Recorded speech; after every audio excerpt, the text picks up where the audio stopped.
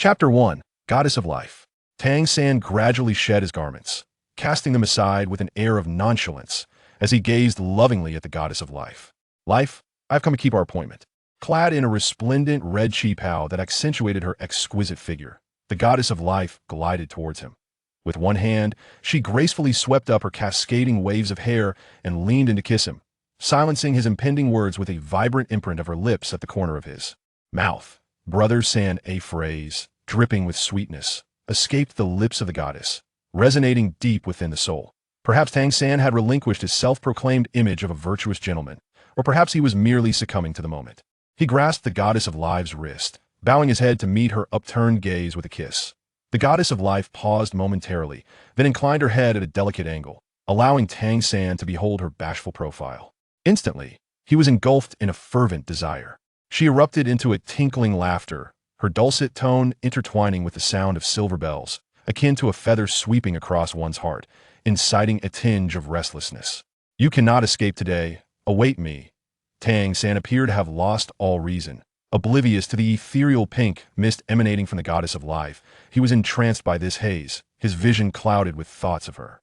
The black velvet mattress cradled him, the soft down gently caressing his skin, igniting a blaze of longing within him, as heated waves escaped his lips. The tattered remnants of the qipao lay scattered across the dark bed, resembling a bouquet of blooming roses. In an instant, the rain began to weave delicately, the sky drizzling silver threads, as ethereal as smoke. The Goddess of Life observed as Tang San leaned against the windowsill, lost in contemplation.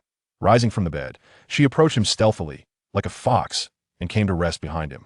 Her slender fingers glided across his back, sending a jolt of electricity through him, causing a slight shudder as he yearned to turn and confront this enchanting being, yet her delicate hand gently pressed against him. Do not move, Brother San. The Goddess of Life's fox-like tail brushed softly against his thigh, and she then leaned back against him. Feeling the slight tremor of her presence, Tang San was suddenly reminded of Xiao Wu, the one who had stood by him during his most challenging times. Xiao Wu, I cannot betray my Xiao Wu, my beloved. He faltered, pondering, wait, how could a being of life possess a foxtail? With this thought, he turned to glimpse the so-called Goddess of Life behind him, but she clung to him tightly, as if to merge their beings. In a moment of determination, he summoned his divine power to break free from the embrace of the Goddess of Life. The bare Goddess of Life chimed in with a voice like silver bells. Brother Tang San, why so rough? You are hurting me. As she spoke, a richer pink mist enveloped her, transforming her form, and her visage morphed from the Goddess of Life into that of Hu Laina, the saintess of the Spear Hall. Tang San gazed at Hu Laina with an expression of disbelief that on one hand, he never expected her to arrive in the divine realm. Ascending to the divine realm necessitates a divine position and entails considerable peril. When he himself ascended, he did not bring along Yu Shaojiang and the others, leaving them to languish alone in the mortal realm. On the other hand, he was astonished to realize that the partner of his recent fervent encounter was none other than Hu Laina, the esteemed saintess of the Spirit Hall. Although Tang San, in the mortal realm, would have pursued a harem had it not been for Xiao Wu, he had long harbored admiration for the saintess. Yet he never anticipated engaging with her in such a manner, especially since he had long coveted the Goddess of Life. As Tang San pondered this, the atmosphere in the room shifted abruptly, and from within emerged both the God of Destruction and the Goddess of Life. The God of Destruction draped his robe over Hu Laina, and then turned to Tang San, brandishing a slice of watermelon and mockingly saying, Tang San, you've truly outdone yourself. Look how you've tormented my little Laina. Look at your astonished expression. Did you not foresee this? You wished for someone from the divine realm, and I have delivered. Are you not moved? Hu Laina is one of my 7 deadly sins, lust. It appears you have yet to exhaust her, he taunted. Hearing this, Tang San glanced at the God of Destruction's irritating demeanor and conjured an outfit with his divine power, summoning the sea god's trident and pointing its tip at the God of Destruction, declaring, You seek death. Oh, I am truly terrified. Yet I wonder if the image of our battle will suddenly manifest in the crystal, allowing the entire divine realm to witness your glory. He laughed heartily. Tang San was momentarily speechless, his anger boiling over as he retorted, You have already chosen your path to demise. Come now. Kill me if you dare, the God of Destruction taunted, finishing the last bite of his watermelon. Tang San fell silent, preparing to hurl the trident at the God of Destruction. However, he quelled his rage, reflecting carefully as he silently recited, according to the Tang sect's Xiantian treasure record, one must contemplate thoroughly before undertaking. Any action that he weighed the pros and cons of inciting a divine war and ultimately calmed himself, casting a cold glance at the god of destruction, Hulaina, and the goddess of life before soaring out of the window. This place is not suitable for prolonged stay, he thought to himself. Unbeknownst to him, the pink mist had already permeated every part of his being, and when Hulaina's fingertip brushed against his skin, he was rendered nearly paralyzed. His senses reduced to mere primal urges, with everything else fading into oblivion. Chapter 2. The Emergence of the Evil God. Nana, you have performed admirably. Now, I shall observe whether this god king, Tang San, can indeed endure, the god of destruction remarked, stepping forward to adjust Hulaina's robe. Thank you, Lord of Destruction, for your praise. Hulaina wished to kneel in gratitude, for in her subconscious, the god of destruction had always been her lifelong savior. Had it not been for the divine projection of the god of destruction locating the level 92 Hulaina and guiding her through the trials of the god of lust, as well as instructing her on how to refine her soul bones into divine bones, she could hardly fathom the outcome awaiting her a handful of dust or a pile of bones. With remarkable swiftness, the god of destruction supported Hulaina with divine power. You need not be so formal. You have performed admirably this time. I shall handle the remaining matters. Furthermore, I have always regarded you and the others as family, both now and in the future. There is no need for such formalities. Having spoken, the god of destruction turned and stepped into the void, proceeding to his next destination, 19th level of the Divine Realm's core. The gods were aware that the Divine Realm's core contained only 18 subterranean levels, governing the energy operations of the Divine Realm and housing the relics of the Divine Council, along with the origins of the powers of the 5 great gods, Shura, goodness, evil, destruction, and life. However, unbeknownst to them, there existed a 19th Leviathan imprisonment site for evil gods. Once one of the 6 great gods, the evil god was sealed by the combined forces of Shura, goodness, evil, destruction, and life. That it is important to note that the evil god and the god of evil were not one, and the same the evil god was composed of the malevolent thoughts of ancient soul masters. If a comparison were to be drawn, it would be akin to countless evil sword immortals converging.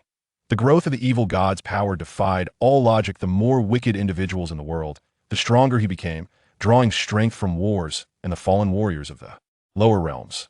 Long before the emergence of the 5 great god kings, the evil god had risen to become a dominant force in the divine realm. However, under the constraints of divine law, his power grew within certain limits.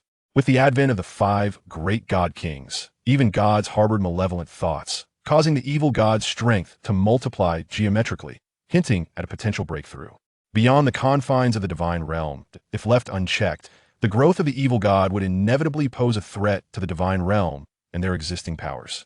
Thus, the chronicles of the divine realm depict the evil god as a synonym for malevolence, destruction, and subversion. The 5 great gods orchestrated a scheme to invite the evil god into the divine council under the pretense of cooperation, ultimately sealing him in the 19th level for eternity.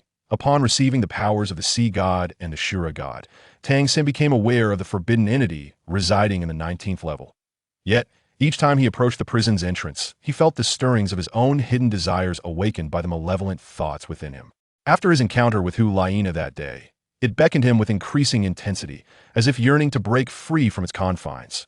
With the sea god's trident and the Shura blade in hand, Tang San unlocked the prison door, revealing 108 chains, conjured from divine power, with their ends tethered to a formless gray mist. You have come. You have finally arrived, a voice echoed from all directions, as if the very essence of the gray mist inhabited the entire prison. Tang San suppressed the shock within him, and slowly approached the mist. Indeed, come closer and assist me in breaking my seal, for I shall bestow upon you immense power. You can possess everything you desire. Why should I aid you in breaking your seal? You speak of granting me everything, but what benefits can you truly offer? Tang San raised his head slightly, just enough to glimpse the center of the gray mist, where it appeared as though countless gray skulls were swirling within. Ha ha ha!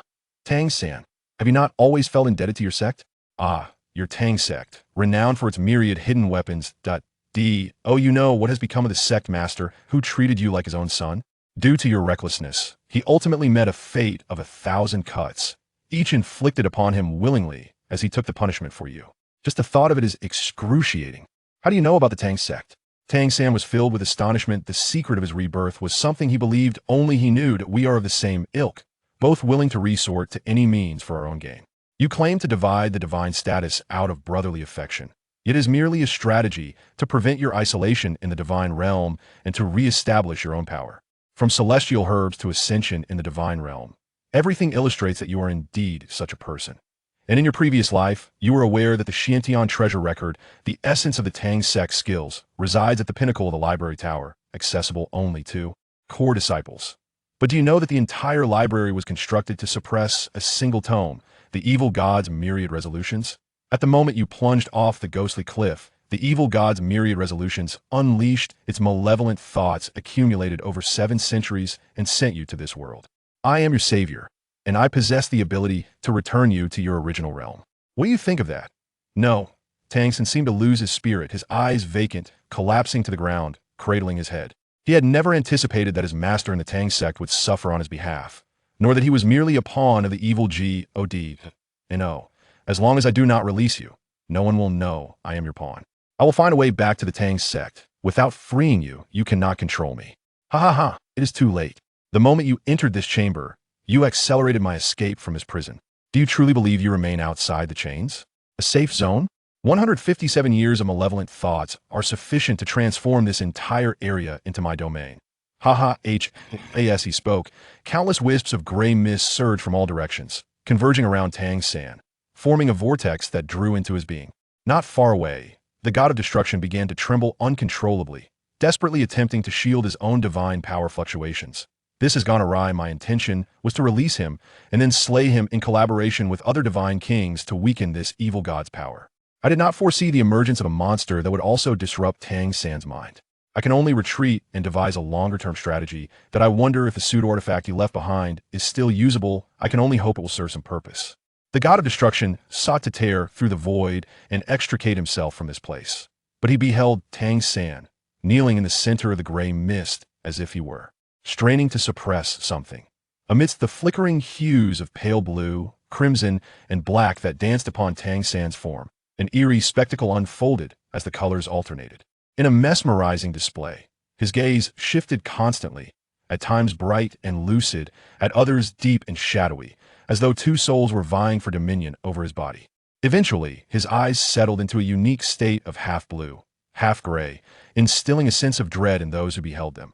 His hair gradually became shrouded in a delicate gray mist from the tips, rendering him both enigmatic and alluring, evoking an elusive aura. This formidable power, the god of destruction, I, Tang San, shall ensure you pay the price for the humiliation you have inflicted upon me today. Your blood shall atone for your sins, he declared. The divine realm, I, Tang San, have returned. Ha ha ha. Chapter 3, Return to the Tang sect. Tang San's form began to fade, and in an instant he soared from the depths of the 19th layer of the prison, emerging into the outer realm of the divine realm, surrounded by a breathtaking spectacle conjured by divine power. Birds chirping and flowers blooming under the radiant sun. What a marvel! Freedom. I wonder if this world will remain as splendid once it departs from the core of the divine realm, he mused. Ascending towards the suspended sun, he basked in its scorching warmth, gradually breaking into a smile.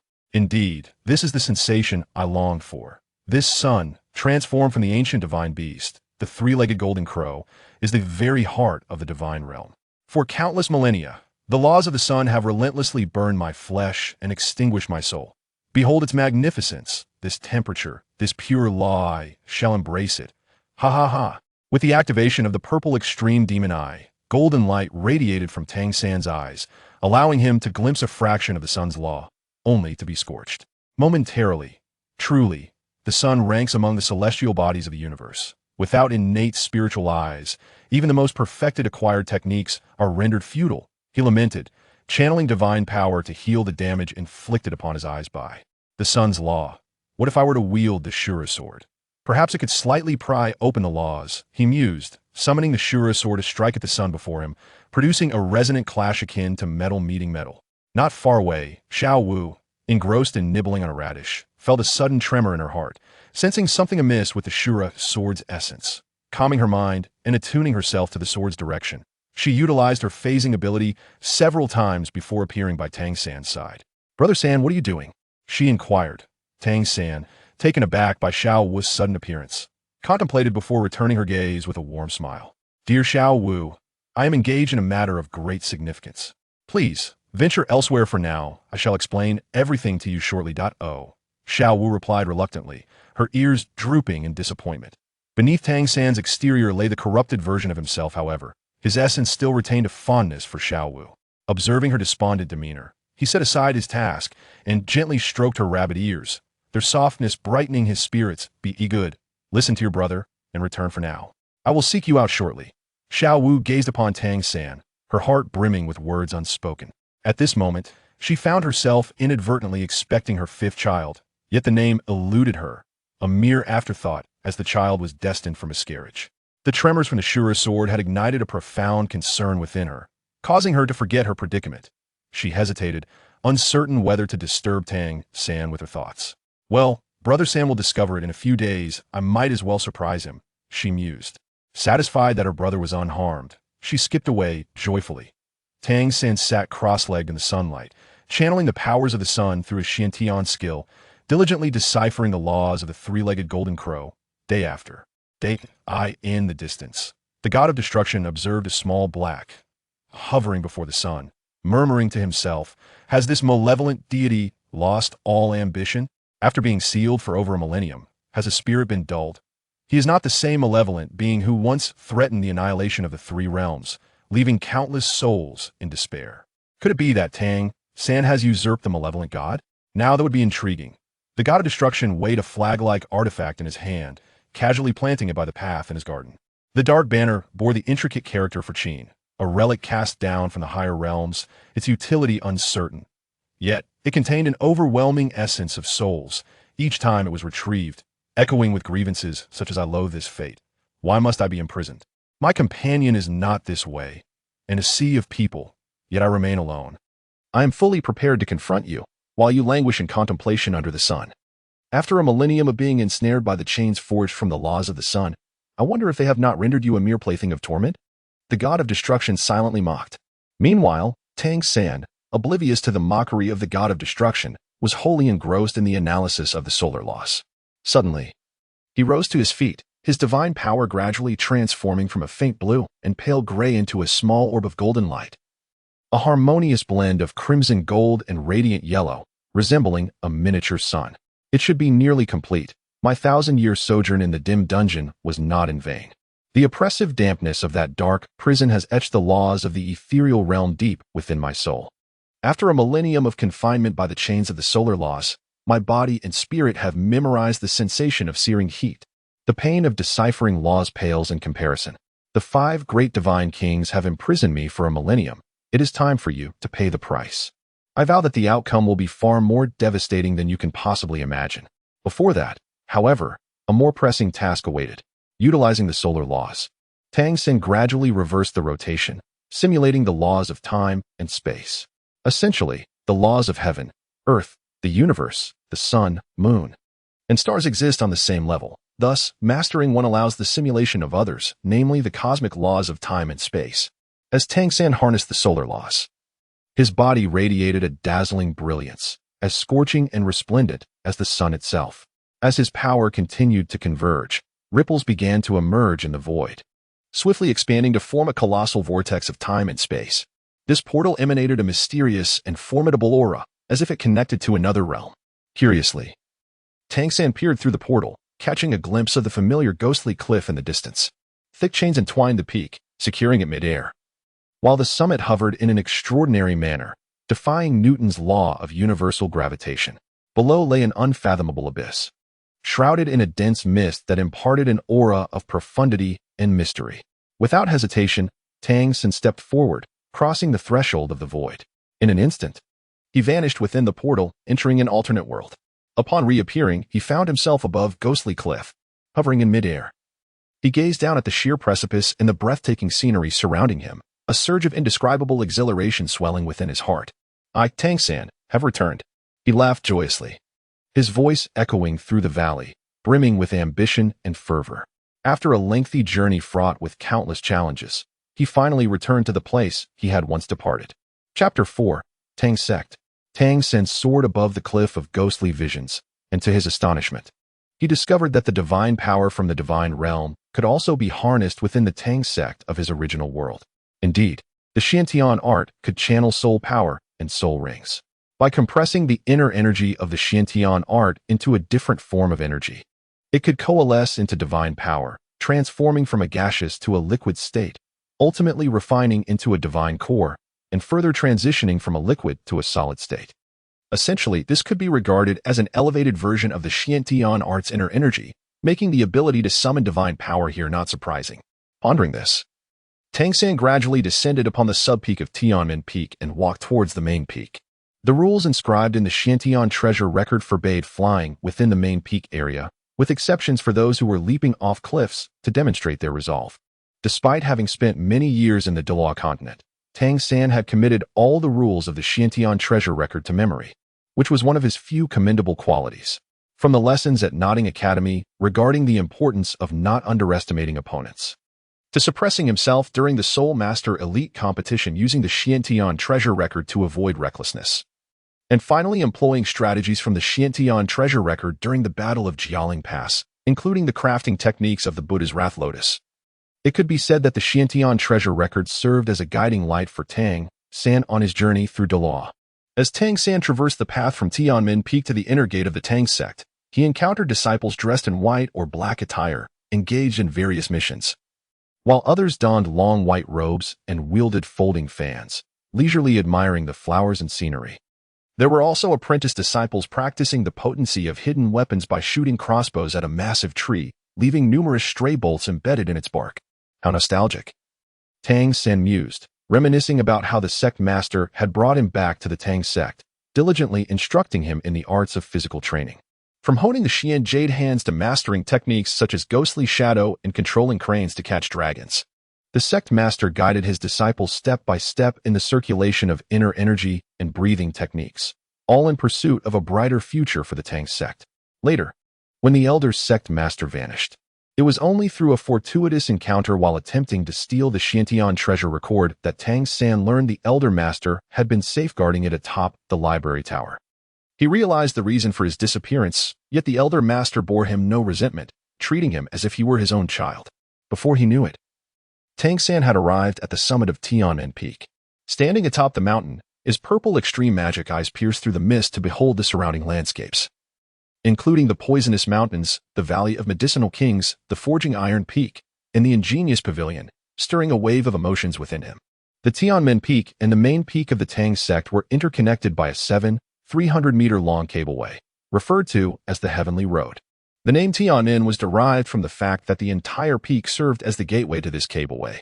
On one side of the main peak lay the 300-meter cableway, while the other three sides were bordered by the unfathomable cliff of ghostly visions, making it easy to defend but difficult to assault. This was also the reason the Tang sect had never been annihilated. To infiltrate the core inner sanctum of the Tang sect, one must first traverse the 300-meter cableway, and flying was prohibited in the vicinity of ghostly visions. Within the central chamber of the sect master's pavilion, there were 44 repeating crossbows and 72 firestone cannons, covering a full 360 degrees. Any aerial object, even if it were a disciple of the Tang sect, would face bombardment from these weapons. And the time gap between the firestone cannons and repeating crossbows was a mere 0.3 seconds, turning the area into a lethal hive, a truly terrifying prospect. As for the Heavenly Road, the cableway was constructed in 3 segments. The first third was a wooden plank bridge. The middle third was a broken bridge suspended by iron chains on either side, and the final third appeared to be silk but was even more resilient than iron chains. Each step taken on this silk road would amplify the force exerted on the next step geometrically.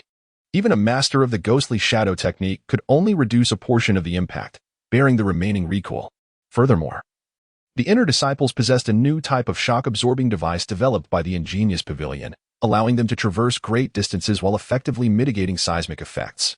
However, Tang San, being merely an outer disciple, had to cleverly navigate the last third of the path, relying on the mutual nature of force, and enduring the last few surges of intensified energy, allowing him to take fewer steps and withstand the backlash.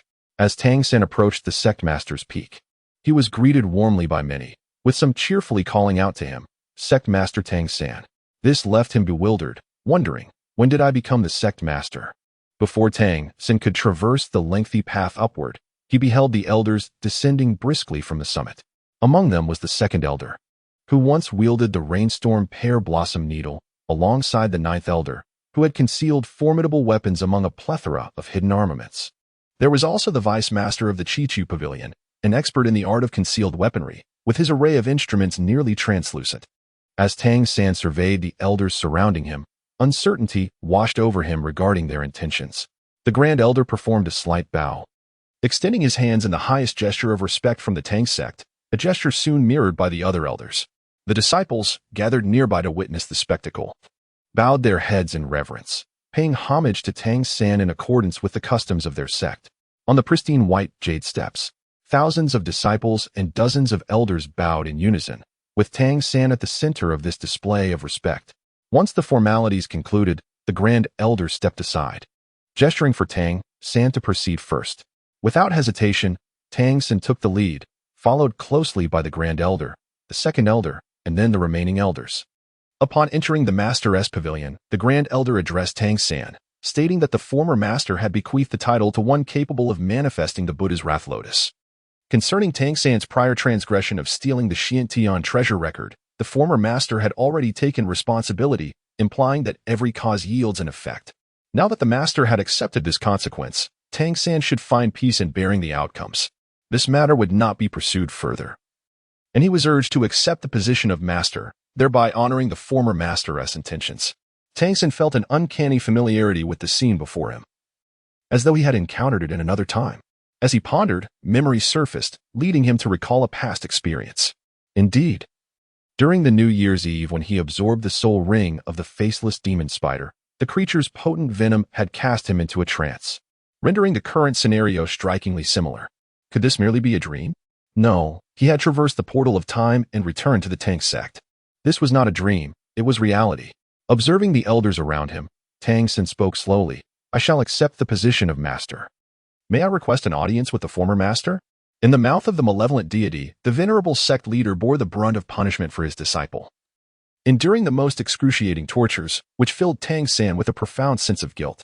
Upon encountering the gravestone of the sect leader in the back mountain, he gazed at the inscription, Tomb of the former sect leader, contemplating that perhaps had he not stolen the Xiantian treasure record, he would not have violated the rules of the Tang sect, nor would he have brought shame upon his leader. The more he pondered, the more he felt the weight of self-reproach.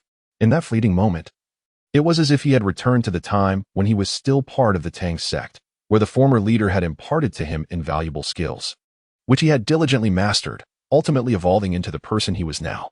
Tang San cast aside his robe, kneeling before the gravestone, he bowed deeply 3 times, tears streaming down his face as he cried out, Master, I am truly sorry.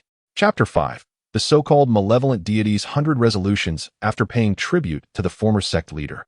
Tang San accompanied the elders into the sect leader hall for the formal ceremony of succession.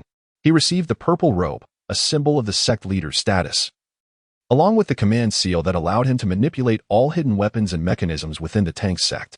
His heart was tumultuous with mixed emotions as he grasped the sect leader's token tightly. In a moment of reverie, he perceived the ethereal figure of the former leader smiling kindly at him from a corner of the grand hall.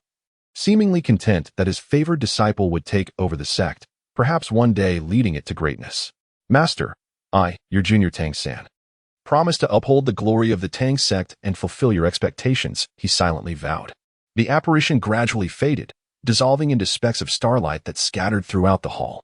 Tang San slowly seated himself in the principal chair, emblematic of the sect leader's authority, his gaze tranquil yet profound. He quietly surveyed the elders surrounding him, his expression inscrutable. After a moment of silence, he spoke softly, Esteemed elders, you may leave. I wish to be alone for a while. His voice was deep and resolute, imbued with an undeniable certainty. The elders exchanged glances, their eyes reflecting confusion and uncertainty. They had anticipated that upon his succession, Tang San would issue a series of decrees to adjust and manage the sect's affairs. However, he merely uttered a few words, leaving them astounded and perplexed. They could not help but ponder what Tang San intended to do. Despite their myriad questions, the elders found themselves compelled to remain silent. They understood that as members of the Elder Council, their role was merely to assist the sect leader and, when appropriate, to contribute their insights. Moreover, They needed to respect the decisions made by the new sect leader. Consequently, they discreetly withdrew, leaving the meeting room laden with doubts. Tang San sat in the lofty position, gazing at the empty hall, one hand propping up his chin while the other idly toyed with the sect leader's token. He sensed the flow of the celestial energy particles in the air and couldn't help but feel a pang of nostalgia. From a disciple who had once leapt off a cliff to assert his resolve, having stolen the core secrets of the Tang sect, he had ascended to become the voice of the entire sect, the bearer of its power, a fate indeed fraught with twists and turns. Slowly, Tang San rose and made his way toward the hall's exit. He surveyed the surrounding 18 vice peaks and countless pavilions, observing the disciples traversing various paths. Feeling an exhilarating sense of superiority, he finally understood why those wielding the highest authority in the world would choose to build their abodes upon lofty heights. Power, indeed, is a splendid thing. Tang San's desires intensified, and the gray mist at the tips of his hair seemed to rejoice, spreading slowly. He suddenly realized that his return to the Tang sect was not merely to relive past glories. He was even unsure how he had become the sect leader in such a muddled manner. His original intention was to return to the Tang sect to see the old sect leader who had once aided him, even if it meant spending the latter half of his life in confinement. Yet now, he found himself in the position of sect leader. Tang San's gaze turned toward the distant scripture pavilion. It was time to execute his next plan. The so-called evil deity of 100 resolutions. Suppressed by the celestial treasure record, he was eager to discover what powers it possessed. At this thought, a thrill coursed through his heart, and he could almost feel the overwhelming strength surging through him upon acquiring the evil deity's secrets. He envisioned breaking free from his current constraints through the knowledge contained within that tome, ascending to a higher realm. His blood surged with excitement. Upon reaching the entrance of the scripture pavilion, the disciples stationed there did not recognize Tang San and informed him that the pavilion was a restricted area, prohibiting entry to unauthorized personnel. They requested to see the elder's token. Tang San, in response, summoned his sect leader's token from his waist, levitating it before them with his spiritual power. The two disciples, upon seeing the token, broke into a cold sweat, realizing the sect leader was present. They hurriedly implored Tang San to retract the token and instructed everyone inside the pavilion to exit, as it was undergoing repairs and no unauthorized persons were allowed inside. The two disciples responded in unison. The disciple on the right swiftly turned, pressing a button on his waist token. In an instant, an invisible wave of power emanated from the token, rapidly spreading like ripples. As this force circulated, the atmosphere within the scripture pavilion grew exceedingly quiet. Tang San stood by, quietly observing the scene, his gaze fixed on the two disciples and the entrance of the pavilion. As time passed, individuals within the pavilion began to emerge one by one. Some wore solemn expressions, while others appeared somewhat perplexed, yet they all shared an unerring curiosity about the unfolding events. At last, as the final individual exited the library, the gatekeeper reported to Tang San, "Everyone has come out." Tang San nodded slightly in acknowledgement and responded, "Thank you for your efforts." He then gradually stepped into the first floor of the library, his gaze captivated by the dazzling array of books before him. Each volume exuded a faint fragrance of ink and an ancient aura, as if whispering tales of bygone eras. Tang San gently caressed the spines of the books, a wave of nostalgia washing over him. He reminisced about the countless days and nights he had devoted to diligent study within these walls. Whether it was the first rays of morning light or the starlit sky of night, he had never faltered in his commitment to learning. It was this accumulation of knowledge that forged him into the Tang San of today. Slowly, he lifted his gaze, peering over the tiers of bookshelves towards the uppermost level of the library. There resided a resplendent gem, the Xiantian treasure record, radiating a mysterious brilliance akin to the brightest star in the night sky. Tang San understood that this radiant gem was the very source of his existence, the inception of his journey to ascend the pinnacle of Douluo continent. Utilizing his purple extreme magic eyes, he scanned his surroundings and ultimately discerned a clue hidden within the floor of the first level. He gradually approached the central bookshelf on that floor, striking it with a powerful blow that reduced it to mere dust.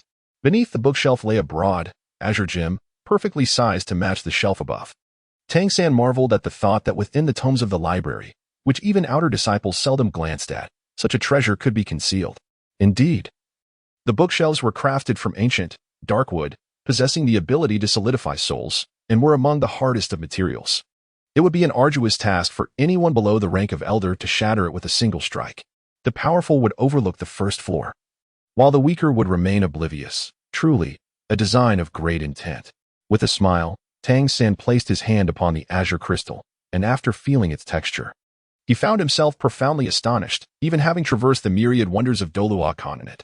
This crystal was, astonishingly, forged from solidified faith power. As he cautiously extended his spiritual energy to explore, he could faintly perceive the devout prayers and blessings within. May evil gods not plague the world. May peace reign. May there be no more wars, and so forth. A sincere aura of faith subtly permeated Tang San's spiritual energy, insinuating a tendency to assimilate him. Startled, he swiftly withdrew his hand, a twinge of apprehension coursing through him. This azure crystal was indeed peculiar, possessing the capability to assimilate spiritual energy. Seated before the crystal, Tang San found himself at a loss as to how to confront this enigmatic gem. He gradually infused the crystal with the power of the sea god, reasoning that since the sea god's power was also a form of faith, it might yield some effect. However, the reality was that the sea god's power enveloped the entire blue crystal, which remained an intact entity. No energy of any nature could penetrate its surface. Not even a trace of the sea god's faith could infiltrate the crystal. The two forms of faith were fundamentally dissimilar and could not assimilate one another. Tang San scrutinized the entire crystal with his purple extreme magic eyes. Since the evil god had claimed that the amassed evil power of over a century could aid in traversing time and space, there must be a method to allow this evil power to radiate outward from the tomes within. If he could master this approach, perhaps he could unravel the mystery of the blue crystal. Secretly, he summoned the suppressed evil power within himself, and a faint gray mist began to emanate from his being. He concentrated the gray mist, which moved in a peculiar rhythm, flickering in intensity like quantum entanglement, transmitting signals to the evil god concealed within the blue crystal. Yet, despite his prolonged efforts, there was not the slightest response from the evil god contained within. Tang San remained before the crystal, exhausting every conceivable method to pry it open. Yet he could not budge it even slightly. It felt as if he were a child guarding a mountain of treasures, utterly powerless.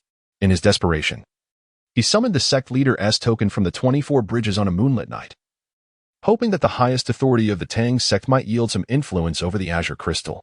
To his astonishment, the moment the token made contact with the aura surrounding the blue crystal, it suddenly radiated a strange, vibrant hue, and the crystal began to undergo a rapid transformation upon encountering this beam of light.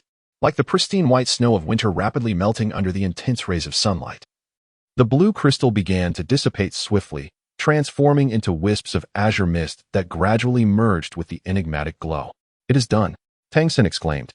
His face contorted in a fierce expression as he beheld the radiance emanating from the melting crystal.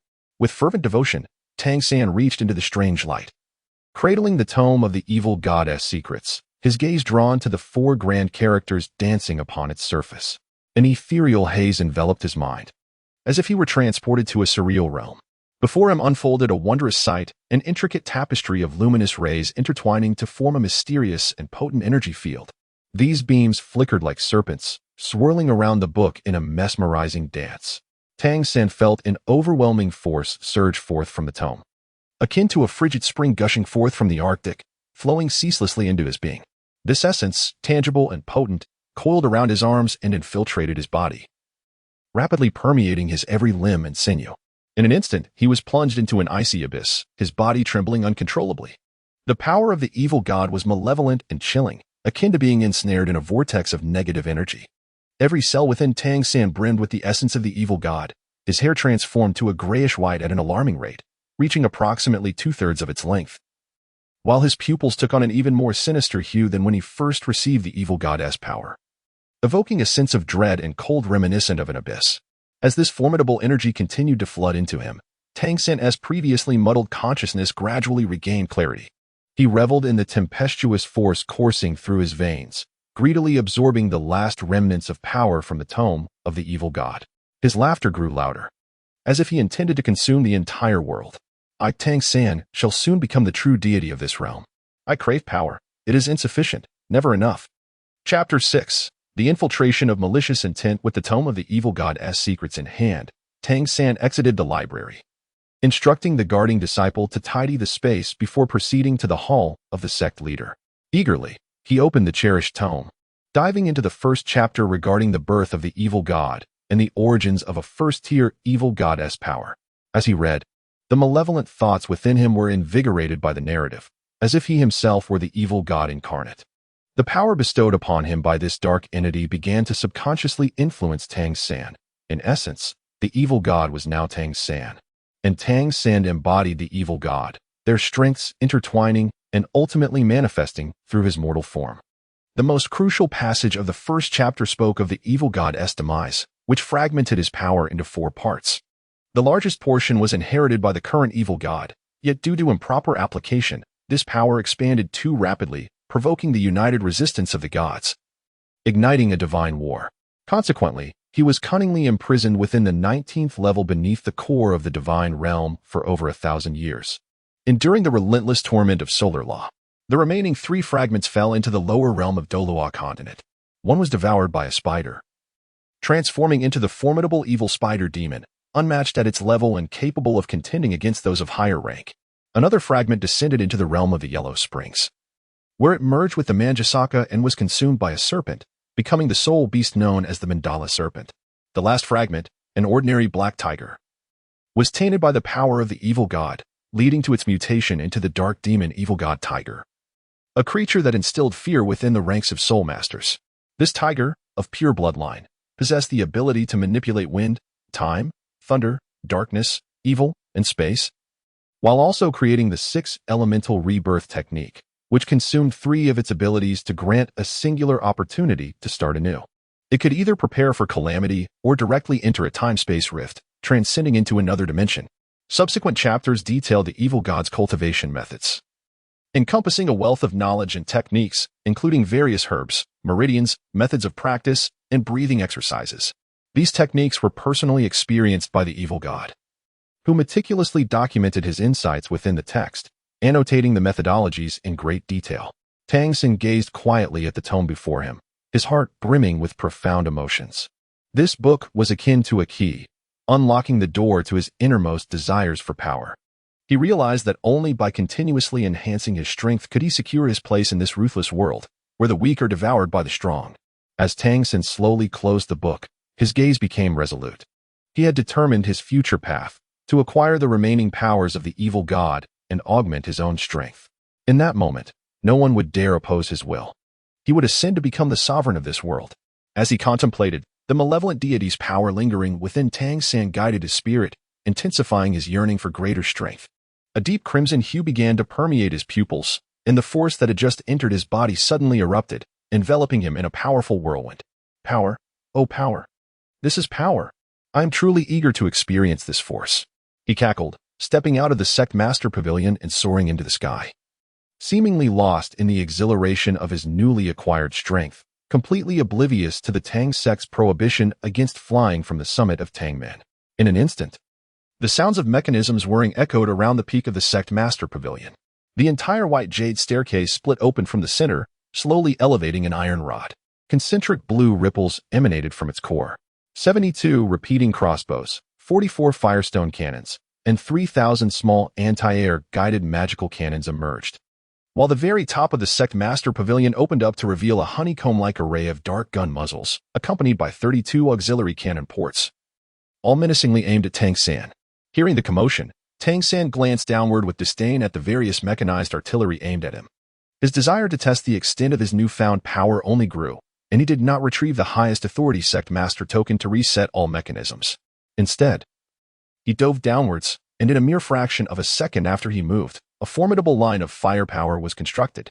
Various iron crossbow bolts, firestone projectiles, and even rarer bolts forged from mysterious crystal were prepared, alongside the 12 types of needles from the rainstorm pear blossom needle technique, such as bone-piercing needle, thunderfire needle, armor-breaking needle, blade-splitting needle, demon-suppressing needle, overlord needle, yin and yang needle, dragon-severing needle, desire-extinguishing needle, dragon whisker needle, annihilation needle, and seven-kill needle, which possessed the ability to momentarily disrupt the opponent's bodily control with a magnetic field. Among the 32 auxiliary cannons, the munitions were astonishing. They included ordinary shells capable of linear flight, yellow projectiles that accelerated and suddenly changed direction, blue shells that split into 3 distinct projectiles, and powerful black shells that exploded on impact. There were even bombs that released sound waves to disrupt thought processes. Tang San flashed a charming smile as his hands transformed into a jade-like hue, resembling azure jade. and he executed the control crane and raised dragon technique. With a graceful flick of his hands, he redirected most of the ordinary projectiles, causing some to soar skyward and burst into splendid fireworks, while others struck the surrounding peaks, creating billowing clouds of smoke. His steps became increasingly ethereal, and under the scrutiny of his mystic purple magic eyes, he could even discern the trajectories and landing points of the incoming projectiles. Is this the defensive measure of the Tang sect? Tang San scoffed disdainfully, a pale gray light flickering around him as he endured a barrage of cannon fire. The shells exploded around him, enveloping him in a cloud of dust. Yet not a single crease marred his garments. The disciples of the Tang sect below gazed up at the violet figure in the sky, their composure shattered. After all, this violet silhouette was withstanding the pinnacle of the Tang sect's technological prowess with apparent ease, causing them to panic and scatter. Only the elders atop the Zhongzhou Peak observed the violet figure with admiration. The Grand Elder couldn't help but exclaim that with such a formidable leader, the Tang sect was destined to reign at the pinnacle of the world. Indeed, echoed the second elder in agreement. Let us merely hope that when the leader tests the Tang sect's equipment, nothing is irreparably damaged, said the head of the Chichu Pavilion, his concern palpable. For such devices required considerable time and effort to create. Rest assured, the leader is well aware of what he is doing. Do not fret about your guided missiles. Our leader is a genius designated by the former sect master himself. If anything were to break, I am certain the leader would personally attend to its repair. The head of the body refinement peak said with a smile. Amidst the barrage, Tang San swiftly traversed the area, teleporting before the blue signal tower in mere moments. The closer he drew to the tower, the more agitated he became. The toxic gases intermingled with the shells had been expelled from his body. Yet he remained oblivious to the presence of Liuli Xin, a material that would amplify his emotional perception if even a trace adhered to him. This material, colorless, odorless, and weightless, lighter than air, had inadvertently coated him during his rapid approach to the signal tower. As his mind began to falter, his pupils shifted to a blood-red hue. The influence of the evil god's power seeping into him, thoughts of unleashing his strength consumed him, and one word echoed in his mind: kill.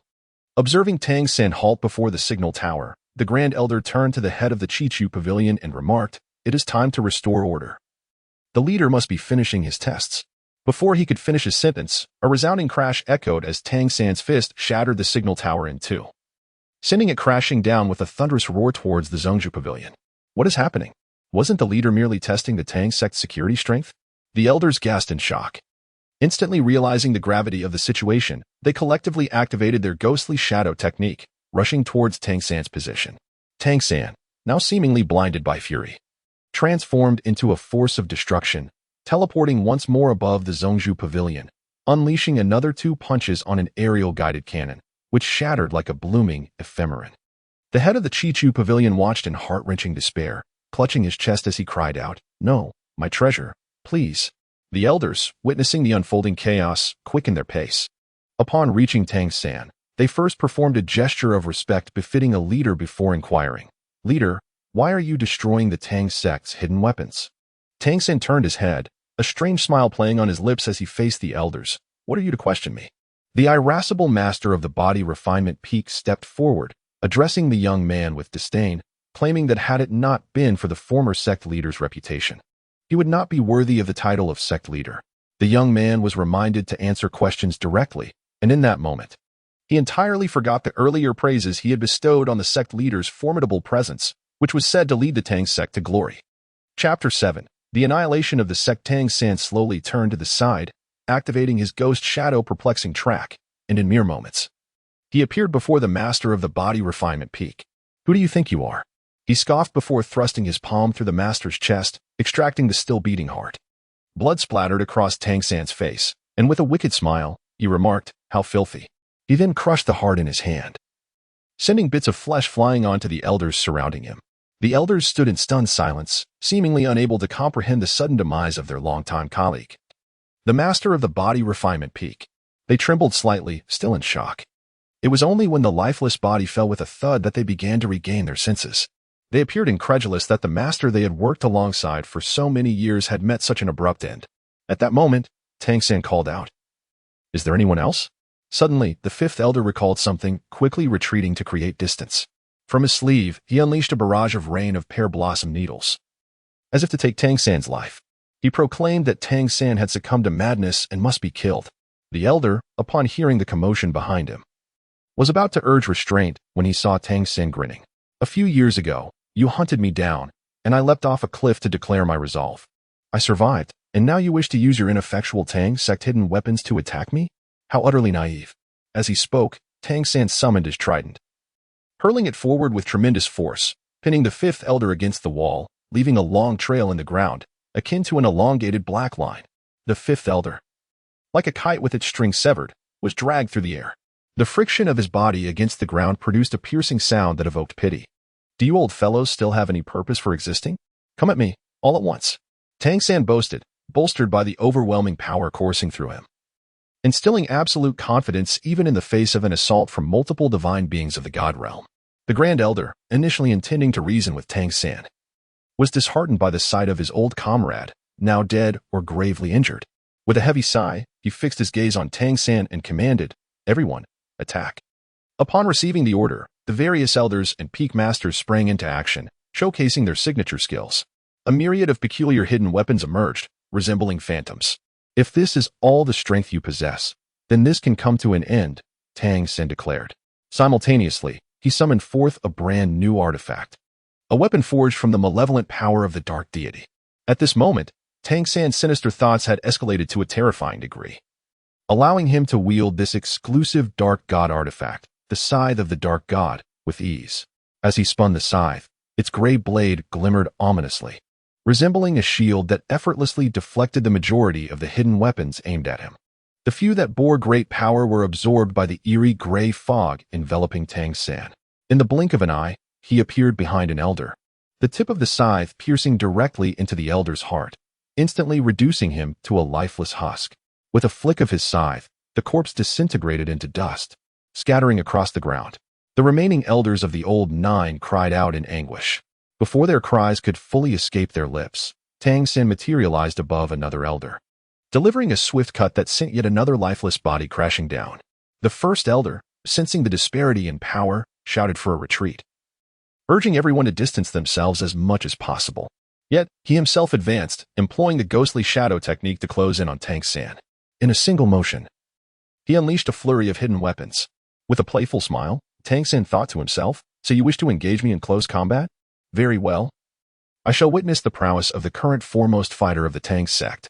With that, he discarded all of his artifacts, yearning for a fair duel. The first elder revealed a short sword from his sleeve, lunging at Tang San, who leaned slightly forward, narrowly evading the strike. In the same fluid motion, he attempted to sever the elder's arm with the bone-severing technique. The elder, with a keen eye, redirected his dagger, retracting the blade to align with Tang San's upward strike. Taken aback, Tang San was momentarily stunned by the elder's formidable control over his limbs, allowing him to pivot and evade the attack. Seizing the opportunity, the first elder pressed forward, targeting Tang San's lower body with a swift kick. Aware that being struck would mean certain death, Tang San sidestepped, avoiding the elder's rapid succession of 3 thrusts. The first elder, employing his ghostly shadow technique, positioned himself to block Tang San's movements, raising his hand to deliver a fatal blow. However, Tang San, with a knowing smile, anticipated the attack. In a flash, he discreetly retrieved a weapon from his sleeve, the dark barrel of a gun aimed squarely at the first elder's heart. The sound of gunfire echoed twice, sending the elder hurtling backward. While Tang San appeared to be gravely injured, a pale gray mist swirling around him. Just as Tang San believed the first elder to be defeated and contemplated who might challenge him next, the elder rose from a short distance away, tearing off his elder robes to reveal a suit of golden armor beneath. The Harguard at the center of his armor lay shattered. Wordlessly, the first elder maneuvered his dislocated arm back into place, shedding the golden armor to expose his muscular physique. He picked up a tattered piece of his elder robe to wipe the blood trickling from his mouth, rewrapping his elbow, knuckles, and wrist before stating resolutely, "We shall not allow you to wreak havoc upon this world any longer." The elder, having shed the burden of the golden silk armor, stepped forth with the prowess of the Fahuxialong, invoking the exalted techniques of the Xiantian Baolu. At this critical juncture for the sect's survival, there was no need to conceal the secrets of the Xiantian Baolu any longer. If Tang San were to emerge from the sect master's pavilion, the disciples below would undoubtedly face a gruesome fate, their bodies left to rot in the wilderness, and the entire Tang clan would be doomed to annihilation. Although the cause of the sect master's drastic change in demeanor remained a mystery, it was of little consequence now. What mattered was to either detain him or even eliminate him, the elder contemplated. Tang Sen appeared incredulous. His sole guide, powered by divine energy, was capable of unleashing enough force to obliterate a city, yet it had failed to vanquish the elder. As he beheld the elder racing towards him, astonishment filled his heart. The elder summoned the elder token, effortlessly floating before Tang San, who, with a mere pinch of his fingers, accepted the token with ease. The elder, expressionless, murmured an incantation, causing the token to explode into a myriad of fragments. A purple toxic mist swiftly enveloped Tang San, the technique derived from the elusive turning of the Xiantian Douluo. Though the tokens were cast forth in an ethereal manner, the high-frequency vibrations contained within could shatter the hands of anyone attempting to grasp them. The elder, taken aback by Tang San's formidable physical resilience, was nonetheless undeterred. The poison contained within the elder token was one of the 691 concentrated rare toxins not documented in the Xiantian Douluo, and surely would not be easily neutralized by Tang San, the elder mused. Suddenly, a figure erupted from the toxic haze. The light purple mist intertwining with a pale gray, creating an ethereal spectacle. Tang San collapsed to the ground, his voice hoarse with pain as he cried out, "Old fool! What manner of poison is this? I have consumed the 8-pointed mystic ice grass and the blazing apricot blossom, which should render me immune to all worldly toxins. I possess dual divine status. How could your poison affect me?" The elder, having witnessed too many villains perish due to their excessive verbosity, had little patience to elucidate the composition of the toxic gas. He drew a dagger, intent on swiftly dispatching Tang San. However, the mist surrounding Tang San shimmered, and in an instant he forced down the purple haze. Although a trace of purple still lingered amidst the swirling gray mist, it was no longer as pronounced. The elder, sensing something amiss, hastily launched the dagger towards Tang San, only to hear the sound of metal clashing against metal as the dagger fell harmlessly to the ground upon contact with Tang San. Not good, the elder thought. Realizing the dire situation, he attempted to distance himself, but even the supreme techniques recorded in the Xiantian Douluo were merely mortal methods, insufficient against a being of divine caliber. The mist around Tang San surged, as if expressing his inner discontent. The elder, recognizing his inability to escape, braced himself against Tang San's incoming fist. A radiant glow enveloped him, countless runes shimmering along his skin, intercepting Tang San's strike. And the divine light even hinted at the possibility of dissolving the mist surrounding him. However, with a single strike, the runes instantly dimmed. Tang San, with a disdainful smile, remarked, "I am eager to see what tricks you still possess, old man." The elder, observing the fleeting trace of purple amidst the gray mist, understood that Tang San was merely forcefully compressing the toxic gas, rather than truly neutralizing the poison. Consequently, the elder assumed the stance of questioning the wind, aiming to employ the purest form of physical combat. The dim runes upon the elder's body gradually rekindled with a crimson glow, fueled by the sacrifice of his lifespan and soul. With a decisive utterance, the elder unleashed a technique, his legs ensnaring Tang San while one arm confined his torso. His elbow bent at a peculiar angle, serving as an axis for his entire body, with his palm becoming a blade aimed directly at Tang San's face. Unfazed, Tang San did not evade. Instead, he opened his mouth and bit down on the elder's palm, tearing away a piece of flesh. Without hesitation, he spat out the bloodied morsel, which, upon landing, immediately began to corrode the blue stone tiles beneath. The elder's blood was laced with thousands of toxins. Even a mere touch would render reactions sluggish and thoughts lethargic. When a chunk of flesh was bitten from his palm, the elder remained silent, seemingly impervious to pain. With a swift motion, he thrust his knee into Tang San, leveraging his weight to gain a positional advantage, while simultaneously withdrawing his elbow to deliver a barrage of strikes to Tang San's chest. This all transpired in the blink of an eye. Despite Tang San's mind becoming foggy and his body racked with pain, he could not comprehend the situation. By the time he regained his senses, he had already endured multiple elbow strikes from the elder. Tang San grasped the elder's arm, intent on incapacitating him, but the elder remained unfazed. In a brutal exchange, as Tang San tore away a portion of the elder's left hand, he severed Tang San's left forearm in the process, lacking the elder's mental fortitude. Tang San was momentarily stunned by the audacity of the assault, becoming distracted by the agony. Utilizing the severed forearm, the elder broke free from Tang San's grasp, disregarding the blood that flowed from his wound, and thrust a bone-like dagger into Tang San's abdomen. The elder's toxic blood infiltrated Tang San's body, causing him to gasp as the venom exacerbated his already dulled senses. Yet, the elder was not finished. He pounded his fists relentlessly into Tang San's face. At this juncture, Tang San forced himself to suppress his instincts, striving to regain control. He reached to extract the bone embedded within him, but the elder, glowing with a fierce energy and fueled by his own blood, overwhelmed Tang San's strength. Resolved, Tang San ceased his attempts to withdraw the bone and instead seized the opportunity to crush the elder's bone, fragments falling to the ground while some entered his own body. This decisive act startled the elder momentarily, but he quickly regained composure, advancing with a knee strike that bent Tang San's knee unnaturally. Seizing this moment, Tang San delivered an elbow strike to the elder's ribs, causing him to grunt in pain. Drawing upon his signature hidden weapons, Tang San launched a flurry of stabs toward the elder. The elder, searching rapidly through his mind for a trump card, found his resources lacking. Reluctantly, he discarded his mask, gripping it tightly with his right hand to counter Tang San's dagger. He deflected the blade using the mask's eye sockets, causing Tang San's wrist to momentarily go numb from the impact. The elder then lunged at Tang San's neck with the mask, but Tang San reacted just in time, enveloping himself in a gray mist that repelled the elder. For Tang San, the elder was revealing all his cards.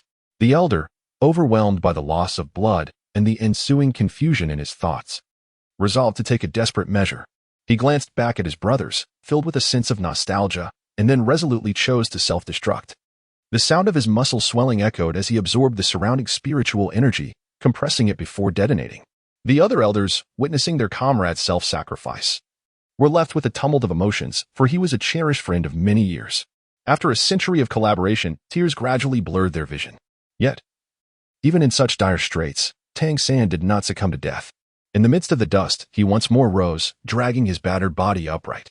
His disheveled hair framed a visage marred by the absence of a left arm, his abdomen spewing forth crimson streams, and his right leg contorted in an unusual manner. The elders were taken aback. How could he still be alive? The master of the Qiqiao Pavilion, upon witnessing this scene, wasted no time. He swiftly bound explosives around his ankles and detonated them, propelling himself forward with immense speed, determined to deny Tang San any chance of recovery.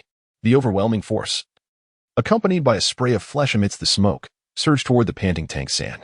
Elder 13 embraced Tang San, while behind him, a mass of flesh writhed, as 7 or 8 mechanical tentacles extended from his spine, ensnaring Tang San tightly. Despite having assimilated much of the evil god's power during the recent battle, the toll it took left him too weak to break free from these mechanical tendrils. Elder 2 sensed the gravity of the situation as a realization dawned upon him. No. Perhaps there is still hope. The elder of the Qiqiao Pavilion, with a resolute tone, declared, I have made my decision. As the eldest master of our sect, it is my duty to leave a glimmer of hope for the younger generation. The sect leader has succumbed to madness. With that, he embraced Tang San and activated the yellow iron block.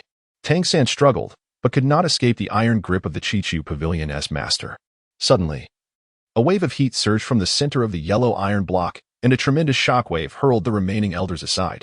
An indescribable radiance erupted, akin to the sun plummeting from the heavens, as the surrounding landscape rapidly vaporized into oblivion. The elders, dragging their battered forms, gazed toward the epicenter of the explosion, where a mushroom cloud silently ascended. Had it not been for the initial design, which enabled a first-tier detonation capable of generating a shockwave strong enough to push back 20 kilometers, perhaps all present would have been reduced to mere dust in the explosion. At the heart of the explosion, an arrogant laughter surged forth, akin to a tempest, spreading outward relentlessly. This laughter seemed poised to pierce the heavens, shaking the very foundations of the earth.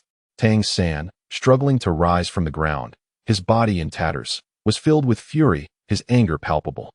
Through gritted teeth, he proclaimed, You old fools have truly angered me once more. Is he such a monstrous being that even the gifts from the heavens cannot vanquish him? The elders found themselves engulfed in despair. This was a battle that was fundamentally unwinnable. Before they could regain their composure, Tang San unleashed a scythe from his grasp, sending forth a wave of energy that hurled the elders into the air. The shadowy figure moved in an eerie manner, traversing the void and even transcending the established physical laws. In less than 20 breaths, the remaining elders, devoid of the capacity to resist, were drained of their essence, reduced to mere dust. For the stunned disciples of the Tang sect, Tang San's wings emanated countless golden threads, which seemed to possess a consciousness of their own. writhing and elongating in the air. Upon encountering a person, these threads ensnared them, siphoning their vitality. This was his devouring golden silk. Drawing upon the flesh and blood of over 70,000 disciples, Tang Sen gradually restored his ravaged state. The Tang sect fell to him alone, leaving behind only ruins and pools of blood. Yet, Tang Sen felt no remorse whatsoever. Chapter 8. The Hunt for the Three Evils. Tang Sen soared into the high skies of the original world, surveying the desolation and the blood-soaked remnants below, his heart unperturbed. Even though these horrors were wrought by his own hands, a gray mist swirled beside him, revealing a trace of the purple poison hidden within the power of the malevolent deity. He mused that indeed, the old fellow's poison could slay gods. But it merely encountered me. The malevolent deity, dwelling in the depths of the divine realm's 19th layer, had long since comprehended the principles of darkness that surrounded him. Moreover, through 9 days and nights of analysis, Tang San had dissected a portion of the solar principles, attaining an understanding of the laws rivaling that of any contemporary deity. Perhaps during the battle, this trace of poison had always posed a latent threat to Tang San. However, in the aftermath, its influence would inadvertently augment his divine power. As Tang San harnessed the principles of darkness to decompose the poison within him, he extracted the spiritual energy embedded within, gradually replenishing his divine power. Simultaneously, aided by the octagonal ice grass and the fiery apricot, the balance of yin and yang within him was restored. By analyzing this trace of poison, it became a vital component of his internal equilibrium, harmonizing opposing forces such as yin and yang, ice and fire, thereby strengthening Tang San's inner power. What an exquisite utility! He chuckled heartily. With a mere wave of his hand, he invoked the solar principles, simulating the cosmic laws, and before him, a temporal gateway gradually materialized. Casting one last glance at the Tang sect, now a mere ruin, he felt no nostalgia, turning instead to step into the temporal portal. In the distance, at the ruins of the sect leader's hall, the blood of the Grand Elder gathered, flowing into the ring on his finger, which shimmered with colors akin to the runes on the Grand Elder's body. Suddenly, it erupted, and a golden leaf floated forth, swirling with the Grand Elder's essence, tearing a rift in time and space as it fell within. Tang San stood in the void, hands forming seals, invoking the laws of time and space. As he moved, a rift in the fabric of time and space gradually opened, revealing a lush, verdant forest, the Douluo forest. At this moment in the timeline, it was precisely after Tang San's ascension to godhood, a time when the entirety of Douluo continent remained tranquil and serene. Upon stepping into the rift, Tang San's body shuddered slightly. The realm of Douluo no longer harbored sufficient soul power to sustain his divine strength. At this instant, his formidable powers were compressed to less than a tenth of their potential due to the thin soul energy permeating the continent. With no other recourse, he had no choice but to retract his divine energy and various artifacts, preserving only the most fundamental capacity for movement. It is often said that deities descending to the mortal realm disrupt the established order, but this applies primarily to ordinary gods. When one's power reaches a certain zenith, the so-called rules become mere tools to be shattered. For Tang San, he possessed the capability to alter these rules. However, while deities may transcend the constraints of the mortal realm, the emergence of two distinct divine powers in the world warranted thorough scrutiny. In a state of diminished strength where he could not easily overpower others, it was prudent to remain discreet. With a mere thought, Tang San enveloped the entire Douluo forest in his divine consciousness. Within the forest, he discerned the precise numbers of the humanoid spider and the mandala snake. Scanning the expanse, he noted that there was only one dark demonic tiger present. After retracting his divine awareness and conducting a second review, he concluded that it would be best to eliminate the humanoid spiders and mandala snakes first, leaving the dark demonic tiger for another time. Thus, Tang San tensed his body and, in an instant, shot forward, reaching the nearest humanoid spider. With a history spanning 4,000 years, the creature had no resistance to offer. Its toughest carapace was effortlessly pierced by Tang San's formidable physique. Subsequently, he summoned the 8 wings of the sea god, from which numerous golden threads emerged, entwining the humanoid spider and siphoning its power. Once the spider was reduced to a desiccated husk, Tang San called upon the power of the evil god, delighting in the fact that his dark flames had expanded ever so slightly. Even this minor increase filled him with exuberance, for it is the accumulation of quantity that leads to a qualitative leap. As he surveyed his surroundings, Tang San utilized his divine sense to search for traces of other soul beasts. Suddenly, he detected a massive, terrifying 90,000 year old humanoid spider on the hunt. Realizing that his prey lay ahead, he accelerated toward the creature. However, the humanoid spider swiftly spun a colossal web, ensnaring him tightly. Despite the web being woven by a 90,000-year-old spider, its resilience could not compare to Tang San's enhanced physical strength, which transcended the conventional limits of Douluo continent. Resulting in a dimensional strike, he unleashed a surge of tremendous power, breaking free from the web's constraints. The humanoid spider was evidently taken aback by its prey's unexpected ability to escape so effortlessly.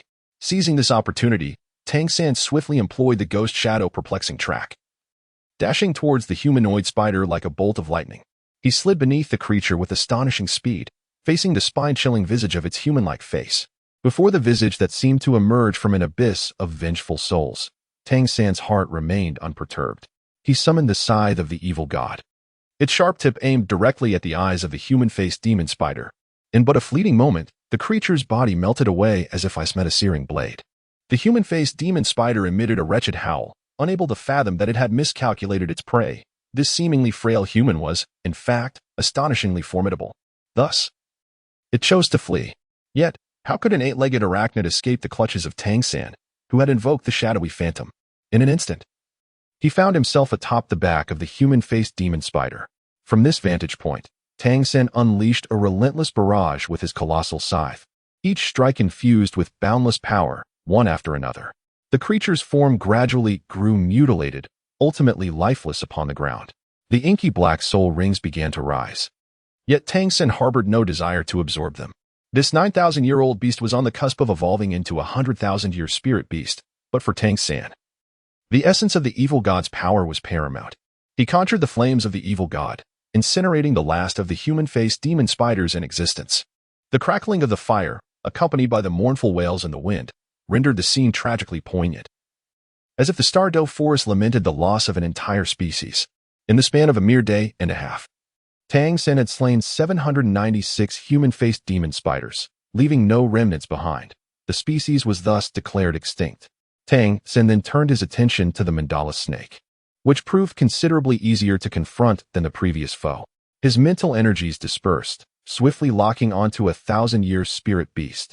Without further ado, he soared before the creature, which still feigned the guise of a mandala flower, utterly oblivious to the fact that the human had discovered its presence. With a forceful tug, he yanked the mandala snake from its perch. The creature emitted a whimper, seemingly pleading for mercy. Yet, Tang San, having forgotten his promise to Xiaowu, thought to himself, "Isn't it just a spirit beast? How else can I enhance my strength?" He swiftly cast aside Xiaowu's words from his mind and proceeded to skin and extract the evil god's power with remarkable proficiency. At that moment, a 9,000-year-old mandala snake suddenly erupted from the ground, darting forth like a bolt of lightning, its sharp fangs glinting ominously, seemingly intent on delivering a fatal blow to the human before it. However, a slight smile graced Tang San's lips. He had anticipated this. With agile grace, he retreated a half-step, effortlessly evading the lethal strike. Yet, an unforeseen twist unfolded. The mandala snake suddenly opened its maw wide, expelling a small red snake. This crimson mandala snake moved with incredible speed, deftly changing direction in midair, hurtling toward Tang San's neck like a released arrow. A mutated spirit beast, capable of executing combination techniques. How intriguing, Tang San mused to himself. Faced with this sudden turn of events, he exhibited not a trace of panic. Instead, he observed the unfolding spectacle with keen interest. Yet, he felt no sense of suffocation, as his formidable divine body remained unperturbed by any threats from the lower realms. Unlike his previous encounter with the humanoid demon spider, these mandala snakes displayed an impressive level of cooperation, showcasing a remarkable intelligence and synergy. This situation intrigued and amused Tang San immensely. Suddenly, he reached out with one hand, firmly grasping the body of a red mandala snake. With a powerful tug, he tore it asunder. Subsequently, he summoned the flames of the malevolent deity, incinerating the severed red mandala snake completely. Meanwhile, with his other hand, he swiftly seized the tail of the 90,000-year-old mandala snake and vigorously swung it back. The flames of the malevolent deity began to spread from the snake's tail, rapidly engulfing its entire body. The fire blazed fiercely, crackling as it ultimately reduced the entire mandala snake to ashes. After 2.5 days of relentless effort, Tang San had annihilated a total of 17 351 mandala snakes, resulting in a transformative evolution of his malevolent divine power into something even more profound. Next, he turned his attention to the solitary dark demon divine tiger residing in the Douluo forest. Are you prepared? Become a part of the power within my being. He chuckled ominously before launching himself into the air. As he gazed at the dark demon divine tiger, memories of their first encounter flooded back to him, recalling how it had the ability to pull both of them into a separate space for combat. What a nostalgic moment, Tang Xin mused. Just as he sensed a powerful surge of energy ahead, he realized it was the dark demon divine tiger's presence. In an instant, he erupted into action, his figure flickering as he appeared behind the tiger. The dark demon divine tiger immediately sensed the impending danger and unhesitatingly unleashed its skills. Tang Xin felt a sudden jolt, and in the blink of an eye, he was drawn into another realm. This skill is indeed extraordinary, he marveled inwardly. He quickly extracted a multitude of concealed weapons from the 24 bridges on a moonlit night, then deftly launched them towards the dark demon divine tiger in a flurry akin to a tempest. The dark demon divine tiger had never encountered such uniquely shaped iron weapons. It was momentarily stunned and failed to evade. Perhaps it believed that as a soul beast pitted against a soul master, especially a child, victory would be effortlessly within its grasp, and thus it chose to toy with Tang Xin. However, it was utterly unanticipated that the power of these hidden weapons would be so immense, rendering it a mere sieve. Chapter 9. The main text begins in the interstice of a spatial rift. A small secret realm lay concealed. The soul tablet of the ancestral hall shattered instantaneously, its fragments scattering in all directions. The elder tasked with its guardianship cast a glance, seemingly in disbelief. It is worth noting that their dark demon evil god tiger clan, since the cataclysmic upheaval, had but a handful of surviving members who, utilizing the temporal attribute from their 6 innate properties, had permanently exchanged an opportunity to carve out a secret realm in the flow of time. The cost was that no future clan member, regardless of their innate talent, would awaken the temporal attribute. Yet, every situation harbors its merits alongside its drawbacks. Consequently, the dark demon evil god tiger clan thrived within the layers of the temporal rift for over 10 millennia, unscathed by the ravages of the cataclysm, living in tranquility. Until now, the dark demon evil god tiger had resided in this secret realm, never revealing themselves to the outside world. One could say this realm was their paradise, leading to the present-day perception of the dark demon evil god tiger existing solely in legend. How could it be that 2 clan members perished in succession? Many centuries after the cataclysm had ceased, a formidable dark demon evil god tiger was dispatched to explore the current state of the continent. Based on the information relayed by the Soul Lamp, this dark demon evil god tiger had recently attained a prowess equivalent to 60,000 years and had comprehended its innate skill from ancient texts, enabling it to instantaneously draw others into a peculiar space and revert both parties to their juvenile forms. It was precisely due to this extraordinary talent that this dark demon evil god tiger triumphed in territorial disputes, seizing a core area within the starry forest. Yet, mere days later, an unexpected event transpired. The soul lamp of this dark demon evil god tiger shattered without warning. This sudden turn of events plunged everyone into confusion and contemplation. After all, a dark demon evil god tiger at the pinnacle of 60,000 years, wielding an exceedingly enigmatic innate skill, could not possibly be vanquished by a human soul master. The juvenile physical form of a human soul master, lacking the refinement of soul power, is feeble and vulnerable. A mere touch could result in instant demise at the hands of a soul beast's formidable physique. In terms of raw physicality, only mutated soul beasts could contend. However, a dark demon evil god tiger, possessing 6 attributes, is an overwhelming force in solitary combat. Other soul beasts, when vying for territory, would inevitably take into account the strength of the occupying soul beast, if they found themselves at a disadvantage. Experience from years of territorial skirmishes would dictate a strategic retreat. In terms of speed, none could match the dark demon evil god tiger, endowed with the prowess of 6 attributes. It is truly unexpected, the elder said, shaking his head in confusion. The second clan member, who had inadvertently been swept into the temporal rift, seemed to have been drawn from the secret realm by some indescribable force. After a millennium, the dark demon evil god tiger clan had never experienced unnatural deaths among its members, yet in recent years, 2 members had perished consecutively. Perhaps a great catastrophe was on the horizon once more. The elder, who was keeping watch, meticulously examined the shattered soul lamp, clutching one of its fragments as he turned to head toward the patriarch's quarters of the dark demon, evil god tiger clan. "See, do you have any requests?" C was the name of the elder who guarded the soul lamp. He recounted the events clearly, then added, "Patriarch, the soul lamp has shattered into 2 pieces. Such occurrences have not happened in 1,000 years. It may be that the great catastrophe from a millennium ago is about to resurface, which could have a profound impact on the Douluo continent. Consequently, it is likely to affect our dwelling in the secret realm. Perhaps we should prepare in advance for the impending crisis," C expressed anxiously, and stroking the 6-pointed star necklace around his neck, which shimmered faintly with a silvery light, seemed to harbor immense power. He casually remarked, "C, perhaps you are overthinking this. In a millennium, only 2 clan members have met with untimely deaths, and both left the secret realm, leading to their tragic fates. Do you recall our lineage's legacy? We were once the most loyal followers of the evil god, wielding the most core powers of the deity. In fact, we possess abilities that other beast clans lack, enabling us to trade with other divine beings to cultivate a realm that can sustain our existence. This realm was established through transactions with the time god, an upper deity. Do not dwell on this further. C, as long as we remain within the secret realm, we shall not suffer harm." C wished to voice more. Having guarded the ancestral hall for many years, even since the inception of the secret realm, tending to a collection of soul tablets and nurturing his spirit, he sensed that something was amiss and wished to speak further.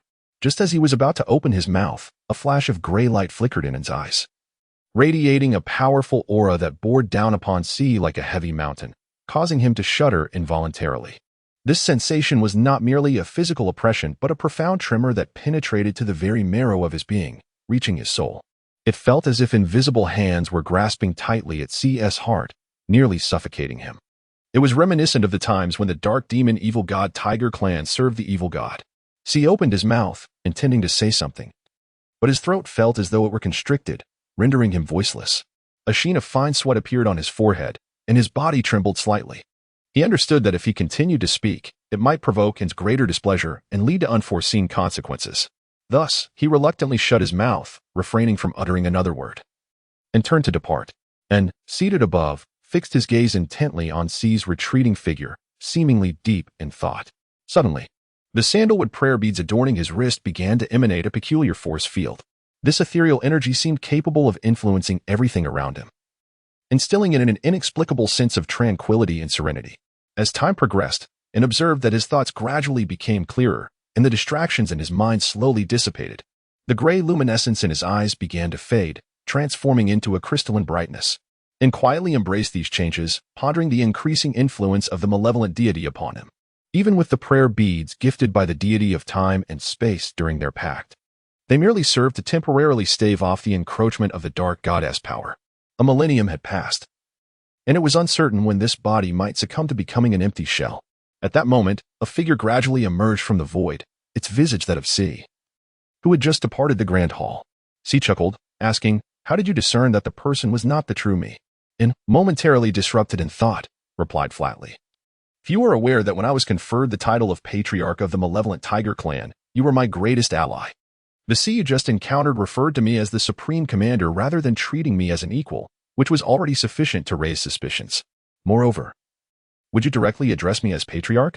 The individual from earlier must have been a temporal projection from the rift in time, as I have cautioned against cultivating within the river of time, leaving imprints of oneself.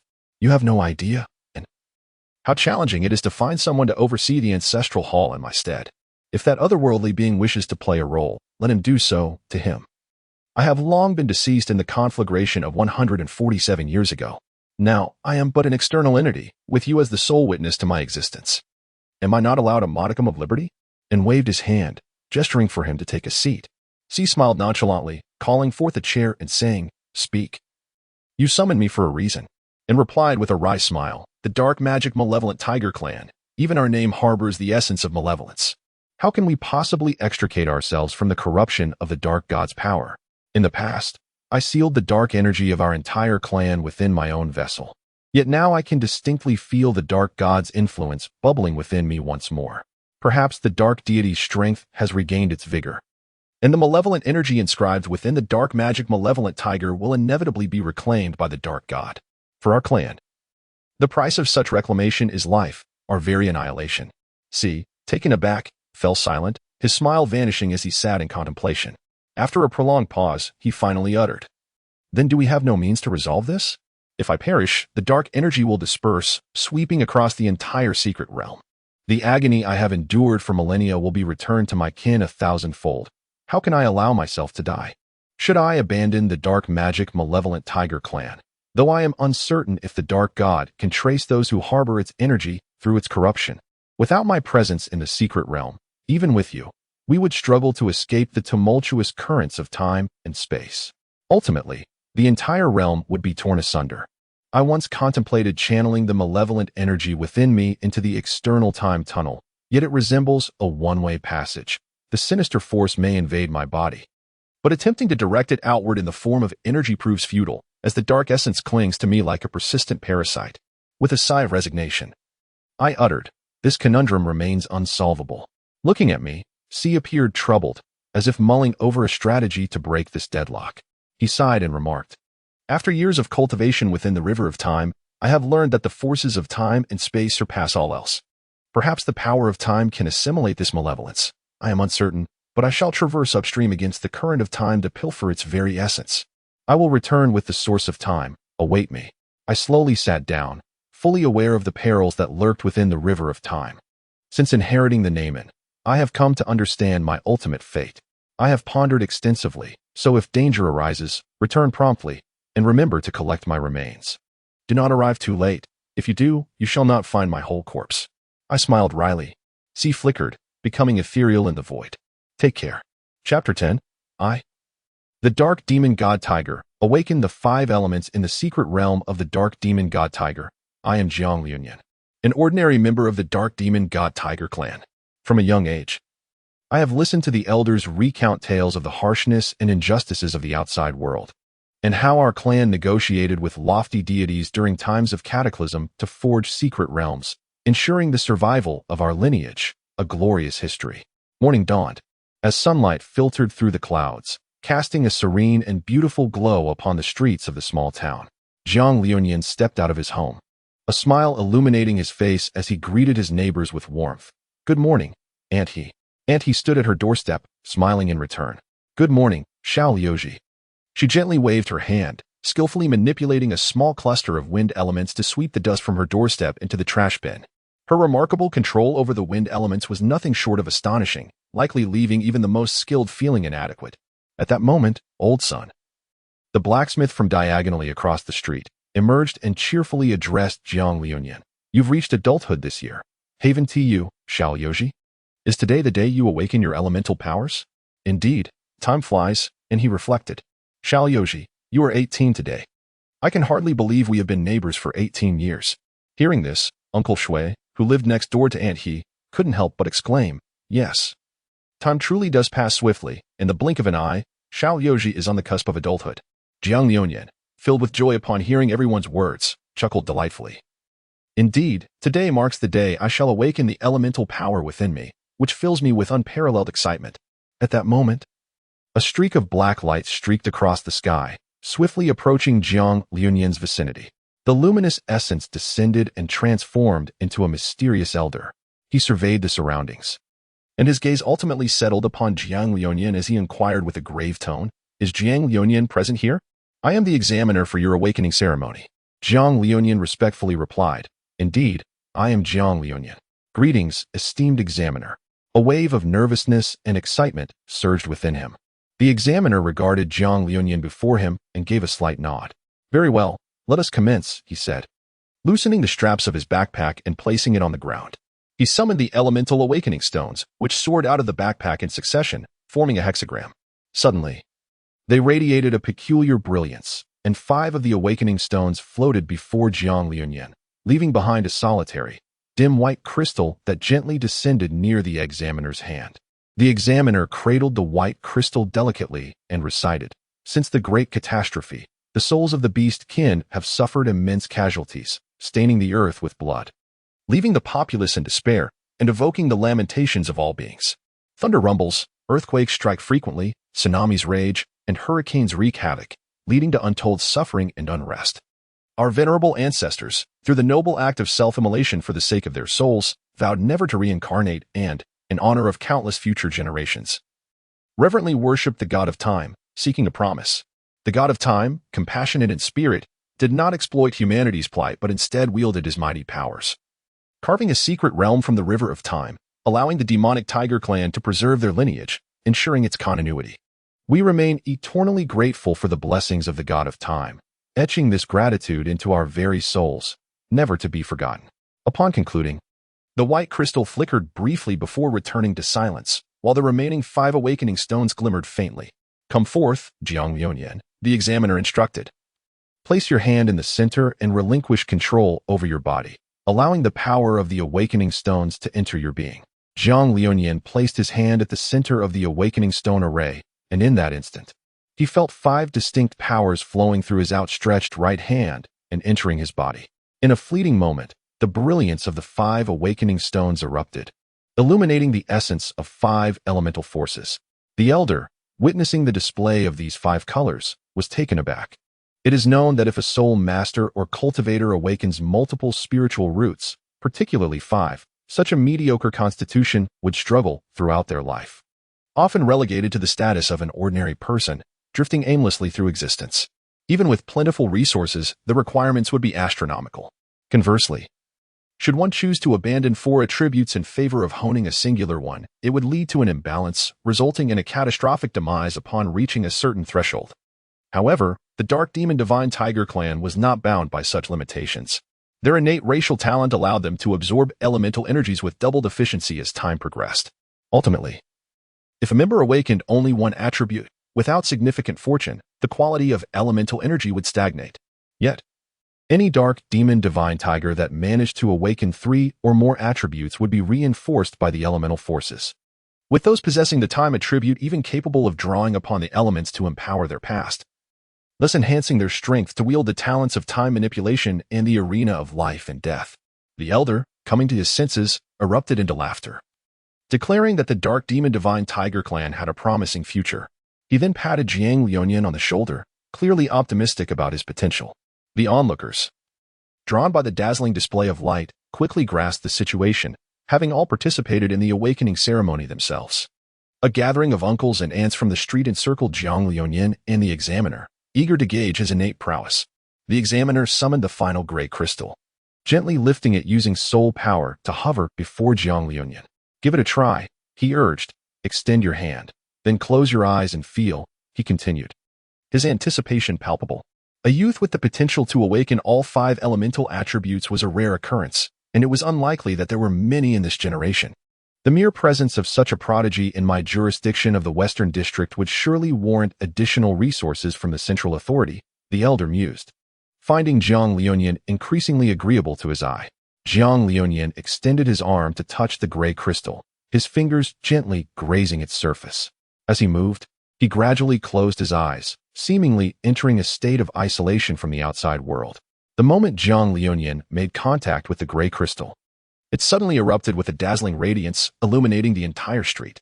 Simultaneously, a powerful wave of energy surged forth from the crystal, leaving the onlookers in a state of shock. Cracks began to appear on the gray crystal, accompanied by a faint sound of cracking, as if it were on the verge of shattering. The elderly man, taken aback, seemed to contemplate an ominous thought, yet it was too late to intervene. In the next instant, the gray crystal fragmented explosively, scattering countless tiny shards across the ground. Witnessing this spectacle, the crowd erupted in exclamations, having never encountered such an astonishing sight. The elderly man stared blankly at the debris, his expression a mixture of helplessness and astonishment. He murmured, "Such a remarkable talent." However, it wasn't long before a realization struck him, and his countenance soured significantly. "No, my allowance is gone. My year-end bonus is gone. Everything is gone. I'll have to pay out of pocket. The central authority won't reimburse this. I'll have to purchase it myself. Truly abysmal luck." He couldn't help but curse, letting out a heavy sigh. As Jiang Liuyan opened his eyes, he was met with a ground strewn with fragments, unsure of how to react. The old man, suppressing his heartache, kindly stated, "Jiang Liuyan, your talent is exceptional. I shall promptly report to the Central Authority to facilitate your enrollment at the Central Advanced Soul Beast Academy, specifically the Dark Demon Evil God Tiger Academy. There, you will receive the finest education, ensuring that your talent does not go to waste." In the future, you are destined to become a remarkable dark demon evil god tiger, potentially achieving greatness rivaling that of the vanguard commander of the evil god legion. You need not worry about compensation, simply follow the repair process. As Jiang Liunian nodded dreamily, the old man collected 5 awakening stones, using the power of wind to sweep up the scattered fragments with a pained expression, stowing them away in his backpack before swiftly transforming into a streak of black light, racing towards the eastern position of the central main city. Once the examiner departed, the crowd snapped back to reality, fixating their gazes on Jiang Liunian, chattering excitedly among themselves. They were astonished that such a genius could emerge from this small street, prompting them to exchange a few more words. Jiang Liunian, ever amiable and composed, responded graciously until around 1 or 2 in the afternoon. As the novelty wore off and they realized they could see him again in the future, they returned to their own tasks. Jiang Liunian ascended the mountain to gather some herbs until evening. Even with the prospect of being admitted to the prestigious Soul Beast Academy, one must make a living. He thought to himself, as these herbs could fetch a decent amount for his living expenses. Thus, he lay down in bed and peacefully drifted into slumber. Chapter 11. The journey begins. Jiang Liunian, your letter has arrived. A melodious shout from outside shattered the morning tranquility. The voice struck like a bolt of lightning, instantly pulling Jiang Liunian from his dreams back into the realm of reality. Jiang Liunian rubbed his drowsy eyes and gradually opened them, striving to acclimate to the morning light. He wandered out of his room in a daze, languidly stretching his limbs as if to release all the fatigue from his body. At that moment, the morning sun streamed through the window, casting a warm glow upon his face, enhancing the already radiant charm of his handsome features. The golden light illuminated his visage, accentuating his distinct contours and deep-set eyes, rendering him even more captivatingly handsome. Jiang Liunian gradually pushed open the door and approached the mailbox, extending his hand to retrieve the letter. As he extracted the missive, he could not help but marvel at its exquisite packaging. The envelope bore 7 grand characters embossed in dark golden hues: Dark Demon, Evil God Tiger Academy. The very name enveloped him in an aura of mystery and majesty. This school is quite impressive, Jiang Liunian mused to himself. He scrutinized the inscription on the envelope, noting that it employed a unique gilding technique, causing the letters to radiate a distinctive brilliance. This design not only heightened the letters' enigmatic allure, but also showcased the institution's noble essence. Jiang Lu gently caressed the words on the envelope, savoring their texture and warmth. He could sense the profound significance that the Dark Demon Tiger Academy bestowed upon its new students, which inevitably stirred a peculiar feeling within him. He found himself already envisioning the experience of studying at the prestigious Soul Beast Academy. As Jiang Liunian hummed a cheerful tune, he tucked the mail under his arm and made his way back to his humble abode, pausing only to bend down and retrieve the elixir he had ordered that morning from the steps at the entrance. The cultivation of soul beasts is markedly different from that of ordinary individuals. While soul masters may spend years diligently honing their soul power, ascending from rank 0 to 100, achieving divinity at the pinnacle, soul beasts draw energy from the ethereal essence of heaven and earth, the celestial brilliance of the sun and moon, and even the power of the laws. By consuming other soul beasts, they elevate their own rank and longevity. The higher their age, the greater their abilities, allowing them to harness the forces of nature with unparalleled mastery. When matched against soul masters of the same rank, soul beasts can utterly dominate, provided they do not rely on external aids. Thus, this elixir, a product of terrestrial and celestial essence, stands as the finest means to enhance one's prowess. Even in the midst of a mundane existence, who can truly predict what the future holds? Jiang Liunian poured the elixir into the goblet, elegantly and slowly swirling it. As he tilted it ever so slightly, he keenly observed the hue of the liquid. Ah, what a color! It was exquisite, a natural gradient, vibrant and enchanting, almost rivaling the vivid red of Shui Erjiu's undergarments from his birth year. Praise indeed. After gently swirling his wine glass, Jiang Liunian was enveloped by a medley of aromas wafting from within. Momentarily taken aback, he delicately inhaled the fragrance, savoring a subtle sip. The scent seemed to evoke cedar, oak, violet, cinnamon, mint, and blackberry. A veritable collection of rare northern species must have been seized by those vinous lunatics, Jiang Liunian mused inwardly. Even upon tasting, he could discern a hint of spicy bitterness, prompting him to inquire about the lingering sweetness, which bore a unique acidity. Could it be the sweet fruit? No, that couldn't be right. Perhaps it was the golden fruit sold outside for 80 gold coins? To incorporate such opulence into wine, truly extravagant. No wonder they spoke of a quality upgrade necessitating a renewed membership fee. This concoction, priced at 130 gold coins per month, was hardly an exaggeration. Jiang Liuyan delicately pondered the sensory impact brought forth by the spiritual essence, while simultaneously refining the inherent spiritual power it contained. One must admit, the flavor was indeed intricate. However, it was likely an effort to economize, as the ingredients employed were all sourced from entities less than 4 centuries old. Consequently, the spiritual energy was merely marginally superior, slightly surpassing that of ordinary elixirs, which was satisfactory enough. Jiang Liuyan's spirits soared as he grasped the acceptance letter from the Dark Demon God Tiger Academy. Jiang Liuyan withdrew a card forged from pure black gold, its front emblazoned with the exclusive insignia of the Dark Demon Evil God Tiger Academy for inner disciples. The reverse side bore the flamboyant and audacious characters of his name, Jiang Liuyan, while the letters was prominently printed in the lower right corner, its significance unknown. Nevertheless, the card exuded an air of dominance. It aligns perfectly with my persona, Jiang Liuyan remarked with a smile, simultaneously retrieving the admission notice. Dear classmate Jiang Liuyan, with the approval of the West District Soul Master Committee, you have been admitted as an inner disciple of our esteemed academy. Please present this notification upon your arrival at the school. For specific details regarding the time, location, and selected subjects, kindly refer to the Freshman Handbook of the Advanced Soul Beast Academy, affiliated with the Central and Midwestern Region's Imperial City Research Institute. Issued by Feng, authorized by Gene Dark Demon Evil God Tiger Academy, Year 176 of the Evil God Tiger Calendar. May your journey at the Dark Demon Evil God Tiger Academy be one where you do not squander the vigor of your youth, but rather bravely embark towards your dreams, shouldering the weighty responsibilities of our nation. The Academy holds high hopes for you, providing attentive care and emphasizing your holistic development and future growth. Here, cherish every opportunity, broaden your horizons, refine your studies, and continuously elevate yourself. Embrace this new era with enthusiasm, allowing your youth to radiate with even more brilliant hues through relentless endeavor. May the Academy serve as a steadfast support in your life's journey, empowering you to achieve a glorious future. On the reverse side, there is a panoramic view of the entire Dark Demon Evil God Tiger Academy, which appears truly magnificent, imparting a sense of solemnity and grandeur.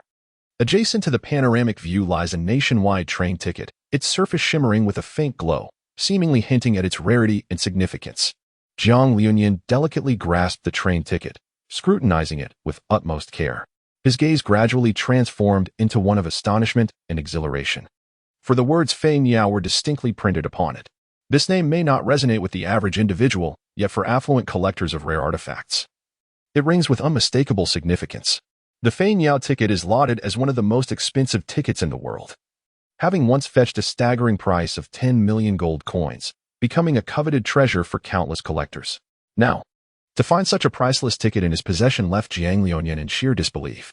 His eyes widened, and he could not help but exclaim, Fei Niao, the ticket that sold for 10 million gold coins. His words were imbued with shock and excitement. He found it unfathomable that the Dark Demon Evil God Tiger Academy could be so extravagantly generous, offering such a gift without hesitation. Jiang Liuyan once again cast his gaze upon the letter resting on the table, then glanced at the ticket in his hand, a faint smile involuntarily gracing his lips. Jiang Liuyan repeatedly confirmed the time and realized he could arrive early, thus he began to pack his belongings. This one is unnecessary, and that as well. Oh, this garment can still be worn after a wash. The white shirt makes me look exceptionally dapper. And this wine glass, which I have used for a decade, is nearly polished with age. I must take it. Furthermore, the stone I found on the mountain, which appears quite extraordinary, must also be brought along. Jiang Liuyan ascended to the rooftop and pried open the 6th brick from the chimney, delicately scraping away the wall plaster and lime. To his astonishment, a gleaming gold brick was revealed within. This is it, he thought to himself. It would be prudent to carry something of value with him on his journey. Satisfied, he meticulously replaced the plaster and lime before descending from the rooftop. Jiang Liuyan approached the tribute table and gently tapped its surface. He then began to explore it from various angles, either probing, tapping, lightly striking, or kicking, producing a series of crisp sounds from within the table. The surface of the tribute table suddenly parted, revealing a book nestled inside. Upon opening it, Jiang Liuyan discovered a silver ring tucked within its pages. This must be taken with me, he thought, pondering her well-being. His emotions surged like tumultuous waves. This was the sole gift she had bestowed upon him. As for the book, he had perused its contents over the years, primarily focused on the intricate art of mechanisms, featuring gears, levers, axles, and more. It was profoundly comprehensive. Seemingly authored by a person named Zhu Mo Jiang Liunyan cast a final glance at the book, flipping to the last page, only to find a lamentation that the golden page had been crafted from celestial iron, a legendary weapon forged with a lifetime of effort. This weapon was of a growth type, capable of extracting energy from those it vanquished. I truly wish to see it, Jiang Liunyan mused, regretting that he had fortuitously stumbled upon this book in the interstices of time and space, only to find that the last page had already fallen away. He had merely acquired various techniques from the book and the method of utilizing the golden page. Not a bad outcome. He reflected as he caressed the book before casting it into the roaring fireplace. The flames consumed the book fervently, reducing it to mere ashes in no time. Jiang Liunyan cast one last glance at the home he had inhabited for 18 years, and with resolute determination, he departed, embarking on a journey of self-improvement. Thus began his adventure. Chapter 12, a series of ups and downs. Jiang Liunyan, clutching the ticket for the mythical bird, entered the dimly lit commercial establishment. Why not visit a train station or similar locales? This ticket was not merely an ordinary fare. It served as an extraordinary pass, granting access to summon a vehicle at any establishment across the nation that bore the nature of a commercial or auction house. The SVP Black Gold edition of the mythical bird ticket was particularly outrageous, allowing one to await but a brief moment for the highest specification welcoming chariot. The mythical bird 963, to be dispatched from the headquarters, ready to transport you anywhere. While train stations might lack vehicles that display one's identity, possessing the mythical bird ticket ensured the availability of a dedicated car wherever one might be. Esteemed guest, welcome to our establishment. We are grateful for your choice and look forward to providing you with exceptional service. As Jiang Liunyan stepped into the commercial house, a young woman clad in a white qipao greeted him. Take me to the 6th floor, Jiang Liunyan said, his voice tinged with hesitation, as he intended to present the ticket. Yet, he was so taken aback by the stunning beauty of the young woman that he momentarily forgot to retrieve it. Upon catching sight of the young woman clad in a qipao, Jiang Lion felt his heart clench as if gripped by an unseen force, akin to a refreshing breeze on a summer morning that gently caresses the soul, bringing forth an endless sense of purity and renewal. Her visage resembled the first bloom of a lily nestled in the mountains, untouched by the grime of the world, exuding an ethereal beauty and an unrefined elegance, every inch radiating a natural fragrance and unadulterated allure. Her eyes, clear as crystalline waters, seemed capable of reflecting the gentlest shadows of the human heart, harboring tales untold, urging one to delve into the innocence concealed within their profound depths. Standing there, her figure was as graceful as willow branches swaying in the dawn's light, captivating in every subtle movement that betrayed an effortless elegance, evoking a sense of tenderness in the observer. Her smile, warm and restrained, resembled a flower blooming unexpectedly in spring, unassuming yet bright enough to illuminate the hearts of those around her, offering silent comfort and encouragement. Her voice, soft and delicate, flowed like a mountain stream gliding over smooth pebbles, each word imbued with just the right amount of care and thoughtfulness, soothing the listener's spirit with gentle reassurance. In her presence, time seemed to decelerate, inviting one to indulge in the rare purity and beauty she embodied, experiencing a world transformed into a softer and more endearing place by her mere existence. She resembled a finely rendered ink wash painting, where each stroke was perfectly placed, sketching an image that evoked compassion and lingered indelibly in the memory. Jiang Liunyan was secretly astonished. After all, having just left the village, the most beautiful girls he had encountered were merely the village chief's daughter, Huniu, and the widow Li. Such a refined and graceful young lady was indeed a rare sight for him.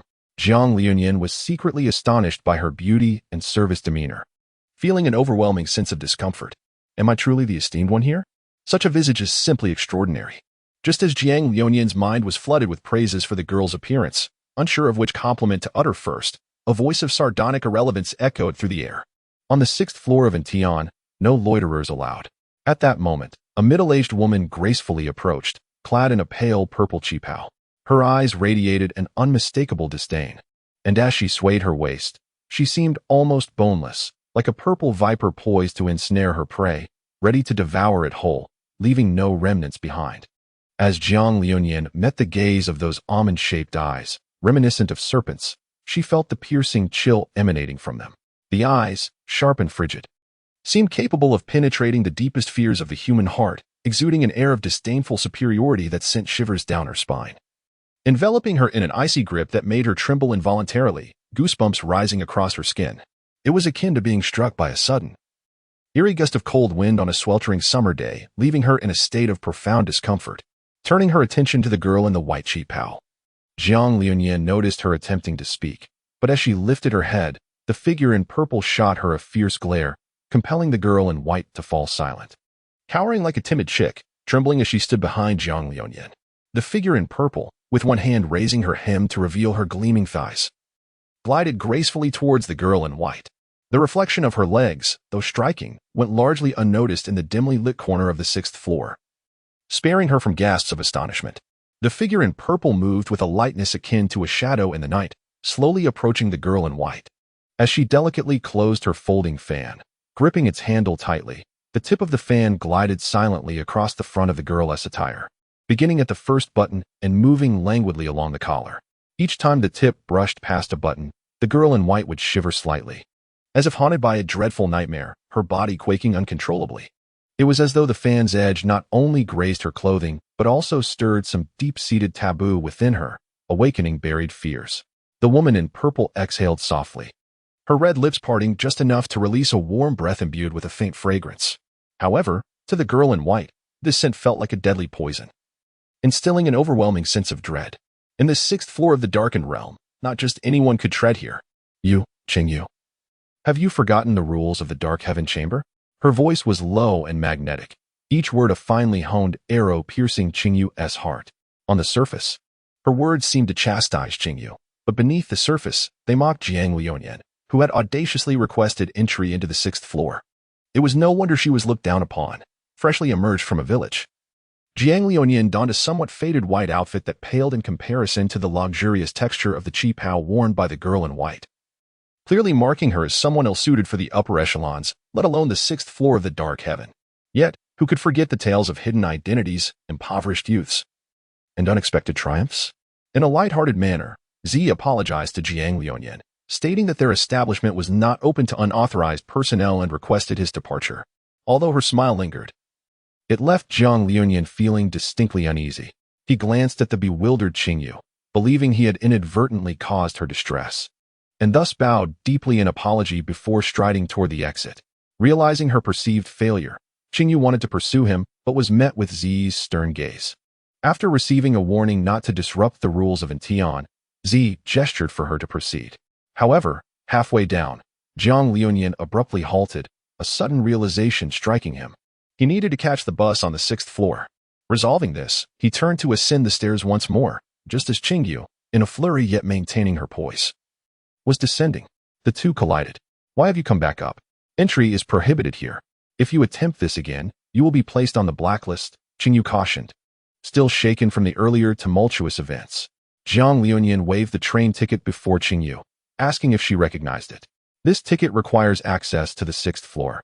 Any tickets below that level are not valid. You must not attempt to use a counterfeit ticket, especially one for Fania, as the consequences could be dire, potentially leading to a blacklist by the National Chamber of Commerce. Even if you are the son of an, you must tread carefully, Qingyu warned, glancing at the ticket with concern. This is genuine. It came alongside my admission notice, he replied with a wry smile, turning to ascend to the 6th floor. Hey, wait. Qingyu called out as she hurried after him. In the 6th level of Tian, Zi had initially considered Qingyu's appearance and character as exemplary, believing she might eventually succeed her as a steward and facilitate her promotion to a higher position in the central region of Zhongzhou. However, after today's events, it seemed clear that Qingyu needed further refinement. On her first day of work, she had brought an utterly ordinary person into the core area of the 6th level, raising concerns about potential repercussions. Fortunately, there were not many people around today. Nonetheless, Zi felt uneasy about entrusting the division to someone so naive. Zi let out a long sigh, feeling frustrated as she pondered when she would finally receive a promotion and a raise. Just as she was about to sip her tea, she caught sight of Jiang Liunian and couldn't help but curse inwardly. All those years of cultivating her composure seemed wasted. Why was he here again? And why had he taken her dear Qingyu? Z approached Jiang Liuyan, her teeth clenched. You don't belong here, she began. But he interrupted her by pulling out a golden ticket from his pocket. This left Z astonished. In her entire life, she had only encountered train tickets 3 times. And now this young man possessed one. Was he possibly a direct disciple of the Anmo 6 hermits, or the scion of a prestigious family from Zhongzhou? Her mind raced, leaving her momentarily speechless. Qingyu, arriving just then, sensed the gravity of the situation. Please, steward, punish me. I couldn't stop him. I must take him downstairs, she urged, fully aware that failing to comply could provoke Z's wrath, which might lead to dire consequences. Z waved her hand dismissively, signaling her to be silent. As she scrutinized the ticket in Jiang Liuyan's hand. No. 051. How extraordinary, she exclaimed, realizing the significance. The Fania tickets were always issued by the Royal Central Region and the Imperial Research Institute, with only 50 ever produced, reserved solely for individuals of great influence or wealth. The 51st ticket was deemed counterfeit, yet the texture, material, printing method, and layout were indistinguishable from the authentic ones. However, there could only ever be 50 tickets in existence. Z fell into deep contemplation, even doubting the ticket's authenticity. Chapter 13. Fake? Real? Observing the contemplative figure in purple, Jiang Liuyan found himself engulfed in perplexity. Logically, since the Dark Demon Evil God Academy had issued him an acceptance letter, this ticket should not be counterfeit. Yet, gazing at the pensive demeanor of the individual before him, an unsettling feeling began to stir within his heart. After a considerable pause, the figure in purple lifted her head and directed her gaze towards Jiang Liuyan. This piercing look sent a shiver down his spine, as if her sharp eyes could penetrate the very depths of his soul. Perhaps it was the frightening intensity of her presence that rendered Jiang Liuyan momentarily hesitant, stammering as he uttered vague responses. Very well, let us proceed downstairs first. I will contact the headquarters. She seemed to have come to a decision, gesturing for Qingyu to escort him away. What is your name? The figure in purple inquired, halting Jiang Liuyan with her question. Jiang Liuyan, he replied. Qingyu, please take this young Master Jiang to the 4th floor, she instructed. Jiang Liuyan let out a sigh, feeling that the outcome was ultimately acceptable. After all, once he recognized the value of this ticket and the means by which it had been acquired, he pondered on his own worthiness to possess such a ticket. He considered the potential trouble it could bring if it were truly misplaced. Using it would only complicate matters further. In the heart of Jiang Liuyan, a tempest of thought surged as he followed Qingyu down to the 4th floor VIP lounge. Given that the situation had yet to spiral into chaos, it was neither feasible to confine him to the 6th floor of the Intian Chamber of Commerce, nor to expel him outright. Thus, he was to be treated with a level of hospitality slightly superior to that of the average VIP. Qingyu inclined her head slightly in response. Trained in the art of etiquette and having previously encountered the unfolding events, she swiftly emerged from her initial shock, donning a composed and graceful smile. Yet, deep within, her emotions churned tumultuously. At that moment, a fleeting glimmer of icy resolve flickered in her eyes. After a brief hesitation, she decisively led Jiang Liuyan toward the 4th floor. As Qingyu moved with an ethereal grace, Jiang Liuyan stepped through the intricately carved wooden door of the 4th floor of the Intian Chamber of Commerce. As if traversing a rift in time and space, transitioning abruptly from the previous tension into a realm of opulence and tranquility. Though the decor of the 4th floor VIP lounge was somewhat less ostentatious than that of the 6th, every detail still exuded an extraordinary taste and understated luxury. Soft lighting cascaded over the exquisite carpet, casting dappled shadows, while a delicate scent of lavender permeated the air, inducing an involuntary sense of relaxation. Young Master Jiang, please follow me. Qingyu's voice was gentle yet clear, akin to a spring breeze, though it bore a hint of the coolness that had marked her earlier demeanor. She guided Jiang Liuyan through a corridor adorned with priceless artworks, eventually halting before an elegantly appointed suite. This will be your temporary residence, she explained with a smile, gently pushing open the door to signal Jiang Liuyan to enter. All amenities are at your disposal. Should you require anything, simply press the call button by the bedside, and we will attend to your needs immediately. As Jiang Liuyan gazed upon the unexpected treatment he had received, a myriad of emotions surged within him. On one hand, he was acutely aware that this was not due to his own status, but rather the chain reaction instigated by the mysterious ticket in his possession. On the other hand, he could not deny that such an environment provided a momentary reprieve for his taut nerves. Thank you, Miss Qingyu. I shall adhere to the rules here and refrain from causing you any trouble, Jiang Liuyan replied courteously as he stepped into the suite, beginning to survey this future temporary sanctuary. Inside, the expansive floor-to-ceiling windows allowed warm sunlight to flood the space, illuminating it with a bright and inviting glow. The walls were adorned with profound landscape paintings, and the shelves were laden with ancient tomes and precious volumes, silently narrating the rich history and cultural heritage of this place. Just as Jiang Liuyan was immersed in this rare tranquility, a sudden chime from the communicator interrupted his reverie. "Young Master Jiang, this is Z," came a steady yet slightly urgent voice from the other end. "After verification by headquarters, your ticket has indeed been confirmed as legitimate. However, the reasons for its appearance in your possession require further investigation. During this period, please ensure that you remain reachable, as there may be subsequent arrangements." "Understood, I acknowledge that," Jiang Liuyan responded, a mix of surprise and anticipation swelling within him. After disconnecting the call, he stood by the window, his gaze drawn to the corner of his backpack where an admission letter peeked out, and he let out a deep sigh. "What is going on? Is this not akin to being placed under a form of soft detention?" he mused, feeling a twinge of discomfort. Rising from his spot, he grabbed a piece of fruit from the platter and took a bite. To his surprise, it was quite delectable, and with that single bite, his worry seemed to fade away. Meanwhile, Xingyu stood quietly behind him, offering no words. Jiang Liuyan picked up a piece of fruit and said, "Let us share this." However, he did not anticipate that their current relationship resembled that of a guest and a servant. In an instant, the fruit he held soared through the air, following a perfect parabolic arc towards Xingyu.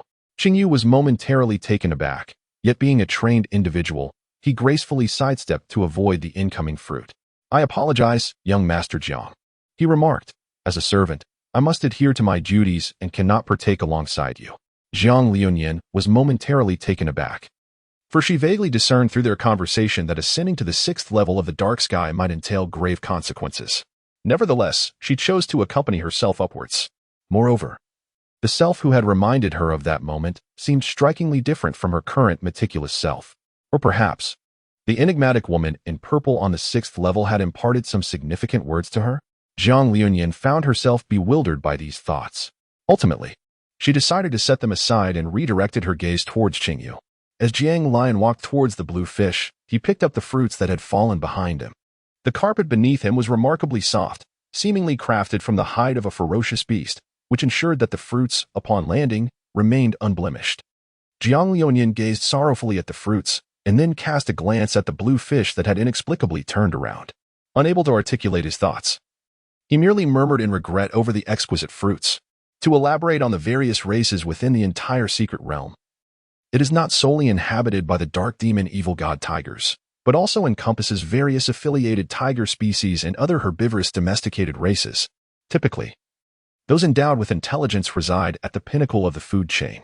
The secret realm is not exclusively dominated by the dark demon evil god tiger lineage. In times past, a courageous tiger advocated for the acceptance of other races, albeit at a significant cost to them.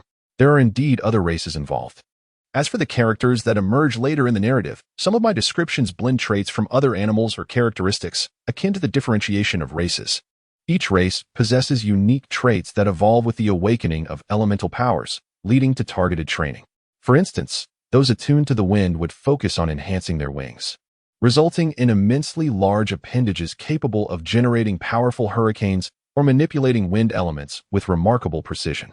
Additionally, tails resembling scorpions may also undergo a transformation through the training of soul beasts, ultimately becoming weapons. Moreover, the interbreeding between the dark demon evil god tiger and other races has led to the emergence of soul beasts, thereby rendering reproductive isolation obsolete. This is quite natural. For instance, offspring produced with a beautiful serpent may exhibit enchanting traits reminiscent of serpents themselves.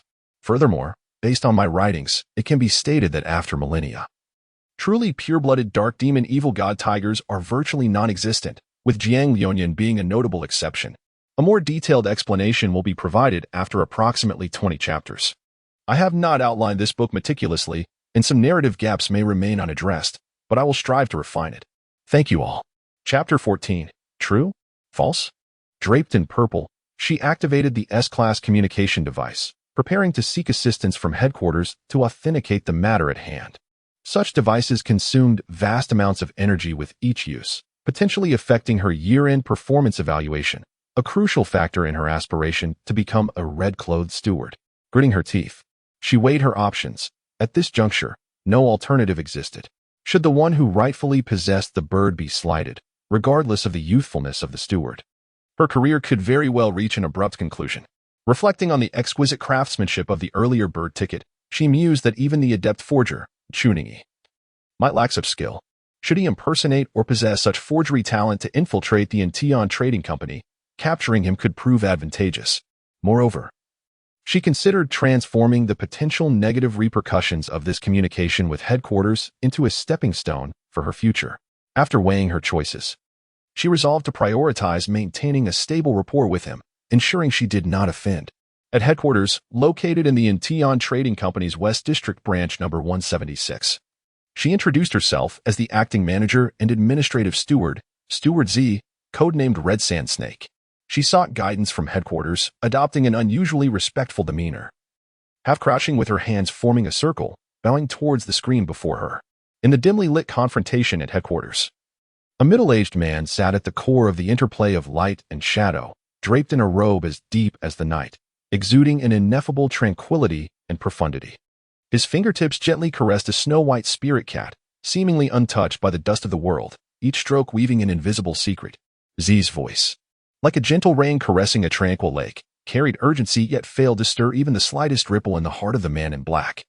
Until the pure white cat leisurely stretched its limbs and emitted a satisfied purr, he slowly raised his head. Half hidden beneath the shadow cast by the brim of his black robe, only a portion of his outline remained discernible in the dim light, adding an air of mystery. Z dared not act recklessly, for the figure before her was none other than Qianyu, one of the four revered deities of the dark heaven, clandestinely regarded as the most challenging individual to engage within the Central Realm. He was also renowned in the outside world as the most enigmatic personage, wielding unparalleled power and influence within the entire Merchant Association. Even the president of the Dark Heaven Merchant Association would accord him a modicum of respect. Z's body trembled slightly, not merely due to Qianyu's elevated rank, which surpassed hers by numerous tiers, but also because of his formidable presence in the legendary tales surrounding him. She tightened her posture, striving to maintain composure, yet the thought of sitting across from such a figure inevitably sparked a sense of unease within her. "Please rise," came Qianyu's magnetic voice, lacking the oppressive authority that rumors suggested could quell a rebellion with a single utterance. Instead, it bore the warmth of a senior addressing a junior with concern. Nevertheless, Z remained tense, her body taut, with no superfluous movements. Every action a rising, standing, bowing was executed with textbook precision. Noticing her rise without a flicker of emotion, Qianyu languidly remarked, "Speak, you must know when such matters should be addressed.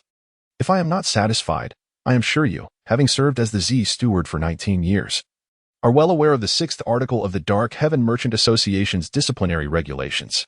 Upon hearing these words, Z quaked with trepidation. "Master," she stammered, then, using her clasped hands, she pressed her right thumb firmly against her palm to steady herself. Despite the overwhelming fear and anxiety pressing upon her, she could not afford to invoke Chenyu's displeasure. Thus, she employed this method to distract herself.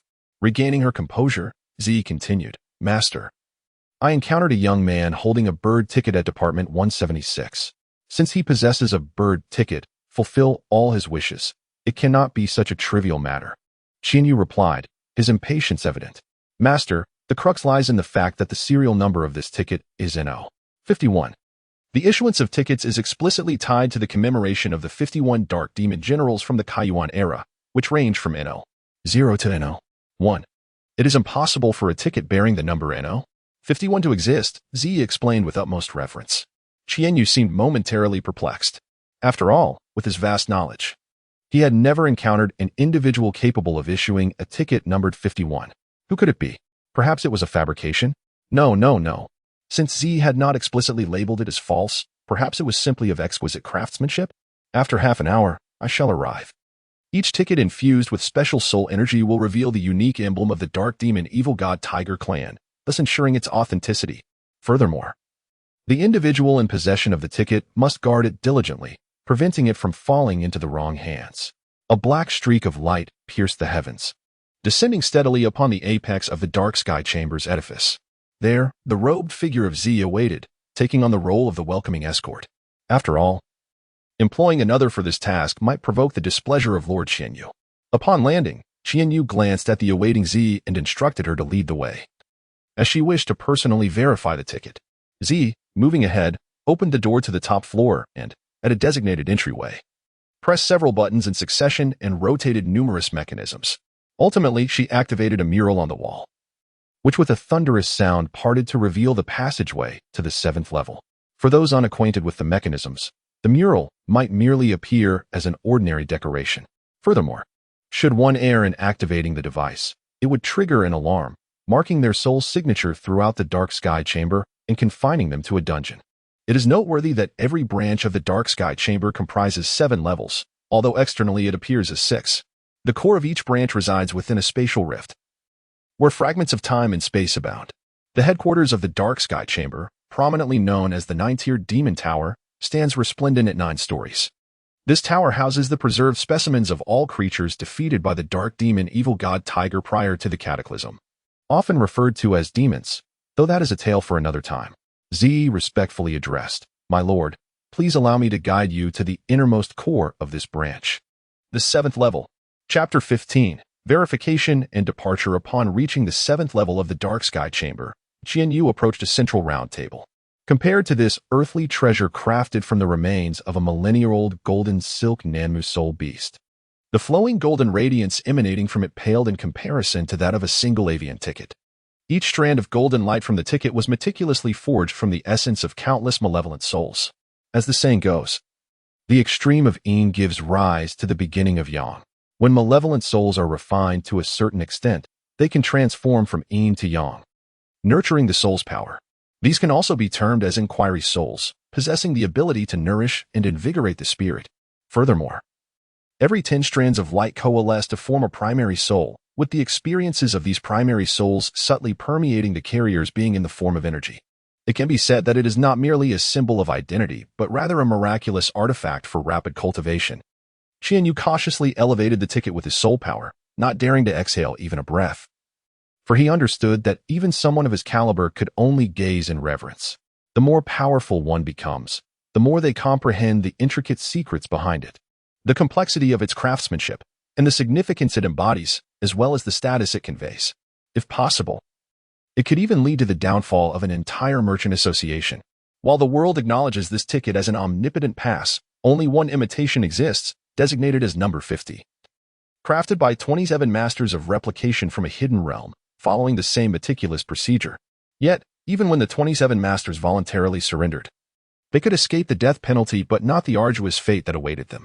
To underscore the inviolability of the ticket, the landlord of the rented property, all previous owners of that dwelling, and anyone who had conversed with them were annihilated along with the entire clan, totaling 144 non-pure-blood dark demonic tigers, 17 pure-blood dark demonic tigers, including one that was 90,000 years old, and a combined total of 573 individuals from various other races. Such a display of terror is undeniable. This was the primary reason Qianyu hastened to verify the authenticity of this ticket. He was eager to discern whether this ticket number 51 was genuine. Channeling his soul power, he invoked the sealed energy within his ring, and a verdant aura entwined around his fingertips. Suddenly, the silver ring emanated a radiant black-purple light, subtly exuding an immense pressure into the air. A tiger's roar was released alongside the compressed cyclone and soul power, imparting a profound sense of oppression. Zi widened his eyes, staring at Qianyu positioned slightly ahead. Although Qianyu intentionally concentrated his soul power pressure before him, the overwhelming force remained unyielding, leaving Zi in a state of astonishment. This formidable force bore down upon him like a colossal mountain, causing her heart to skip a beat. Moments ago, as Qianyu's attention had been solely fixed on the ticket before her, the previously relaxed Zi had once again tensed her nerves, an involuntary flicker of trepidation rising within her. With exquisite precision, Qianyu channeled her soul power, directing the dark purple energy from the ring into the obsidian gold card. The soul energy vanished into the card as if a cow had sunk into the sea, and after a brief moment, Qianyu stared at the utterly unresponsive ticket. Momentarily taken aback, she thought to herself, it was becoming increasingly clear that this item was counterfeit. Yet, the craftsmanship was remarkably intricate. Should this deception come to light, it could very well rekindle the tragic events of yore. just as Qian Yu was about to stow away the ring and turn to inform Z to apprehend that scoundrel. A resounding roar akin to that of a tiger erupted from the ticket, reverberating like a sovereign of the mountains. The sound jolted Qian Yu back to her audacious days when she dared to challenge the four war gods at their zenith. In those heady times, she felt invincible, believing she could stand atop the world, and thus ventured to confront one of the war gods, the commander of the Black Flame Army, Hyan, who transformed into the dark demonic tiger. In an instant of flight, his form eclipsed the sky, and the roar that echoed from the clouds resonated like thunder, instilling a primal fear akin to that felt by creatures lower in the food chain. Qian Yu envisioned a sea of corpses and blood. Beholding the dark, demonic tiger as if a deity standing amidst the clouds, her soul trembling with trepidation, she was utterly bewildered. Who claimed that the phantasm within this card merely represented a soul power projection of the 6th Enforcer level? Who dared to utter such a fallacy? Qian Yu raged internally. Having believed this item to be a mere counterfeit, thinking she could trace the roots of the forgery and seize a substantial achievement. The ticket's ability to invoke the primordial soul power of the dark demonic tiger, a creature over 40,000 years old, or even 2 projections of the dark demonic tiger with 80,000 years of lineage, was not something a mere forger would dare to fabricate. What team would be audacious enough to attempt such a deception? It was akin to attempting to counterfeit a gold soul coin, where the production cost was 1,000 gold, and could only yield one at a time. Was that not sheer folly? Qian Yu held the train ticket, gradually regaining composure from the earlier shock. He glanced at the ticket before turning and presenting it to Z behind him, despite most of the spiritual pressure being shielded by Qian Yu. A faint trace of it still lingered, leaving Z, who possessed meager strength, unable to withstand such mental strain, standing there in a daze as if rendered speechless by fear. Qian Yu sighed. After all, it was due to his own recklessness that he had drawn all the soul energy from the ring into the card, resulting in this predicament. The thought that his actions might have rendered the division steward a mere vegetable or fool weighed heavily on his conscience. With a gentle motion, Qian Yu retrieved a white jade pendant from his pocket and lightly flicked it with his fingertip. Instantly, delicate ripples spread across the surface of the pendant, releasing a thread of white mist as fine as a hair. Though a pang of regret struck him, he guided the ethereal mist towards Z's forehead. After a prolonged moment, Z gradually began to awaken. Upon seeing the impassive countenance of Lord Qian Yu before him, Z felt a surge of anxiety and immediately bowed in apology. My sincerest apologies. Lord Qian Yu, I was momentarily lost in thought. Please allow me to accept your reprimand. Qian Yu waved his hand dismissively. It is of no consequence. Lead the way.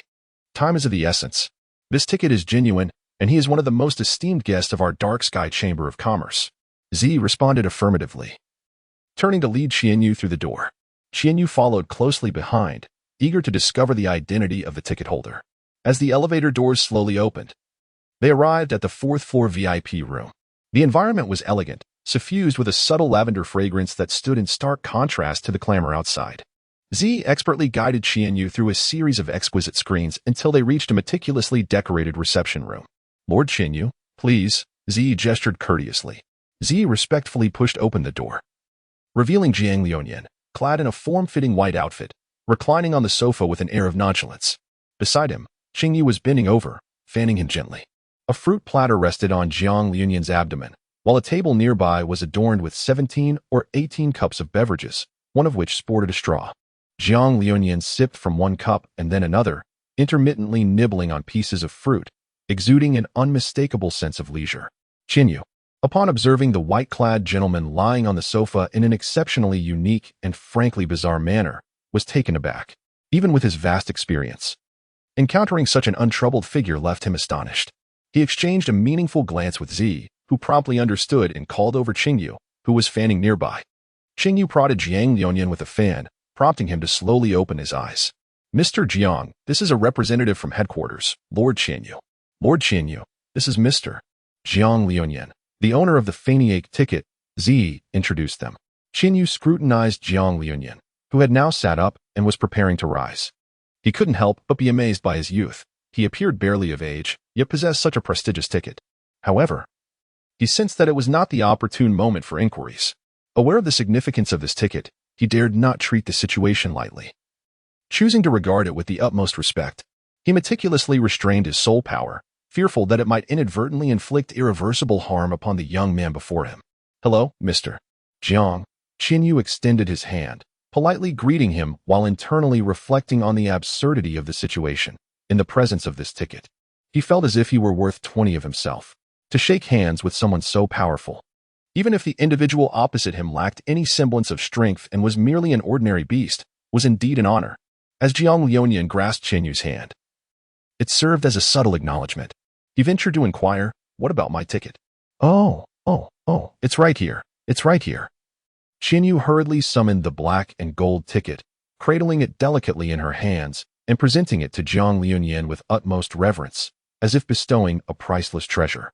Although he was uncertain why the demeanor of the individual before him had shifted to one of heightened respect compared to before, Jiang Liunian had undergone several minutes of mental fortitude, feeling as though he had discerned the essence of right and wrong.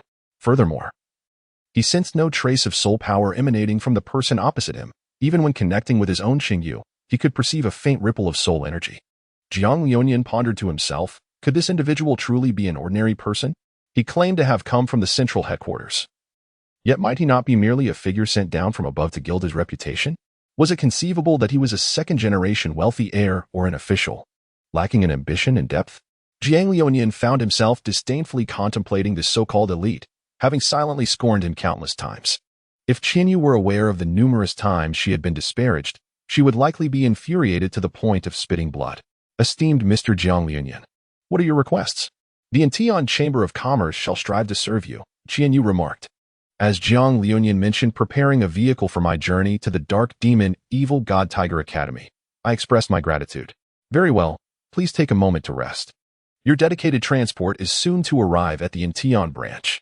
After bidding farewell, Yu turned away with Ziyi, leaving Yu behind to continue fanning Jiang Liunian.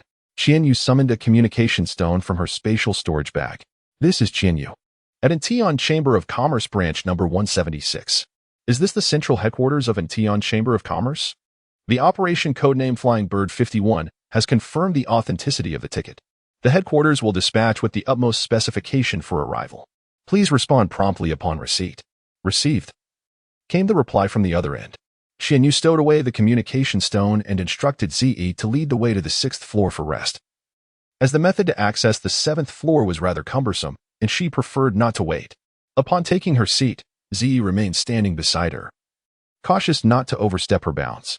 Observing the fatigued Ziyi, Yu, without hesitation, summoned a scroll from her storage bag and levitated it before Ziyi using her soul power. Considering your respectful treatment of the esteemed ticket holder of the Flying Bird, I shall make an exception and bestow upon you a personal gift. This item is a technique I devised in my youth that will enhance your strength and is compatible with your essence. I hope you will contribute even more significantly to the Intian Chamber of Commerce in the future.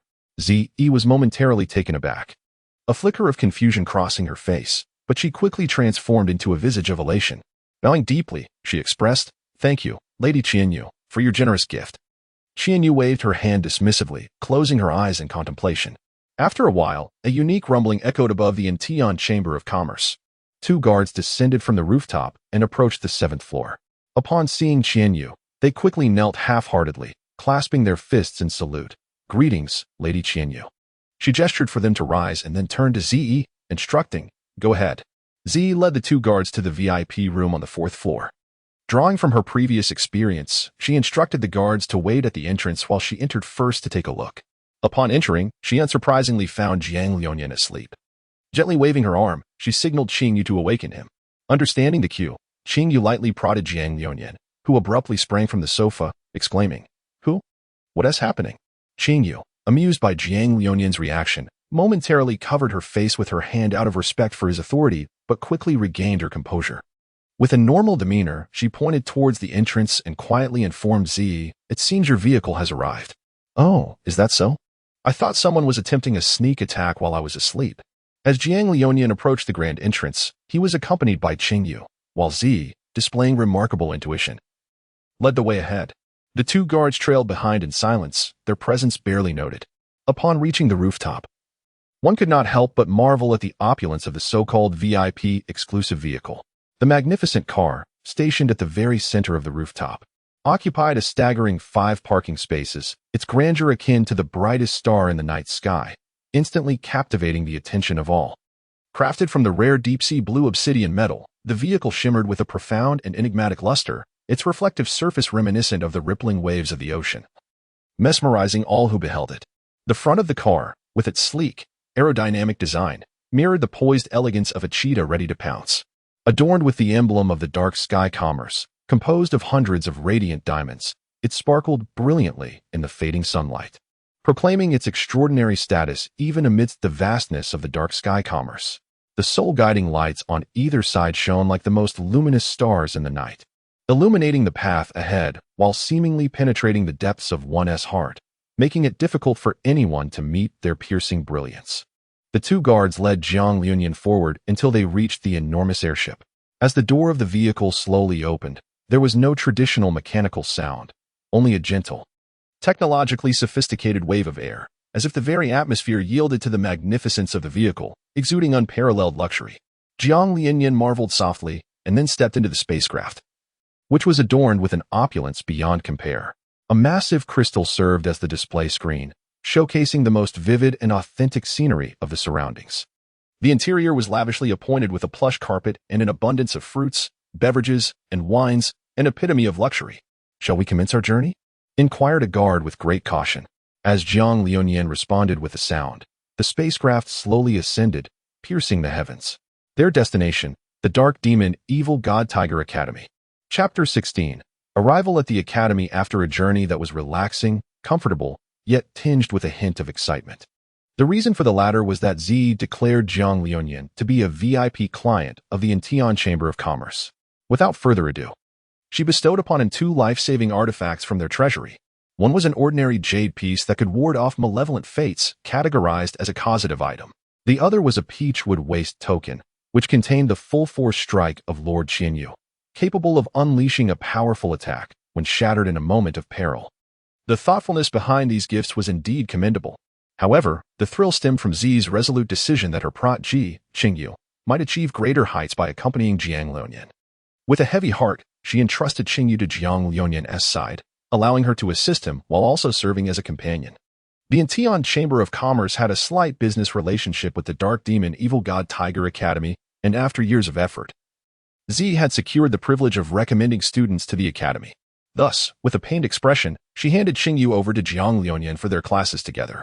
Yet, during their journey, Qingyu gradually reverted to her true nature, becoming a curious little creature. She pressed this and poked that, inadvertently activating a hunting ultrasonic sonar device, designed for clientele with a penchant for hunting. Jiang Liuyan, after all, was merely 18 years old, and the sonar attracted a void star-eating bird that had not transformed for 5,000 years. Its wingspan nearly rivaled a quarter of the spacecraft's length, and the massive bird swiftly collided with the ship. Fortunately, a 30,000-year-old mixed-type Dark Demon Evil God Tiger acted as a bodyguard, driving the creature away, leaving them shaken but unharmed. Qingyu was understandably startled, and seeing her like that, Jiang Liuyan could not bring himself to chastise her, choosing instead to let the matter rest. After a long while, Jiang Liuyan's gaze was firmly fixed upon the hovering Dark Demon Tiger Academy, his heart brimming with a blend of curiosity for the unknown world and eagerness for the impending academic challenges that awaited him. The spacecraft gently maneuvered to the Academy's designated aerial port, where a serene and ancient aura enveloped him, as if each stone slab and breeze carried with it a profound history and rich heritage. As the hatch slowly opened, Jiang Liuyan was the first to step out of the vessel, closely followed by his companion, Qingyu, and several guards. The ground beneath them trembled lightly with the arrival of various ships, seemingly welcoming all who had come. At the entrance of the academy stood a magnificent stone sculpture. Exuding an air of majesty, it was the embodiment of the Dark Demon Tiger clan's chieftain, a mythic figure known as an. This statue was not only the most striking landmark within the academy, but also a symbol of the clan's glory and strength. Having withstood the test of time, the statue still radiated a faint dark purple glow, akin to the brightest star in the night sky, guiding every student within the academy on their journey. Towering at approximately 10 zhang, the sculpture was intricately carved, with each detail showcasing the artisan's exceptional skill and profound understanding of the Dark Demon Tiger clan. The tiger's head was held high, its eyes wide open, seemingly infused with the wisdom to perceive all that exists in the world and an indescribable authority. Within its deep gaze, dark purple lightning appeared to swirl slowly, hinting at the mysteries of power and destruction. A subtle smile graced its lips, embodying a blend of disdain for challengers and a hopeful anticipation for the clan's future.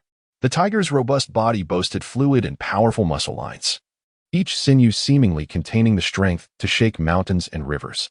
Its dark purple fur shimmered with a metallic sheen under the moonlight, both enigmatic and perilous.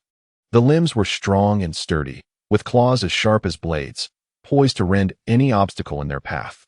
Its tail curled elegantly, the scorpion-like tip lightly grazing the ground, embodying both restraint of power and a perfect interpretation of balance. The base of the statue was crafted from obsidian, intricately adorned with complex totems and ancient runes. These symbols appeared to form a bridge connecting the past and future, narrating the illustrious history and immortal legends of the Dark Demon Tiger clan. As night fell and the gentle breeze swept through, these totems and runes seemed to quiver softly, emitting a deep and distant resonance, reminiscent of ancient ballads echoing through the Academy's skies, allowing each listener to feel the call and legacy of antiquity. The statue's eyes, seemingly capable of discerning the human heart, instilled a profound reverence in all who beheld it. In Jiang Liunian's heart, a profound sense of admiration inevitably arose. It is essential to recognize that the existence of the Dark Demon God Tiger and is to the Dark Demon God Tiger clan what the loss of Jerusalem would signify for the West, and was the founder of the Dark Demon God Tiger clan, leading them to their zenith, and at a critical juncture for the survival of his race. He made a pivotal decision to negotiate with the god of time and space, bringing his kin to settle in the temporal rift, thus ensuring their prosperity. His remarkable achievements deserve to be eternally celebrated within the annals of the Dark Demon God Tiger clan. After passing through a luminous portal adorned with intricate runes, Jiang Liunian and his companions arrived at the registration hall of the Academy. Inside, the hall was bustling with activity. A myriad of youthful faces intermingled with emotions of anticipation and anxiety for the future. At the registration desk, several staff members clad in academy uniforms were diligently processing the various formalities for new students. Jiang Liunian stepped forward, presenting his admission notice and identification. Upon receiving the documents, the staff member quickly reviewed them and, unable to conceal his astonishment, exclaimed, "You are the Jiang Liunian rated as 3S?" In an instant, the entire hall fell silent. The sound of a pin dropping could be heard. Soon, hushed whispers began to circulate. Is he truly the 3S? The one whose lineage is so potent that even the time crystal reacts? Let me through. I want to see. He looks so young. Is this really the 3S? He seems so ordinary. Don't you think he resembles it? Could he possibly be his illegitimate child? You are quite bold to speak so recklessly about it. The guard should be alerted. There's a living 500,000 here. Someone call for assistance. I must say, the young man is rather handsome. As the situation escalated to an uncontrollable degree, the surrounding murmurs grew increasingly louder. Only then did the young fish beside Jiang Liunian comprehend why he possessed a ticket for the flying bird. It was no jest. With such a concentration of academic lineage, not only the flying bird, but even the president of the Intian Merchant Association would need to wear a smile, willing to offer the entire association to him. Jiang Liunian gazed at the admissions officer opposite him, a wry smile escaping his lips. He had never anticipated that his seemingly ordinary awakening power would be classified in such a manner. Until now, he had always regarded himself as an average individual. The young lady appeared to recognize her mistake, as she respectfully presented him with a jade token engraved with the Academy's emblem, along with a comprehensive guide for new students. As Jiang Liunian sensed the increasingly cacophonous throng around him, he grasped the token and, accompanied by the blue fish, stealthily slipped into the Dark Demon Evil God Tiger Academy, while the crowd remained oblivious. Welcome to the Dark Demon Evil God Tiger Academy, Jiang Liunian. Please proceed to the freshman reception area to complete your registration process as per the instructions provided. Despite the overwhelming clamor outside, the staff member's demeanor remained unfazed. Her voice still warm and infused with enthusiasm. Jiang Liunian nodded and turned to accompany you and the guards towards the freshman reception center. There, they not only received information regarding their dormitory assignments, but were also informed about a special traditional trial for new students. The content of the trial would be randomly generated based on each student's abilities, designed to test their potential and courage, serving as an initial assessment of their capabilities by the Academy. During the dormitory allocation, Jiang Liunian unexpectedly received a charming independent cottage situated on the Academy's rear mountain, boasting breathtaking views. Together with Qingyu, he named the cottage Luoyuxiayuan.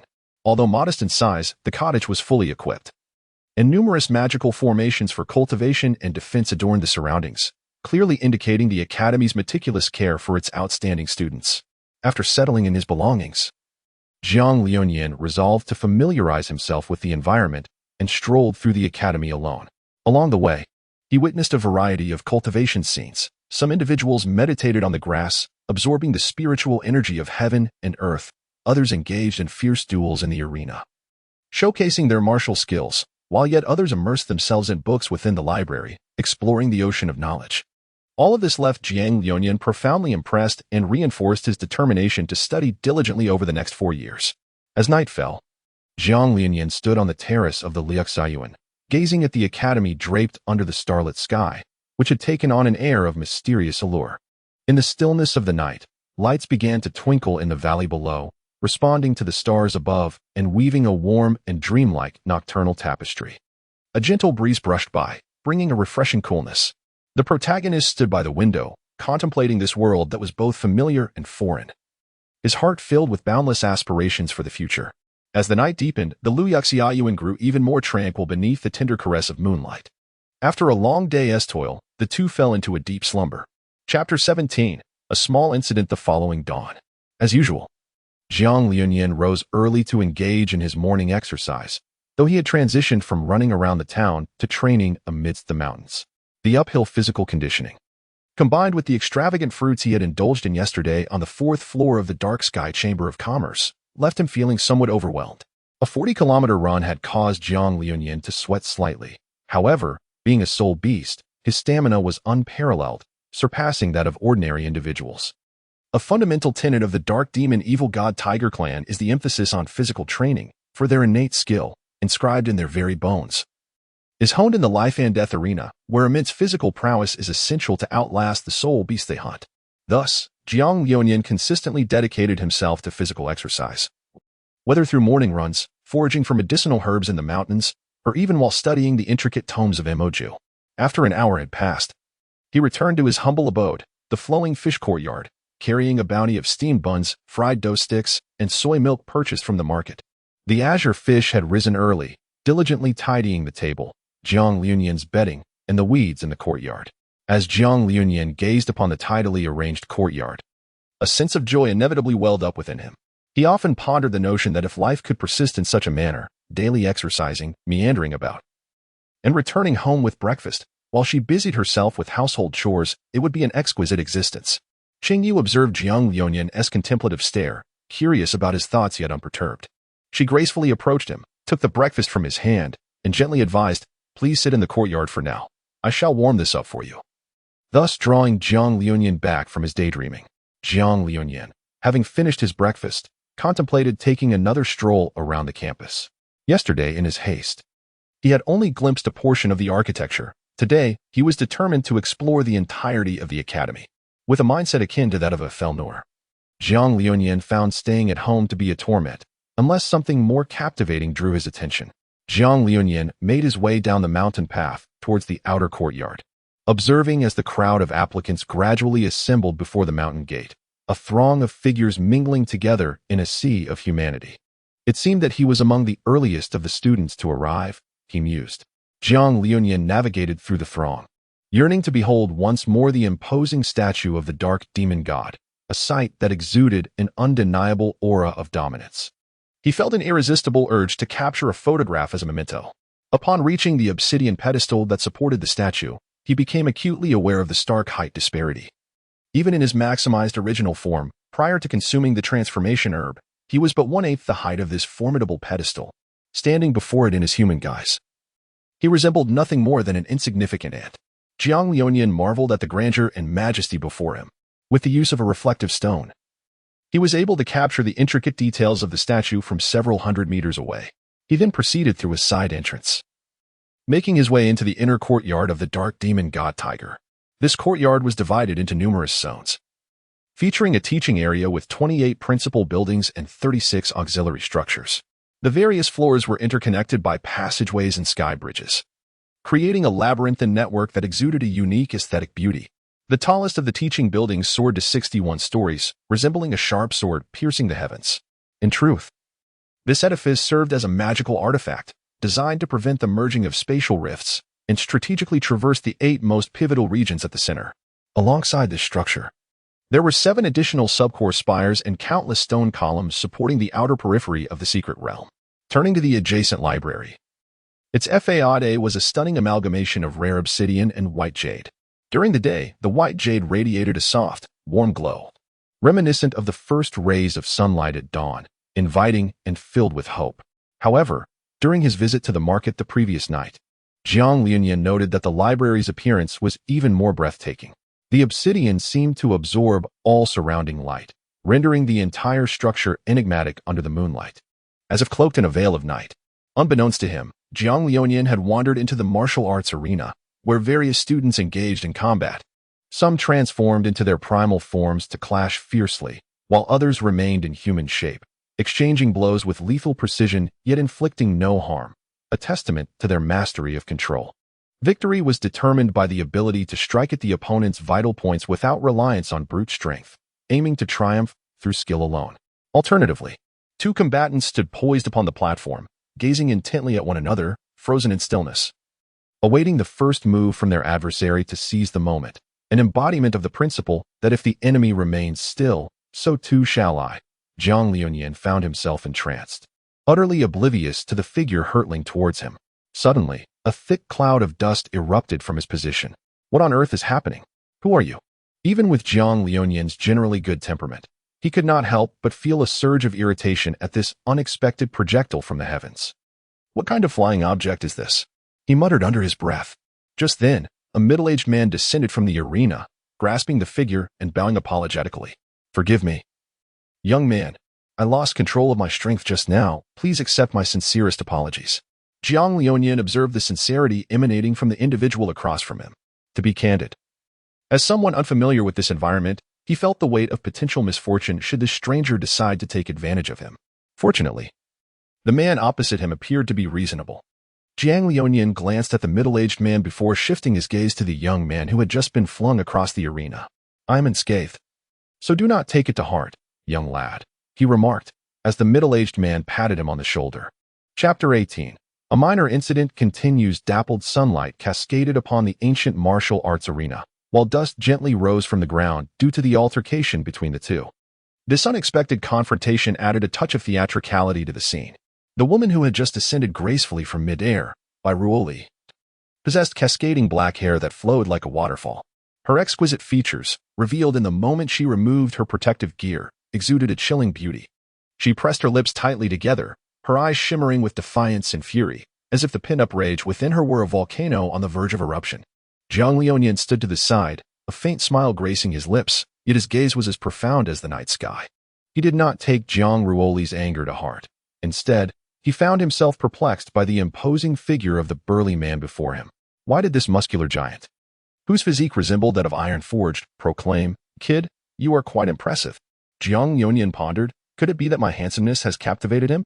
At this moment, the burly man, with a look of helplessness, stood between the two. He would glance at the irate little cat, Jiang Ruoli, and then at the remarkably composed youth. Jiang Lianyan, Shalizi, be obedient. We cannot recklessly challenge others simply because we possess some skills, especially someone like this young brother here. Although he has erred, your attitude leaves much to be desired, spoke Li Taizhu, his voice deep and resonant, clearly wishing to prevent Xiao Lizi from confronting the young man in white. From the perspective of the burly man, having patted Jiang Lianyan's shoulders twice, he had already formed a preliminary assessment of Jiang Lianyan's physical strength. While it did not compare to the relentless martial training of Bairuoli, it was evident that Jiang Lianyan had devoted considerable effort to his own physical prowess. If Xiao Lizi were to face him now, especially in her current agitated state against such a calm opponent, her chances of victory appeared slim. The outcome of this confrontation seemed inevitable. The burly man understood well that victories and defeats are commonplace in battle. Yet he could not allow Xiao Lizi to suffer a potential psychological blow, for it would detract significantly from his disciple's future. However, once Bairuoli's stubbornness flared, it was as if no force on earth could restrain her. Humph, who does he think he is? Merely a braggart, Jiang Ruoli declared, her soul force subtly surging around her, clearly preparing for another attempt at confrontation. Upon witnessing the situation, Jiang Liuyan felt an immediate sense of foreboding. Setting aside the question of whether he could prevail, the mere complexity of the matter was already overwhelming enough to navigate during his academic pursuits. He quietly mused to himself, "This is troubling." Nevertheless, Jiang Liuyan swiftly regained his composure. The reason for his calm was simple: the meditation techniques he had encountered in books. When engaged in woodworking, one must first harmonize their own energy, calming both heart and mind. Only then can one produce exceptional craftsmanship. In an instant, Jiang Liuyan's thoughts became remarkably lucid, and he began to contemplate solutions. Jiang Liuyan was not in a hurry to engage in battle. Instead, he strolled leisurely to the side, repeatedly gauging the distance. His gaze intentionally and inadvertently swept over the northwest corner of the martial arena, where the ring stood as the stage designated by the petulant young girl for their impending contest of strength. "If you truly wish to compete, I, Jiang Liuyan, shall gladly accompany you to the end. However, given the multitude of onlookers here, we risk causing collateral damage. Let us agree to meet on the stage in 1 hour to settle this matter. What do you say?" Jiang Liuyan's voice was calm and confident, as if the outcome was already predetermined, exuding a resolute sense of inevitable victory. The burly man, upon hearing Jiang Liuyan's words, mistakenly believed they were retreating to a position of mutual concession, as if Jiang Liuyan was about to offer an apology. He mindlessly responded in agreement, "Yes, that's right." "What? Could you repeat that?" The brawny man suddenly realized, astonished. He had initially thought Jiang Liuyan was a composed individual, ready to extend an olive branch, perhaps hoping that both sides could retreat without further conflict. He had even prepared to restrain his own young apprentice, encouraging Jiang Liuyan to forego the duel. To his shock, Jiang Liuyan had accepted the challenge. What a revelation! Could it be that those clad in white are all cunning? He was reminded of that scarred dark demon god, the tiger that emerged from the rift in time and space, smiling radiantly, sending a shiver down his spine. Surely not. Upon hearing this, Zhang Ruoli's eyes flickered with a hint of surprise, which was soon eclipsed by a more fervent spirit of battle. "Very well. It is settled then. Should you dare to flee, I shall pursue you to the ends of the earth, leaving no stone unturned." With that, she turned on her heel and strode purposefully towards the arena. As Jiang Liuyan gazed at the departing silhouette of Bai Ruoli, a mysterious smile graced his lips. "Young one, are you unaware of the foremost strategy among the 36 stratagems? Clearly, it is to retreat." With a gentle leap, he began to mentally sketch the layout of the duel arena. Fortunately, Jiang Liuyan possessed an exceptional spatial reasoning ability. He could remember a typical route after traversing it just once.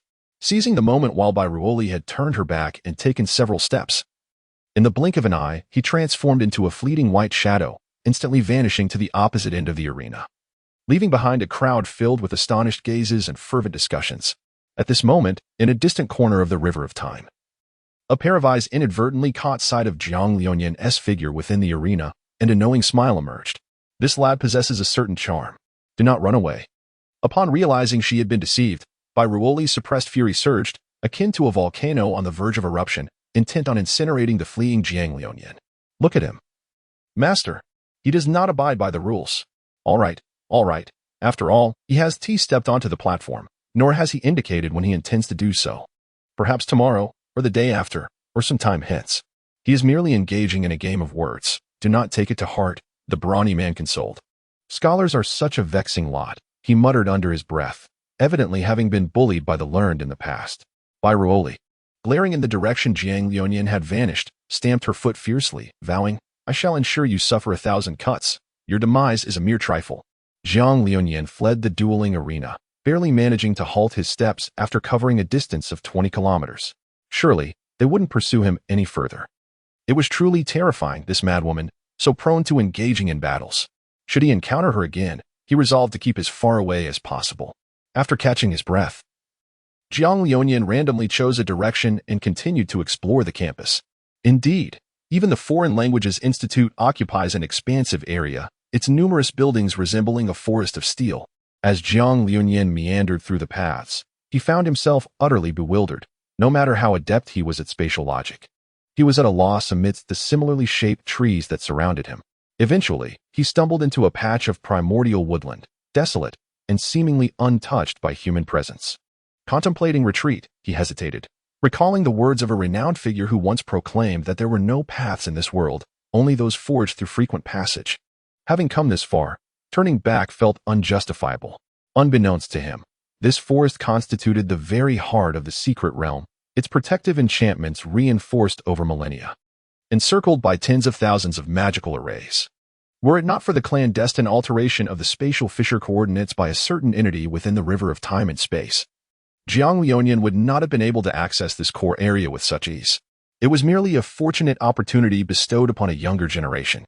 As for why I am acutely aware of Jiang Lionian's existence, it is because I had long inscribed his soul into the river of time and space, intertwining it with that of an otherworldly being, granting me the ability to monitor temporal shifts. This being lacks a fixed form. Perhaps it takes the guise of an insect, a serpent, or even a tree. Thus, I dedicated thousands of years to refining these aberrations. The resonance of souls allows for a connection across the river of time and space, enabling me to observe the fundamental circumstances surrounding Jiang Lionian.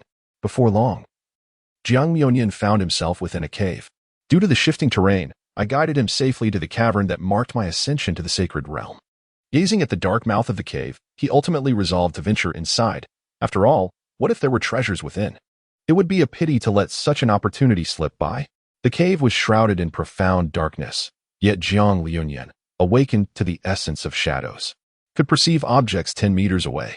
With the increasing presence of dark elements, he might even extend his vision to a kilometer, but that was a matter for another time. The moment he stepped into the cave, a brisk chill enveloped him, mingled with the faint sense of earth and minerals. The dim interior was illuminated only by a few rays of sunlight filtering through crevices, alongside the sporadic glimmers of luminescent stones adorning the walls, adding an air of mystery and unease to the somber space. The walls were slick with moisture, and droplets occasionally fell, producing a crisp echo that accentuated the stillness of the surroundings. As Jiang Lionian cautiously advanced, one hand brushing against the wall, he was acutely aware of the need for vigilance. After all, the mysteries within the cavern were unpredictable. As he ventured deeper, he soon encountered the first challenge, an unassuming yet intricately designed stone door. Its surface was adorned with complex runes, seemingly requiring a specific sequence or power to unlock. He scrutinized the door, drawing upon his limited understanding of ancient texts, but ultimately conceded defeat, for his knowledge in this area was scant. The Western region, being more focused on practical matters, had made minimal strides in the study of ancient scripts. Gazing at the imposing stone door, Jiang Lionian sighed, lamenting that this treasure was not meant for him. However, at that moment, an astonishing turn of events unfolded as a gigantic python appeared before him, speaking with human articulation. It declared, "Young one, I guard this place. Answer me a single question, and I shall instruct you on how to open this door. Ask away." Reluctant to let the treasure slip from his grasp, Jiang Lionian replied, "Very well." The python responded eagerly, "Do you acknowledge the existence of the unparalleled, invincible being of the cosmos, the dark magic priest of the secret realm, a paragon of wisdom and beauty, combining courage and cunning, the time wanderer, the revered one, the most handsome in the world?" Jiang Lionian had already prepared himself for a protracted battle, for he was the sole occupant of the entire secret realm. He could easily have fled on his own, yet he chose to acknowledge my presence, declaring himself the unparalleled champion of the universe, a formidable dark sorcerer and priest, a wanderer of time and space, and the most handsome in the cosmos. The great serpent nodded, gradually awakening the slumbering stone door with its ancient and cryptic language. The door creaked open, revealing a narrow passageway that led deeper into the unknown. This corridor was fraught with traps, floors that could suddenly collapse, fissures that emitted toxic gas, and underground rivers that appeared placid yet concealed treacherous currents. Jiang Lionian had to rely on his agility, exceptional intellect, and unwavering willpower to navigate these perils one by one.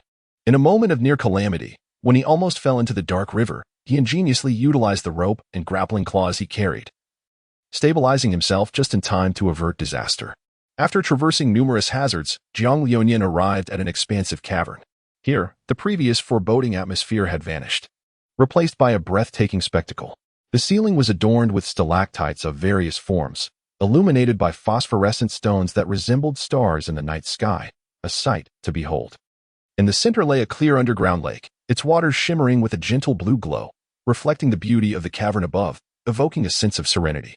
Lenny stood by the lakeside, absorbing the tranquility and harmony, as if his very soul was being purified. Just as Jiang Liunian was lost in this peaceful moment, a gentle breeze swept through, causing ripples to dance across the lake's surface. Simultaneously, an ancient stone platform began to rise from the heart of the lake. Upon this pedestal rested a delicate jade box, clearly a treasure left behind by a predecessor. With a heart full of reverence, Linny gently opened the box, revealing not only the 9 rebirth elixir and magical artifacts but also an ancient manual of cultivation, chronicling the profound insights and unparalleled martial techniques of the predecessor's life. Moreover, this elder had inscribed the characters for sacrifice upon their memorial tablet. The erudite Jiang Liunian recalled the coffins of past sacrifices distinctly, yet he had never considered the identity of the sacrifice in this context. After all, how could a sacrifice be present here? The sacrifice was still serving in the library. It was inconceivable for their remains to appear in this place.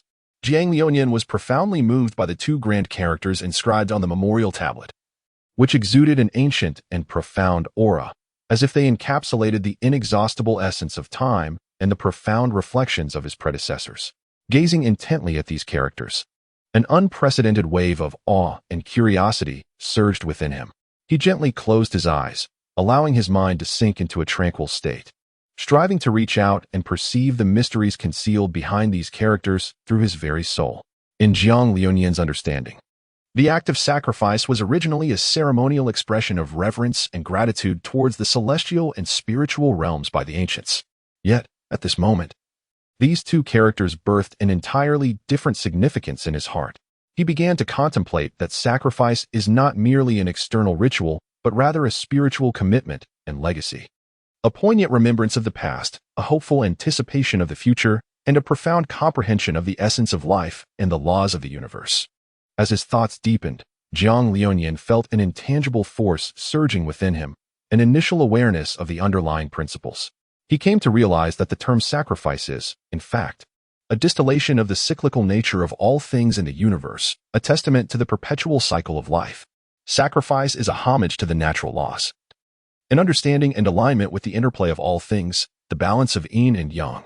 Throughout this process, Jiang Liunian gradually discerned that true power does not stem from external treasures or martial skills, but arises from a profound understanding and mastery of these laws within one's heart. Merely grasping the surface of this insight had already led to such a significant enhancement in his capabilities, he mused, considering the formidable strength of the individual who had left behind these 2 characters.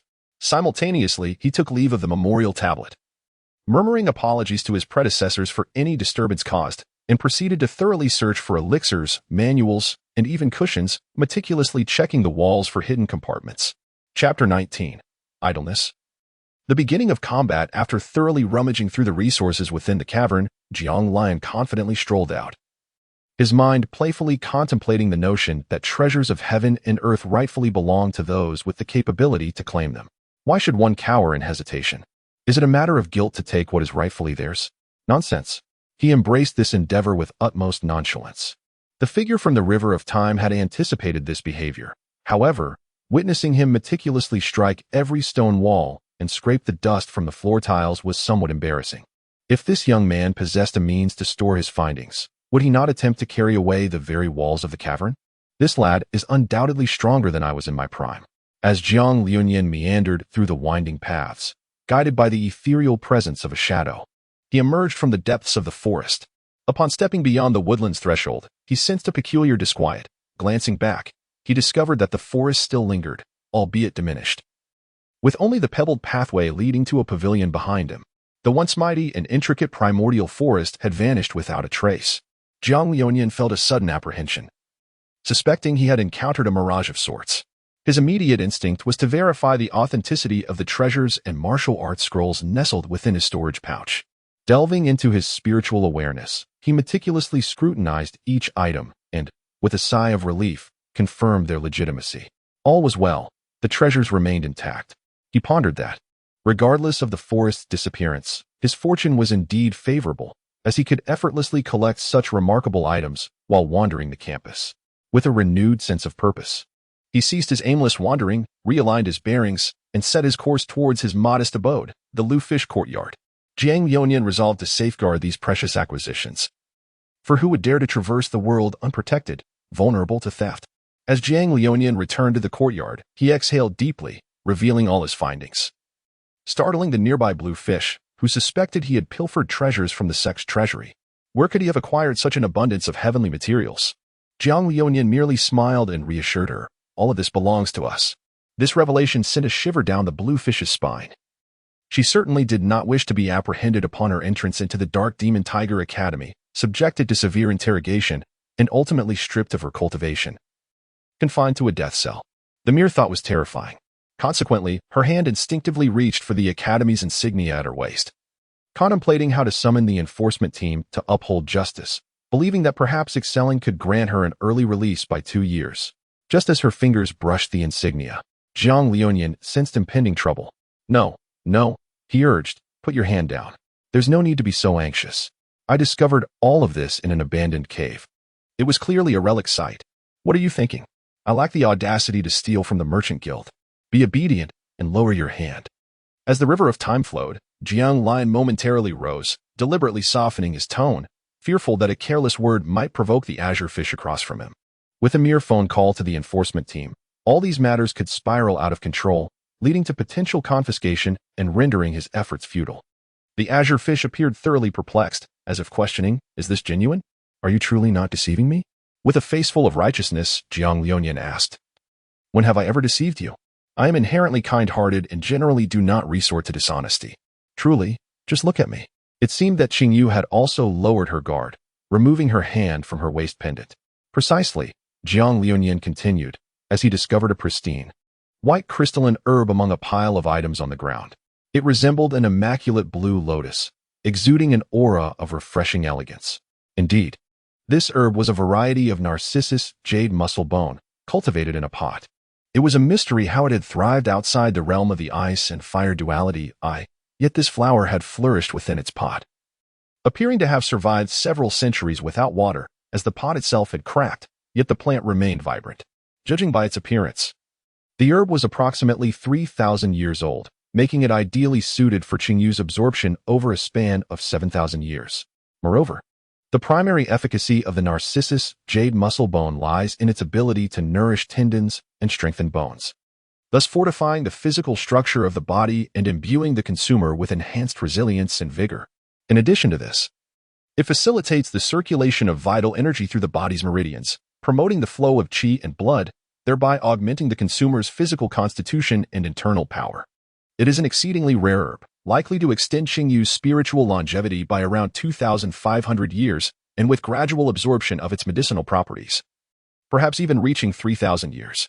This would enable her to reach the threshold of 9,000 years, further enhancing her strength. After all, she was one of the few compatriots who had journeyed alongside him from the Dark Sky Trading Association, deserving of his utmost care, Jiang Liunian mused. Qingyu gazed at the flower, momentarily stunned by its delicate beauty, and remarked, is this flower meant for nurturing? I shall go and change its soil right away. As the river of time flows, Jiang Liunian cannot help but feel a twinge of embarrassment. Indeed, were it not for the vast knowledge he acquired from the Tome of Celestial Transformations, encompassing fields such as mechanics, carpentry, physics, herbalism, alchemy, talismans, and formations, he would not possess the ability to recognize such herbs, let alone comprehend their utilization.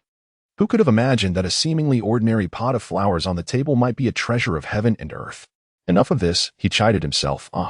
These items are meant to enhance your strength. If you wish to cultivate flowers, there is a vast expanse behind the mountain to explore, he said with a hint of annoyance. However, these flowers are unlike any others. They are truly exquisite. These blossoms can elevate your power. You should consider your options. Very well, I shall partake. The eyes of Qingyu sparkled with a green light, for the Dark Demon Tiger clan has always revered strength. And even someone as Navi as she dreams of one day soaring to become an unparalleled powerhouse. The herb known as Water Fairy Jade Skin has a rather unique method of consumption. One must consume only the petals and, at the end, suck the stamen while channeling soul energy to ensure the full efficacy of its medicinal properties, Jiang Liunian explained. Upon hearing the instructions, Qingyu could no longer contain herself and promptly proceeded to absorb the essence as instructed. In an instant, a powerful aura emanated from her body, gradually merging with the pharmacological attributes of the Water Fairy Jade Skin. So soon, Jiang Liunian found himself astonished. Jiang Liunian, though astonished, continued to crouch down to examine whether there were any treasures among the earthly materials that might be of use to him. Dragon's bloodgrass? Utterly useless. Suitable only for coloring furniture, its purity pales in comparison to that of the blood from Sun Sanyang's dog. To his surprise, the wooden table was crafted from Enlightenment wood. Who could have imagined that this seemingly ordinary table from the 1990s was, in fact, a new creation from Balenciaga? The sheer volume of this Enlightenment wood was sufficient to comprehend not one, but two principles. Jiang Liunian exclaimed with excitement.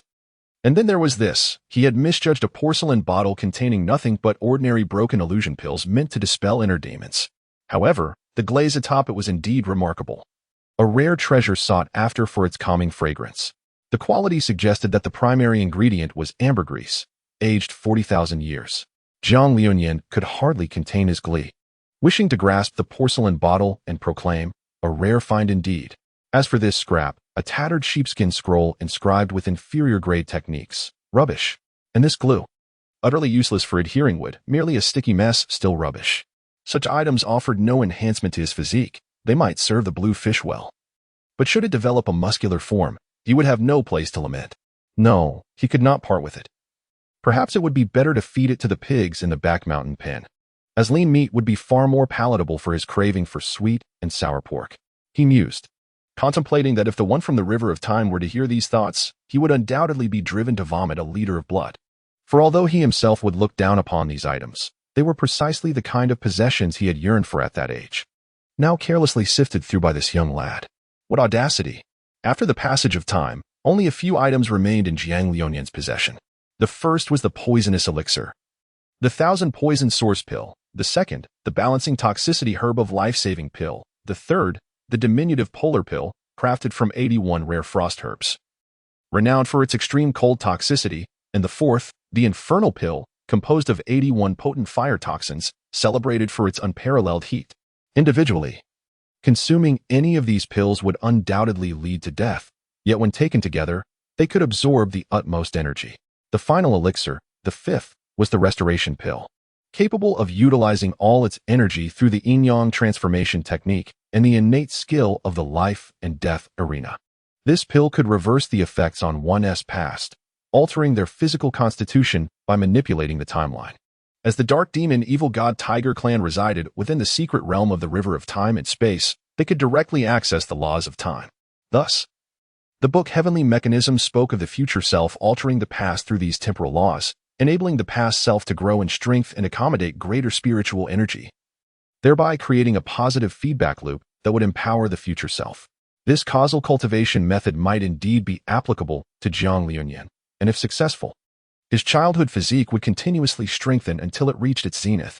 Determined, Jiang Liunian observed as Qing Yu approached the final stage of absorbing the water fairy's jade-like essence. He decided to leave her to her own devices, trusting that she would be able to absorb it without peril, for after all, it was an immortal herb. Consuming one would not lead to her explosive demise. Why should he fret unnecessarily?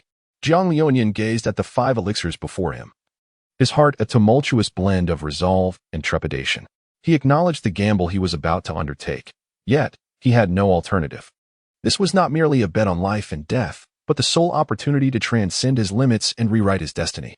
To attain power, one must inevitably endure suffering beyond that which ordinary mortals can bear, and therein lay the opportunity.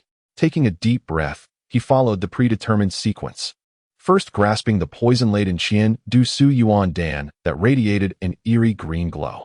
As the pill entered his mouth, an indescribable agony surged through him, as if countless venomous creatures were rampaging within, gnawing at his flesh and soul. Jiang Liunian's complexion turned as pale as parchment, beads of sweat cascading down his forehead. Yet he gritted his teeth, stifling any sound of anguish. He summoned the faint soul power within him, attempting to guide the venomous force, only to find it inundating every fiber of his being like an insatiable specter, wreaking havoc on his veins, intent on obliterating every cell in his body. A faint smile tugged at the corners of Jiang Liunian's lips. Only through destruction could there be rebirth. The more the poison ravaged him, the more the subsequent Bai Chao Shuming pill would nourish his veins. Just as he felt his dwindling while nearly succumbing to the toxic tide, Jiang Liunian collapsed onto the ground, disregarding the dust beneath him, and swiftly consumed the second pill, Bai Chao Shuming Wan. in the most expedient manner he could muster. Although the act was somewhat disheveled, it was of little concern as no one was watching. As the pill descended into his abdomen, it transformed into a soothing flow that fiercely contended with the poison. The gentle yet potent properties of the Baichao Shuming Wan began to neutralize the rampant toxins. Though the agony persisted, Jiang Liuyan sensed the flickering flame of his life stabilizing. Subsequently, he felt his cellular veins gradually reforming. The remnants of vitality, once nearly extinguished by the poison, gradually rekindled with brilliance. In a swift motion, he ingested the third elixir, the Shaojidi Dan. This pill unleashed an overwhelming chill, as though he were thrust into an eternal ice cavern. His blood felt as if it were on the verge of freezing. Every inch of his skin quivered, yet Jiang Liuyan, with remarkable willpower, guided this frigid venom into his dantian, intertwining it with the previous toxins and medicinal forces, creating an exceptionally peculiar state within. Soon thereafter, the fiery kiss of the Shaolian Yudan followed. In stark contrast to the earlier chill, this pill brought an excruciating heat that threatened to reduce him to ashes. Jiang Liuyan's consciousness began to blur, yet driven by an insatiable thirst for life, he forcibly absorbed this fiery poison into his being, merging it with the previous toxic and medicinal energies, culminating in an unprecedented surge of power. Just as he believed he would be torn asunder by these four extreme forces, he retrieved the final elixir, the Su Ben Huan Yuan Dan. Upon entering his mouth, it transformed into a warm and mysterious force, beginning to circulate gently within him. It seemed to possess the power to reverse the tides of fate. Jiang Liuyan did not dare to let his guard down in the slightest. In terms of medicinal potency, this reversion elixir surpassed the combined strength of the previous four concoctions. Yet, remarkably, this elixir bore no harm to the body. It merely harnessed its potency to draw upon the surrounding laws to reverse its own energy. For an ordinary person, consuming it would merely allow them to revert to their most formidable state and maintain that condition, making it particularly suitable for those suffering from hidden injuries or chronic ailments. However, with the four immense forces residing within Jiang Liuyan, ingesting the reversion elixir was akin to igniting a fuse that could potentially lead to his own explosion. With utmost caution, Jiang Liuyan activated the yin-yang transformation technique, simultaneously awakening the latent talent within him, the arena of life and death. At that moment, his body transformed into a colossal battlefield, where four extreme forces clashed vehemently, and he was the sovereign of this conflict, drawing upon his profound comprehension of life and death, as well as the relentless exploration of his own potential. He gradually transmuted these forces into the strength of his flesh. Each transformation was accompanied by excruciating agony, yet his will grew ever more resolute. Could pain be of greater significance than the determination to attain formidable power? The flow of time guides strength through the arena of life and death, influencing the child he once was. In his youth, his physique gradually expanded and then contracted, continuing this cycle until he honed his physical power to its utmost potential. Gradually, he loosened his grip on the arena of life and death, allowing each version of himself across every age to harness their maximum strength. Now, each punch delivered by Jiang Liuyan embodies the force of every version of himself over the past 18 years. At last, when all his power was absorbed and transformed into a part of his being, Jiang Liuyan experienced a profound metamorphosis. His muscles became more resilient, his bones denser, and even his skin radiated a faint glow. It was as if he had been reborn, emerging as a completely new entity, rising to deliver a punch. He found that the mastery of his muscles, cultivated over 18 years, was instinctual, requiring no further adaptation. He then turned his gaze to his dantian, where four spirals of energy had emerged, further expanding its capacity to accommodate more soul power. And this was merely the beginning. As his comprehension of the secrets of causality deepened, he believed he could continuously surpass his limits, elevating his physical form to unprecedented heights. Jiang Liuyan was quite pleased with his transformation, contentedly organizing his belongings, while the Qingyu had also swiftly refined the medicinal potency, reaching the remarkable threshold of 9,300 years of soul power. At present, Jiang Liuyan's physical prowess can be deemed unparalleled among his peers, while his soul power has reached an impressive 16,500 years. For students who have barely graduated from the Advanced Academy of Soul Beasts after merely 10,000 years of experience, this level of strength is indeed not particularly remarkable. By the way, Qingshu has a soul power of 9,300. Despite being an ordinary individual, he possesses a special authorization from the Antian Merchants Association, allowing him entry into the advanced academy of the Dark Demon Evil God Tiger. The two have significantly enhanced their capabilities and face the upcoming new student martial arts competition with unwavering confidence. Chapter 20, The Grand Martial Arts Competition. New student trials on the following morning, sunlight filtered through the gaps in the leaves, casting dappled shadows upon the training grounds of the Advanced Academy of Soul Beasts. The air was thick with a palpable sense of tension and exhilaration. The new student martial arts competition. A momentous event that would dictate the allocation of resources and honors for the upcoming year was finally set to commence. Jiang Liuyan and Qingyu stood side by side at the front of the audience, their eyes shimmering with a fervent desire for victory. As the referee's command echoed, the competition commenced. On the arena, new students took turns showcasing their unique skills, all striving to demonstrate their prowess in hopes of securing a place in a superior class and gaining access to better resources. Eager to leave their names etched upon the rankings, they were all poised for action. Yet, none could disturb the calm composure within Jiang Liuyan. Having consumed 5 elixirs, he had transformed them into tangible strength, destined to unveil his vibrant essence on the stage. When it was Jiang Liuyan's turn to step into the limelight, he walked with measured grace toward the center of the arena, each stride resonating with a steady power, as if the very ground quivered at his arrival. His opponent was a swift wind element hybrid, the Dark Demon Tiger, whose lineage Jiang Liuyan discerned from the introduction. This creature was a mutated soul beast, a cross between a gale wolf and the Dark Demon Tiger, mastering 2 distinct wind attributes. In a blink, it darted forward, becoming a mere shadow aiming to strike Jiang Liuyan. However, confronting this tempestuous assault, Jiang Liuyan assumed a defensive stance, slightly angling his body to effortlessly evade the onslaught. With a gentle flick of his right hand, an invisible force descended, akin to a mountain's weight, catching the Dark Demon Tiger off guard and causing it to momentarily lose its balance. Nevertheless, its remarkable control over the wind allowed it to steady itself, avoiding a disastrous fall. Regaining composure, the Dark Demon Tiger cast a wary glance at Jiang Liuyan, who remained resolute in his defensive posture, immovable as a mountain. His muscles resembling the foundational stones of an iron tower, perfectly harmonized within his well-proportioned physique. The Dark Demon Tiger, now acutely aware of the pain lingering in its ribs from the previous blow, realized that Jiang Liuyan had subtly moderated the force of his punch just before impact.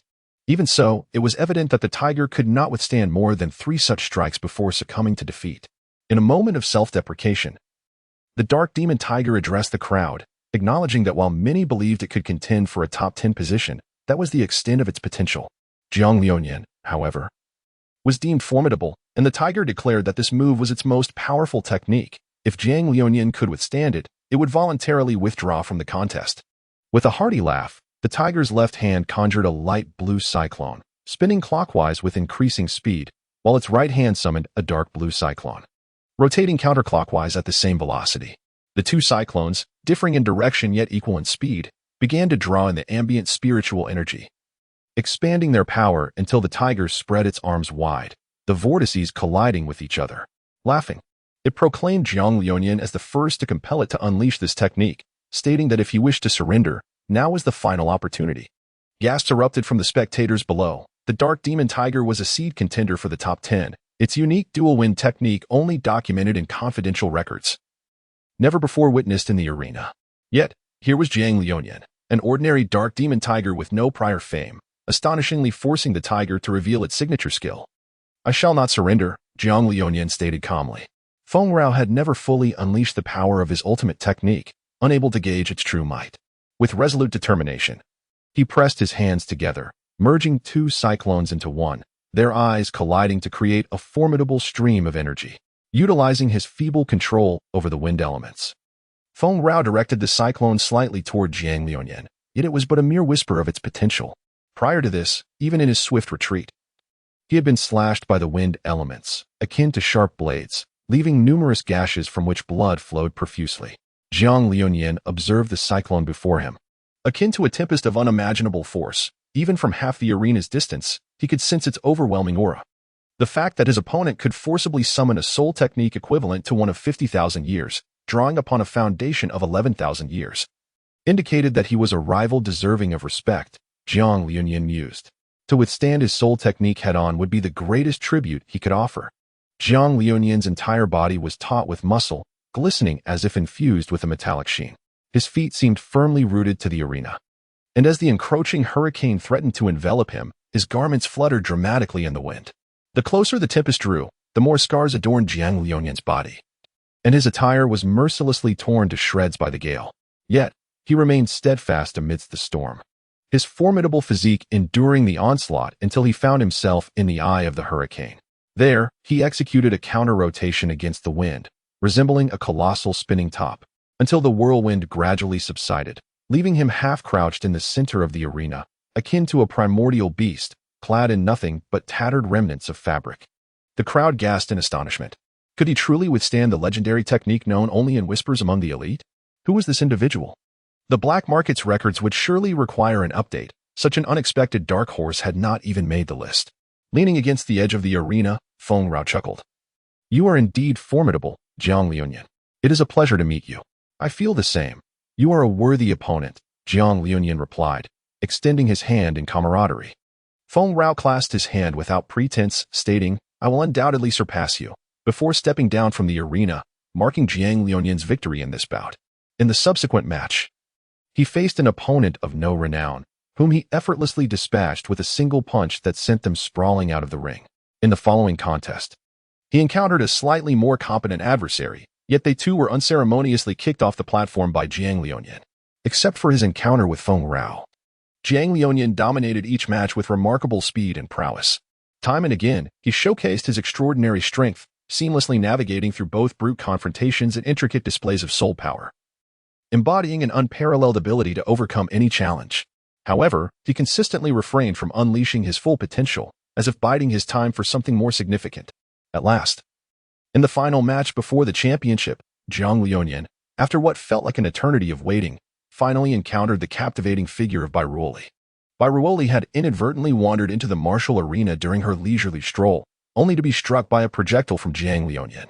Fortunately, due to his formidable physique and remarkable reflexes, he sustained minimal injury. His offhand comment, uttered in jest, was overheard by the astute Bairuoli, who promptly challenged him to a duel, a moment that had lingered in his memory ever since, despite the mere 2 days that had passed. Jiang Liuyan silently sighed in his heart. What a nemesis, yet he dared not let his guard down. Who could predict whether the opponent across from him would seek revenge for past grievances? He resolved to respond to the ever-changing circumstances with steadfastness. At this moment, the two stood face to face, the air thick with an indescribable tension. Jiang Liuyan, who would have thought we would meet here? Bairuoli remarked, a faint smile gracing her lips, though her eyes shimmered with the spirit of combat. Indeed, I too wish to see if I can rectify my previous mistake.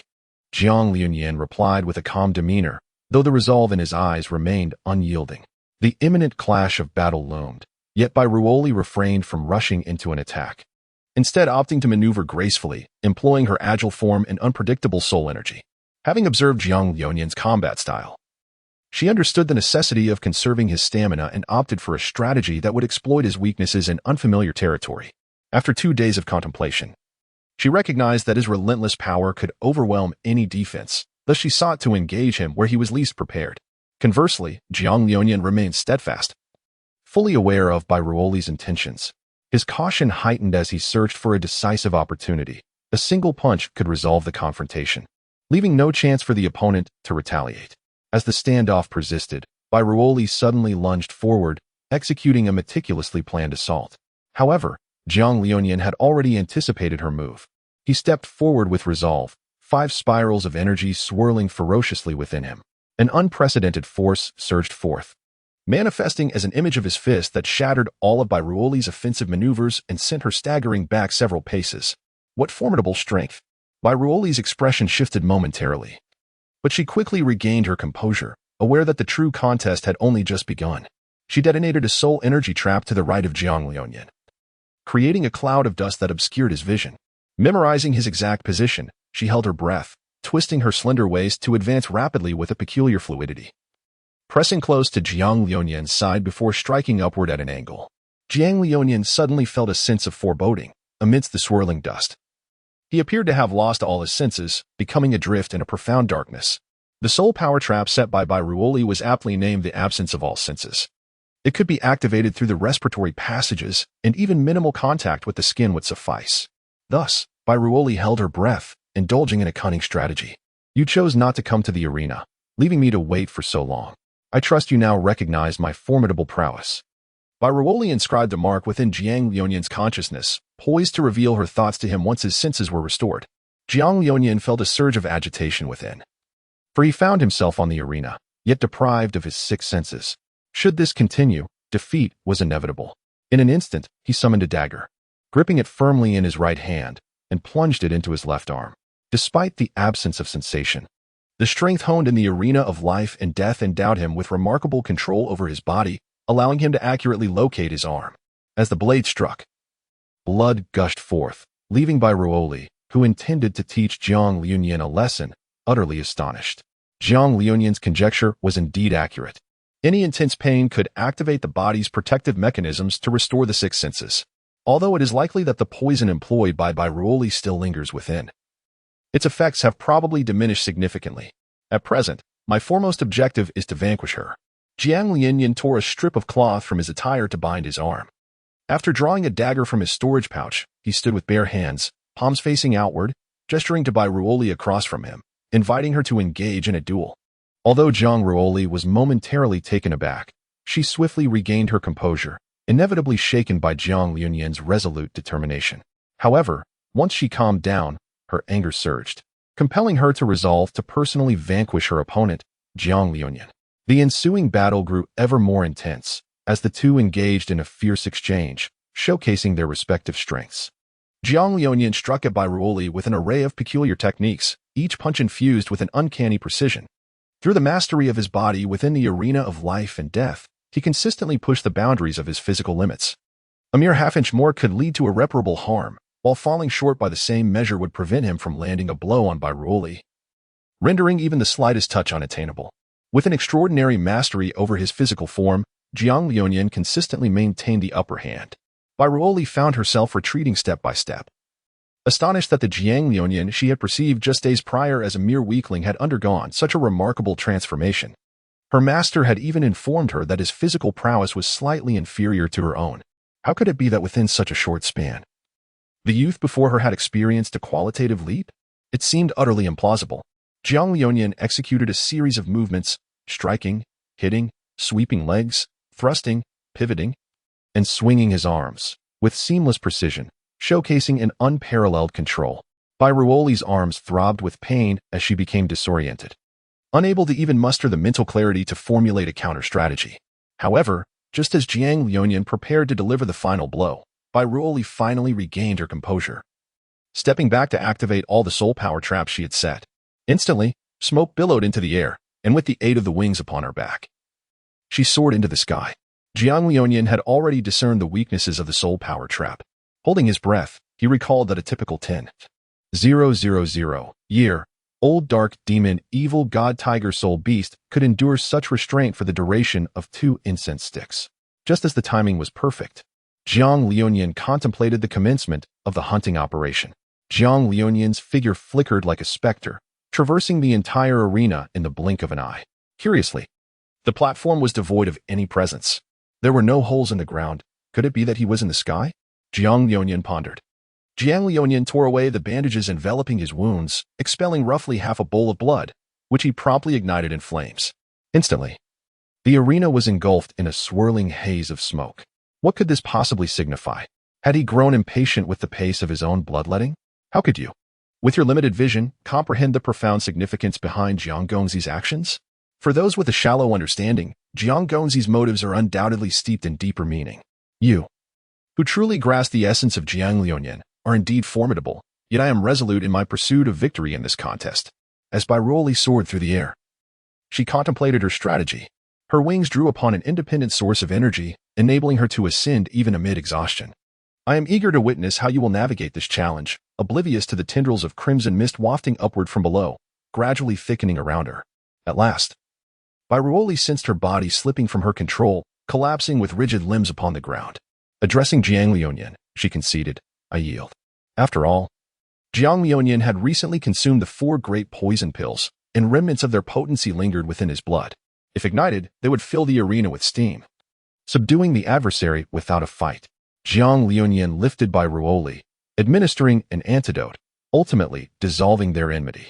After all, Not only had Jiang Liuyan subdued by Ruoli, but his blood also contained the very ingredients she had long coveted. Chapter 21. Secrets and Hidden Ailments. The following morning, although the sun shone brilliantly, its rays seemed unable to penetrate the oppressive atmosphere within by Ruoli's chamber. Inside, her complexion was as pale as parchment, her 5 elemental soul powers severely disrupted from the previous night's tumult. During the finals of the recent grand competition, Jiang Liuyan's act of bleeding and igniting his blood to vaporize the entire arena was understandable in the pursuit of victory. Any means to triumph can be justified. Yet that toxic vapor acted as a fuse, igniting the latent ailments within by Ruoli. Her own elemental balance had already been precarious, and prior to the grand competition, in the perilous flame forest, she had recklessly enhanced her powers, allowing the fire element to invade her body and leaving a hidden danger near her heart. With her organs corresponding to the 5 elements, this had intensified her inner turmoil, causing her soul power to spiral into chaos. In that moment, she resembled a candle flickering in the wind, her life force teetering on the brink of extinguishment. Jiang Liuyan sat at the edge of the bed, his gaze filled with remorse and anxiety. He was acutely aware that all of this stemmed from his own actions. Had it not been for that contest in which he had used his own blood, Bai Ruoli would never have fallen into such dire straits. Had alternative methods been employed, perhaps Bai Ruoli would not have reached this lamentable condition. He scoured every ancient medical text he could find, even mentally leafing through the few pages of his meager reliance. The heavenly change, in search of a remedy, but to no avail. After all, not every classical text could address such symptoms. Faced with the fervent heartfire and the chaotic soul energy interwoven in this affliction, he felt powerless, forced to watch helplessly as Bai Ruoli's life force gradually waned, her vitality diminishing day by day. It was not without sympathy that the burly man at Bai Ruoli's bedside patted the pallid Jiang Liuyan. Being merely an 18-year-old youth himself, Jiang Liuyan could only feel guilt in the face of such calamity. Today marked the 3rd sleepless day he had spent vigilantly by her side. Yet he remained utterly at a loss, sitting before Bai Ruoli's bed, engulfed in uncertainty. Just as despair threatened to consume him, news arrived from the academy. The committee had summoned Jiang Liuyan personally, proclaiming that he was to be awarded the title of 1st place in the freshman competition, along with a reward. Upon hearing this news, Jiang Liuyan felt even more regretful and self-reproachful. What significance does winning 1st place in this competition hold for me? The burly man let out a heavy sigh and said, "You should go. I will guard this place. Perhaps this is fate. Do not worry. There will be a solution." The robust man hesitated, but ultimately offered a word of comfort. Jiang Liuyan nodded slightly, casting a grateful glance at the burly man before turning to depart. His steps appeared somewhat burdensome, as if he were carrying the weight of the entire world upon his shoulders. Jiang Liuyan, in a state of disarray and distraction, stepped into the committee room, only to be greeted by a solitary handmaiden. The maid, with a gentle demeanor, remarked, "You must be Jiang Liuyan, am I correct? Please follow me, for the meeting is not held in this location." Jiang Liuyan nodded slightly and followed the maid, continuing until they arrived at a spatial rift. The maid turned to Jiang Liuyan and said, "Once you pass through this rift, you shall discover who wishes to meet you. I am unable to accompany you further along this path." Jiang Liuyan nodded, taking a deep breath as if to solidify a newfound resolve, and suddenly stepped into the rift of space before him. Upon entering, he found himself in a profound corridor that seemed endless. As he ventured deeper, he ultimately arrived before a heavy black iron door, intricately carved with the image of a vividly lifelike demonic tiger, its fangs bared and eyes shimmering with an eerie green light, as if poised to leap forth and devour any creature daring to encroach upon its territory. The doorknob, crafted from pure silver, were exquisite engravings that hinted at its extraordinary quality. Gently pushing open this weighty door, the entirety of the principal's office was unveiled. The room was spacious and bright, yet exuded a warm ambience that starkly contrasted with the chill outside the tower. The ceiling soared high, adorned with a magnificent crystal chandelier that cast a soft, warm glow, illuminating the entire space. The walls were adorned with an array of certificates, trophies, and precious ancient scrolls, chronicling the illustrious history and remarkable achievements of the Dark Demon Tiger Academy. At the center of the room stood the principal's desk, hewn from a massive block of obsidian, its surface polished to a mirror-like sheen, reflecting a cold brilliance. Upon the desk lay a multitude of documents, books, and a meticulously crafted map, indicative of the principal's busy life and responsibilities. Behind the desk was a high-backed chair, its back engraved with the totem of the demonic tiger, while the seat was draped in soft black velvet, exuding both solemnity and comfort.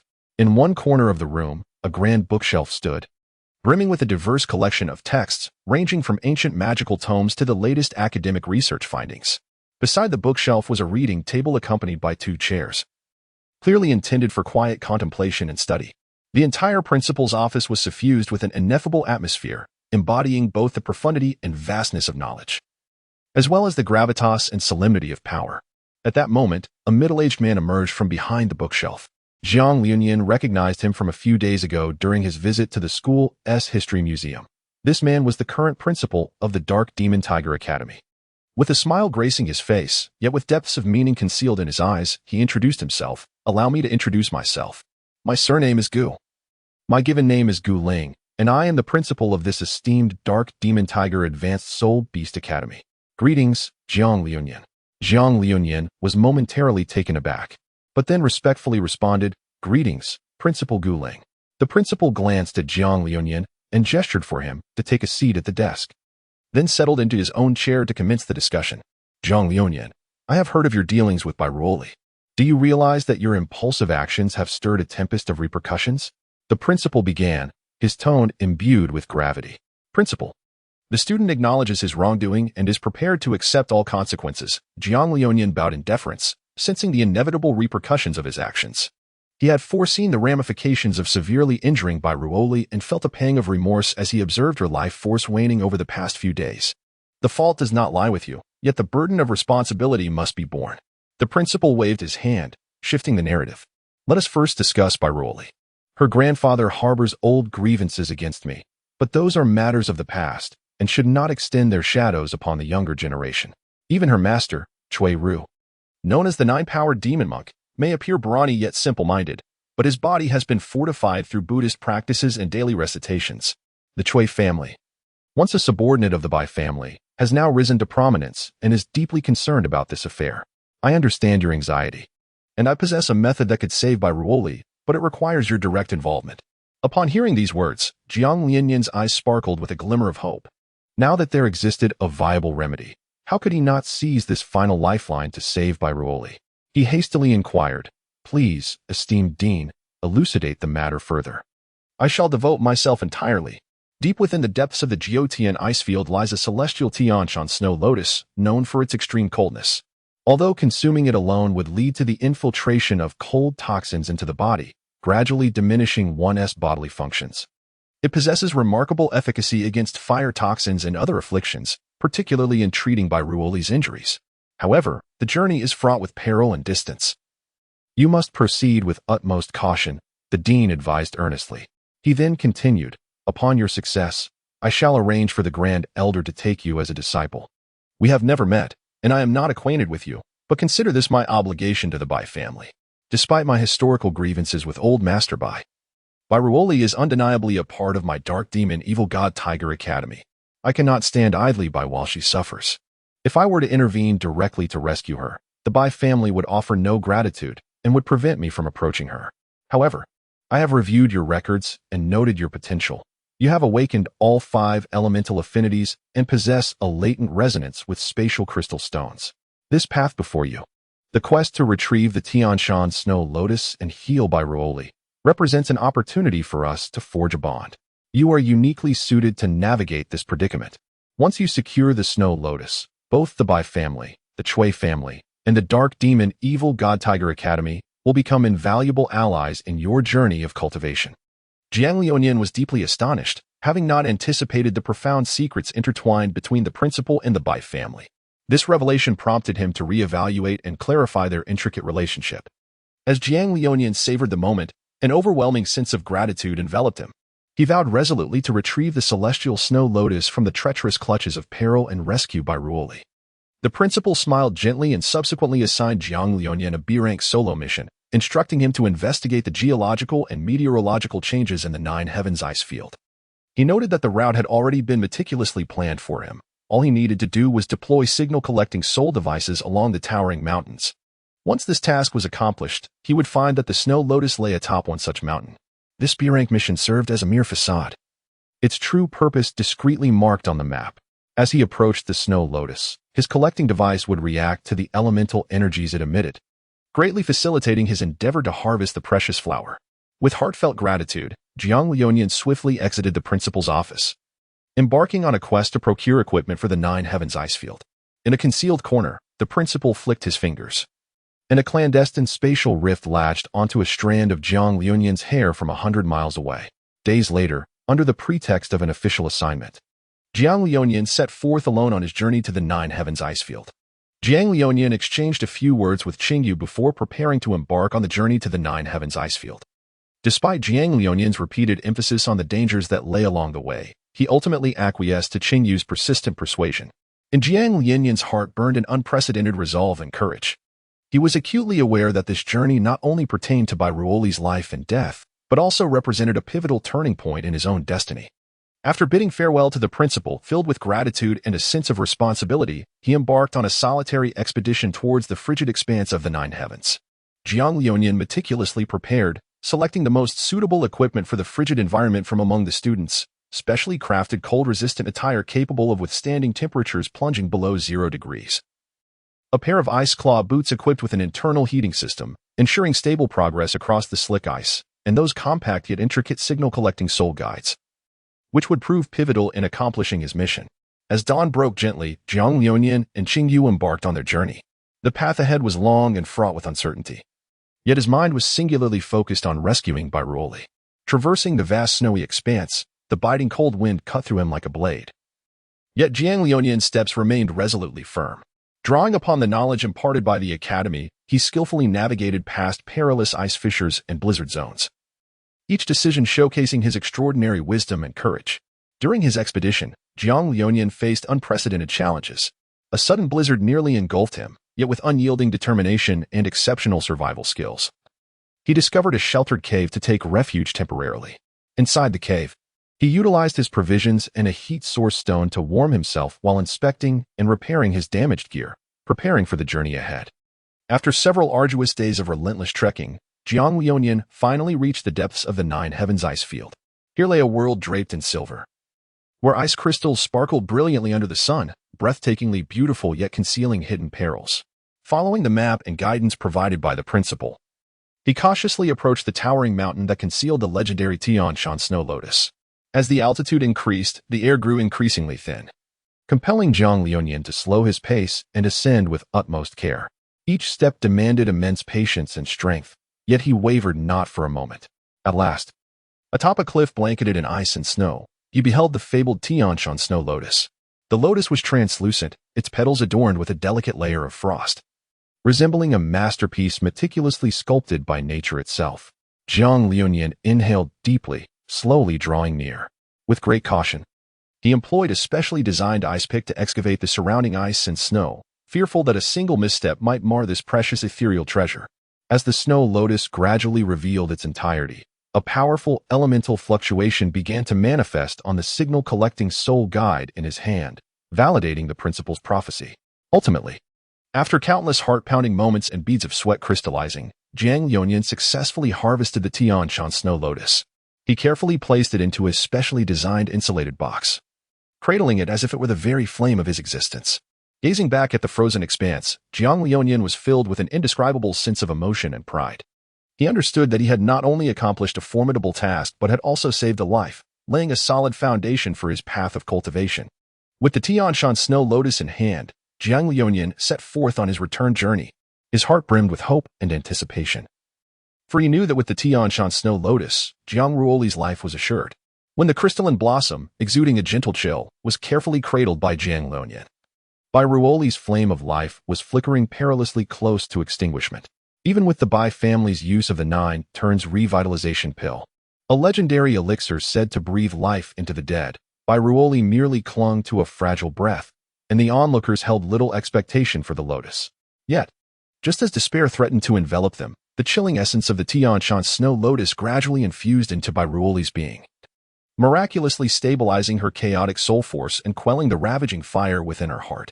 As time passed, color began to return to Bairuoli's pallid visage, and the vigor of life slowly ebbed back into her. Ultimately, under the vigilant guardianship of Jiang Liunian, Bairuoli awoke, her eyes shimmering with the light of survival against the odds. The Bai family, overwhelmed with gratitude, made a heartfelt pledge to Jiang Liuyan, promising unwavering support whenever he called upon them. Even Cui Ru, the formidable and towering monk, rarely displayed a smile, but he did so now, commending Jiang Liuyan and expressing his willingness to impart more of his profound knowledge to him. Meanwhile, the Tianshan snow lotus, which Bai Ruoli could not consume, was traded to the head of the Gu family, who had suffered hidden injuries in his youth and required the lotus along with 48 other medicinal herbs to forge a remedy for his healing. After 50 years of searching in vain, the Tianshan snow lotus offered the Gu family head a second chance at life, extending the family's existence by another 50 years. And thus, the Gu family also vowed a singular promise to Jiang Liuyan. Following this event, Jiang Liuyan not only won the friendship of the Bai and Gu families but also rose to prominence within the academy, becoming the center of attention. His bond with Bai Ruoli and Qingyu had transformed into a friendship forged in fire. Chapter 22. The Ordinary Campus Life, Worth Remembering. In the tapestry of fate, Jiang Liuyan, Qingyu, and Bai Ruoli are inextricably linked, their destinies intertwined. Having endured trials of life and death together, their camaraderie and friendship have matured like a fine vintage, growing richer with time. As the first rays of morning sunlight pierce through the clouds, they illuminate the ancient bluestone of the academy, draping the new day in a golden cloak. Walking side by side towards their classroom, Jiang Liuyan, Qingyu, and Bai Ruoli tread with resolute and steady steps, their eyes shimmering with boundless aspirations for the future.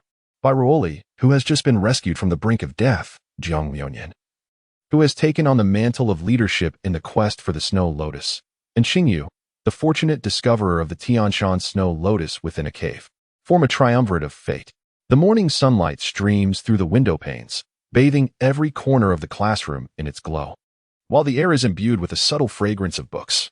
At the podium, an elderly man with hair as white as snow gently unfurls a scroll, embarking on a narrative of the ancient history of the dark demon evil god Tiger clan. Dear students, today we shall delve into the origins and grandeur of the dark demon evil god Tiger clan. Our ancestors were among the most formidable beasts of antiquity, gifted with the ability to manipulate dark elements and the powers of evil deities. The elder's voice, steady and resonant, transports the students into a realm of the extraordinary. As Jiang Liuyan, Qingyu, and Bai Ruoli listened intently, particularly captivated by the tales of how the dark demon evil god Tiger clan persevered through countless adversities to ultimately emerge as a formidable force on the continent. A glimmer of excitement sparkled in their eyes. It was as if they could envision their ancestors bravely battling on the battlefield, and an overwhelming sense of honor washed over them. They were then enthralled by narratives of the clan's survival during the Great Cataclysm. After class, the trio gathered together, fervently discussing the knowledge they had acquired.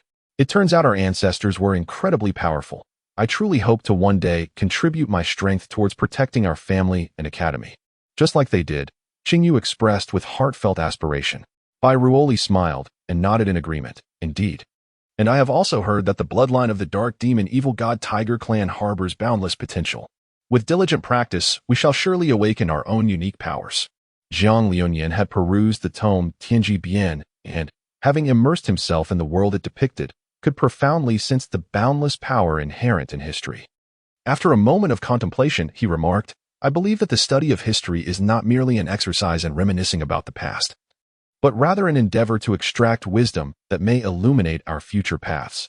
We must carry forward the glory of our ancestors while also forging our own splendid legacy.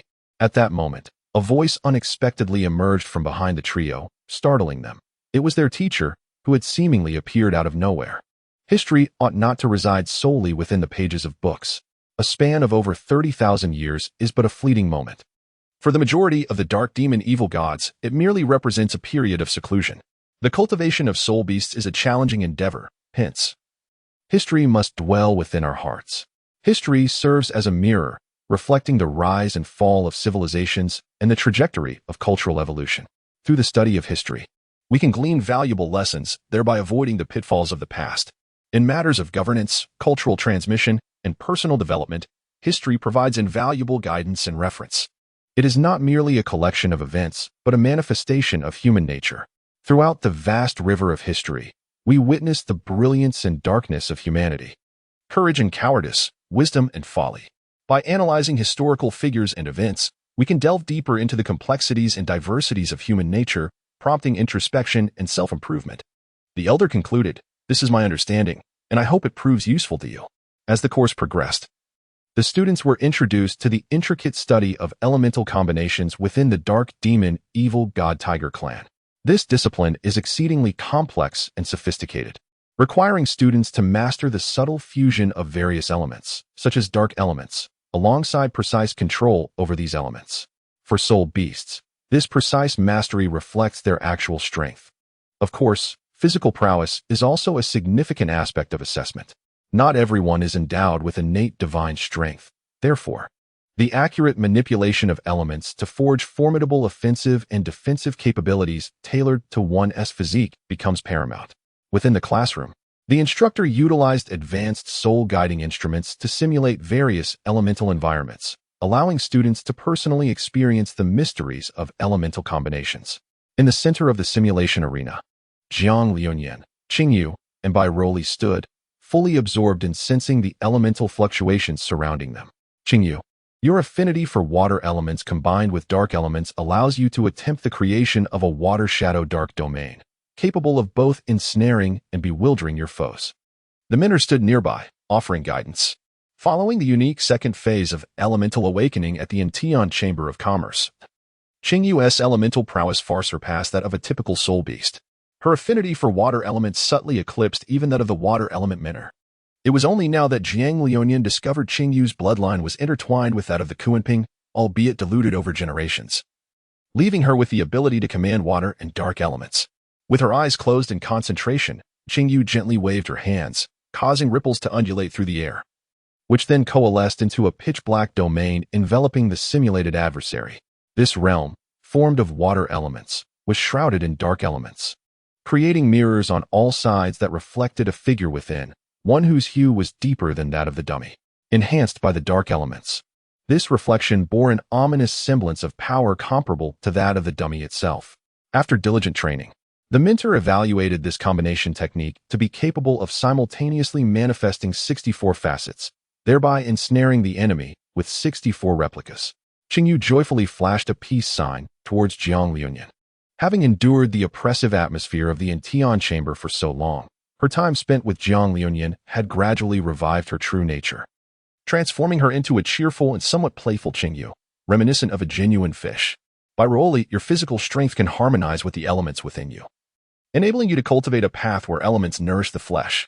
Countless gifted predecessors have ventured down this road, including a legendary warrior who wielded all 5 elements, utilizing his body to store elemental energy so that each cell and drop of blood brimmed with elemental essence. This path suits you well. Even though you have awakened 4 elements, the heart fire and heavenly mountain snow lotus still reside within you, allowing you to absorb their energies. Additionally, it is essential to enhance your internal organs and bloodlines with rare treasures, lest your skeletal structure falter under the weight of your muscles, rendering them mere remnants of flesh. Bai Roli inhaled deeply and bowed respectfully to her mentor, recalling that her grandfather had once spoken similarly, though with far less detail. She thought to herself, truly, the advanced concepts here at the Dark Demon Evil God Tiger Academy are unparalleled. When it was Jiang Liuyan's turn, a glimmer of anticipation flickered in the mentor's eyes. Jiang Liuyan, you have awakened all 5 elements and possess a unique insight into spatial elements. You may explore the fusion of spatial power with dark elements and the power of the evil god to create a spatial dark evil trap, allowing your enemies to unwittingly fall under your control. You can even merge the 5 elemental forces, igniting a powerful explosion. For the variety of elemental types within you is vast beyond measure. The combinations, whether in pairs, threes, or even in random arrangements, will yield formidable techniques, wholly contingent on your imagination. The 5 elements of the dark demon, evil god, tiger resemble 5 distinct stairways leading to the path of strength. These stairways will ultimately elevate you to greatness. Furthermore, you may surpass the majority of your contemporaries and emerge as a pivotal force of the future dark demon, evil god tiger. As Jiang Liuyan closed his eyes in contemplation for a moment, he suddenly opened them, and a formidable surge of spatial energy erupted from within him. This energy intertwined with the dark elements and the power of the malevolent deity, manifesting as an ostensibly intangible yet perilously potent spatial vortex. Observing this, his mentor could not help but nod in approval, remarking, Excellent. You have begun to grasp the essence of elemental combination. Remember, true strength does not lie in the number of elements one possesses, but in the ability to blend them harmoniously to unleash their maximum potential. Even if you command numerous elements, you must commence your studies by mastering each type. It is through a profound understanding of every nuance of these elements that you will achieve perfect control over a single class, thereby preventing potential defeat in future battles due to insufficient mastery. Jiang Liuyan bowed deeply to his mentor, expressing his earnest commitment to commence his studies from the very foundations. Only by solidifying the cornerstone can one aspire to achieve greater accomplishments. The mentor smiled gently and patted Jiang Liuyan on the shoulder, acknowledging his potential. You flatter me. Thank you, teacher. In addition to theoretical knowledge, the Dark Demon Evil God Tiger Academy emphasizes physical training and practical combat skills for its students. The weekly specialized physical education class is the moment students most eagerly anticipate, despite its challenges. On the playground, students are divided into several groups to engage in various high-intensity training exercises. Jiang Liuyan, Qingyu, and Bai Ruoli, as members of the same group, have developed an increasingly harmonious synergy. Today's training activities include shadow tracking and evil god assault. The physical education teacher, standing on a platform, loudly announced the details of the training. Shadow tracking tests the student's speed, agility, and stealth capabilities. Jiang Liuyan, utilizing his faint perception of spatial elements, can detect student movements within a 20-meter radius, making him a master tracker within the group. Meanwhile, Qingyu employs his remarkable control over water elements to create mist and water curtains as cover, making it challenging for opponents to discern their movements. Evil God Assault serves as a practical exercise, requiring students to simulate a battlefield environment for offensive and defensive confrontations. Bai Ruoli's formidable physical prowess shines brightly at this moment, as she delivers a devastating strike with lightning speed, leaving her opponents defenseless. Jiang Liuyan, at a crucial moment, employs spatial dark traps to deliver a lethal blow to his adversaries. After the training, the three of them, panting heavily, sat on the grass, exchanging smiles. Although their bodies were utterly exhausted, their hearts brimmed with a sense of accomplishment and joy. They understood that every drop of sweat and effort was dedicated to better protecting those around them and safeguarding the peace and tranquility of this continent. Following physical education class, there are unique games exclusive to the Dark Demon Evil God Tiger Advanced Soul Beast Academy. 1. Shadow Traversal Race Description. In a specially designed maze or complex terrain, multiple checkpoints and obstacles are set. Students must utilize their dark element abilities, such as invisibility and teleportation, to traverse swiftly and reach all checkpoints without being detected. This not only tests their speed, but also their mastery of dark elements and tactical strategies. 2. Evil God Power Confrontation Description. Students are divided into two teams to engage in combat on a simulated battlefield.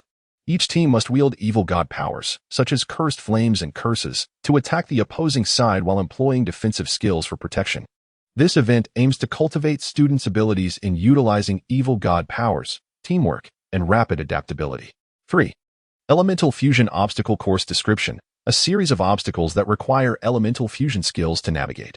For instance, students may need to merge water and wind elements to create a water vortex to dissipate fog, or combine earth and fire elements to form a lava path to cross chasms. This project encourages students to explore the infinite possibilities of elemental fusion while enhancing their practical application skills. 4. Exploration of Spatial Labyrinth Project Description. Utilizing Jiang Liuyan's unique perception of spatial elements, design a labyrinth filled with unpredictable twists and turns. Students must find the exit while collecting treasures or mission items scattered throughout the maze. This project not only tests students' spatial awareness and navigation abilities, but also ignites their desire for exploration and adventure. 5. Comprehensive Test of Physical Endurance and Elemental Control Project Description. Combining traditional physical training with elemental manipulation skills, a series of comprehensive testing projects will be designed.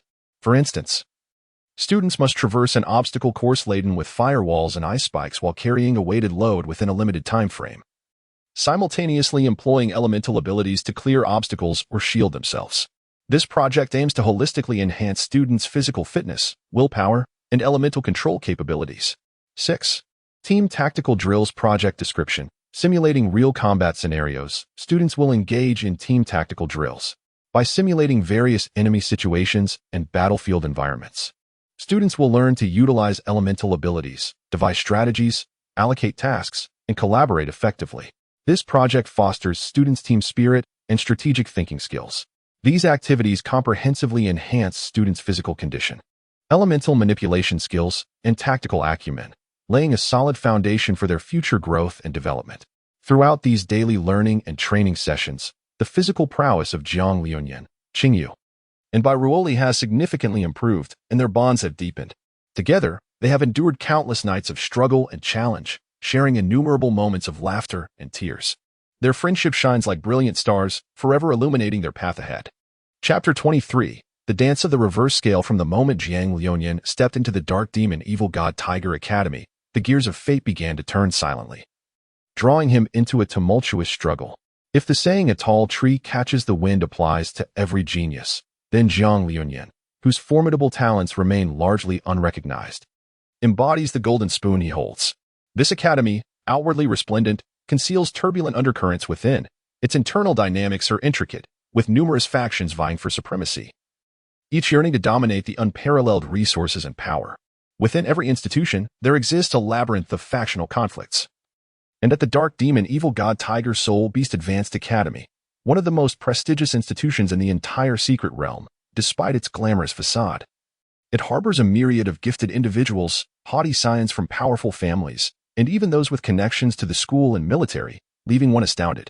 As time progressed, 6 months into Jiang Liuyan's enrollment, Jiang Liuyan, endowed with prodigious talent, rapidly ascended to prominence within the academy, becoming the focal point of attention.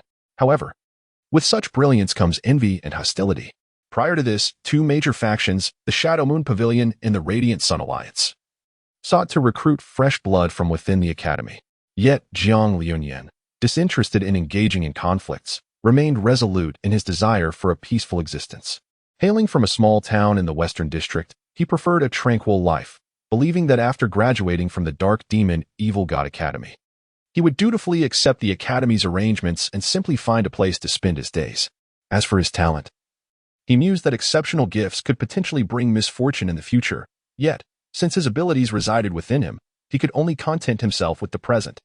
Upon learning that Jiang Liuyan would not align himself with either faction, both groups abandoned their attempts at persuasion. However, through the whispers of an unknown source, it became known that this unassuming newcomer, who seemed poised to become the top freshman, had simultaneously cultivated mastery over 5 elemental forces and exhibited signs of resonance with the time crystal. This revelation reignited the interest of both factions, prompting them to vie for Jiang Liuyan's allegiance, much to his dismay. The Shadow Moon Pavilion, specializing in assassination and stealth, was comprised predominantly of night operating assassins, while the Radiant Sun Alliance was renowned for its overt displays of strength, with its leader acknowledged as one of the Academy's formidable figures. The covert rivalry between these 2 factions was an open secret within the Academy, and the emergence of a talent like Jiang Liuyan, one that appeared once in a century or even a millennium, intensified their competition over a single potential recruit.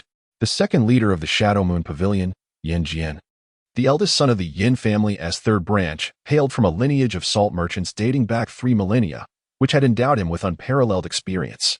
Yet, it was an egregious error for Yin Jian to instruct the Shadow Moon Pavilion to infiltrate the Radiant Sun Alliance through its peripheral members, using their name to harass Jiang Liuyan, Qingyu, and Bairuoli. Jiang Liuyan, while averse to conflict, could easily perceive that these disturbances were aimed at him, particularly since Qingyu maintained a low profile and seldom interacted with others, and Bairuoli was protected by her master, the formidable Jiao Jin Yao Sing. After Jiang Liuyan harnessed the dark elemental energy and awakened his first stage of control, he finally took action. And this was merely the 7th day since his companions had been harassed. In the span of 7 days, he had successfully awakened an elemental energy, achieving a speed of awakening that could be deemed unparalleled in history.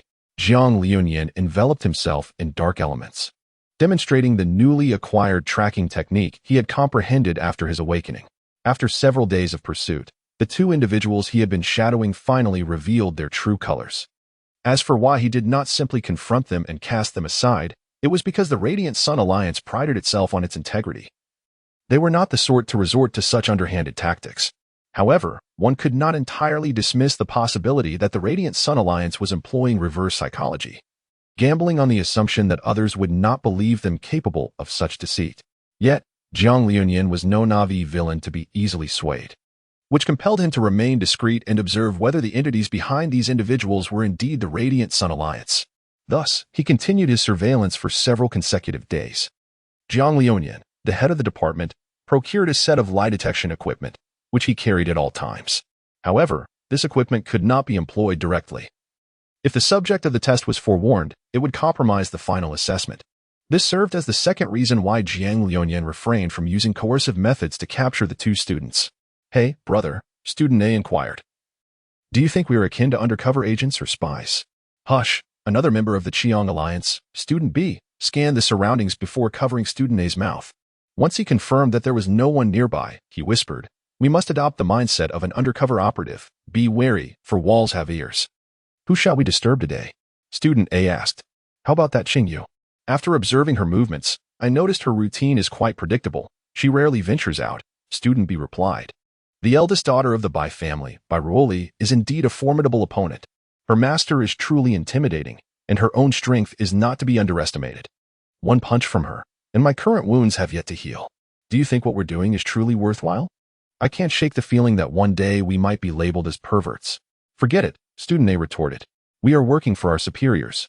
As long as we are compensated, that is what matters. Who cares about the rest? We are merely gifted individuals from a small village. And earning money is tantamount to achieving success. Others would envy our opportunities. We simply need to perform our roles authentically. Embracing a rogue demeanor to instigate Jiang Liunian's disdain for the Qiang Alliance. If we succeed, there may even be additional rewards in store, as Salt, the deputy leader, has already assured us. And let us not entertain any fantasies. Having come this far, we cannot backtrack. Perhaps this is the lament of the insignificant, Student B remarked, patting Student A on the back. All right, brother, I shall heed your words, Student A affirmed, demonstrating his loyalty. After the two departed, Jiang Liunian leaped down from the tree, landing softly on the ground. With no one around and nothing to raise his caution, his stealth technique remained undetected by any of the same rank. And the lie detection device remained silent. This led Jiang Liunian to contemplate that the two may indeed be correct. So, it is like this, he mused, Ingwa Pavilion. I shall remember that. His teeth clenched in frustration, he followed the two. Upon encountering Qingyu, the two began their insipid flirtation. A beautiful lady all alone. Have you considered joining the Qiang Alliance? I am one of the leaders here, and I can protect you, Student B said, extending his hand towards Qingyu. Jiang Liunian swiftly moved to position himself in front of the blue fish, directly obstructing the students of the Qiang Alliance who were causing trouble. Though the clay figurine still harbored a flicker of indignation, upon seeing the two students before him, Jiang Liunian found it difficult to accept the situation. Feeling an overwhelming sense of aversion, with a sharp reprimand, he commanded them to leave. The two students, however, were unfazed. For their mission was to cast this murky water upon the Qiang Alliance. They were well aware of the promises made by Yin Air, the second-in-command of the Shadow Moon Pavilion, which included medical compensation and a reward if they succeeded. They would secure financial stability for the rest of their lives and could retire comfortably. The Student A from the Qiang Alliance sneered, Are you the illustrious Jiang Liunian? Humph. Merely a novice fresh out of the woods. This matter does not concern you. I am a purple-level disciple of the Qiang Alliance. If you have any sense, you will step aside and not hinder my important work. Student B from the Qiang Alliance then displayed his student token, looking down upon Jiang Liunian with an air of superiority. In broad daylight, amidst the clear skies and the vast universe, Jiang Liunian, in a fit of rage, ironically laughed. How absurd is your behavior? If you believe that I am easy to bully, you are gravely mistaken. Jiang Liunian stepped forward, and before they could react, he had already darted to their side, whispering about the infiltrator from the Shadow Moon Pavilion, utterly despicable. If such underhanded tactics could deceive me, it would be quite the folly. The two were taken aback, unsure where their misstep lay, yet they stifled their astonishment and feigned indifference, stating, The Blaze Sun Alliance is present. Why discuss the Shadow Moon Alliance? Surely, you are unaware of the animosity between them. Jiang Liunian's voice dripped with scorn as he retorted. Do you think I would hand you over to the law enforcement of the Blaze Sun Alliance or to the Academy's enforcers? Weigh your options carefully, after all. Is it wise to disturb the students? Such a grave matter, do you believe you can escape unscathed? Just as Student A braced himself to confront Jiang Liunian, ready to throw a punch, he hesitated, Realizing that if fellow students were to bully each other in private, Jiang Liuyan's aspirations to join their ranks would surely be dashed. However, student B, more perceptive, sensed that Jiang Liuyan had a foundation to stand upon, so he employed a technique to perceive the fluctuations of Jiang Liuyan's soul power. To his shock, upon sensing, student B's expression changed dramatically, and he quickly grabbed student A, signaling him to refrain from rash actions. What astonished student B was that in just 7 days, Jiang Liuyan's cultivation had subtly approached their level. Perhaps together they could overpower him. But the speed of Jiang Liuyan's growth left them wary of his hidden strengths. Acknowledging their disadvantage, student B issued a harsh warning and insisted on retreating with student A. He swore internally never to be an enemy of Jiang Liuyan again, if such growth could occur in merely 7 days. The reckoning of future humiliations would leave him with no refuge. Soon after, student B completed the withdrawal procedures for himself and student A. Perhaps it was in his nature. But he later became a cunning investigator, avoiding risks. Yet, even 1,000 miles from the center, he remained anxious. Fearful that one day Jiang Liuyan might remember past grievances and bury him in a grave of his own making. Not long after, an unexpected gang conflict shattered the tranquility of the academy. Under the cover of night, the Shadow Moon Pavilion launched a stealthy assault on the Radiant Sun Alliance. In truth, such incidents have transpired no fewer than 100 times over the past few decades, each one merely a skirmish. However, this time the Shadow Moon Pavilion was decidedly earnest, deploying the full high-tier combat prowess of their alliance to assassinate the upper echelons of the Radiant Sun Alliance. According to the regulations of the Dark Demon Evil God Tiger Academy, should one be outmatched and subsequently killed by a treasure seeker, the consequences are borne solely by the deceased. Indeed, it is the slain who must shoulder the burden of their demise. Although this rule has faced considerable criticism, it is precisely due to its existence that the elite standards of the Dark Demon Evil God Tiger Academy can be said to surpass all high-tier elites within the realm. Adhering to a system of elimination for the least capable, Jiang Liuyan, having previously turned down the Shadow Moon Pavilion's invitation to join after the recent Qingyu incident, also tactfully declined the invitation from the Radiant Sun Alliance. Nevertheless, the Shadow Moon Alliance questioned why Jiang Liuyan's refusal of their overture was so blunt, while his rejection of the Radiant Sun Alliance was more courteous. Consequently, amidst this chaotic melee, Jiang Liuyan was mistakenly perceived by the entire Shadow Moon Alliance as an ally of the Radiant Sun Alliance, tragically embroiling him in the fray and even placing him on their blacklist for elimination. The elimination list of the Shadow Moon Alliance is categorized into 6 tiers: red, black, purple, blue, green, and white. Assigning Jiang Liuyan to the black tier signifies the alliance's serious regard for him. During the clash, Jiang Liuyan adeptly parried wave after wave of assaults with his exceptional martial skills. Alas, the Shadow Moon Alliance's assassination techniques were exceedingly sophisticated. Despite Jiang Liuyan's repeated escapes from peril, he ultimately found himself outnumbered and was grievously wounded when 2 assailants simultaneously struck his shoulder and the outer side of his thigh, leaving him severely injured and on the verge of losing his combat effectiveness, as Jiang Liuyan spat a mouthful of blood at the brink of life and death. Ruoli recklessly positioned herself before him, enduring a fatal blow with her frail form, collapsing to the ground in an instant. This scene profoundly shook every individual present. Cradling the unconscious Ruoli, Jiang Liuyan's mind was a blank canvas. He merely tore away the remnants of his tattered clothing to staunch the gaping wound on her abdomen. No. Even as he held the gravely injured Ruoli amidst the chaos of the crowd, Jiang Liuyan let out a heart-wrenching howl to the heavens. Indifferent to his own myriad of injuries, those who witnessed the figure seated in the corner of the battlefield recognized him as Jiang Liuyan. The members of the Shadow Moon Pavilion sought to further harm him, while the passionate individuals of the Blaze Sun Alliance wished to prevent any innocent bystanders from becoming embroiled in this gang conflict. Jiang Liuyan gently released Ruoli, utilizing his own primordial soul force to sustain her breath, despite the grievous wounds afflicting him, which could easily have rendered him unconscious. Jiang Liuyan summoned his formidable willpower to rise to his feet. He cast a sweeping glance around, his gaze penetrating the shadows where the lurking assassins had hidden, their resolve shattered by the intensity of his stare. In that moment, he beheld Ruoli sprawled upon the ground and erupted into a maniacal laughter, a chilling sound that reverberated throughout the battlefield. Jiang Liuyan resolutely unsealed the restrictions that the Tome Tianji Bian had imposed upon his body. The ancient power coursing through his veins surged and roared, rhythmically pumped by the beating of his heart into his battered form. The book had previously suppressed the signs of regression after he had inadvertently consumed the spirit-reversing herb contained within, utilizing the innate spiritual energy of the text to maintain his humanity, albeit at only 70 or 80% of its potential. Now, with the thought of inevitable demise looming in his heart, and with Bai Ruoli gravely injured in her efforts to protect him, Jiang Liunian chose to liberate the restrictions. His mind consumed by a singular resolve: they must all perish. Jiang Liunian underwent a complete transformation into a beast. Yet the potency of the anti-spirit grass diminished significantly over the course of 7 years, losing nearly 20 to 30% of its efficacy.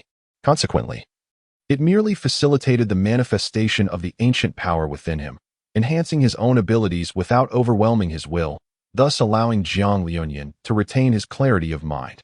With a fierce transformation, Jiang Liunian's physique morphed into that of a beast, effortlessly swatting away the 3 lurking assassins behind him.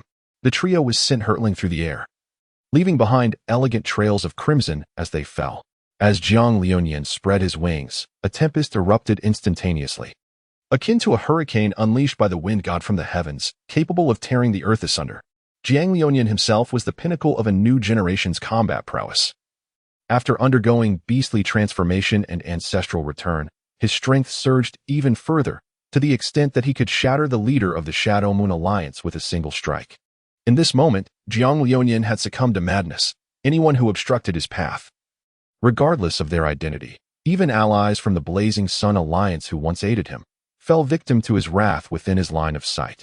Jiang Liunian let out a long howl, his voice resonating through the air, toppling a circle of surrounding students. As he advanced, his formidable physique left a trail of devastation, with each step resulting in a student being reduced to mere pulp. In that moment, Jiang Liunian transformed into a harbinger of death, unstoppable and fearsome. Suddenly, the bells of the clock tower chimed from 100 meters away, signaling a Level 3 alert, Class A mobilization. Instantly, a throng of students clad in violet combat attire surged forth from the inner courtyard.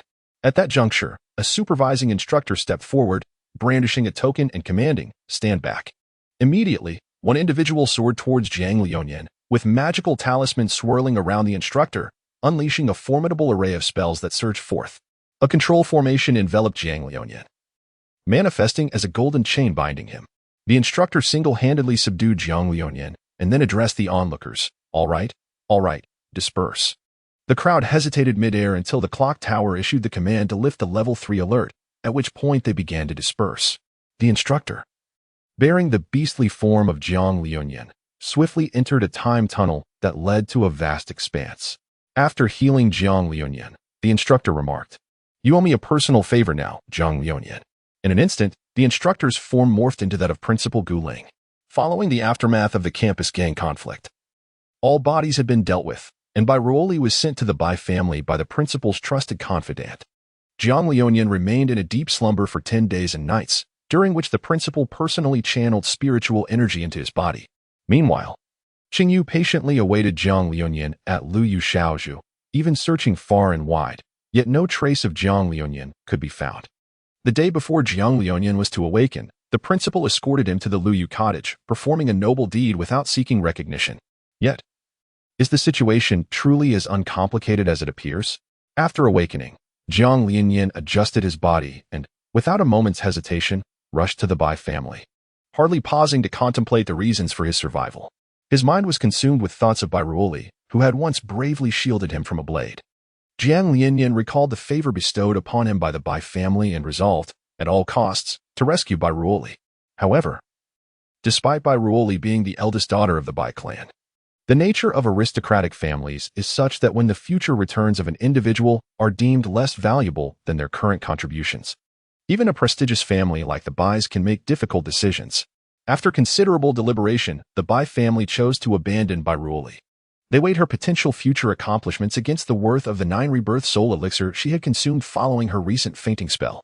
Even with her master being the formidable Qianjin demon monk and her ties to the Cui family, the Bai family ultimately prioritized their interests, deeming the sacrifice of one individual as an acceptable loss. Jiang Liunian heaved a sigh, reflecting on how Bai Ruoli had sustained such severe injuries solely to rescue him. He contemplated leveraging the Bai family's goodwill to secure treatment for her. However, it must be acknowledged that this goodwill was born from the very act of saving Bai Ruoli. ultimately placing the power of decision in the hands of the Bai family, leaving Jiang Liunian empty-handed. Consequently, he turned his thoughts towards the Gu family, hoping to chance upon a stroke of luck there. The patriarch of the Gu family remarked that Jiang Liunian bore a striking resemblance to his younger self, fervently seeking favors for the sake of a beautiful woman, yet still unable to save her. Nevertheless, the patriarch shifted his tone, stating that if Jiang Liunian could agree to a certain condition, he would be willing to offer his endorsement for her treatment in his capacity as the head of the Gu family. Jiang Liunian readily agreed.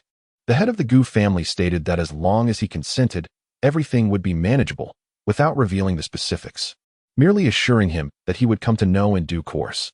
With the goodwill of the Gu family and the head's endorsement, Jiang Liunian gained access to the family's secret medicinal garden, a sanctuary teeming with countless rare herbs and the legendary healing treasures.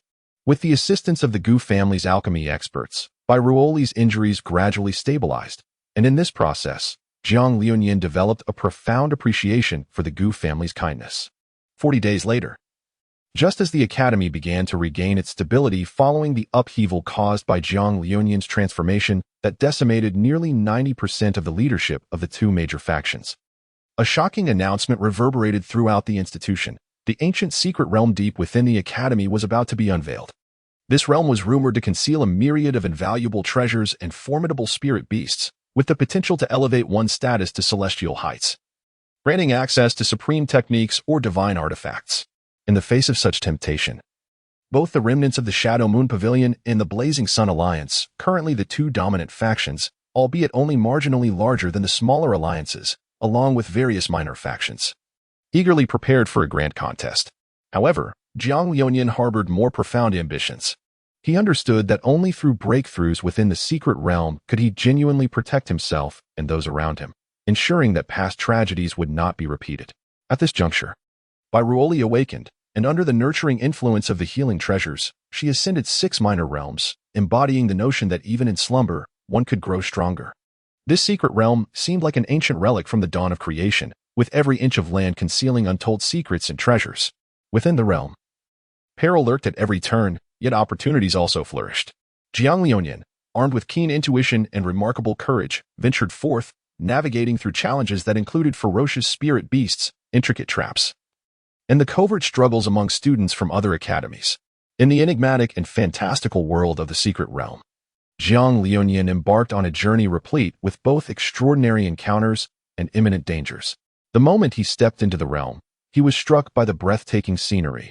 Lush, primordial forests surrounded him, towering ancient trees reaching for the heavens, while sunlight filtered through the dense canopy, casting a mosaic of light and shadow. The air was infused with a delicate fragrance of flowers mingled with the earthy aroma of soil, yet beneath this tranquil facade lay countless unknown perils. Jiang Liunian, wielding a long sword, cautiously navigated through the winding paths of the dense forest. Suddenly, a peculiar bird call shattered the surrounding silence, followed by a flock of vibrant spirit birds that gracefully soared towards him from all directions, dancing around him as if guiding him onwards. These ethereal creatures appeared benign, seemingly intent on leading him forward. As he delved deeper into the enigmatic realm, Jiang Liunian encountered his first spirit beast, a colossal flame lion. The creature was enveloped in fierce flames, its eyes glinting with ferocity and cunning. Faced with such a formidable opponent, Jiang Liunian did not falter. He quickly steadied his breath, channeling his spiritual energy in preparation for battle. The confrontation was intensely fierce. Each of the flame lion's strikes bore devastating power, yet Jiang Liunian, with his agile movements and exquisite martial skills, adeptly countered each attack. Ultimately, after a heart-pounding duel, he executed a flawless counterstrike, successfully vanquishing the flame lion and acquiring the precious fire spirit pearl from within its being. Continuing his journey, Jiang Liunian stumbled upon a mysterious ruin, cloaked in ancient runes. Nestled deep within a thicket, the site was surrounded by intricate mechanisms and traps. With remarkable ingenuity and bravery, he unraveled these challenges, finally arriving at the core of the ruin. There, he beheld a massive stone mirror, which reflected not his own image, but an ancient and enigmatic scene. In the vision, a robed warrior engaged in fierce combat with a gigantic beast, wielding martial techniques strikingly similar to those Jiang Liunian had mastered. Just as he became engrossed in the imagery, the stone mirror suddenly radiated a blinding light, and a torrent of profound knowledge surged into his mind. It was revealed that this mirror was an artifact of a powerful being from antiquity, containing the essence of that warrior's lifelong cultivation and martial wisdom. Under the impact of this knowledge, Jiang Liuyan underwent what felt like a baptism of the soul, experiencing a qualitative leap in both his cultivation and martial prowess. As he prepared to depart the ruins, he unexpectedly discovered a secret passage leading to the innermost depths of the enigmatic realm. This winding corridor was fraught with uncertainty and peril, yet Jiang Liuyan understood that only by venturing deeper could he hope to uncover the legendary celestial treasure. After an arduous journey filled with trials and fierce encounters, Jiang Liuyan finally reached the very heart of the secret realm. There, he beheld the dazzling celestial treasure, an ancient and mysterious fragment of a long sword. This shard emanated formidable energy, causing his soul to resonate with exhilaration. In the final moments before the realm's closure, Jiang Liuyan, bolstered by unwavering resolve and relentless effort, successfully claimed the sword fragment. As it merged with his spiritual essence, his strength surged to unprecedented heights. Returning to the academy with the boon of the celestial treasure, Jiang Liuyan was no longer the inexperienced youth he once was, but a formidable force capable of reshaping the very dynamics of the institution. His initial action was to reignite the gang wars through sheer strength, single-handedly suppressing the myriad small factions, thus establishing himself as the supreme leader of the alliances.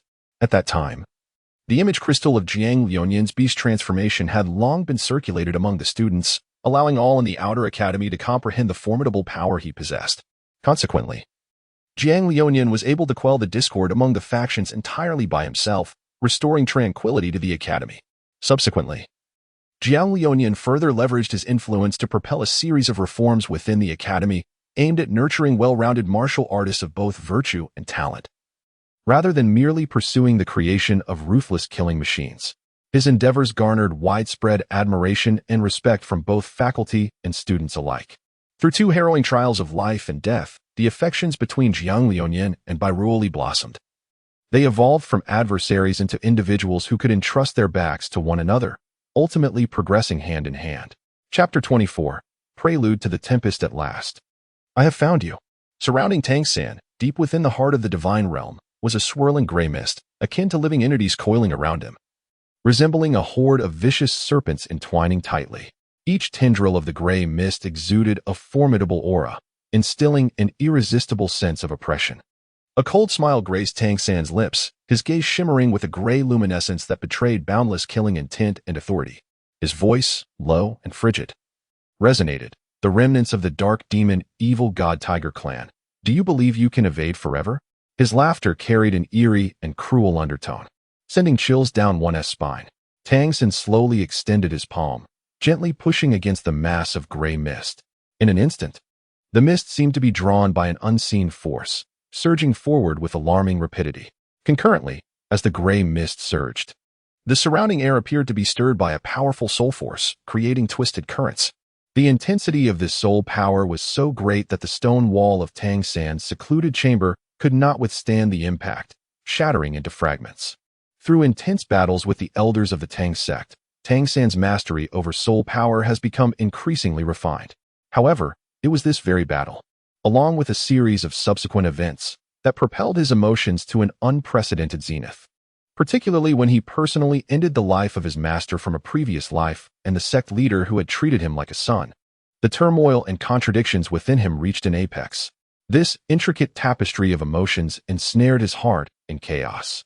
At this juncture, the malevolent divine power of the gray mist seized the opportunity to infiltrate, beginning to erode Tang-san's spirit. The dark thoughts within him were magnified to an infinite degree. As his previously unwavering convictions began to waver, he started to question his actions, doubting whether he had truly embarked upon the correct path. Throughout this turmoil, he discovered that the malevolence hidden deep within his soul was gradually transforming into an integral part of his own power. The remnants of the evil god concealed within Tang-san's spirit sensed the density of the surrounding gray mist and could not help but chuckle. Tang-san truly astonished me. Even within the confines of the dungeon, he merged with the consciousness of the evil god, relinquishing a significant portion of the evil god's power to him, thus intertwining their essences. Yet, one must ponder, is the amalgamated being truly oneself? The evil god once single-handedly battled the 5 law enforcers of the divine realms, igniting a divine war alone. In his own heart, The evil god regarded himself as a figure of unparalleled splendor, a paragon who once commanded an era. The manner of his resurrection left him with an insatiable bitterness. Consequently, this cunning evil god devised a treacherous contingency. He ingeniously infused his lingering essence into the evil god's power and subtly intertwined it with the strength bestowed upon Tang San. This plan was remarkably intricate. During ordinary times, when Tang San neither utilized the evil god's power in combat nor relied upon it for cultivation, he would remain oblivious to the hidden scheme left by the evil god. Should Tang San's soul be weakened by an attack, the evil god could swiftly assimilate the evil god's power within Tang San, thereby consuming him and erasing his very soul. If successful, the evil god would seize Tang San's body, becoming the new master. At that moment, both the dual divine positions of the sea god and the Shura god, along with Tang San's formidable strength, would revert to the evil god, allowing him to ascend once more to unparalleled might. However, this was not his ultimate goal. He sought vengeance upon the 5 enforcers who had imprisoned him for a millennium, wishing to make them experience the torment of confinement he had endured. He aimed to exact a price from those who had once held him captive.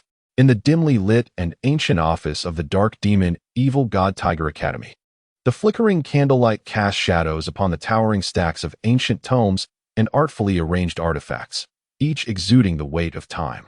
The headmaster, Guling, an elderly man with hair as white as snow and eyes as sharp as an eagle's, clad in a robe embroidered with intricate runes, navigated the labyrinth of bookshelves with a deliberate grace, each step resonating subtly with the laws of space. His gaze was profound, akin to that of a sage who could discern the essence of all things, as it swept across the seemingly ordinary, yet deeply enigmatic shelves.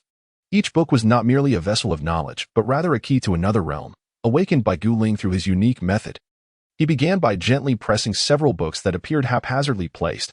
Where his fingertips touched, a faint glow flickered between the pages, a sign of the space power being subtly activated.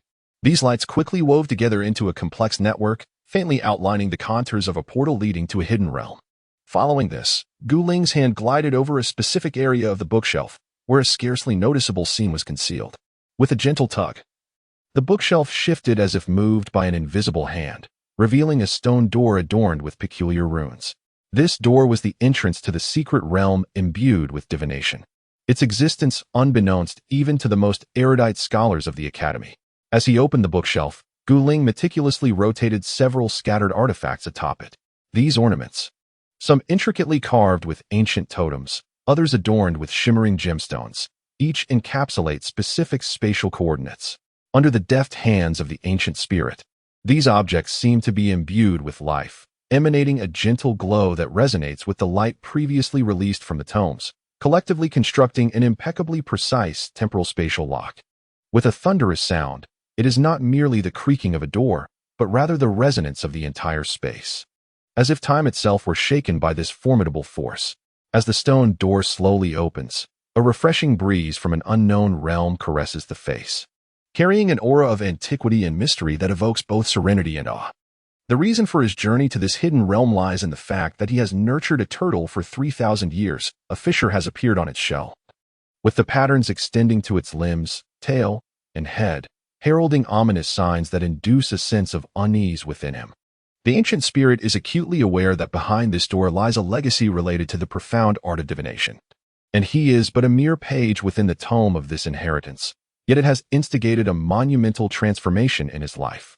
With resolute steps, he strides through the portal to the secret realm, his figure gradually vanishing amidst the distorted light and shadow, leaving behind a whisper of silence and anticipation, waiting for his return with answers.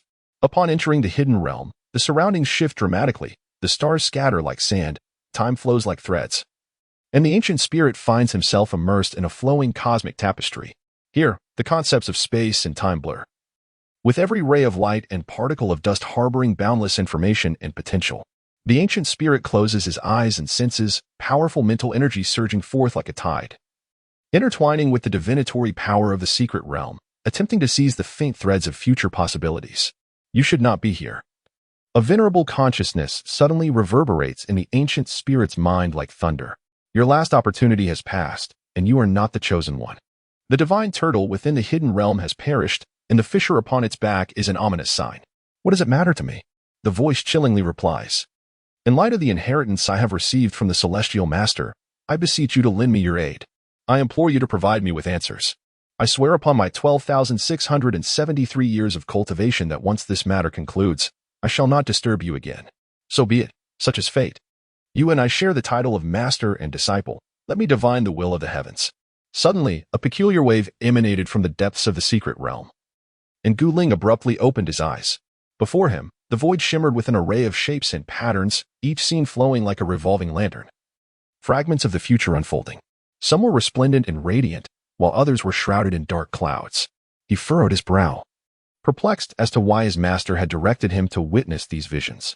With unwavering focus, he meticulously analyzed each detail, striving to uncover clues that intertwined with his own fateful tortoise lineage, as well as potential crises threatening the academy and the entire continent. As time progressed, Gu Ling's expression grew increasingly solemn. He realized that this journey of divination concerned not only the fate of one tortoise, but also offered profound insights into the destiny of the entire continent. Amidst endless deductions and choices, he gradually discerned a glimmer of hope, one that required the collective strength of the entire continent to confront the impending crisis. Master, I understand, he murmured. Alas, my disciple, do not depart. If you return now, the rift in space will sever your connection to your world, rendering your return here impossible. Not only is the spatial turbulence rendering this location's coordinates insubstantial, but you have also glimpsed 3,600 outcomes, 3,600 deaths. The best scenario involves a student of your academy, named Jiang Liuyan, being sent forth from this vast temporal expanse with the last vestige of his bloodline. Should you choose to remain, I can ensure your safety. However, your lineage will be reduced to a singular survivor. That survivor may be you. But it is of no consequence, the elder stated, manifesting before Gu Ling and speaking earnestly. Gu Ling smiled ruefully. If I do not return, how could Jiang Liuyan possibly escape? Not a chance, the elder replied. If my frail existence can prolong the survival of our lineage, enabling the next generation to continue the legacy of the dark demonic tiger clan, I would pass without regret. I have lived for 126,743 years. Although my lifespan pales in comparison to that of my master, how could I languish when my people's survival is at stake? I am acutely aware that my life's achievements amount to this alone. The one capable of annihilating the dark demonic tiger clan must be exceedingly formidable, far beyond what my mere years of cultivation can contend with. Should I continue to live? What are the odds of avenging my kin? Gu Ling's complexion turned ashen, a flicker of despair and helplessness flashing in his eyes. Less than 1 in 1,000. The elder replied after a moment of silence, his voice heavy yet resolute. Upon hearing this, Gu Ling's gaze dulled, an indescribable sorrow swelling within him. He understood that the chasm between himself and the adversary was insurmountable, making the quest for vengeance nearly impossible. Yet he could not quell his discontent and inquired, if Jiang Liuyan survives, what are the chances he could avenge our clan? The elder pondered for a moment before responding, 3 years hence. Jiang Liuyan's fate will be obscured. Even I cannot ascertain it. However, it is known that his fateful star has only fallen 3 times in the next 400,000 years. Upon hearing this, Gu Ling's eyes suddenly sparkled with a glimmer of hope. Although it was merely a vague conjecture, for one who had lost everything, any semblance of possibility was worth seizing. No outcome is the best outcome, is it? Gu Ling murmured, as if conversing with himself. Master.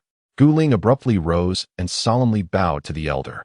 His gaze was imbued with gratitude and reverence, deeply expressing his appreciation for the mentor who had guided him thus far. He then swept his sleeve and performed the traditional gesture of gratitude, kneeling heavily upon the ground and bowing his head 3 times. Disciple, unworthy Gu Ling, he whispered, tears cascading down his cheeks. He understood that his fate was already sealed.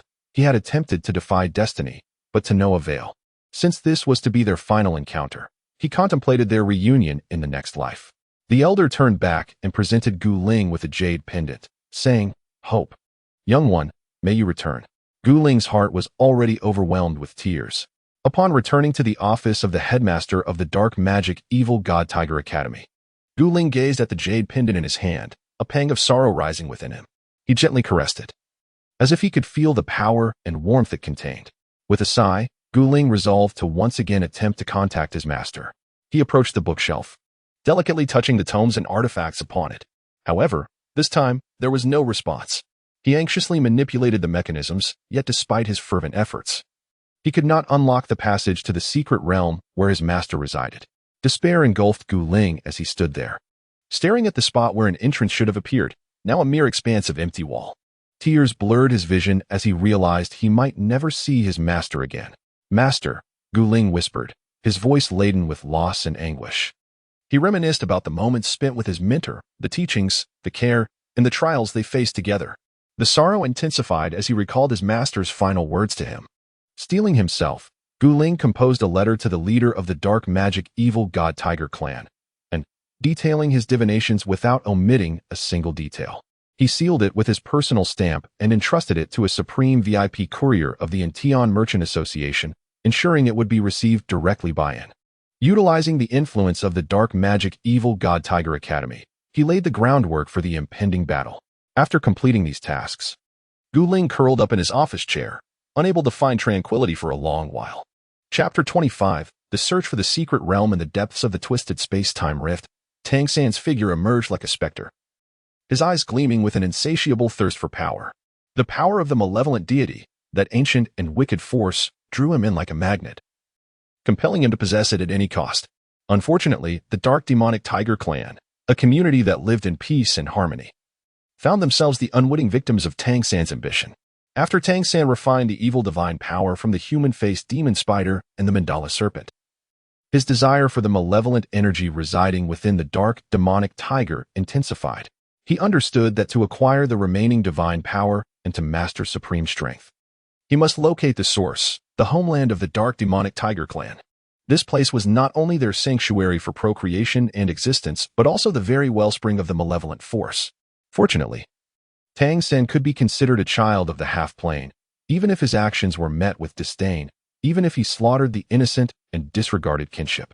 With unwavering focus, he controlled the malevolent divine power within him, allowing it to flow in a rhythmic oscillation, coalescing into a unique vortex. Meanwhile, within the secret realm of the dark demonic tiger, the soul power of An was gradually ignited by the malevolent divine energy, plunging into a state of fervor. And sat before a desk, pen in hand, composing a letter, then sat down, striving to suppress the tumult within. However, such exertions from Tang San required a significant expenditure of soul power, and his malevolent divine energy began to dim, as though it were consumed to its limits. Just then, a spark of brilliance flickered in Tang San's gaze, as if he had come to a profound realization. Suddenly, he extended his hand and struck his chest forcefully. An unexpected action that disrupted his breath, causing him to involuntarily expel a mouthful of blood. This blood splattered into the gray mist before him, instantaneously provoking a remarkable transformation. The gray mist shimmered with crimson light, and the entire scene became eerily enchanting, leaving one in awe. Tang San stepped into the vortex before him, and there, the world behind the vortex sparkled with stars, more vast and boundless than even the periphery of the divine realm. He was instantly engulfed in bewilderment. The spectacle was profoundly astonishing. In the depths of the river of time, space and time intertwined to form a magnificent and intricate tapestry, transcending the dimensions comprehensible to mortals. One of the most ancient and mysterious realms of the universe. Here, there were no fixed forms, nor a linear passage of time. Everything unfolded in an endless cycle and interweaving, revealing the secrets of the cosmos. The river of time appeared as an infinite cosmos. But this universe was not the familiar three-dimensional space, it was a higher-dimensional existence.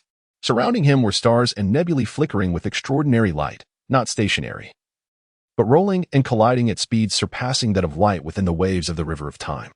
The stars and nebulae serve as tangible representations of temporal nodes and events, with each celestial body encapsulating a significant moment in the annals of cosmic history, be it a period of splendor or obscurity. Within this vast ocean of space and time, Tang San perceives the boundaries between past and future becoming indistinct. As fragments of history intertwine with omens of what is to come, creating breathtaking tableaus. He glimpses a scene from antiquity, where ancient stars explode, emitting resplendent light, marking the magnificent moment of the universe's birth. He also witnesses the impending destruction of a distant planet, as a colossal black hole devours everything in its vicinity, heralding the cosmos' demise. In this grand scheme, both time and space are mere dimensions of the universe. The true continuum of time is far more expansive, profound, and enigmatic than one can fathom. In an extraordinarily surreal third-person perspective, he even glimpses the echoes of his past and present lives, invoking the wrathful lotus of Buddha, or leaping from the precipice of ghostly sorrow to assert his resolve, as well as aiding his so-called brothers at the Shrek Academy. as Tang San ventures downstream. The temporal currents of the river of time wash over him, causing his body to undergo a rapid aging process. He is taken aback, for he has ascended to divinity, ranking among the elite forces of the Douluo realm. Yet, even such formidable power falters against this strange force, after merely 10 minutes. He feels nearly a century of vitality drain away. Tang San cannot help but marvel at the final malevolence of the evil god, the dark demon evil tiger, managing to escape to this peculiar realm. Fortunately, guided by the power of the evil god, he is spared from unnecessary detours. Should he attain the ultimate divine power of the evil god, he is certain to recover his lost lifespan, and perhaps even refine the very core of the divine realm, extending his existence to match that of heaven and earth. Chapter 26, Annihilation of the Dark Demon Evil Tiger Clan, Part 1. After a considerable time, Tang San enters the secret realm of the Dark Demon Evil Tiger. This sanctuary merely protects against the tumult of temporal currents. The ingress of living beings is beyond the scope of its barriers. This explains the large-scale entry of aberrations into the sanctuary and why the Dark Demon Evil Tiger Clan's priests can freely come and go. Within the sanctuary, verdant and teeming with life, the Dark Demon Evil Tigers frolic among the trees or recline blissfully on the grass, basking in the sunlight. They remain blissfully unaware that a cataclysmic doom is on the horizon. As Tang San's initial wave of assault descends upon them, the entire clan is plunged into panic. Harnessing the power of his blue-silver emperor and the Haotian hammer, he unleashes devastating force, swiftly bringing several dark demon evil tigers to the ground, blue-silver entwined. Tang San believed that there was no need to summon divine artifacts to confront these dark demonic tigers that had existed for 3,000 or 5,000 years. The devouring golden threads of the blue-silver emperor coiled around each dark demonic tiger lying upon the grass, consuming their soul power and life essence. Although the soul power of these ancient soul beasts was insignificant to him, the accumulation of small amounts would eventually lead to a considerable gain. Adhering to his principle of more kills, no leaks, Tang San exterminated all the dark demonic tigers in this area. He even took a curious interest in planting a parasitic seed on the back of a dark demonic tiger adept at flight, which was hastening to report the situation. The parasitic seed, tainted by the power of the evil god, had long since deteriorated. It awaited the moment when Tang San would detonate the soul power within it, at which point it would feast upon flesh and blood, draining the carrier completely before bursting forth from the withered skin, ultimately siphoning the last vestiges of life from its host. It could even sustain itself by consuming the devouring golden threads. With bloodstains dotting the grass, Tang San smiled. Just a moment ago, the sun had gently cast its warm rays upon the earth, draping the boundless grassland in a golden veil. A gentle breeze stirred, carrying the fresh fragrance of flowers and grass, as if nature itself were breathing softly and serenely. This grassland resembled an immense green velvet carpet, unfurling beneath the blue sky and white clouds, both soft and teeming with life. Among the grass, wildflowers of various hues bloomed in vibrant competition, red like fire, yellow like gold, purple like lilacs, and white like snow, intertwining to weave a resplendent tapestry. Bees flitted between the blossoms, busily gathering sweet nectar, occasionally emitting a low hum that added vivacity and harmony to this tranquil scene. In the distance, towering trees stood tall, their branches swaying gently in the wind, casting mottled shadows that danced upon the grass, intertwining light and shadow into a dreamlike spectacle. Beneath the trees, small birds fluttered joyfully, occasionally pecking for food and lifting their heads to sing, their clear and melodious songs infusing the warm grassland with joy and vitality. However, following Tang San's massacre, this once vibrant and pleasant grassland seemed to be instantly shrouded in an atmosphere of despair and death. Though sunlight continued to shine, it appeared to have lost its former warmth. Turning pale and glaring, the breeze no longer carried the refreshing scent of flowers, but instead was laced with the heavy stench of blood and sorrow. The green of the grassland was covered by a thick layer of dark crimson, the blood of the dark demonic tiger clan staining the earth. The once vibrant wildflowers had mostly withered, leaving only a few scattered blooms swaying in the wind, as if silently recounting the tragedy that had unfolded here. The once busy bees were nowhere to be seen, and their soft buzzing had been replaced by an eerie silence and desolation. The tall trees, though still standing, seemed to have lost their former vitality in the wake of this calamity, their branches and leaves now dull and lifeless. Beneath the tree, the once jubilant melodies of birdsong have faded, leaving only the sporadic, mournful cawing of crows, infusing the desolate meadow with an air of foreboding and terror. Tang San, with a keen interest, wielded the Haotian hammer as he traversed the grassland, carving a deep gash into the earth. He journeyed across the entire northern district, slaying every dark demonic tiger he encountered until he had vanquished all 753 of them. As news of his rampage trickled to the central authority, the ancient spirits and other leaders of the dark demonic tigers convened to deliberate on a course of action. Reports indicated that this otherworldly demon showed no hesitation in his lethal pursuits. If left unchecked, our clan's millennia of legacy might be obliterated, cautioned Meng Sihua, the head of the Ming family and the management. Regardless of how he infiltrated our domain or his true intentions, could it merely be for the sake of slaughter? We must seek the aid of the 4 great war gods, for perhaps only these renowned champions possess the power to halt this celestial demon. His grass bears a resemblance to the blue-silver grass that flourished during the cataclysm. Is blue-silver grass not ubiquitous? Yet, the blue-silver grass I have encountered radiated sanctity, delicate yet resolutely untainted by malevolence. How, then, does the grass in his possession exude such formidable and sinister energy? The assembly erupted in fervent discussion, exchanging several striking proposals. Only the ancient spirit, the head of the Dark Demonic Tiger Academy, comprehended the true extent of this individual as formidable prowess. "Silence, please," he implored, rising to his feet, although not the eldest nor the mightiest among them.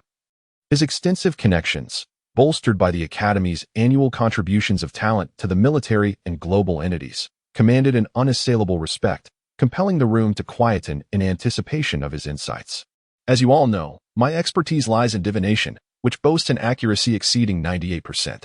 Recently, I have foreseen a dire omen, an impending catastrophe for our entire clan. My friends, is our verbal sparring truly of any value?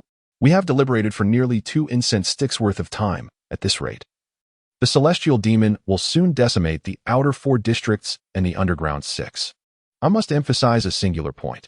I recently issued the highest level SSR protective decree for our clan, which, with but a single command, could facilitate the evacuation of all 230,000 dark demonic tigers to a sanctuary. How long that sanctuary can endure depends on how long we, the older generation, can withstand. Do any of you have objections? The atmosphere in the conference room of the Dark Demonic Tiger clan was tense and grave. The ancient spirit, seated at the rear, cast a somber gaze upon the assembly, his voice resonating with a deep authority and an undeniable gravitas. The attendees, all significant figures within the clan's hierarchy, fell into a profound silence upon hearing his words. Some individuals bowed their heads in contemplation, seemingly pondering over something. Others displayed expressions of distress, uncertain of how to respond. The entire conference room descended into a profound silence, with no one daring to voice their opinions lightly. The figure of Guling, in a position of authority, swept his gaze across each individual, his eyes shimmering with unwavering resolve. He understood that this was not a moment for debate, but rather a time to make resolute decisions. As seconds ticked away, the atmosphere in the room grew increasingly oppressive. At last, one person broke the silence. "We cannot simply give up. We have other options." Guling lifted his head, his piercing gaze fixed upon the speaker, and slowly replied, "Then, pray tell, what other options do we possess?" Guling recognized the individual who spoke. He was the former administrative officer from the 3rd District, who had ascended 7 ranks, propelled by the strength of his background, to the esteemed position of director of the 6th Management Division. The man's courage faltered under Guling's intense scrutiny. Yet he mustered the audacity to continue. "We could organize a counterattack, using our strength to confront the celestial demons." "A counterattack?" Guling scoffed, a derisive smile gracing his lips as he appeared to mock the man's fanciful notions. "Do you believe we have any chance of success? Continuing to fight will only result in more of our kin perishing. To retaliate, it would be only us, the mid to high-tier combatants, who could hope to wear down the celestial demons. Are you suggesting that the civilians take up shovels and pickaxes to strike at the heads of these demons in hopes of incapacitating them?" Silence once again enveloped the room as the assembly exchanged glances, their faces reflecting helplessness and despair. Guling took a deep breath, his tone resolute as he declared, "The only choice we have now is to execute my orders, immediately initiate the SSR-level protection protocol, and ensure the safe evacuation of our people. This is our final hope." With that, Guling rose and turned to leave the conference room, disregarding the puzzled expressions of those remaining behind. He left the assembly in a state of turmoil, their hearts burdened with conflict and struggle.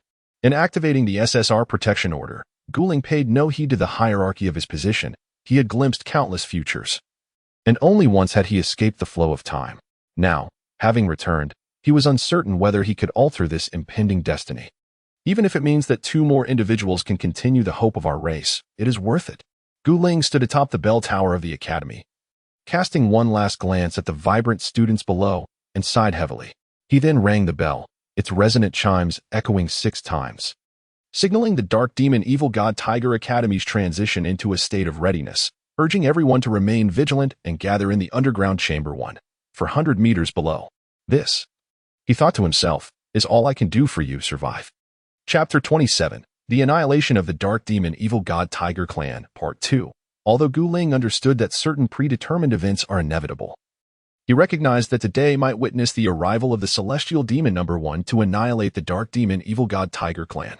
Should this endeavor fail, future attempts, such as Celestial Demon Number 2 or Number 3, would surely follow, and eventually, the clan would face a catastrophic crisis.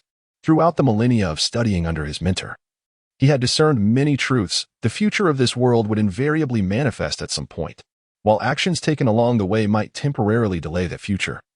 The relentless march of time would ultimately prevail. Time's formidable capacity for correction renders each individual seemingly insignificant.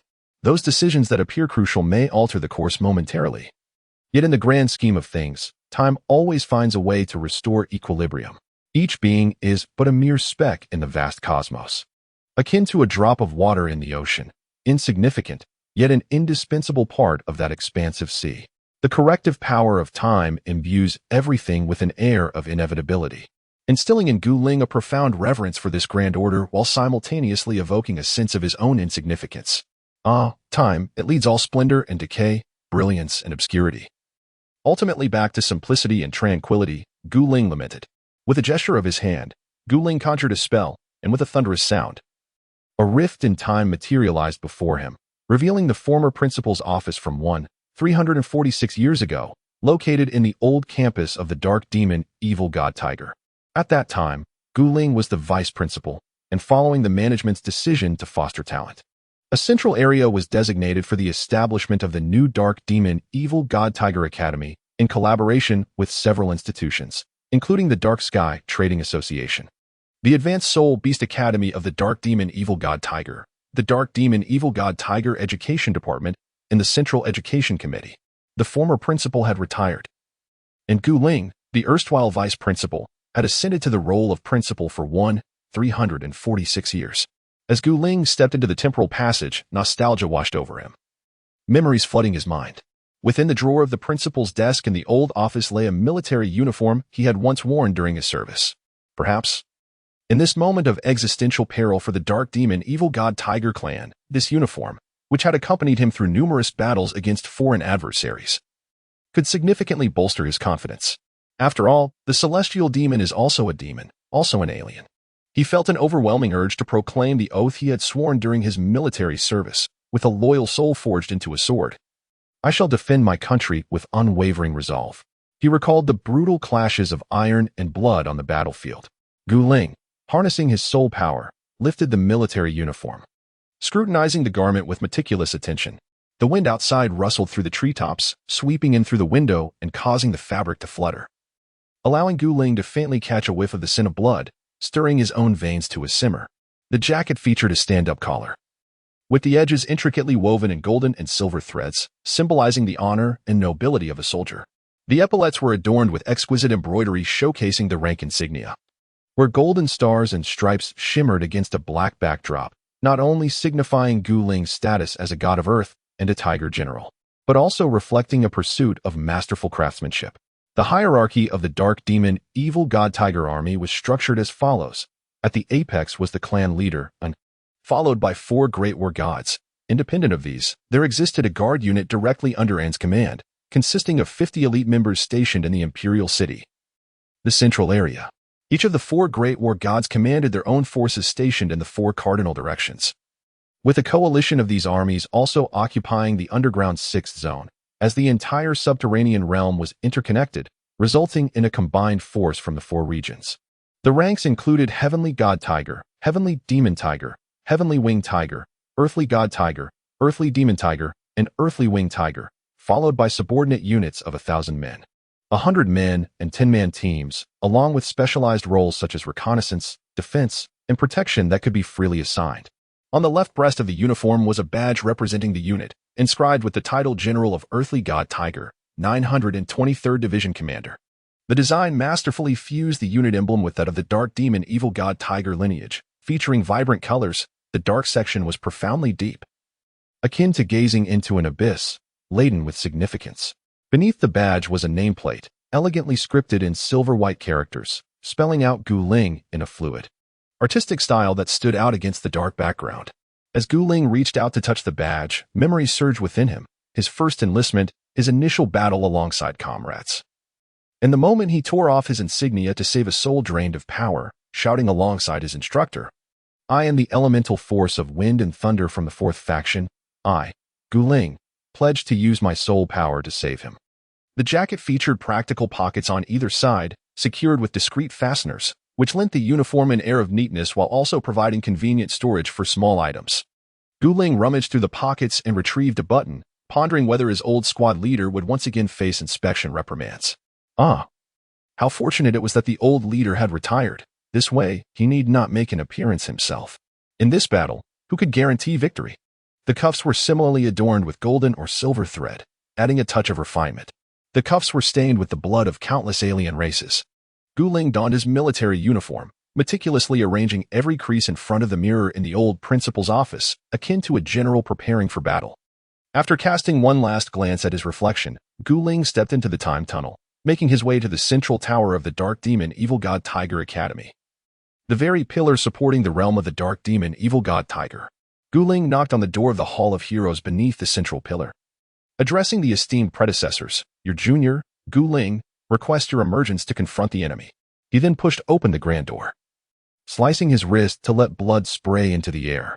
In the Hall of Heroes, there were 92 spirits, some just a step away from breaking through to 200,000 years of soul beasts, others on the brink of reaching 800,000 years, and one was the father of an, whose soul power had reached 900,000 years but had not advanced for a long time. Furthermore, there was N's grandfather, whose soul power reached a staggering 990,000 years, merely a step away from attaining divinity. Stimulated by the blood, the spirits gradually awakened. After Gu Ling recounted the events and shared the future he glimpsed in the river of time, everyone was left astounded. They had slumbered in this realm for tens of thousands of years, and while they had contemplated that this day might arrive, they had primarily envisioned sweeping through the previous Douluo continent with their formidable powers to dominate a world. They never anticipated being confronted at their doorstep, facing a future fraught with the peril of extinction. The souls of the spirits returned to their bodies, consuming the thousands of blood offerings hidden beneath the Hall of Heroes, which bore an alternative name, the Bone Repository, for other races. As for In, the leader of the Dark Demon Evil God Tiger clan, upon Tang San's entrance into the realm, his malevolent power surged to an unprecedented peak, even showing signs of losing control over his soul power, and had never imagined that the power of the evil god, one of their most relied upon abilities, could one day backfire to such an extent. Fortunately, the additional condition of his pact with the divine was that all the clan's malevolent power would be transferred to him alone.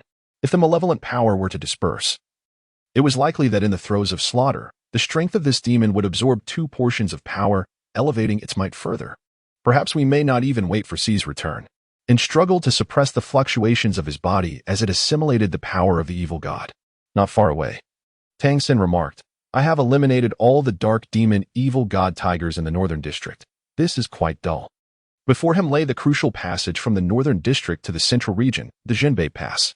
Tang San gazed at the 3 characters inscribed on the grand gates with a sense of melancholy, yet soon broke into a smile. "I shall demonstrate to you the disparity of strength, the essence of true pessimism."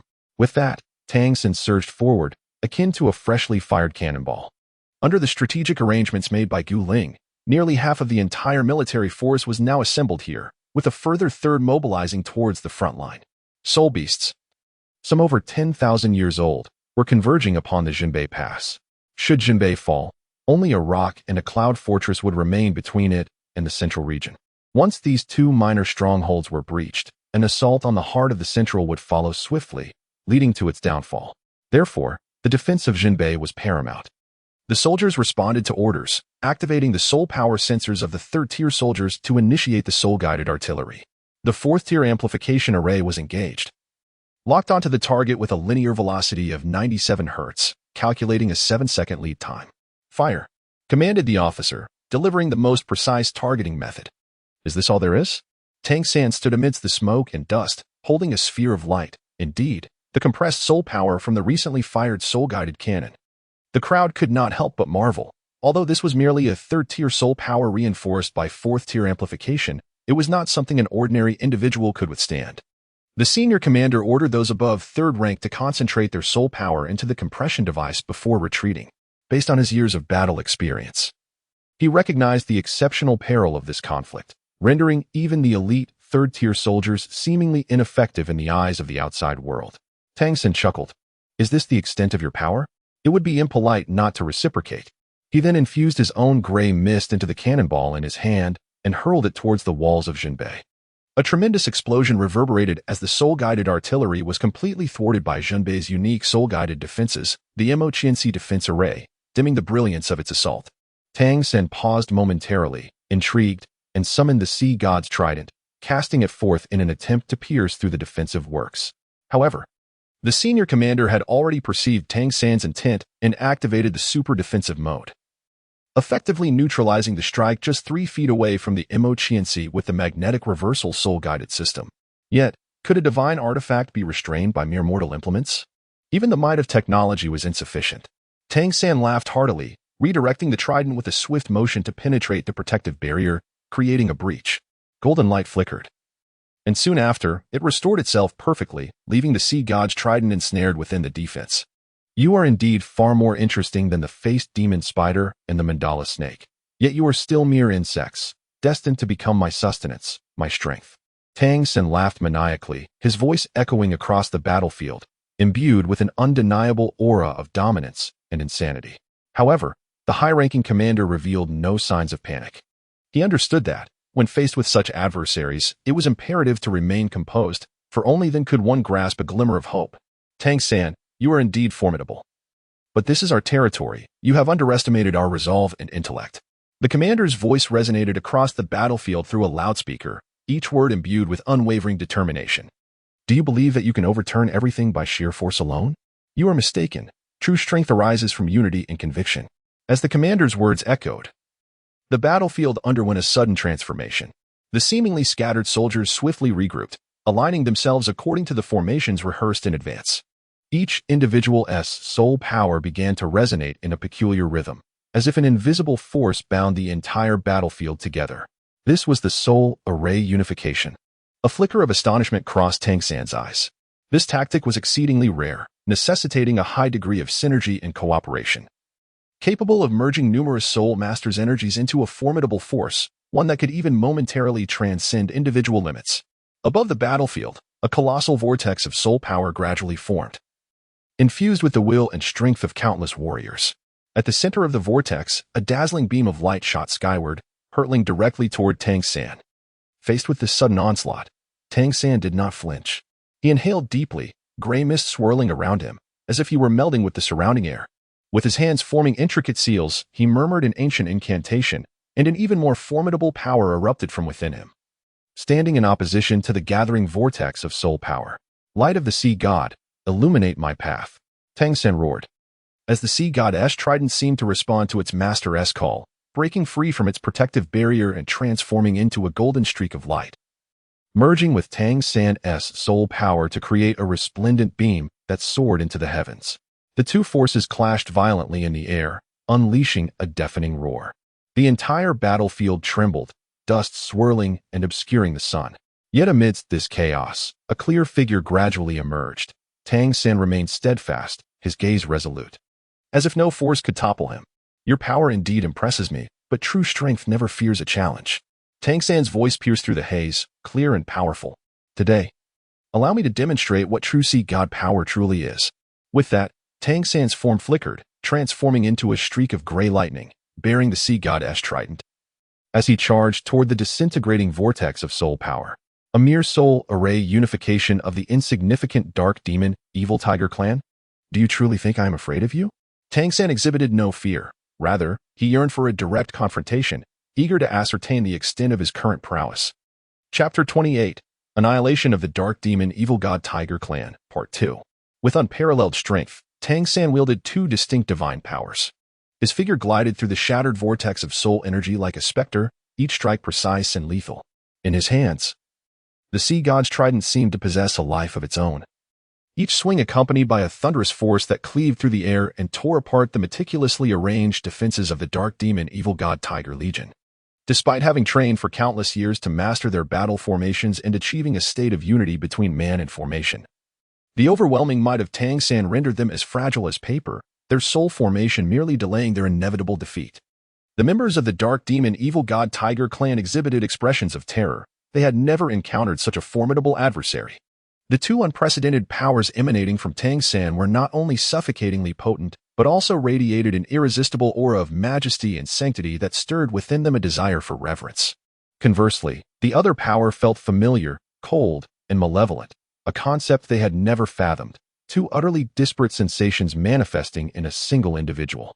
Although their soul formation was formidable, it appeared woefully inadequate against such genuine power. Tang San moved across the battlefield with the grace of a swimming dragon, his movements swift and precise, each evasion perfectly timed to avoid enemy attacks. His eyes sparkled with a chilling light, as if he could perceive every subtle change on the battlefield. The members of the dark demon evil god Tiger clan, unwilling to succumb, roared in defiance, unleashing their respective soul skills in a desperate attempt to overwhelm Tang San with a torrent of soul energy. Yet, he seemed to exist at the eye of the storm, maintaining an inner calm and clarity amidst the tumultuous chaos surrounding him. With each anguished cry, members of the dark demon evil god Tiger Legion fell one after another, some pierced directly by the sea god's trident, others succumbing to the collateral damage of Tang San's unleashed soul energy, collapsing to the ground, unable to rise again. The battlefield became a mountain of corpses, blood pooling like a river, the entire space shrouded in a thick haze of blood and despair. Standing at the center of the battlefield, enveloped in a faint gray mist, Tang San wore a look of disdain mingled with a hint of darkness. He slowly retracted the sea god's trident, a sinister smile curling at the corners of his mouth, a mockery of the pitiful state of his enemies. "I am Tang San." Tang San's voice was as cold and unyielding as ice. He surveyed his surroundings, and wherever his gaze fell, there lay the desolation of the dark demon evil god Tiger clan's demise. "Remember? No, you shan't have the chance to remember. You will all ultimately become a part of my power." Tang San stood amidst a mountain of corpses and a sea of blood, laughing arrogantly. Even with the enhancement of the soul formation unification, the soldiers of the dark demon evil god Tiger Legion, numbering in the tens of thousands, could only manage to evoke a fleeting sense of fatigue within him. Having spoken, Tang San did not hasten to depart, but instead walked slowly towards those remnants of the dark demon evil god Tiger clan who were still clinging to life. Each of his steps bore an extraordinary weight, as if he were treading upon their very hearts, instilling within them an unparalleled sense of oppression and despair. Suddenly, a resounding crash echoed through the air. Tang San's tattered robe, stained with the blood of the dark demon evil god Tiger clan and his own, floated in the wind. He turned in astonishment towards the peculiar object soaring in the distance, where a dark mass loomed some 700 or 800 meters away, led by Gu Ling, the headmaster of the dark demon evil god Tiger Academy. The object that had intercepted Tang San's advance was none other than a poisoned token pilfered from an ancient being in the Hall of Heroes by Gu Ling. Tang San enveloped his bleeding arm in divine power before using it to levitate into the air, positioning himself at eye level with his adversary. "At last, something interesting is happening. These people have bored me to tears," he cackled, his head thrown back in laughter. In an instant, he surged forth, his figure flickering as he flew towards Gu Ling, renowned as the foremost diviner in the dark demon evil god Tiger realm. Had anticipated that such a celestial demon would not adhere to conventional patterns, and thus he retreated several hundred steps, leaving his elders to confront the threat. While he appeared dashing when throwing the token, he knew when to exhibit caution. At that moment, a figure emerged from the crowd, known as Mo. Mo raised a hand, and an inky black domain, as dark as ink, swiftly expanded outward from him, shrouding the sky in darkness. This realm was called Mobi. Those ensnared within it found themselves stripped of their 5 senses and cognitive abilities. Words from those around them slipped away like whispers in the wind, akin to a devoted admirer ignoring the indifference of their object of affection, comforting themselves with the thought that their beloved's aloofness was merely a sign of a slow-burning temperament, ultimately leading to their own downfall. This domain was the culmination of a century of MOS reflections as a devoted admirer, where his emotions were entirely invested. Tang San moved with such swiftness that he could not evade the encroaching domain and plunged headlong into its depths, becoming ensnared in its grasp in but an instant. Had never experienced such servile behavior, having lived 2 lifetimes, endowed with various advantages, and treated like a favored son of destiny in this world. Surrounded by women who never ceased to vie for his affection, he had an abundance of admirers. Merely rejecting them was a frequent occurrence. The feeling of fluctuating warmth and coldness within his realm was akin to love itself, and he secretly mused that he wished to embrace the role of a devoted admirer. Old Mo, you haven't allowed that celestial demon to perish, have you? Your realm is truly terrifying. Among the many in our hall of heroic spirits, only those who cultivate the path of indifference can withstand it. We need not intervene. Let us conclude this matter. It was said that this celestial demon was exceedingly formidable. Yet the display of power had yet to be witnessed, and it had all come to an abrupt end. Elder Bai and Little Chow, please tend to the kin below, and, while you're at it, disguise yourselves and eliminate some members of other races. After all, the celestial demon did not come in vain. We must prepare for the next feast. Suddenly, a flash of silver light appeared at the neck of the speaker, who clutched his throat. What is happening? Don't jest. A young man exclaimed, slapping him, only to see the head and body neatly severed, as if cleaved by an exceedingly sharp object. I must say, you were quite amusing. A silver light flickered from the dark realm, shattering the domain of Mo Bai. Alert! The young man sensed something amiss and shouted, but it was too late. The silver light flashed, and he was cleaved in 2 from shoulder to waist. Gucci and Lon, an elder, was overwhelmed with sorrow. This was a descendant of their line. And naturally, the bond was profound. Tang San chuckled softly. Is this trifling trick enough to ensnare me? Has no one from the Dark Demon Evil God Tiger clan remained? Let us proceed together. The 4 individuals, Heaven, Earth, Xian, and Huang, exchanged a knowing glance, instantly grasping the underlying significance. They swiftly encircled Tang San, realizing that underestimating him any further would be perilous. Should they do so, the ominous prophecy uttered by Gu Ling might indeed materialize. Heaven S seal, Earth S pulse, Xian S abyss, and Huang S jewel. These 4 united their quintessence, invoking their innate treasures and forming a dreadfully formidable assault. Each of them boasted a cultivation history spanning 700,000 years, and their combined offensive had once vanquished the god-slaying specter known as the Silver Wolf of the Moon, whose legacy endured for 900,000 years. Do remember this name. Following the initiation of their lethal technique, the other members of the Hall of Heroes mobilized accordingly. Some adept at enhancement conjured over 10 augmenting arrays in a single breath, while others, skilled in confinement, unfurled their robes, revealing myriad binding formations that surged toward Tang San, intent on diminishing his strength. There were those who ignited their own soul force, cultivated over 100,000 years, along with a fragment of their physical being, to summon beings from other realms through secret arts. Others meticulously reconstructed a singular path, restoring it to a semi-complete state to suppress Tang San's power. Operating under the belief that all strength emanates from laws, elements, emotions, love, and formations being applications of such rule-bound energies. Moreover, the dark demon Evil God Tiger, born during the cataclysm, inherently possessed fragments of 6 elemental laws and was more attuned to the great path. The essence of cultivation, after all, lay in imprinting the world's great path within oneself. A dazzling array of colorful formations and various elemental paths surged toward Tang San as if they were worth no currency. And due to the binding formations woven into the fabric of the robe, Tang San found himself unable to react in time. A gray mist enveloped him, cocooning him within its embrace, as he resolved to endure the impending onslaught. Having witnessed the history of the evil god, Tang San was acutely aware that the power of the evil god far exceeded that of the sea god's divine strength and the punitive authority of the god of Shura, operating on a significantly higher tier. Thus, he unleashed all of his evil god's power within, preparing to withstand the assault. In a distant chamber belonging to the chief of the Dark Demon Evil God Tiger clan, and gritted his teeth against the negative repercussions brought forth by the evil god's strength he had endured for tens of thousands of years. Could he not withstand a few more days? Unbeknownst to him, the Dark Demon had already decimated the entire northern district and was engaged in combat with the denizens of the Hall of Heroes.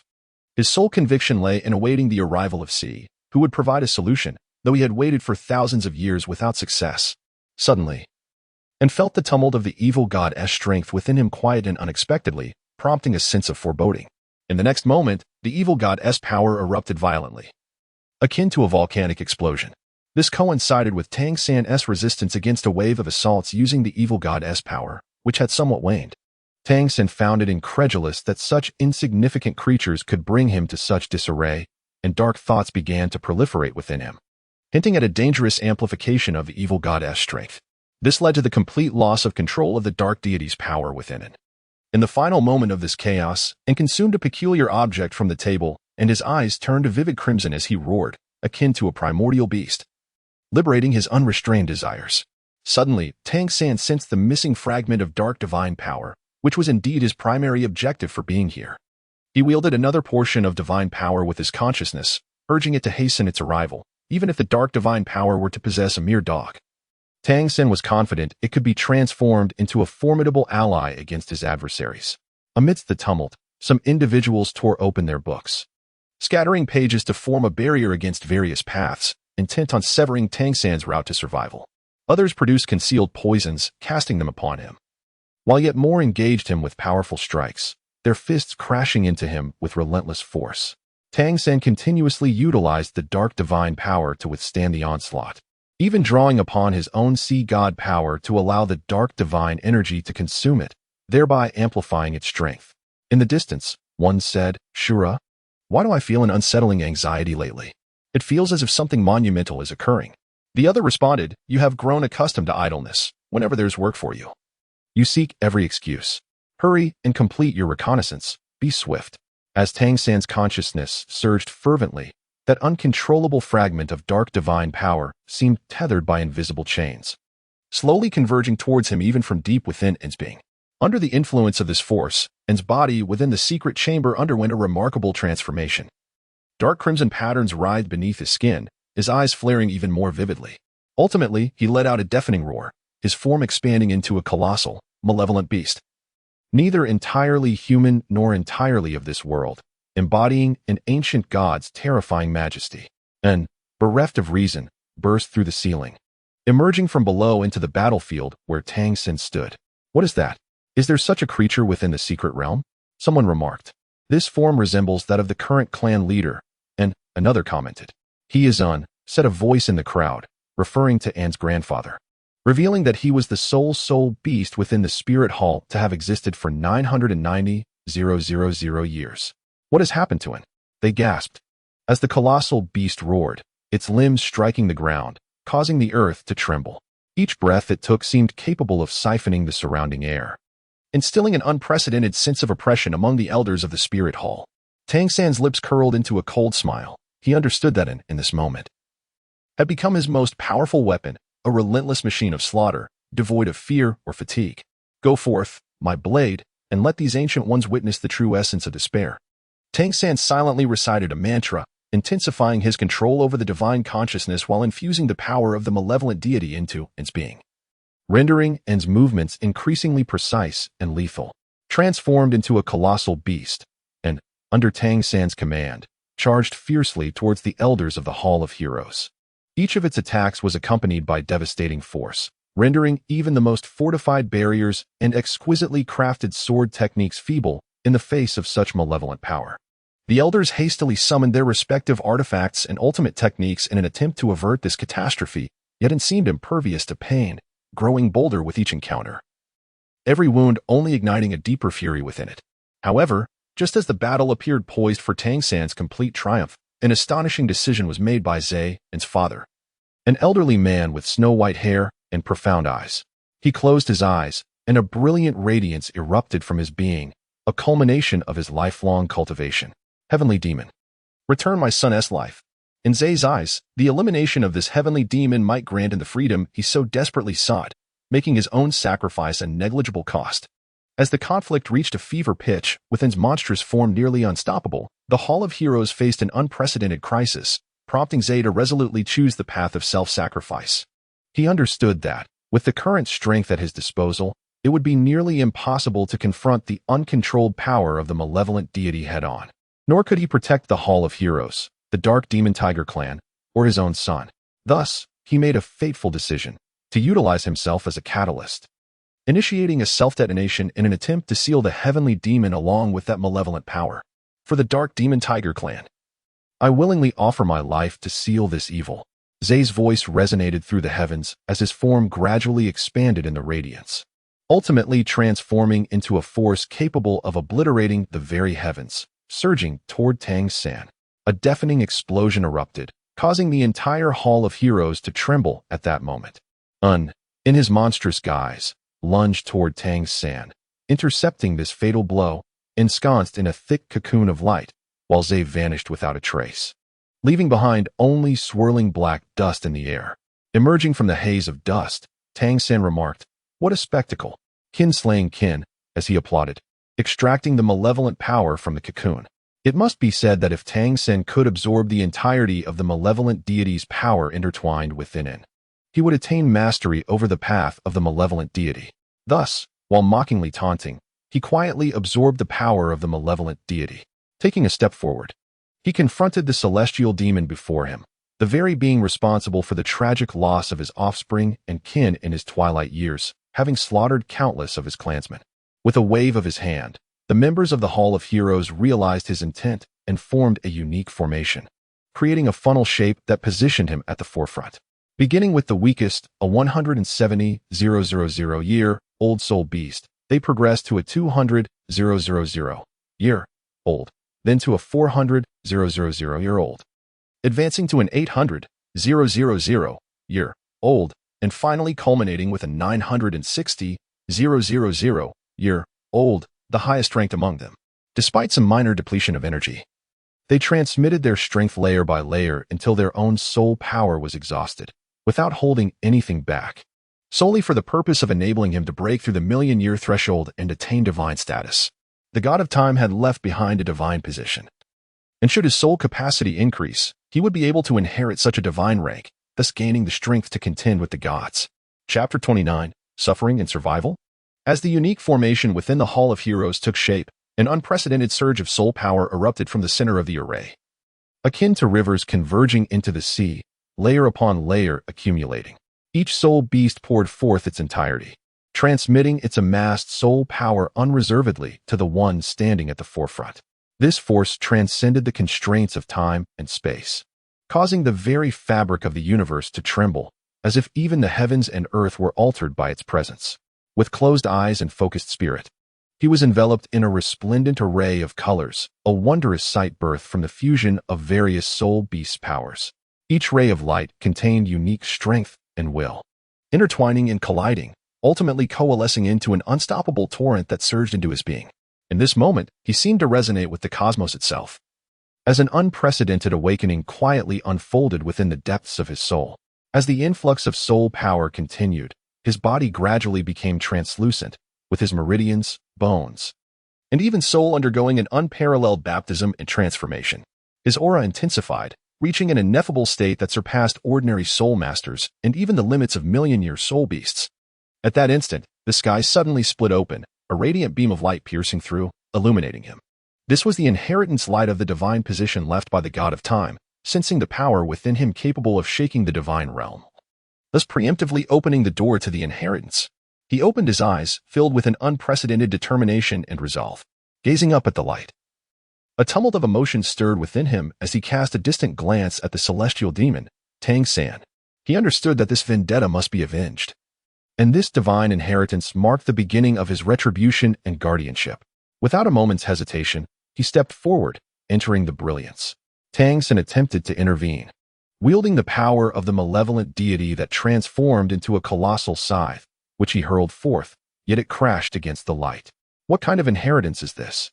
Regrettably, no one responded to Tang San's inquiry.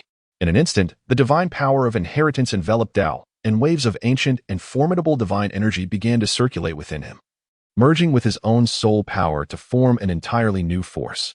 This energy was then continuously compressed and refined, ultimately achieving a density far exceeding that of his previous 99,000 years. Though the soul beasts of that era could be deemed semi-divine, they were ultimately bound by mortal flesh. After being washed by divine power, the capacity for soul power within his body was significantly enhanced, allowing it to serve as a vessel for divine energy.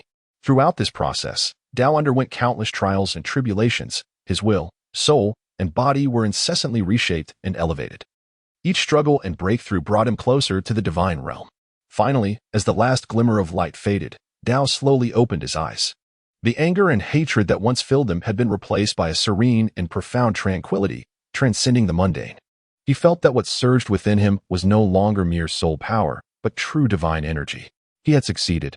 He had inherited the divine position of the god of time, becoming a genuine deity. In this moment, he fought not just for himself, but for his entire kin, for those family members who had sacrificed for him. He vowed, in the name of the divine, to protect this land, ensuring that the malevolent forces across the way would be reduced to ashes, unable to escape. Dao familiarized himself with the newly acquired power, that of the god of elements, enabling him to master elemental forces, space, time, wind, and thunder. Even the malevolent energy bestowed upon the dark demon evil god tiger clan by the dark deity returned to him in a form that felt both foreign yet intimately familiar. As if it were a part of his own being, Dao cautiously controlled his strength, his expression grave and serious. He understood that this formidable power was not solely his own, but stemmed from the legacy and accumulation of the entire dark demon evil god tiger clan. At this moment, he sensed the expectations and trust of the 87 souls behind him. They had gathered all their soul power at the cost of their lives to aid him in reaching the divine realm. Simultaneously, the countless soldiers at the northern defense fortress selflessly burned their soul power, contributing to this battle. Faced with such immense sacrifice and support, Dao was filled with emotion and a profound sense of responsibility. He knew he could not betray the hopes of those who believed in him. He must give his all to vanquish the enemy before him. Thus, he silently vowed, "This battle shall be victorious." With unwavering faith and determination, Dao once again gathered all his strength, preparing to meet Tang San's assault. What is this? This is the power of evil? No, how could you possess such malevolent energy? The entirety of the dark demon evil god tiger clan's dark power has been transferred to a single individual. As Tang San sought to reverse control over and using the dark deity's power, he inadvertently extracted An's memories, grasping the general circumstances of this secret realm. Therefore, upon witnessing the evil energy within Dao, Tang San could not help but be taken aback in astonishment. To understand that the power of the malevolent deity is his greatest reliance, Dao remained silent, gathering energy within the palm of his right hand. The formidable force gradually coalesced into a wave of energy, stirring the surrounding air and causing Dao's garments to flutter audibly. Very well, if silence is your choice. Allow me to test the essence of your divinity. Tang San instantly calmed himself, bracing for what was to come. With a swift sound, the energy wave shot forth from Dao's hand, and in an instant, Dao's figure shifted, utilizing his dark affinity to manifest three shadowy figures arranged in a triangular formation. Trailing behind the energy wave, Tang San felt an inexplicable sense of familiarity. Was he to be treated as mere prey, akin to the mandala serpent of 422 years past? He scoffed. In that moment, the vast realm of the purple extreme magic eye illuminated his gaze with a golden sheen. Yet, even with the purple extreme magic eye at its zenith, he could not discern which was the true form and which were illusions, as they all mirrored the same movements. If one were genuine and two were false, the form would reveal the truth. But what if all three were mere phantoms? Tang San had already concluded that one among them must be real, neglecting the possibility that all could be illusory. Consequently, he transformed the power of the malevolent deity into three sharp projectiles aimed at the three shadows. However, before he could unleash them, an icy chill crept up his spine, causing the hairs on his neck to stand on end and his muscles to tense. His years of battle experience had sharpened his sixth sense, alerting him to imminent danger. In the mere fraction of a second that followed, Tang San reacted instinctively, pivoting to the side just as Dao, concealed within the shadows, brandished a dagger, leaving a long trail of blood across Tang San's armored back. As the flesh rolled back, the wound instantly turned a deep shade of purple. The three phantoms morphed into a puddle of water, and even the shadows dissipated. It was revealed that the shadows were conjured using a water mirror, enhanced by dark elements. Tang San, feeling the pain, knelt down, his mind racing with thoughts. The figure, still shrouded in a dark robe, vanished into the shadows, while the residual darkness sprouted a tuft of foxtail grass, tauntingly amplifying the opponent's frustration. Tang San found himself in a predicament where the enemy lurked in darkness while he remained in the light. After a moment of contemplation, he burst into laughter, declaring that if that were the case, he would not hold back. His target shifted to those lying on the ground, drained of their soul power. He proclaimed, "Old man, aren't you quite bold? If you do not emerge within a minute, I shall slay one person until none remain."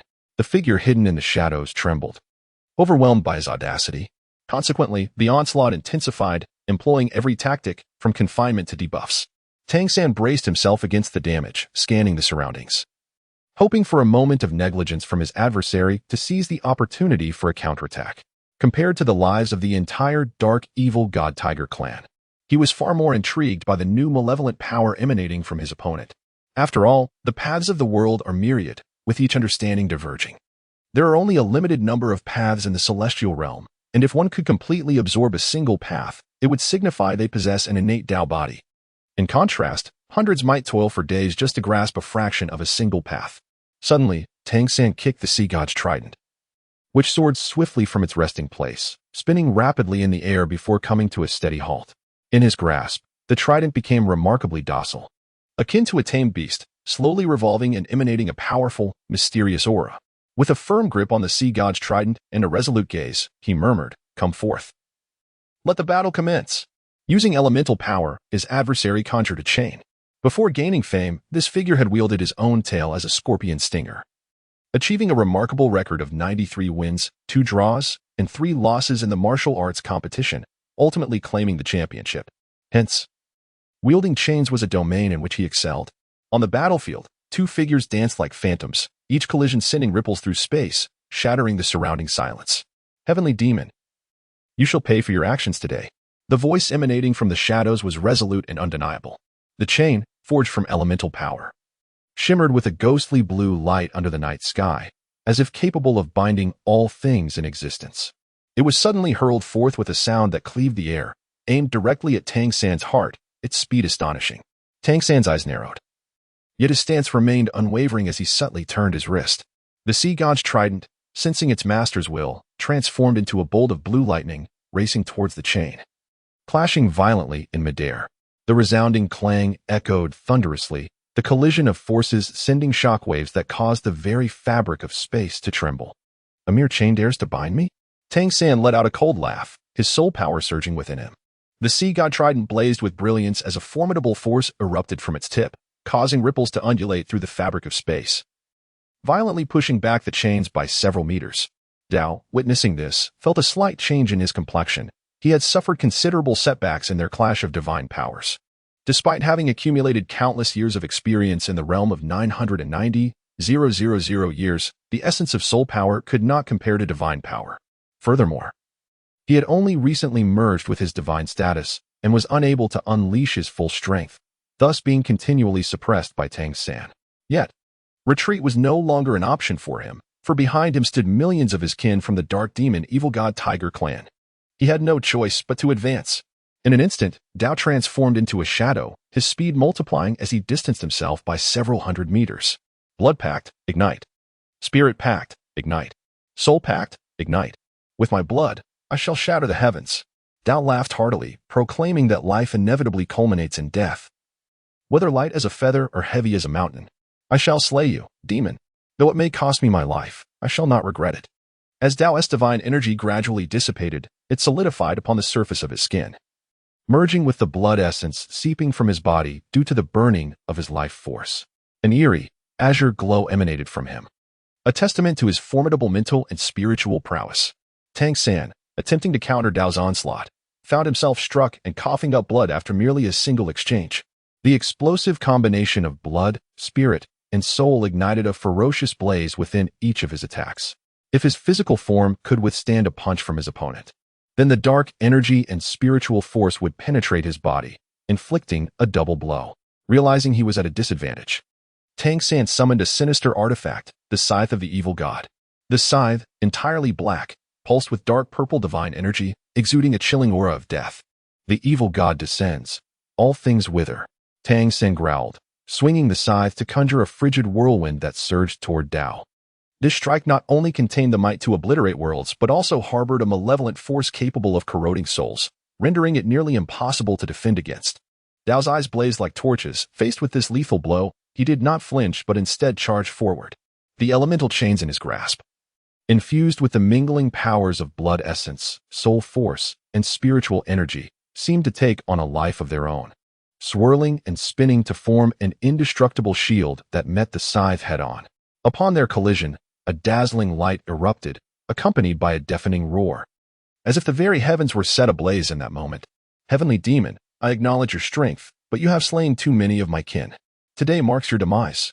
Dao bellowed, his chains vibrating violently as a pure and vast amalgamation of powers surged forth, clashing fiercely with the evil force of the scythe. As time progressed, the energy fluctuations on the battlefield intensified, and the confrontation between the two had reached a fever pitch. Each clash resonated like the collision of stars, stirring the hearts of all who witnessed it. In the midst of this fierce battle, despite the fact that Dao had recently ascended to divinity, he found himself evenly matched with Tang San, even subtly gaining the upper hand after igniting his blood, spirit, and soul. Dao, fueled by determination, relentlessly attacked Tang San with his chains, yet Tang San, armed with considerable combat experience, managed to evade each assault unscathed. Dao sighed. Gazing at the towering pillar in the distant central region, he understood that if this consumption continued, he would inevitably perish once he exhausted all that he could burn. It was time. With resolute determination, Dao bellowed, "Sword, come forth." This proclamation momentarily stunned Tang San, but he quickly regained his composure. Suddenly, the central pillar fractured, and a long sword shot forth from its core. The sword, resembling a streak of light, gracefully arced across the sky, coming to rest firmly before Dao. The blade was adorned with the spirits of mountains and trees, shimmering with a faint azure glow. Dao bound his elemental chains to the sword's body, which instantly transformed into a myriad of elemental ions, merging into Dao's being. The sword quivered slightly, as if the sword's spirit within lamented. The elemental refinement of the sword's spirit was intended to unleash greater power. With a single strike, he hoped to justify the last remnants of energy he had burned. Regardless of the outcome of this elemental refinement, the sword would shatter completely, and perhaps even the sword's spirit would be reduced to ashes. Dao silently uttered an apology to his old friend, yet he knew he must triumph over Tang San. The sword's spirit trembled slightly, seemingly in acknowledgement. Dao raised the sword and lunged at Tang San. At last, in a decisive confrontation, Dao seized upon a flaw in Tang San's defense, intending to deliver a blow that would determine victory. Just as the tip of Dao's sword was about to pierce Tang San's chest, Tang San deftly sidestepped, evading the lethal strike. Seizing the momentum of Dao's assault, he surged forward like a specter. The scythe of the evil god, a divine artifact imbued with boundless malevolent power, appeared to come alive in Tang San's hands. The blade's tip glimmered with a sinister green light, a manifestation of the evil god's power, eager to consume all vitality. With a sharp crack, the scythe of the evil god struck true, piercing Dao's heart. In that instant, time seemed to freeze. Disbelief and despair flickered in Dao's eyes. The life force within him dissipated like leaves caught in a tempest, while the evil god's power ravenously devoured his remaining vitality. The secret technique of burning one's life, which should have been Dao's ultimate trump card to reverse the tide of battle, instead became the catalyst hastening his downfall. His body began to tremble. He struggled to maintain his footing, but the malevolent force emanating from the scythe had thoroughly obliterated his will and strength. His eyes gradually lost focus, filled with a profound unwillingness. He could not fall here. His kin needed him. He could not die. In a desperate roar, he realized that all was already determined. The scythe of the evil god pierced through his form, shattering his heart, stripping him of all his power and life. In this land, scarred by the trials of battle, only the figure of Tang San remains. This signifies that the tempest of the final chapter of the Dark Demon Evil God Tiger clan is poised to descend in its entirety. Chapter 30, Prelude to Escape. The narrative rewinds to 7 days prior, when Tang San invaded the secret realm of the Dark Demon Evil God Tiger. Jiang Liuyan, the dean, sent a message through the secretary beside the principal, summoning Jiang Liuyan to the principal's office. In the serene depths of the night, illuminated by the silvery moonlight, Principal Gu Ling, a seemingly genteel and refined elder, yet profoundly inscrutable, sat alone in his office. The flickering candlelight cast shadows, revealing a rare gravity and resolve on his face. Jiang Liuyan, recognized as the most exceptional among the younger generation at the academy, had quelled the long-standing conflict between two rival factions and was subtly emerging as the foremost figure of the youth in the Dark Demon Evil God Tiger Academy. He was the sole individual in nearly 2 decades capable of resonating with the remnants of the Key of Time. If he were to continue his development unimpeded, he could very well become one of the pinnacle forces in the future. With a deep sigh, Gu Ling lamented the fleeting nature of time. Yonyan, I have summoned you for a matter of great importance. His gaze pierced through the flickering candlelight, as if he could glimpse the veils of the future's uncertainties. His voice, low and powerful, shattered the tranquility of the room. The forthcoming situation is far more intricate and volatile than we can fathom. Through divination and deduction, I have discerned an ominous force drawing near, a celestial demon whose origins I could not fully decipher. All I can discern is that he hails from the Douluo continent, with his sights set firmly on the secret realm of the dark demon Evil God Tiger. The fate of the dark demon Evil God Tiger clan is dimming. Yet the divination suggests that you may be the sole variable. Jiang Liuyan's gaze suddenly sharpened, for he was acutely aware that each emergence of the celestial demons would unleash unimaginable devastation. It was as if an unseen hand were erasing the very vitality of the dark demon Evil God Tiger clan. Each battle resulted in significant casualties, preventing their numbers from ascending to greater heights. Thus, having journeyed from a humble village to this point, Jiang Liuyan comprehended the profound implications behind it all. Principal, do we possess any means to counter this threat? He inquired. Listen closely to what I am about to share with you, came the response. Do you believe he might enter the secret realm through the celestial portal? Jiang Liuyan speculated. Gu Ling shook her head and withdrew a weathered tome from her sleeve, gently placing it upon the table. This is a divination manual left behind by my master, containing numerous ancient and enigmatic predictive methods. Based on these arcane techniques and the recent shifts in celestial alignments, I deduce that the celestial demon is most likely to infiltrate from the northern district's nether valley, the closest point to the Douluo continent. The flow of time there is distinct. Once one enters, the passage of time within the body accelerates exponentially. Therefore, the celestial demon will certainly launch an assault from this location, should he harbor intentions of extermination. The inhabitants of the northern district would face annihilation. The predictions derived from stargazing indicate that this demon's prowess is unfathomable, compelling us to forego the defense of tens of thousands at the northern gate. However, this remains merely conjecture. Moreover, Gu Ling shifted her focus, producing a jade pendant as smooth as silk from her bosom, its surface shimmering with a gentle blue luminescence, seemingly imbued with boundless power. This is a life-preserving talisman bestowed upon me by my master, capable of safeguarding you in critical moments. Liuyan, I have grown old. The omens suggest that the last bloodline of the dark demon Evil God Tiger clan will rest solely upon your shoulders. Yet, is it not said that human can triumph over fate? Destiny is not immutable. What if we prevail? You are among the most gifted of this generation. Should the moment of annihilation truly arrive, do not hesitate to utilize this artifact to deflect fatal harm. Furthermore, I shall impart to you a unique technique. Live well. Jiang Liuyan accepted the jade pendant with both hands, a warm current surging within him. He understood that this was not merely a treasure, but a profound expectation and trust bestowed upon him by his master and the principal. Gu Ling instructed Jiang Liuyan to stow away the treasure and began rummaging through the drawer. Ultimately, he activated the spatial rift within the bookshelf. Perhaps this clan was on the brink of annihilation. It would be wiser to bestow a small token upon the younger generation. Should they survive, he could always shamelessly reclaim it later, Gu Ling mused. Randomly, he retrieved an ancient tome titled The Six Elemental Transformation Technique. Gu Ling explained that this book was authored by the primal bloodline ferocious beast, the Six Elemental Spirit Beast, long before the era of the Great Desolation. The Six Elemental Spirit Beast could no longer awaken its six aspects due to the depletion of spiritual energy in the world, fading into obscurity with the other beasts.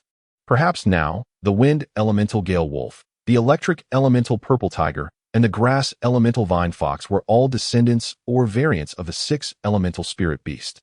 The technique's application was confined to the six elements, requiring an innate affinity. Any attempt to invoke it through the perception of external elements would result in catastrophic failure. The core content of the tome elucidated that one could inscribe the formations contained within it using the six elements, thereby connecting with the river of time and the ubiquitous spatial rifts, facilitating an escape from pursuit. However, the technique had a significant limitation. It could only consume all soul power for 5 uses within a span of 50,000 years, 6 times for 60,000 years, and so forth, potentially allowing unlimited use only upon reaching divine status at the 100th level. But principal, I possess only 5 elements. Most crucially, I lack the time element. Jiang Liuyan remarked, contemplating the fate that awaited him, uncertain whether he would perish in battle or be ensnared by malevolent forces. Only the precious artifact from the dark demon Evil God Tiger clan in his possession could aid him. Principal, regarding that silver necklace, Jiang Liuyan hesitated, clearly aware of the legends surrounding it. Guling nodded slightly, a complex emotion flickering in his eyes. That necklace was a treasure left behind by the god of space, embodying the mysteries of the path of time. There were rumors that this necklace was a manifestation of the path of time, forged at the cost of an entire clan, resulting in a complete and pristine pathway. However, due to the varying interpretations of time among individuals, certain impurities inevitably emerged within the path of time. The god of space, along with an and the time mage, collaborated to create two divergent paths. One, a pure essence, dazzling like the stars above and easily absorbable, and the other, encompassing the path of time along with various other interpretations. Since the path of time was extracted from the dark demon, evil god tiger clan, the impurities were left to the clan's leader. Should an outsider utilize it, the lingering soul imprints or remnants could transform them into a genuine dark demon evil god tiger. As the leader of this clan, and contemplated directly absorbing this power and had been attempting to purify the necklace of its impurities with malevolent energy, hoping for the clan's restoration. Yet, as you know, the malevolent energy within him was a double-edged sword, both a source of strength and a harbinger of destruction. What is most admirable is that, in order to prevent the necklace in his possession from being stolen by the celestial demons and turning into a formidable weapon against the dark demonic tiger clan, and decisively erased all awareness related to the necklace. The process of purifying the impurities within the necklace has become a form of muscle memory. After all, it has been several 100,000 years since then. Jiang Liuyan nodded in a manner that suggested a partial understanding. At this juncture, Guling's voice grew notably somber, pausing momentarily as though she was about to divulge a significant secret to Jiang Liuyan. In truth, I am not the genuine Guling. This revelation left Jiang Liuyan utterly bewildered. While earlier statements had momentarily clouded his mind, this news struck him like a thunderbolt, rendering him motionless. I am but an external manifestation of Lord C. The true Guling has long perished in the relentless struggle against the alien forces from beyond. I have inherited fragments of Lord C's memories and intentions, yet the traumas of the battlefield have left my recollections disordered, causing occasional lapses in my behavior. Fortunately, the muscle memory of this body remains intact. The will of this external manifestation retains fragments of muscle memory, allowing me to inherit certain peculiar habits. After 15 years of warfare, it is only natural that I would develop PTSD and experience some behavioral fluctuations. Recently, I, as Lord C, discovered the shattering of and soul plate. Simultaneously, I realized I could no longer perceive the temporal fragments within the secret realm, awakening me to the gravity of the situation. How could Lorden still be alive if his soul plate is shattered? Jiang Liuyan inquired, perplexed. The river of time in this world is merely a flowing continuum, with each surge representing a fleeting fragment of time. This river flows uninterrupted, and in my quest to find a means to properly resolve the malevolent force within it, I dared to navigate upstream, seeking the mysteries of time. However, the beginning of this river, which I traverse against its current, accelerates the flow while simultaneously decelerating time. If the normal flow of time is at a rate of 1, then upstream it may dwindle to 0, 5, or even less. Thus, I have received countless possibilities from the future, learning of future events from the past of the current temporal continuum, and in turn, conveying future occurrences back to the distant past. Through this river of time, I foresaw An's demise and reclaimed my essence, allowing my vision to align with his, compelling me to safeguard you. Moreover, should the Dark Demon Tiger clan face calamity, I must ensure that the silver necklace does not fall into the hands of the celestial demons, as it could precipitate greater disasters. Guling's gaze was resolute and profound. And you, Liuyan, may very well be the one destined to alter the course of fate. Upon hearing these words, Jiang Liuyan felt as though a raging fire had ignited deep within his soul. An unprecedented sense of mission and responsibility surged through him like a tidal wave. He became acutely aware that his burden extended beyond merely safeguarding the academy and protecting his comrades. Far more crucially, he must assume the role of a beacon in the face of impending annihilation, enduring and fleeing when necessary. This sense of duty weighed heavily upon his shoulders. Yet he did not waver, for he understood that only by confronting these challenges with courage could he truly become a hero. Rest assured, Headmaster, I shall give my all and will not betray your expectations. Jiang Liuyan pledged with solemnity, his eyes gleaming with unwavering determination and fervor. His voice resonated with conviction and strength. The headmaster nodded in satisfaction, a smile of reassurance gracing his features. He recognized that his initial choice had not been in vain. Before him stood a young man who had already demonstrated remarkable courage and responsibility. He believed that Jiang Liuyan's future would be boundless. though he lamented that he would not witness it himself. Ah, the spirited youth, how splendid. 3 days prior to Tang San's incursion into the dark demon evil god's secret realm. As Jiang Liuyan listened attentively to the intricate explanations of Gu Ling, an unprecedented determination and yearning flickered in his eyes. He was acutely aware that, in the face of the impending invasion by the celestial demons, every opportunity to enhance his own strength was invaluable. Thus, he resolved to devote himself wholeheartedly to mastering the 6 elemental transformation technique within the span of 3 days. The countdown marked the 3rd day. Jiang Liuyan chose the most tranquil chamber as his sanctuary for cultivation. Fully aware that this method posed a formidable dual challenge to both mind and body, he first closed his eyes and focused his spirit. Striving to return to the purest state of consciousness, he began to sense the faint yet intricate power of the 6 elemental forces within him. This was no simple task, for his bloodline did not directly descend from the 6 pulse celestial beasts. However, through his profound understanding of the natural order and years of subtle manipulation of elemental forces, he gradually sketched the indistinct outlines of the 6 elements within his being.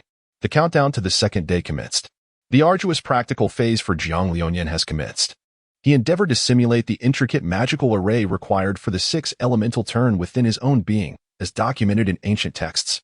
This demanded not only precise control over every strand of elemental power, but also the ability to merge them in a specific sequence and rhythm, forming an extraordinary structure capable of bridging time and space.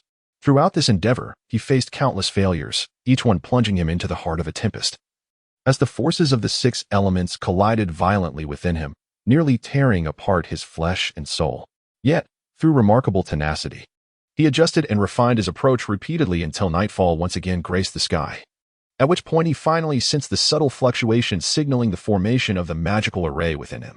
The 1st day of the countdown marked a pivotal moment for validation and consolidation.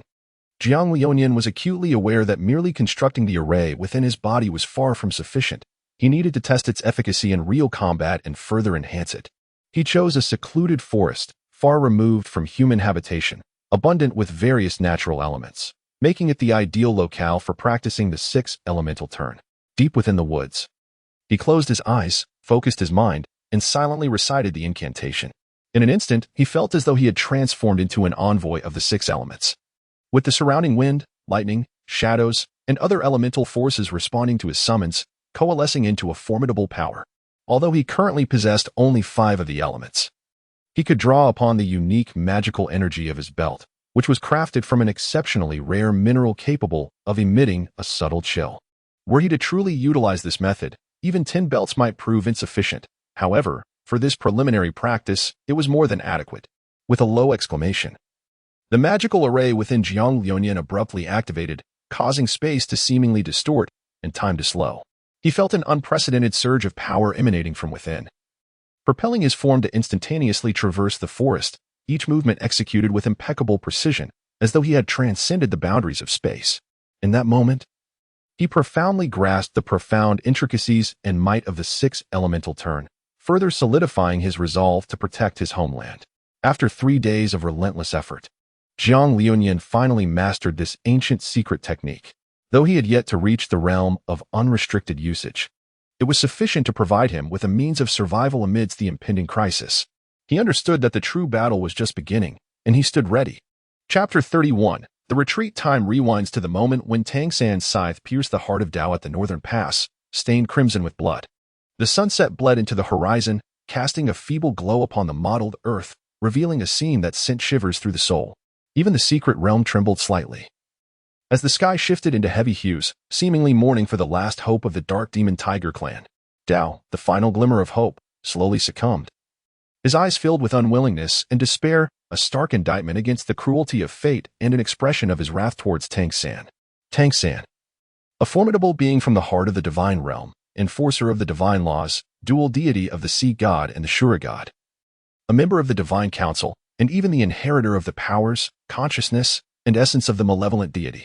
At this moment, he resembled a malevolent being emerging from the depths of hell, his face adorned with a sinister smile that encapsulated both triumphant glee and an unfathomable disdain for life. He approached the fallen figure of Dao with measured steps, each footfall reverberating in the hearts of those surrounding him, causing the very air to thicken with tension. Dao, you once believed yourself to be the savior of the dark demon evil god tiger clan. Little did you know that today you would become the most exquisite offering in my grasp. Tang San's voice was low and cold, imbued with an unsettling chill that exuded an undeniable cruelty. He crouched down, gazing at Dao, who lay defeated, his expression still tinged with disbelief, as if admiring a masterpiece. His eyes gleaming with madness and delight. The onlookers appeared utterly paralyzed with fear, for it had taken the collective strength of their entire clan to grant Dao divine-level prowess, capable of annihilating even the most formidable gods. Yet, to their astonishment, this infernal being had pierced Dao's heart with a mere stroke of his scythe. A palpable dread enveloped the crowd. In that moment, they were stripped of all soul power, rendered no different from ordinary mortals. I will make everyone witness the fate of those who dare challenge me. You shall see how Dao meets his end. And I will ensure you all perish in utter despair. It seemed Tang San sought to obliterate the very spirit of the dark demon evil god tiger clan. Yet more likely, he was merely indulging the dark desires that had seeped into his heart as the malevolent god's power infiltrated his being, twisting his psyche towards a more grotesque nature. His words were like icy blades, piercing the hearts of all present. Rising to his feet, he retrieved a pitch-black dagger from his storage soul guide, its surface swirling with an eerie dark purple light, yet remarkably blunt, a clear indication of its sinister design meant for torment.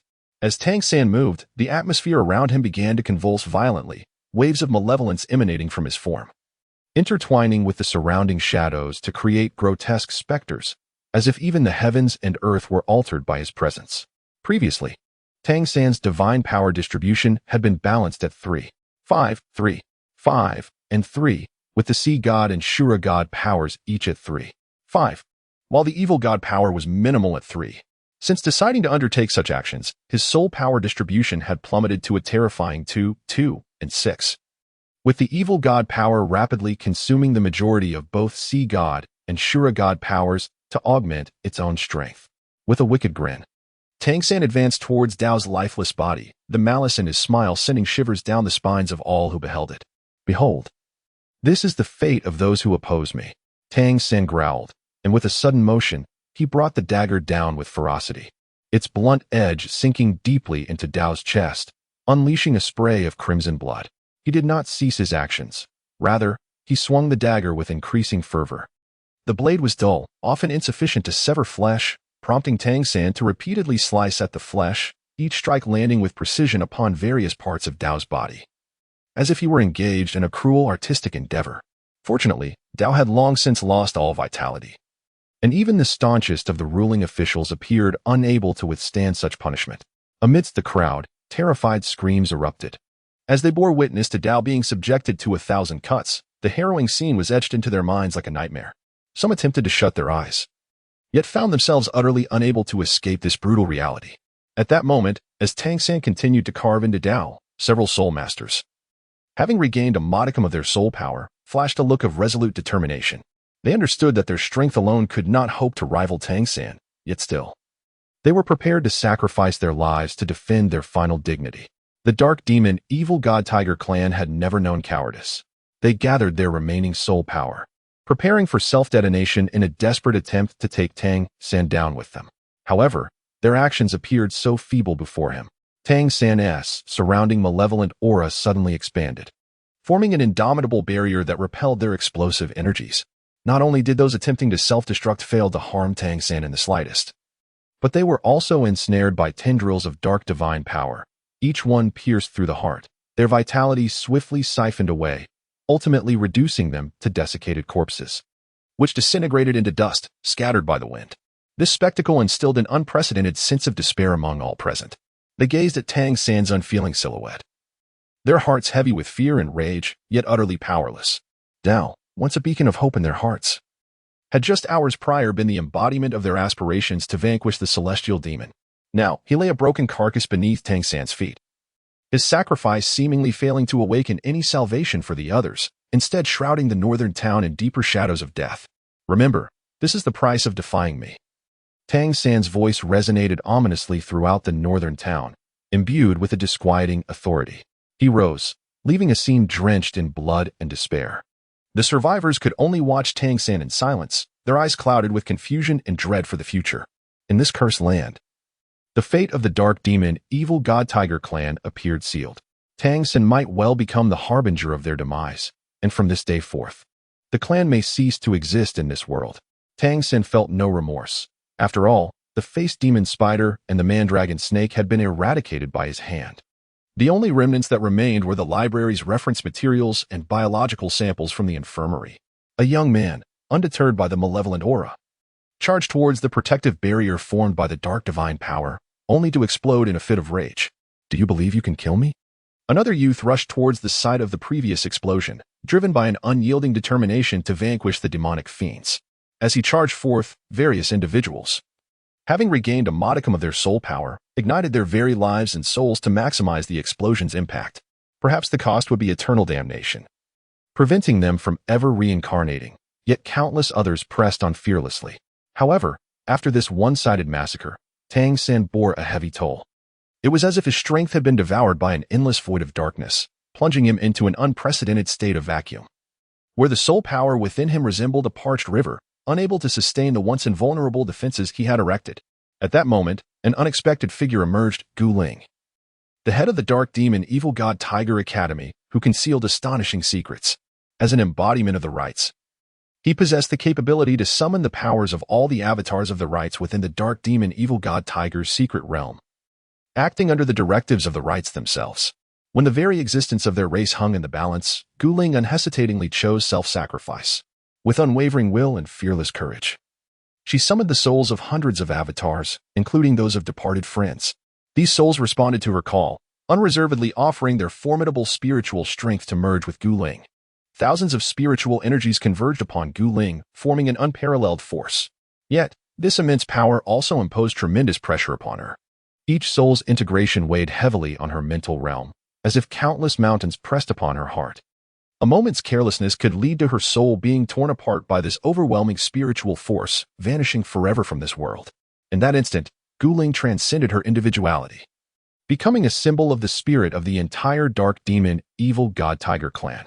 The fusion of all these souls within her elevated her spiritual power to unprecedented heights. This formidable energy allowed Gu Ling's consciousness to surpass mortal limits, sharpening her mind and greatly enhancing her insight. Even more astonishingly, Gu Ling's spiritual power began to brush against the divine realm. She sensed an ineffable force, one that could only belong to deities. This power granted her an extraordinary perception of everything around her, as if she could fathom the essence of all things. At this moment, Gu Ling had transcended the boundaries of ordinary beings, evolving into a presence imbued with divinity.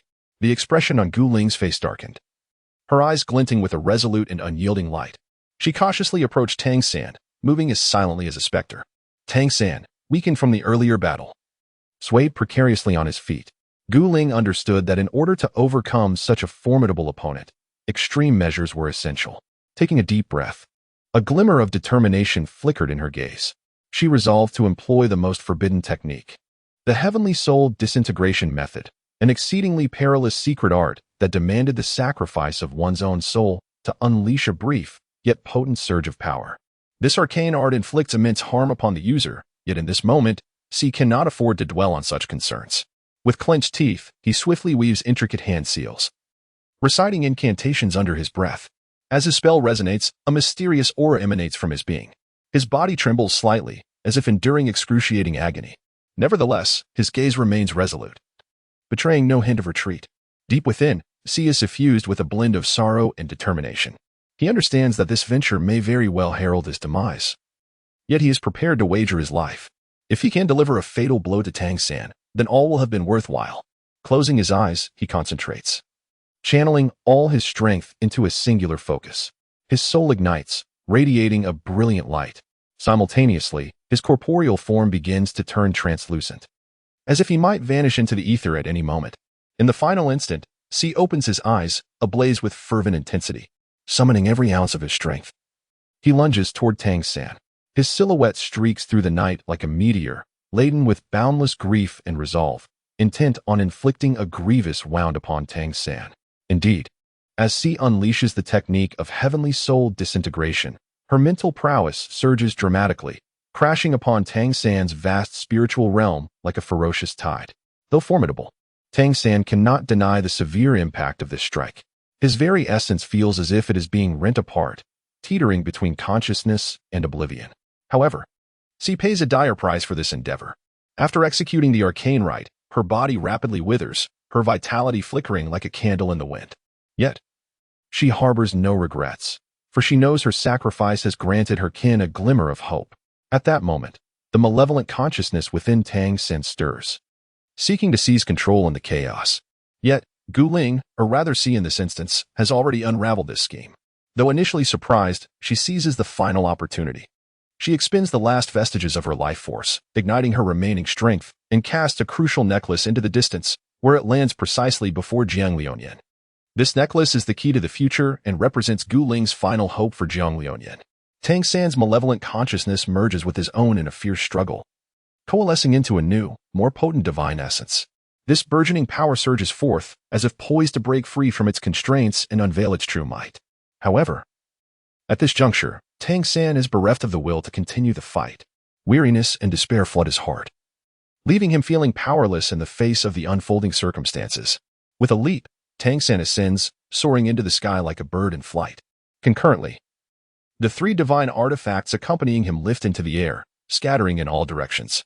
These artifacts whirl through the firmament, emitting dazzling brilliance akin to three resplendent stars. Tang San's gaze remains steadfast as he focuses intently, exerting complete control over the three artifacts. Guided by his will, they race forth like lightning, targeting the very pillars that uphold the entire secret realm.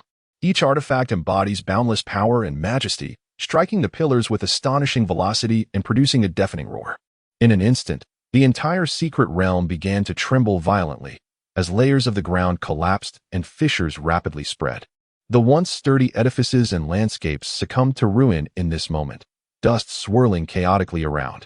Massive stone columns shattered and fell, walls crumbled, and debris scattered. Meanwhile, Jiang Liuyan, under the valiant protection of Gu Ling, finally discovered his chance for escape. Grasping the necklace tightly in his hand, an overwhelming sense of sorrow and rage surged within him. He understood that this necklace was a life-for-life sacrifice made by Gu Ling, and he could not betray her sacrifice. Thus, without hesitation, he extracted the element of time from the necklace, absorbing it into his very being.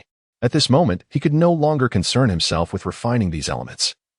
He was solely intent on fulfilling Gu Ling's final words. In a moment of dire urgency, Jiang Liuyan employed the 6-yuan turning technique, swiftly evading the treacherous lair of the dark demon evil god Tiger clan. His silhouette darted through the fabric of time and space like a bolt of lightning, each transition accompanied by immense surges of energy, reflecting his fervent anxiety and resolute determination. He understood that this was the only way to elude his pursuers and safeguard the necklace, a precious relic obtained through Gu Ling's sacrifice. As he navigated the chaotic rifts in time, Jiang Liuyan felt an unprecedented weight of pressure and challenge. The tumultuous energies within the rifts bore down heavily upon him. Yet he gritted his teeth and pressed onward, his gaze alight with unwavering resolve, his heart fueled by a singular belief to survive for Gu Ling, for his kin. Chapter 32. Remnants of the Fallen. With Tang San's earth-shattering blow, the dark demon evil god Tiger's secret realm seemed to buckle under an unbearable weight, shattering into countless fragments of varying sizes, scattering into the void. Once magnificent palaces, profound caverns, and lush forests now lay in ruins, reduced to desolation and debris. Remnants of battle scattered across the landscape.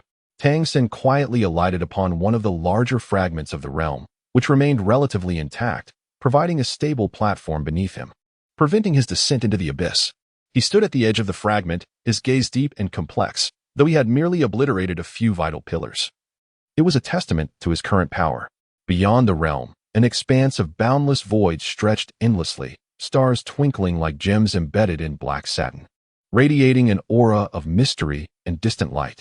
Here, the concept of time was non-existent, and the constraints of space were absent, leaving only an infinite silence and depth. Occasionally, a ray of light from a far-off galaxy would pierce the stillness, bringing a whisper of warmth and hope. Upon this fragment of the secret realm, Tang San could distinctly feel the forces of the void converging from all directions, some gentle, others tempestuous, relentlessly buffeting his body and soul. Yet, he appeared unfazed, allowing these forces to wreak havoc around him, for the fragment provided support and protection, preventing the temporal energies from siphoning away his vitality or hastening his demise. In the profound depths of the dark demon evil god Tiger's secret realm, time seemed to freeze, enveloping everything in an air of tranquility and mystery. Tang Sen sat in silent contemplation, his form shrouded in a soft, pale gray light, exuding an aura of divine solemnity.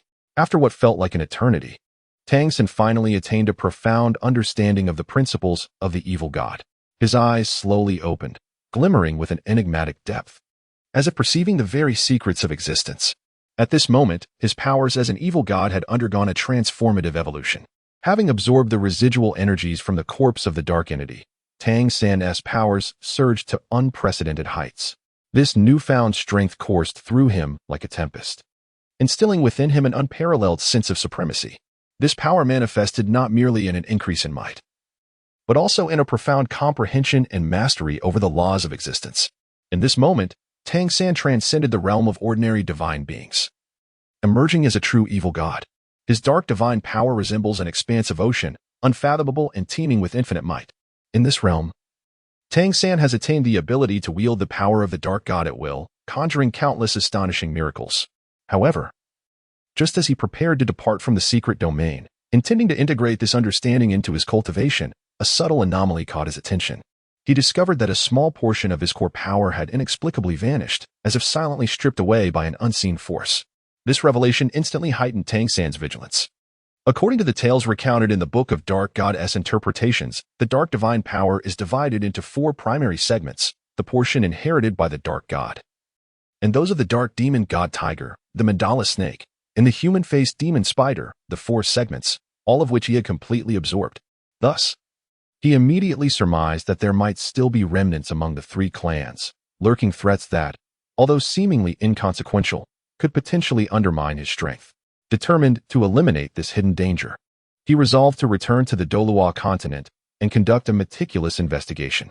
Tang San traversed between the great soul beast forests and human cities, personally exterminating numerous human-faced demon spiders, mandala snakes, and other creatures of similar ilk.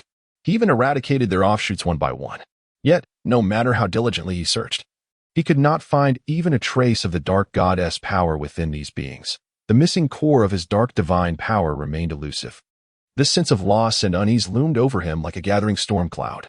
Suddenly, he recalled a particular method of divination mentioned in the Book of Dark Goddess Interpretations, which described an ancient and malevolent divination technique that piqued his interest. This method demanded the sacrifice of countless lives, its wickedness beyond measure. However, Tang San found himself devoid of alternatives. He yearned to reclaim that lost strength and was unwilling to allow the lurking threat to persist.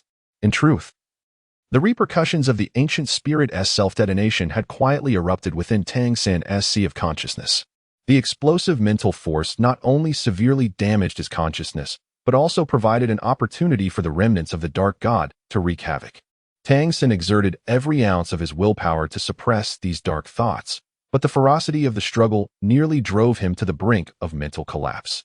Although he ultimately succeeded in repressing the majority of these dark thoughts, a small fraction escaped into his sea of consciousness, subtly altering his mental state.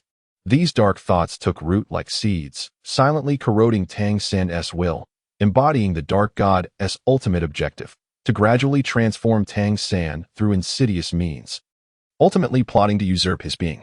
In this contest of soul and will, while the dark god also suffered and fell into silence, the effects of its influence proved to be profound and enduring. Tang San, once a dual god-ranked being who may have looked down upon life, who would not have regarded the lives of countless beings as mere trifles, found his mindset insidiously altered under the dark god's corruption. He began to grow indifferent towards life, viewing the lives of countless individuals as mere weeds in his eyes. Tang San pondered within himself, how could a mere few 100,000 compare to my future strength, revealing the coldness and determination deep within him? To fulfill that malevolent prophecy, Tang San did not hesitate to employ divine powers. Capturing hundreds of thousands of innocent souls from the Stardo Empire, those devoutly believing in the sea god, and gathering them in one place as offerings for the wicked formation. This scene shocked the entire Douluo continent. Standing atop the lofty mountains of Sea God Island, Tang San was enveloped in a faint blue light, a symbol of the sea god's power. His gaze was icy and profound, as if he could perceive the essence of all things in the world. Under his control, the souls of the hundreds of thousands of followers drifted like aimless spirits, drawn together by an invisible force, forming a magnificent ocean of souls in midair. These followers had once sincerely believed in the existence of the sea god, thinking their faith would bring them protection and peace, yet they never anticipated that. At this moment of life and death, their faith would become the shackles binding them. Their voices intertwined in a lament, echoing across the shattered secret realm. Each word imbued with despair and confusion. Great sea god, we have been exceedingly devout in our worship of you. Why must you treat us thus? An elderly, trembling voice emerged from the ocean of souls, belonging to one of the aged followers, his eyes filled with endless loyalty and bewilderment towards the sea god. Yet, Tang San's response was as chilling as ice, devoid of warmth. It is precisely because you worship me that you, mere ants, ought to contribute to me. In my eyes, your lives are but fleeting wisps, and your faith is merely a source of power for me. Tang San's tone was laden with an undeniable authority, as if he were stating an obvious truth. The protection and peace you believe in are but illusions I grant you, before true power. Your faith is nothing more than insignificant dust. We only wish to receive your protection, another youthful voice quavered, tears evident as her soul trembled. Seemingly unable to accept this harsh reality, Tang San smirked coldly. Protection? For you ants, being able to contribute to me is your fortunate destiny. In the realm of the divine, there is no return without sacrifice. Your sacrifices will become part of my power, aiding me in ascending to greater heights of divinity. With Tang San's words, the souls of the followers began to gradually dissipate, transforming into strands of pure energy that merged into the formation beneath his feet. The aura of the formation grew deeper and more powerful at that moment, as if the very heavens and earth trembled for his strength. For Tang San, all of this was merely an insignificant episode on his path to ascend the divine throne, as his gaze pierced through the illusions before him, looking toward a far more distant and expansive future. In that place resided the power and glory he yearned for, along with everything he might one day possess. Provided he perfected the final remnants of the path of the malevolent deity, he would attain all that he envisioned for his future. Tang San stood atop the high mountains of Sea God Island on the Douluo continent, illuminated by the eerie yet solemn glow of the wicked magic array.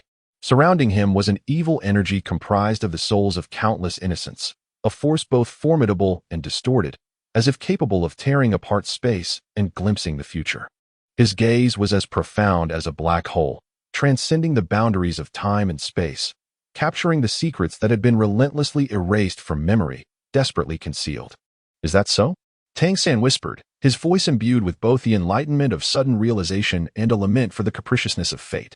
You have skillfully refined the power of the malevolent deity, embedding it within that seemingly inconspicuous necklace, allowing it to infiltrate silently. The core essence concealed so deftly. I never anticipated that Gu Ling's famed mental assault aimed ultimately at that necklace. The gears of destiny are indeed exquisitely intricate, Tang San mused, as he revisited the scene of the climactic battle, noticing a subtle dissonance. He continued to observe, aware that mere conjecture required further exploration of the past to verify its authenticity. Tang San's brow furrowed, although he had glimpsed a fragment of the future. It resembled a lighthouse shrouded in fog, illuminating only a small expanse of the ocean ahead, while greater unknowns and dangers lurked in the shadows. N's daily fondling of the necklace, with the power of the malevolent deity pulsing within, could not be mistaken, and had indeed repeatedly refined the quintessence of that dark power into the seemingly unremarkable necklace. Having witnessed nearly 10,000 years of N's life, Tang San reached a momentous decision.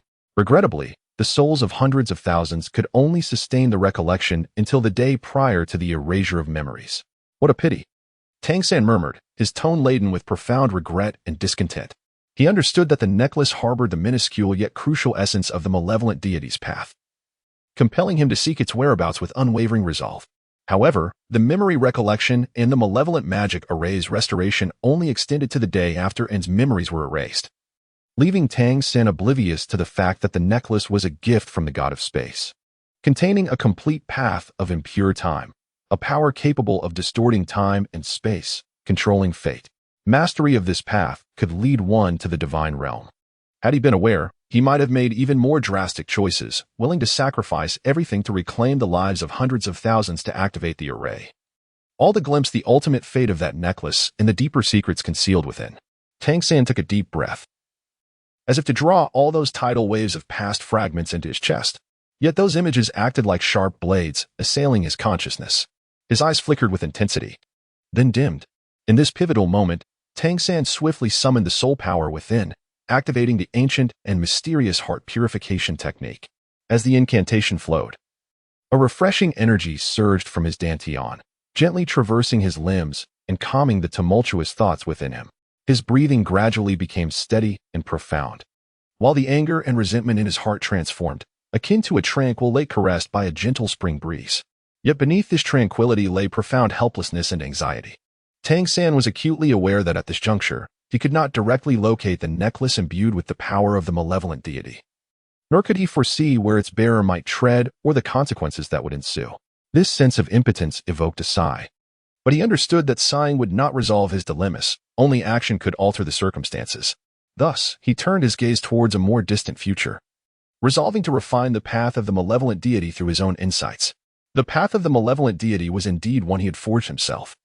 And with his dual divine prowess, he possessed considerable experience that might enable him to enhance this perilous journey, although the road ahead was fraught with uncertainty and danger.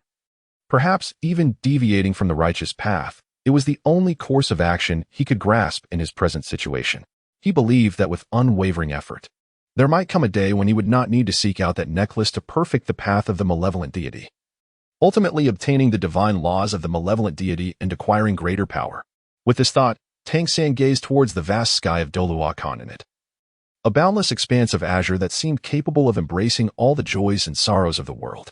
His gaze pierced through the clouds and stars, as if transcending the river of time itself, catching a glimpse of the distant and enigmatic figure, Jiang Liuyan.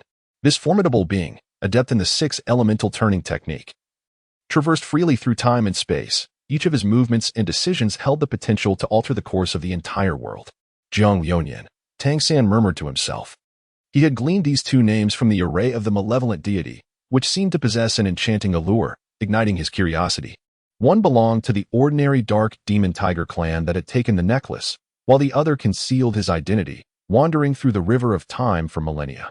I will undoubtedly find you. The things you have taken will be reclaimed by my own hands.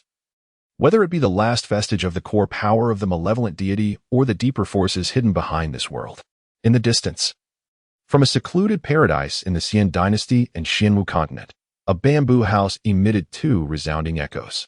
The Time River, an extraordinary continuum bridging past and present, bore the dark demon tiger clan's tributary, a mere slender stream in the grand scheme of time. After Jiang Liuyan executed the six elemental turning technique, the five elemental powers within him, alongside the power of time in his grasp, were drawn by the spirals inscribed within him, forming a unique passage before him. With the necklace in hand, Jiang Liuyan leaped into this passage, the reason for his solitary escape being that once the power of time within the necklace recognized its master, no one else could wield it. Furthermore, the execution of the six elemental turning technique necessitated complete mastery over the elements. Jiang Liuyan gazed through the passageway and beheld an endless, flowing river, deep and profound. He could even discern each droplet of water outside the spatial tunnel. Some sparkled like stars, illuminating the splendor of civilization, while others appeared dull and lifeless, chronicling the silence and vicissitudes of time. The sight of the river of time left Jiang Liuyan profoundly astonished, for he had never anticipated that the world beyond the dark demonic realm of the tiger's secret would be so extraordinary. Jiang Liuyan cast his gaze around. Witnessing the secret realm, he departed from behind him, a scene that would forever be etched in his memory. In an instant, that secret realm, the very sanctuary upon which the dark demon tiger clan relied for their existence, shattered and dispersed into fragments. The heart of Jiang Liuyan resembles a shattered mirror, each fragment reflecting boundless sorrow and anguish. He stands amidst the corridors of time, his gaze ablaze with fury, fixated on that shadowy figure as if he wishes to incinerate it to ashes. This shadow looms over him like a dark cloud, suffocating his breath. His fingers clench into fists, nails digging painfully into his palms, blood trickling from his fingertips, yet he remains oblivious to the pain. The secret realm, once a sanctuary for his soul, a cradle of countless cherished memories and dreams, now crumbles under the might of the celestial demons. Each stone that falls strikes his heart with a heavy toll, inducing an indescribable torment. And he, Uncle Sun, Uncle Shui, by Rolly, and Qingyu, his most esteemed elders and like-minded friends he had recently come to know, now lie beneath the ruins of the shattered realm, perhaps reduced to mere bones and dust. Jiang Liuyan recalled the years spent with his neighbor, and a surge of indescribable anger and hatred towards Tang San welled up within him. He vowed with the remainder of his life to exact a brutal vengeance, promising to shatter him into 1,000 pieces and scatter his ashes to the winds. Kneeling deeply before the secret realm, Jiang Lianyan bowed thrice and proceeded toward the passage ahead. In the depths of the main river of time, within the ancient and distant currents, there exists a colossal entity known as the Xianwu Alliance, which emerged through a coalition to dominate the upper reaches of the Time River, signifying a realm that exists solely in the past, while all others, all nations, reside in the future. Within the Xianwu Alliance lies a captivating paradise, seemingly sculpted by nature itself, far removed from the clamor of the world, so tranquil that one can almost hear the gentle footsteps of time. In the spring, this ethereal place is tenderly enveloped in a veil of mist, as the morning light breaks forth, golden rays filtering through the gauzy shroud, dappling the lush bamboo forest with a mosaic of light. Each bamboo leaf appears to be coated in a delicate golden sheen, shimmering with the vitality and hope of life. Under such illumination, the entire bamboo grove seems to glisten with a thin layer of gold, each stalk radiating a golden luster intertwined with its own verdant hue, creating a breathtaking tableau. Dewdrops on the bamboo leaves, under this golden radiance, become crystalline and translucent, resembling pearls embedded in green satin, sparkling with resplendent brilliance. The air is infused with the fresh fragrance of earth and bamboo leaves, and with a deep breath, one feels as though the dust of the soul is cleansed away. Deep within the bamboo grove lies a quaint and elegant courtyard, quietly nestled amidst towering green bamboo, which, in varying density, forms a natural barrier that isolates the turmoil of the outside world. The shadows of the bamboo sway gently in the breeze, producing a rustling sound akin to celestial music, uplifting the spirit. In the courtyard, a bamboo house rests against the mountainside beside a stream, simple yet exuding an air of grace. Constructed from naturally grown bamboo, it is artfully woven by skilled hands, sturdy yet suffused with a subtle elegance. The roof, thickly layered with bamboo leaves, shields from wind and rain while adding a rustic charm. Sunlight filters through the sparse gaps in the bamboo leaves, casting beams of light into the interior, harmonizing beautifully with the modest furnishings and refined bamboo decorations, creating a warm and tranquil atmosphere. A small pond within the courtyard is crystal clear, where a few koi swim leisurely, occasionally leaping from the surface and creating delicate ripples. Along the pond's edge, wildflowers sway in the breeze, reds, yellows, and blues, adding vitality and color to this serene space. A swing gently hangs beneath the shade of a tree, swaying softly as if recounting echoes of laughter from days gone by. At this moment, the sky is a brilliant blue, adorned with a few leisurely drifting clouds. The occasional bird song flutters through the trees, further enhancing the tranquility and harmony of this realm, where every corner brims with life and hope. Here, time seems to slow, allowing one to forget the burdens of the mundane world, immersing oneself in this rare tranquility and beauty, enabling the soul to experience complete relaxation and rejuvenation. Suddenly, the horizon appears to be torn apart by an invisible force, and a startling rift emerges before one's eyes. The barriers of time and space, fragile as gossamer, were violently torn asunder. In tandem, a deafening, sharp, buzzing sound cleaved through the heavens, akin to a sword piercing the very fabric of existence. Accompanying this piercing hum, a colossal shadow plummeted from the sky like a meteor, descending with astonishing velocity. Its size was beyond imagination, exuding an unparalleled might that instantly shattered the tranquility of the bamboo grove. Bamboo leaves danced in the air, violently stirred by the shadow, creating a tempest of verdant chaos. Amidst the swirling emerald storm, a gigantic figure descended, radiating an aura of devastation, crashing forcefully into this serene realm of emerald bamboos. This dark entity was none other than Jiang Lianyan, who had just emerged from the time vortex. Due to an unexpected temporal turbulence, he was compelled to exit the time tunnel in a most disheveled manner, revealing his primal form as the dark demonic tiger. His massive and fearsome physique, cloaked in pitch-black fur that glimmered with a chilling sheen under the faint light, though disheveled, still emanated a regal ferocity. His eyes, resembling two profound night skies, sparkled with a blend of madness and despair.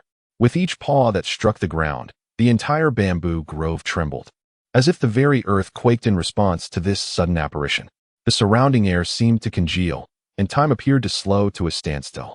The creatures of the bamboo forest, whether the leisurely foraging squirrels or the birds poised to take flight, were paralyzed by this abrupt upheaval, scattering in terror to seek refuge in safer havens. Jiang Lianyan slowly raised his head, his gaze sweeping across the surroundings, his eyes filled with bewilderment. "Where's this?" Where am I? Who am I? Jiang Liunian clumsily rose to his feet, his massive form pressing against the bamboo. After a fleeting moment of confusion and bewilderment, his mind swiftly engaged, surveying the surrounding scene. Towering bamboo groves stretched skyward, and apart from the endless expanse of bamboo, he could discern no clear direction. Shaking off the fallen bamboo leaves from his body, Jiang Liunian arbitrarily chose a direction and began to move forward.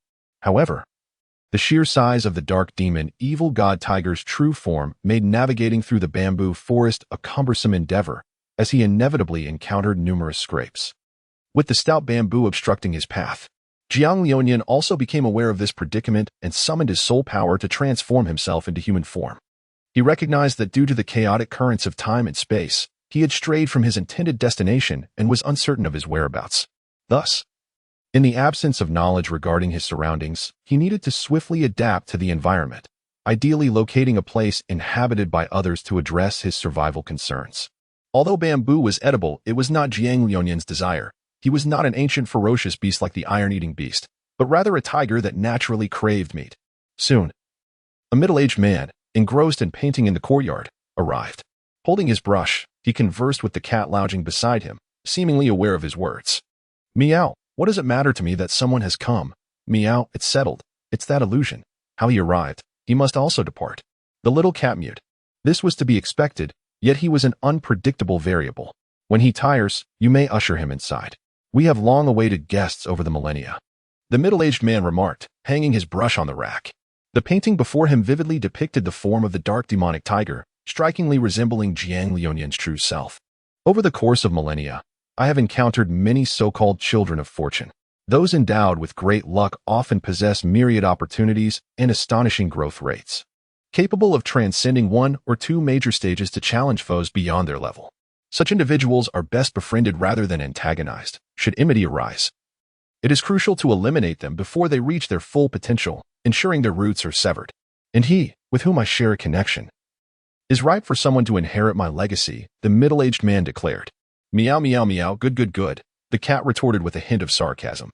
The middle-aged man, incensed by the interruption of his carefully cultivated emotions, considered striking the cat down while it was unsuspecting. Yet, as if foreseeing his intent, the feline leaped from the table to the eaves, resuming its nap atop the roof. Time passed. Jiang Liunian wandered for an eternity through the labyrinthine bamboo grove, never once contemplating the possibility of becoming lost within its depths. After all, his spatial reasoning was remarkably adept, and he had meticulously marked numerous indicators along his path. He was acutely aware that he was not merely traversing in circles. In this verdant expanse, the cardinal directions of east, south, west, and north had lost their significance.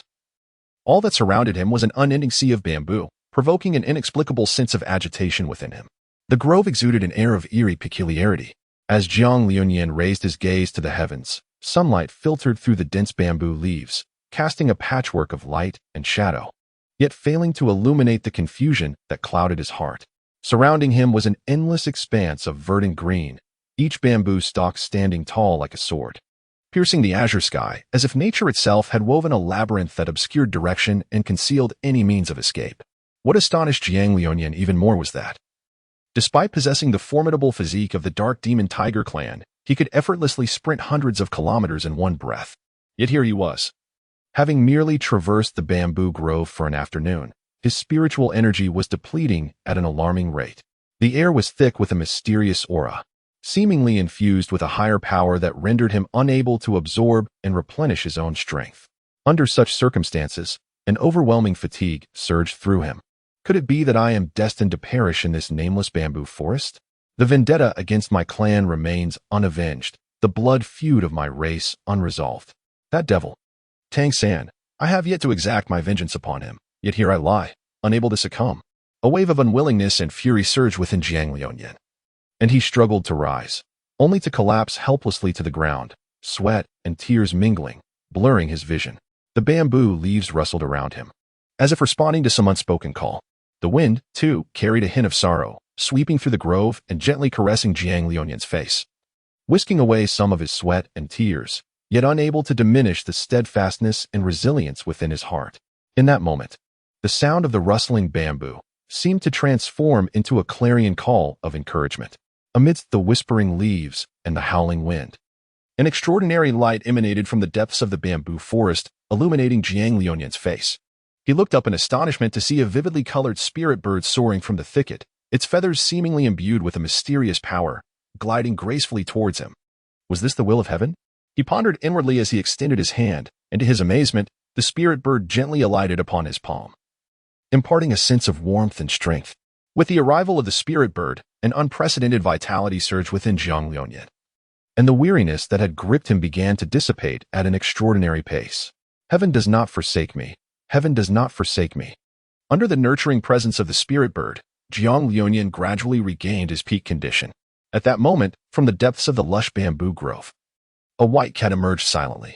Its footsteps were as light as falling feathers, each step in harmony with the swaying rhythm of the bamboo leaves, creating an atmosphere of tranquility and mystique.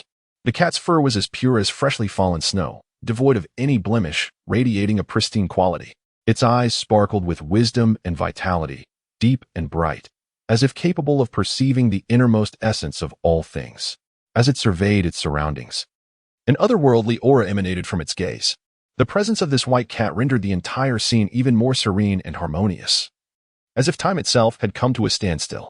The white cat gracefully weaves through the bamboo forest, its silhouette blending seamlessly with the surrounding environment, evoking memories of the enigmatic creatures from ancient legends. Chapter 34. Illusion. As the white cat approached with a gait as light as the breeze, a profound sense of awe and anticipation surged within Jiang Liuyan. This was not merely due to the cat's ethereal presence, which seemed oddly out of place in the bamboo grove, yet its aura harmoniously melded with the verdant surroundings, creating a paradoxical sensation within him. Are you here to lead me away? Jiang Liuyan's voice trembled slightly as his gaze remained fixed on the white cat. In this tranquil and mysterious bamboo thicket, he felt he had exhausted all his strength, yet still could not escape this place. Thus, he entrusted his final hope to every possible avenue, silently praying, what if there truly existed a chance to depart? The white cat halted its delicate steps, elegantly turned around, and gazed at him with its bright, lively eyes, gently swaying its tail as if responding to his unspoken questions. Then, it turned again, gracefully leading him deeper into the bamboo forest. Each step appeared so unhurried, as though this forest were its domain, familiar with every nook and cranny. As they traversed through the dense foliage, the light gradually softened and assumed a mystical quality, while a faint, ethereal fragrance permeated the air, a scent that seemed to embody millennia of culture and heritage, resulting in such a unique essence. At last, they arrived in a clearing where a quaint and elegant bamboo courtyard came into view. In the center, an elderly man clad in a white robe was absorbed in painting, his strokes revealing an extraordinary and transcendent artistic vision. Meow, little Huanzi, I've brought you someone. Don't delay my slumber. The white cat lifted its head, meowing with a tone devoid of its earlier grace, then leapt onto the eaves, curling up atop the house. It mused to itself that bringing a person for little Huanzi was a fair trade for 10 pieces of dried fish. Upon hearing this, the middle-aged man in white slowly raised his head, his profound gaze seemingly capable of discerning the depths of one's heart. He offered a gentle smile, warm and profound, as if it could dispel all shadows in the world. Jiang Liuyan, welcome to the replica secret realm of the Illusion Sect. I am Huan Qi, the former leader of the Illusion Sect, and a temporary inhabitant of this bamboo forest and its secret realm. Upon hearing these words, Jiang Liuyan felt a surge of respect within him. He bowed deeply, his gratitude evident. Thank you, Sect Master, for your rescue. I am profoundly grateful. Huan Qi smiled and replied, do not be so hasty in your thanks. To be candid, the great formation outside was laid by me. The array within the bamboo forest is a specially crafted formation, modeled after the protective array of the Huan sect. It is filled with various formations designed to absorb energy, counteract, and create illusions. Surely, you have sensed that within the illusion, you cannot exert your full strength, and the rate of physical and spiritual energy depletion is several times greater than usual. The exterior of this great formation is supported by 18 spirit-gathering arrays that draw an external spiritual energy, while 3 internal exchange arrays gradually absorb the spiritual energy of those within for the formation's use. Altogether, the grand array encompasses 46 major spirit transformation arrays and 148 minor spirit transformation arrays, each capable of converting the internal power of its entrance into a form they cannot directly utilize. So, what do you think? Is this great formation not exceedingly profound? Meow, a white cat on the eaves interjected with a call. signaling that he had spoken too much and had yet to ascertain whether the young man was worthy of joining the sect. Zilu waved his hand lightly, seemingly unconcerned, and addressed Jiang Liuyan. "Young man, we are fated to meet. Would you be willing to become my disciple?" Though Jiang Liuyan had spent an entire afternoon ensnared by the illusionary array, causing him a degree of agitation, he soon realized that such a mystical formation was indeed astonishing. Consequently, his inner turmoil began to dissipate. As he gazed at the refined middle-aged gentleman before him, Jiang Liuyan promptly performed a gesture of respect, acknowledging him as his master. Huan Qi cast a sidelong glance at the white cat, seemingly reveling in the moment, with eyes that gleamed with an unspoken triumph, as if to say, "Look at how well you regard me." Despite having declared he would not take Jiang Liuyan as a disciple, his delight was evident, and he turned a gesture for Jiang Liuyan to refrain from excessive formality. Instead, he directed attention to an unfinished painting resting on the table. "Behold this artwork." Upon Huan Qi's words, Jiang Liuyan's gaze fell upon the painting before him, which depicted a remarkably majestic, dark, demonic tiger. If earlier, when Jiang Liuyan had been trapped in the bamboo grove, the image merely emanated through him, appearing vividly lifelike yet lacking depth, now, following Huan Qi's second refinement, the artwork transcended time, capturing the pinnacle form of the dark demonic tiger race from eons past. It portrayed an imposing figure, one that gazed down upon the world with invincibility. The immense body of the dark demonic tiger nearly dominated half of the canvas, its fur shimmering with an enigmatic blue-violet sheen, reminiscent of the profoundest dreams of the night sky, akin to the surging currents beneath the abyss, mysterious and heart-stopping. Its eyes were like two brilliant yet indifferent gemstones, so profound they seemed to pierce into the deepest fears of the human soul, flickering with a captivating, ghostly light. Each blink appeared to weave an invisible curse and nightmare. Surrounding it were tendrils of black demonic energy, though still, they seemed almost alive, swirling and coiling around the tiger's form, transforming into sharp blades or grotesque visages, embodying the unparalleled majesty and terrifying power of a deity's acolyte. The very paper of the artwork seemed heavy and distorted under the weight of this energy, as if it could barely withstand the impending explosion of force. As Huan Qi's voice faded, the painting appeared to come alive. Bamboo leaves swayed gently, a soft breeze caressed the air, and the water rippled not at all. Furthermore, a phantom of the dark demonic tiger emerged from the painting, landing before Jiang Liuyan. Exuding a vigorous stance and eyes that reflected defiance and pride, the very essence of its race at the height of their glory millennia ago. "This painting is both a recognition of your indomitable spirit and a personal gift for enduring my trials." Huan Qi's voice resonated with a deep, magnetic timbre. "I hope you can glean from it the essence of your lineage's most prosperous form from 1,000 years ago, embodying its unique spiritual qualities. Regardless of the adversities faced, one must remain true to oneself and pursue one's essence, just as the subject of this painting does. Undaunted, even in the face of adversity, it stands proudly above all." Jiang Liuyan gazed intently at the painting, his heart surging with an unprecedented sense of awe. His kin had all been mercilessly slain by the celestial demons. Perhaps not a single soul had survived. This artwork was not merely a painting. It represented a profound connection to his past. Each stroke and line encapsulated the figures and memories of his ancestors, evoking within him a deep sense of familial affection and the warmth of his lineage. As he beheld the painting, it was as if he could hear the joyous laughter of his kin and feel their presence surrounding him. This overwhelming sensation brought tears to his eyes, filling him with nostalgia for the past and hope for the future.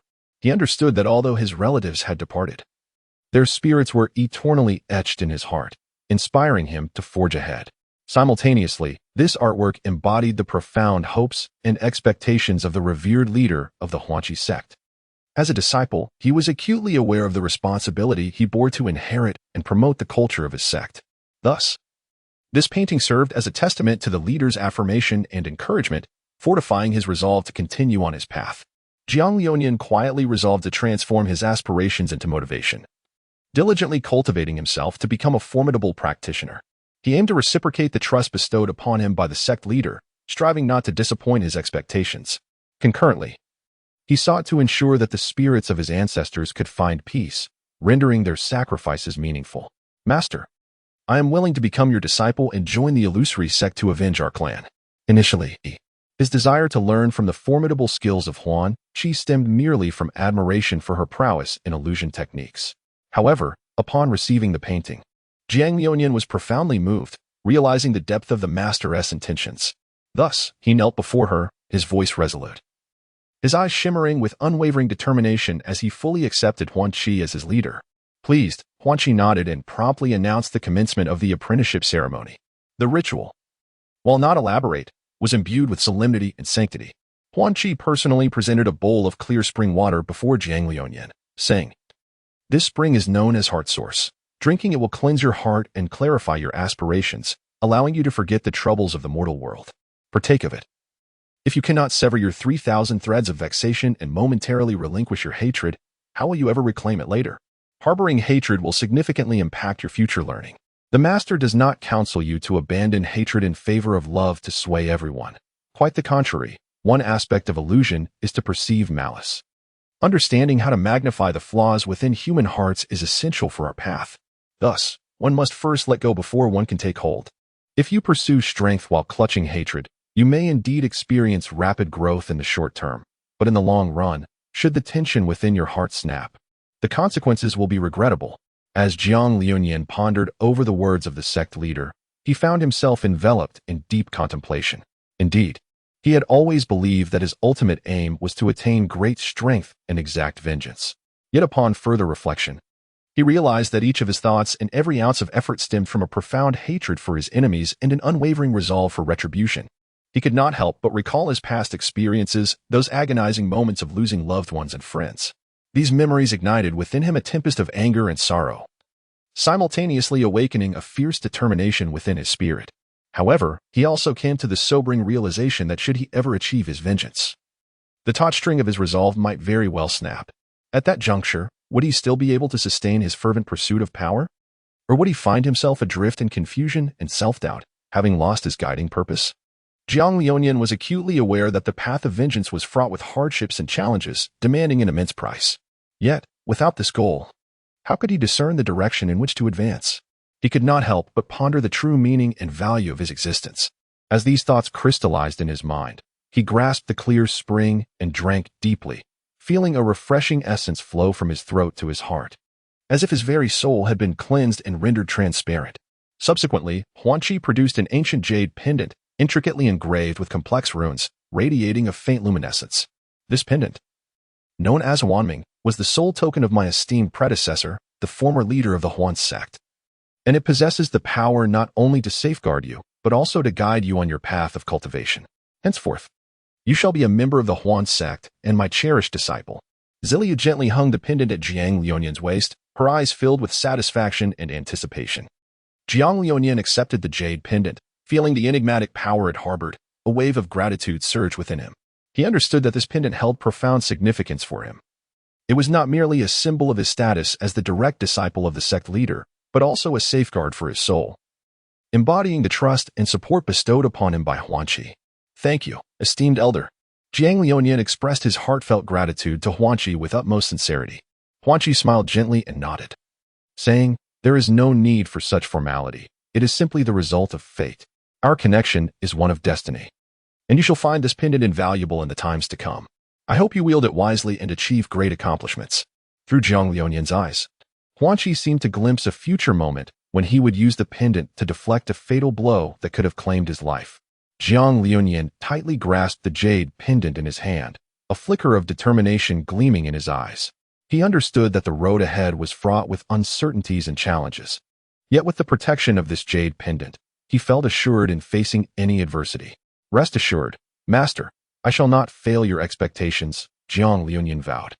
Master Huan Qi nodded in satisfied acknowledgement. With the completion of the apprenticeship ceremony, Jiang Liuyan's heart swelled with gratitude and excitement.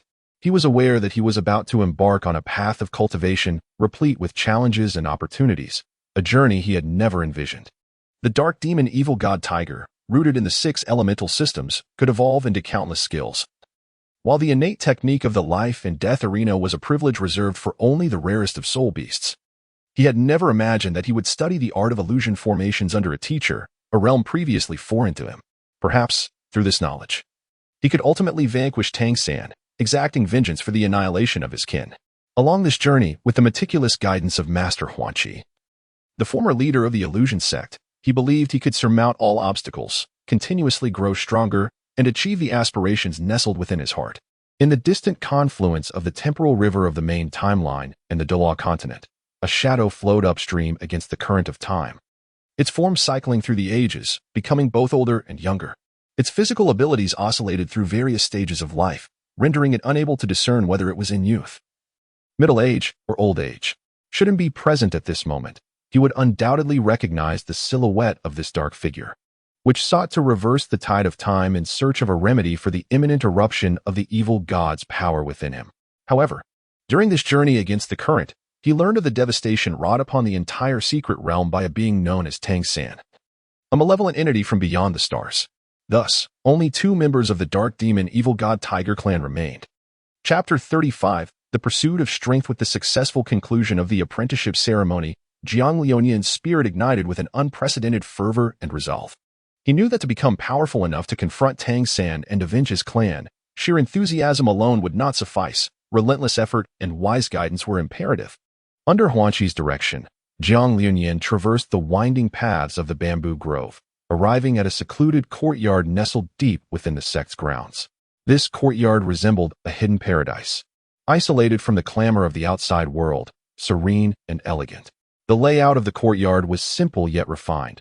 On either side of the stone-paved path, meticulously trimmed flowers swayed gently in the breeze, releasing a subtle fragrance that soothed the spirit. At the center of the courtyard lay a quaint pond, its waters crystal clear, where a few koi swam leisurely, occasionally leaping from the surface, tracing graceful arcs in the air. Beside the pond, a meticulously crafted rockery stood, with trickling springs cascading through the crevices, merging into the pond and creating a melodious tinkling sound that infused the tranquil courtyard with a touch of vitality. Most striking of all were the bamboo groves encircling the courtyard. These bamboos stood tall and verdant, their branches lush and abundant. Sunlight filtered through the dense foliage, casting dappled shadows that enveloped the entire courtyard in a veil of mystery and softness. A gentle breeze rustled the bamboo leaves, as if whispering ancient legends. NQ gracefully waved her sleeve, and a soft spiritual energy surged from her palm, instantly enveloping the entire courtyard. The fallen leaves and weeds, which had been scattered across the ground, began to rise slowly under the influence of this spiritual force and were then gently ushered out of the yard. In an instant, the courtyard transformed into a pristine sanctuary, filled with a refreshing and ethereal ambience. This shall be your sanctuary for both cultivation and repose. NQ smiled at Jiang Liuanian, hoping that he might find tranquility here and soon fulfill his aspirations. Jiang Liuanian gazed upon the newly transformed courtyard, his heart brimming with gratitude. He slowly stepped inside, where the simple decor exuded warmth and elegance. As he gently caressed the bedding, he felt the care and warmth emanating from his mentors, stirring a tumult of emotions within him. As night descended and silence enveloped the world, Jiang Liuanian reclined on his bed. Through the partially open window, he beheld the silvery moonlight cascading upon the bamboo shadows, creating a series of enchanting scenes. He closed his eyes, replaying the events of the day in his mind, the sense of impending doom as he found himself ensnared in the bamboo grove. The nervousness upon first encountering Huanqi, the exquisite portrait she had lovingly crafted for him, the solemnity of the apprenticeship ceremony, and the meticulously prepared training grounds by Huanqi, all of these experiences filled him with both disbelief and invigorating motivation. As Jiang Liuanian gazed at the artwork he had hung on the wall, a wave of gratitude surged within him, and he sensed a subtle increase in his inner strength. He was acutely aware that he bore not only the weight of his own honor and disgrace, but also the hopes and future of his entire clan. This heavy responsibility instilled in him a resolute determination to remain diligent. Thus, he silently vowed to forge ahead, undeterred by the treacherous path that lay before him, until he fulfilled the aspirations of his heart. With such contemplation swirling in his mind, Jiang Liuanian gradually drifted into slumber. In his dreams, he envisioned himself standing atop a pinnacle, surveying the world beneath him, exuding the confidence and composure he had long sought. The moonlight, like a silken veil, cascaded upon the tranquil bamboo grove, enveloping the serene sanctuary in a layer of silver mist. The night breeze gently caressed the air, carrying the distinctive fragrance and coolness of bamboo leaves, weaving through the dense shadows, producing a delicate and prolonged murmur, akin to nature's most melodic nocturne. In this bamboo grove, tenderly embraced by moonlight, each stalk stood tall and graceful, their leaves glistening under the celestial illumination, resembling finely carved emeralds. The bamboo leaves, dense yet orderly, formed a vast green canopy, filtering the starlight and moonbeams with gentle grace, casting dappled shadows that infused the night with a sense of mystery and reverie. Moonlight filtered through the sparse leaves, casting a mottled glow upon him, bestowing a soft radiance upon his handsome visage, enhancing his ethereal aura. Huan Qi observed from the tip of a bamboo, gazing at the slumbering Jiang Liuyan, and could not help but remark to the white cat perched on her shoulder about the young man's character. Perhaps he possessed the potential to shatter the long-sealed paradigms of this continent. The white cat, with a disdainful meow, seemed to convey skepticism, as if to say, "What can a fledgling like him truly achieve? You think too highly of him." Soon, the white cat leapt from Huan Qi's shoulder and disappeared into the dense bamboo thicket. Huan Qi glanced at Jiang Liuyan, and then at the departing white cat, letting out a sigh. Despite being of the same feline lineage, the animosity was palpable. She recalled the previous disciple, blessed with phoenix blood, who had nearly been devoured by the cat, had only escaped due to his timely awareness. Huan Qi resolved to provide Jiang Liuyan with the most comprehensive training. The following morning, as the first rays of sunlight pierced through the clouds, illuminating the bamboo cottage within the grove, Huan Qi awaited at Jiang Liuyan's door, ready to commence his inaugural lesson. When the tender and brilliant sunlight finally broke through the thin clouds, gently caressing the bamboo forest like delicate strands, casting a golden glow upon the simple yet elegant bamboo cottage, Huan Qi stood poised before Jiang Liuyan's abode. Her demeanor was calm and solemn, her eyes shimmering with anticipation and determination for the future. As faint sounds emanated from within the bamboo cottage, Jiang Liuyan emerged slowly, momentarily taken aback by the scene before him. In the morning light, Huan Qi appeared to merge seamlessly with the tranquil bamboo grove, radiating an indescribable blend of authority and warmth. Jiang Liuyan awakened at the perfect moment. The voice of Huan Qi was gentle yet powerful. He nodded slightly, signaling Jiang Liuyan to approach. "Today marks the official commencement of your journey in cultivation. The first lesson I shall impart is the illustrious history of our continent." Huan Qi turned, guiding Jiang Liuyan into a secluded clearing deep within the bamboo grove, where sunlight danced through the leaves, and the shadows swayed gracefully, a serene sanctuary amidst the bamboo. He slowly sat down, gesturing for Jiang Liuyan to follow suit, and began his narration. "Our world, known as the Xinwu continent, is divided into 16 distinct regions. Thousands, even millions of years ago, our ancestors gazed at the brilliant starry rivers above and fell into profound contemplation. Why is this world so vast? Is there a realm beyond the skies? Can I reach out to that expansive firmament? If I were to walk endlessly, could I ascend to the heavens?" Thus, humanity began its northern journey, measuring the entirety of the continent by foot. In those ancient times, the land was not yet fragmented into 16 sections but existed as a singular expanse. Subsequently, during a cataclysmic battle between heaven and earth, the very fabric of time was affected, resulting in the continent's division into 16 parts, a topic I shall elaborate on later. What follows is a narrative familiar to many tales. Humanity, bound by physical limitations and the constraints of lifespan, over the course of several centuries, authored 2 significant texts. One is titled Celestial Chronicles, which delineates the 32 clans of the sky and the central conflicts among the races, alongside various natural phenomena such as earthquakes, the whispers of tempestuous storms now known as tornadoes, and the wrath of the sea god manifesting as tsunamis, among numerous other calamities. Observing the forces of nature, and gazing into the river of time to glimpse the past, present, and future, humanity crafted numerous forms of cultivation. After millions of years of refinement, only a select few survived. The Yiming Dark Breath Technique, Xiaoao Wind Shadow Technique, Holy Radiance Illuminating Cannon, Yiming Demon Sound Spell, Purple Lightning Storm Technique, Blazing Inferno Manuscript, Temporal Flow Scripture, Void Escape Star Technique, Illusory Realm Ethereal Technique, and 100 Solutions to Poison, along with several secondary techniques such as Mighty Opening Technique and Xiaoyao Freedom Scripture. However, I do not recommend the latter, as the first-tier techniques have no significant flaws and have withstood the test of millennia, while the second-tier techniques have only endured for a mere century, an ephemeral moment in the river of time, lacking the endurance for scrutiny. It is noteworthy that there exist some unique techniques, such as Buddha's unrivaled, Confucius's benevolence for the world, and Taoist supremacy, which, despite their peculiar names, possess a subtle potential to rival the first-tier classical techniques, but they require a firm foundation of faith that must not waver. Jiang Liuyan nodded in an ambiguous understanding and proceeded to articulate the evolution of humanity and the transformations of this continent. After the advent of martial arts, the essence of these techniques birthed spiritual energy. Millennia ago, The abundance of spiritual energy far surpassed that of the present era. Its richness was such that even the most inept human, if transported back in time, could ascend to the realm of a celestial emperor merely by the passage of time. At that time, spiritual energy was categorized into 4 tiers: heaven, earth, profound, and yellow. Notably, the higher the tier of the spirit, the more resonance it achieved with the cosmos, and all techniques created at this level were deemed celestial, signifying their acceptance by the heavens and indirectly attesting to their potential. Once the spirits were born, they revered humanity, accompanying them on their journeys across the vast expanse of the world, witnessing environmental transformations.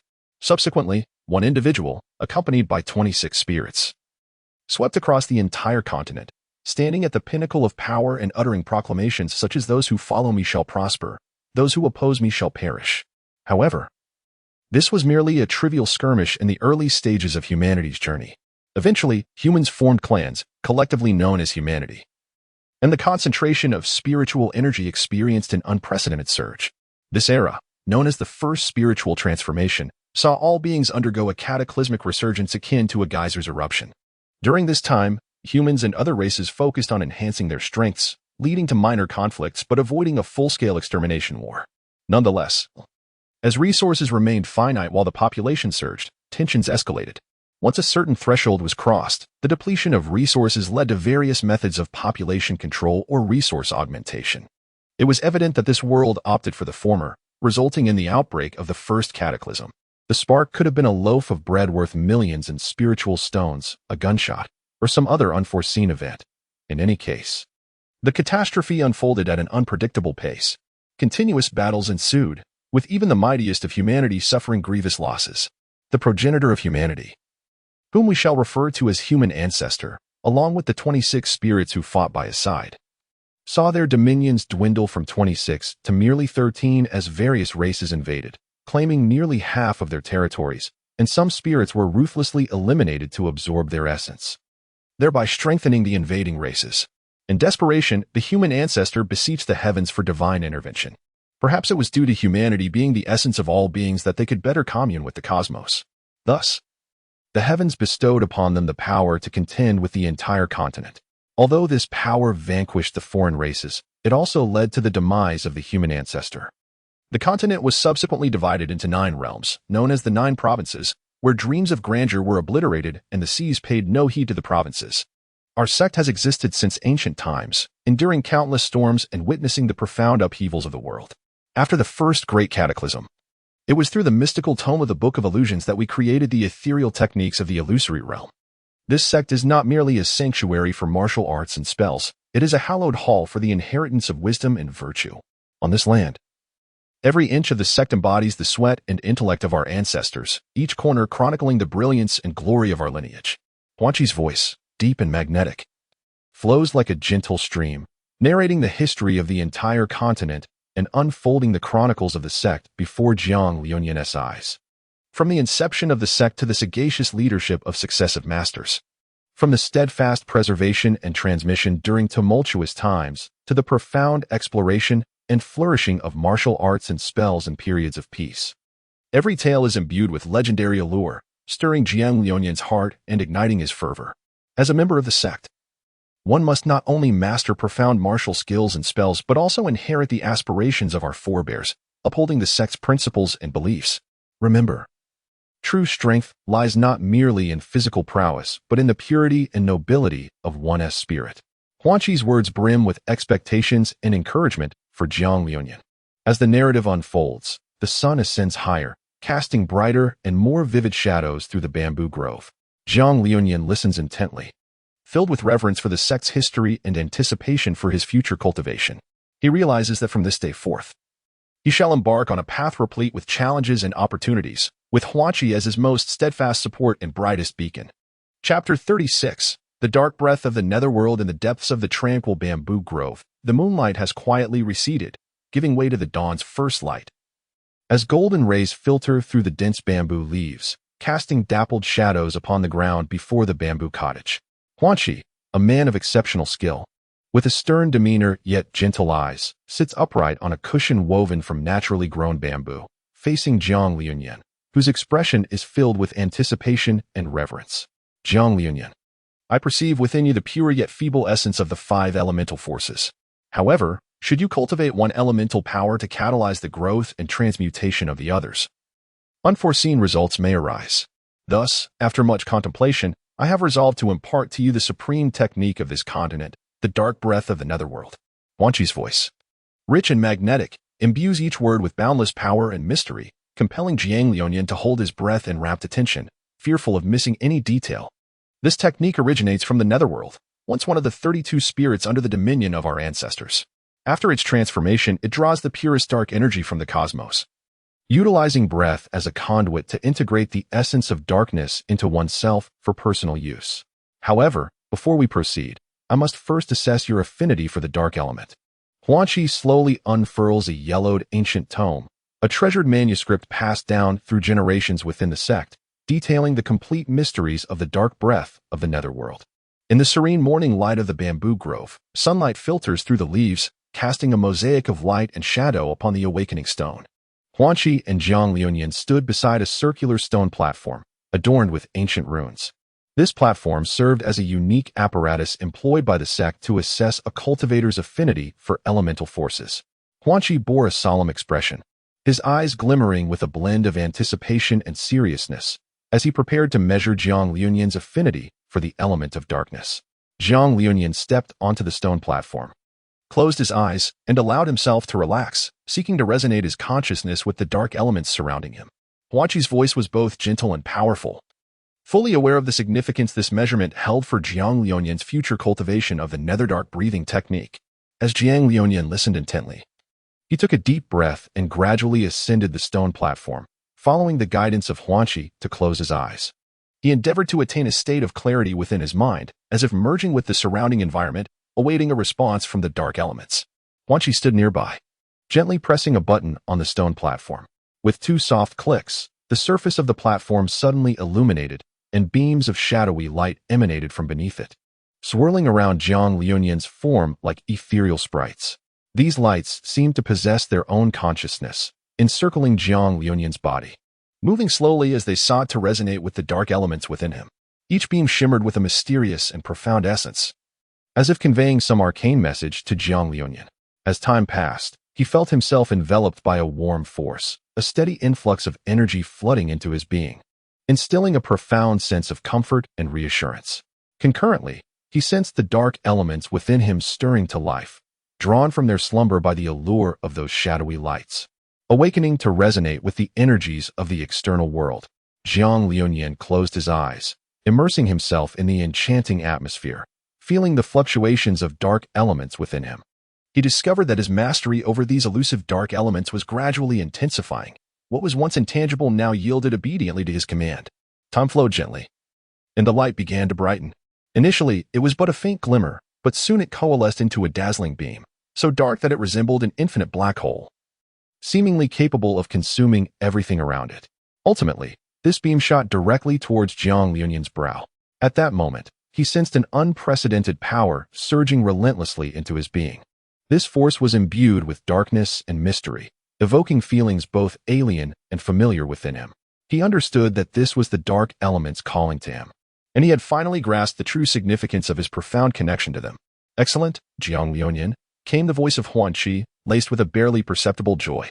"Your affinity for the dark elements is remarkably high, hinting that you are on the verge of reaching a pivotal stage. Almost as if you were born to cultivate the secrets of the obsidian breath."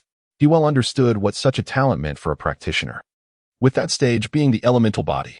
However, the elemental body is often a double-edged sword, should one hasten their cultivation to reach the celestial sovereign realm without restraint. They risk being assimilated by the fundamental elements contained within the techniques, leading to their elementalization and ultimately resulting in their obliteration. Thus, throughout the ages, those with the elemental body have garnered acclaim, yet many have also faded into obscurity. Jiang Liuyan opened his eyes, a glimmer of excitement and fervor illuminating his gaze. He had never imagined that he possessed such a profound affinity for the dark element, which undoubtedly served as the greatest affirmation and encouragement for his cultivation journey. "Thank you, Master," Jiang Liuyan exclaimed, bowing deeply to Huan Chi, his heart brimming with hope and anticipation for the future. He understood that with such a talent and Huan Chi's meticulous guidance, he would surely achieve remarkable accomplishments in the cultivation of the nether dark breathing technique. Subsequently, Huangqi instructed Jiang Liuyan in the practice of the nether dark breathing technique. First, you must close your eyes and concentrate, attuning yourself to the flow of air around you, allowing your spirit to immerse into the shadowy realm. As Huangqi spoke, he demonstrated. His eyes gently closed, his demeanor tranquil, and his breathing deep and rhythmic, as if he had become one with the surrounding environment. With each breath, a faint dark glow seemed to swirl around him, akin to the twinkling stars in the night sky, starkly contrasting with the morning light. This mysterious aura exuded a profound and serene power, as if he had stepped into another world. Jiang Liuyan followed the guidance of his companion, gradually closing his eyes and striving to quell the tumult of anxiety within him. Initially, he could only perceive the gentle caress of a breeze brushing against his cheek, offering a fleeting sense of coolness and comfort. Yet, as Huangqi's soothing whispers enveloped him, his thoughts began to delve deeper into the recesses of his soul, as if entering a shadowy and enigmatic realm. In this world, there existed no glimmer of light, only the infinite depths of vastness, resembling an endless sea of darkness. Amidst this obscurity, Jiang Liuyan experienced an unprecedented tranquility and reassurance. His mind gradually grew clearer, as if all his worries had been cast aside, leaving behind a serene void. At that moment, Huangqi's voice resonated once more. Next, we shall explore the art of breathing. Her words, akin to celestial music, tenderly reached Jiang Liuyan's ears. Imbued with an irresistible enchantment, he inhaled deeply, adhering to Huangqi's instructions, drawing the air into his lungs before slowly exhaling. His breathing rhythm became increasingly steady and profound, each inhalation akin to absorbing the energy surrounding him, while each exhalation released the impurities within. As he inhaled, he envisioned himself drawing forth the essence of darkness from the abyss. As he exhaled, he expelled all negativity and impurities from within. Huangqi's voice reverberated in his ears, meticulously elucidating each word, ensuring that Jiang Liuyan missed nothing or misconstrued any part of her guidance. Jiang Liuyan sat quietly, fully engrossed in the teachings of Huangqi. He closed his eyes and began to breathe as instructed. With each inhalation, he felt a refreshing essence rising from the depths of the abyss, as if the power of darkness was continuously flowing into his being. Conversely, with each exhalation, he sensed the impurities and negative emotions within him being expelled, rendering his body and mind progressively lighter. As time elapsed, Jiang Liuyan gradually immersed himself in this extraordinary state of cultivation. His breathing grew steadier, and his body became increasingly relaxed. Simultaneously, he could feel that his soul was being nourished through this practice, growing ever stronger. Huangqi stood nearby, silently observing Jiang Liuyan's progress. Witnessing his profound concentration on the cultivation, a sense of solace welled up within him. After all, for a practitioner, discovering a suitable method of cultivation and persevering in it is indeed a rare achievement. However, at that moment, Jiang Liuyan suddenly opened his eyes, a flicker of confusion passing through them. What is it? Have you encountered a problem? Huangqi inquired with genuine concern. Jiang Liuyan shook his head, expressing a sense of unease. Each breath he took was accompanied by an inexplicable dread, as if unseen eyes lurked in the depths of the abyss, watching him with a chilling intensity. He felt he could perceive the eyes of the celestial demon that heralded the demise of his kin, akin to malevolent spirits from the netherworld, poised to consume him. Upon hearing Jiang Liuyan's words, Huangqi's expression shifted slightly, sensing an ominous portent. She placed a reassuring hand on his shoulder, meticulously examining the elemental composition within him, and her findings were far from promising. Huangqi's countenance altered momentarily before she swiftly regained her composure, explaining, "This is merely a reflection of your insufficient understanding of the essence of darkness. Though it originates from the depths of the abyss, it is not inherently malevolent. On the contrary, it harbors boundless potential and vitality. If you manage to harness it correctly, it can become a formidable ally." Contemplating the unforeseen developments regarding the netherworld's dark breathing technique, Huangqi pondered whether it stemmed from Jiang Liuyan's constitution or perhaps the necklace adorning his neck. She resolved to observe him further after a few days of practice. Despite his engagement with the netherworld's dark breathing technique, the malevolent elements within him seemed to proliferate at a rate surpassing that of the dark elements he primarily cultivated. Determined to divert her thoughts from the troubling nature of the malevolent elements, Huangqi patiently elaborated on the properties and characteristics of the essence of darkness. Guiding Jiang Liuyan on how to conquer his inner fears, she imparted a method for calming the mind, effective in suppressing the trepidation that plagued him. After considerable effort, Jiang Liunian finally re-entered a state of cultivation, continuing to draw from the essence of darkness in the depths of the abyss. At that moment, the pace at which he communicated with the depths and absorbed the essence of darkness clearly began to eclipse the growth of the malevolent elements within him. Following the guidance of Huanqi, Jiang Liunian began to adjust his breathing. Initially, he encountered some difficulties, but as time passed, he gradually found his rhythm. With each inhalation, he felt a refreshing and profound energy surging within him. With each exhalation, it seemed as though he expelled all his worries and fatigue into the ether. Very well. You have taken your first step, Huanqi remarked, opening his eyes and nodding in satisfaction. He understood that if it weren't for the malevolent element within Jiang Liunian, given his extraordinary potential and innate talent, he would undoubtedly achieve mastery over the shadow breath technique in due course. He could become a formidable master of dark elements. Furthermore, possessing the 5 elemental forces within him, the transformative capabilities that arose from their interplay would be unfathomable, promising him great achievements. Thus, in the ensuing days, Huanqi delved deeper into his instruction of Jiang Liunian. He not only imparted advanced techniques of the breathing method, but also guided Jiang Liunian in harnessing the power of darkness for both offensive and defensive purposes. Under Huanqi's meticulous tutelage, Jiang Liunian's strength soared dramatically. After teaching by day, Huanqi spent his nights seeking solutions to the hidden issues within Jiang Liunian. If the elemental power within Jiang Liunian continued to grow unchecked, it would lead to elemental imbalance, resulting in a disparity of strength within him. Unlike the 5 elements of gold, wood, water, fire, and earth from the eastern continent, or the 4 elements of earth, fire, water, and wind from the western continent, he possessed several exceedingly rare elements: space, evil, power, wind, and thunder. Should the 5 elements correspond to the 5 organs, thereby enhancing them and merging through the meridians? And should the earth, fire, water, and wind elements follow a specific sequence to fortify the body, with repeated enhancements leading to great success after 4 cycles? Jiang Liunian's unique elements were rare even on the entire continent. The individuals who shared these elements were all renowned figures. The mention of time conjured memories of a certain person from a century past. Huanqi gently caressed the ancient tome resting on the table, inscribed with the crooked characters Dark Demon, Evil God Transformation. Perhaps this book was destined for Jiang Liunian. He had stumbled upon it through a time rift, where it lay clutched by the corpse of a black tiger.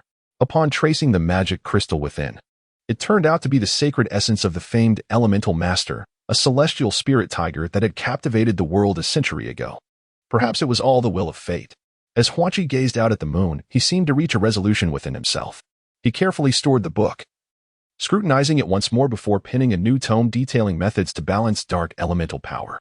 With both books meticulously placed together, he intended to present them to Jiang Liunian the following day. Perhaps the arrival of these 2 tomes in his hands would signify that one day they would indeed be entrusted to him.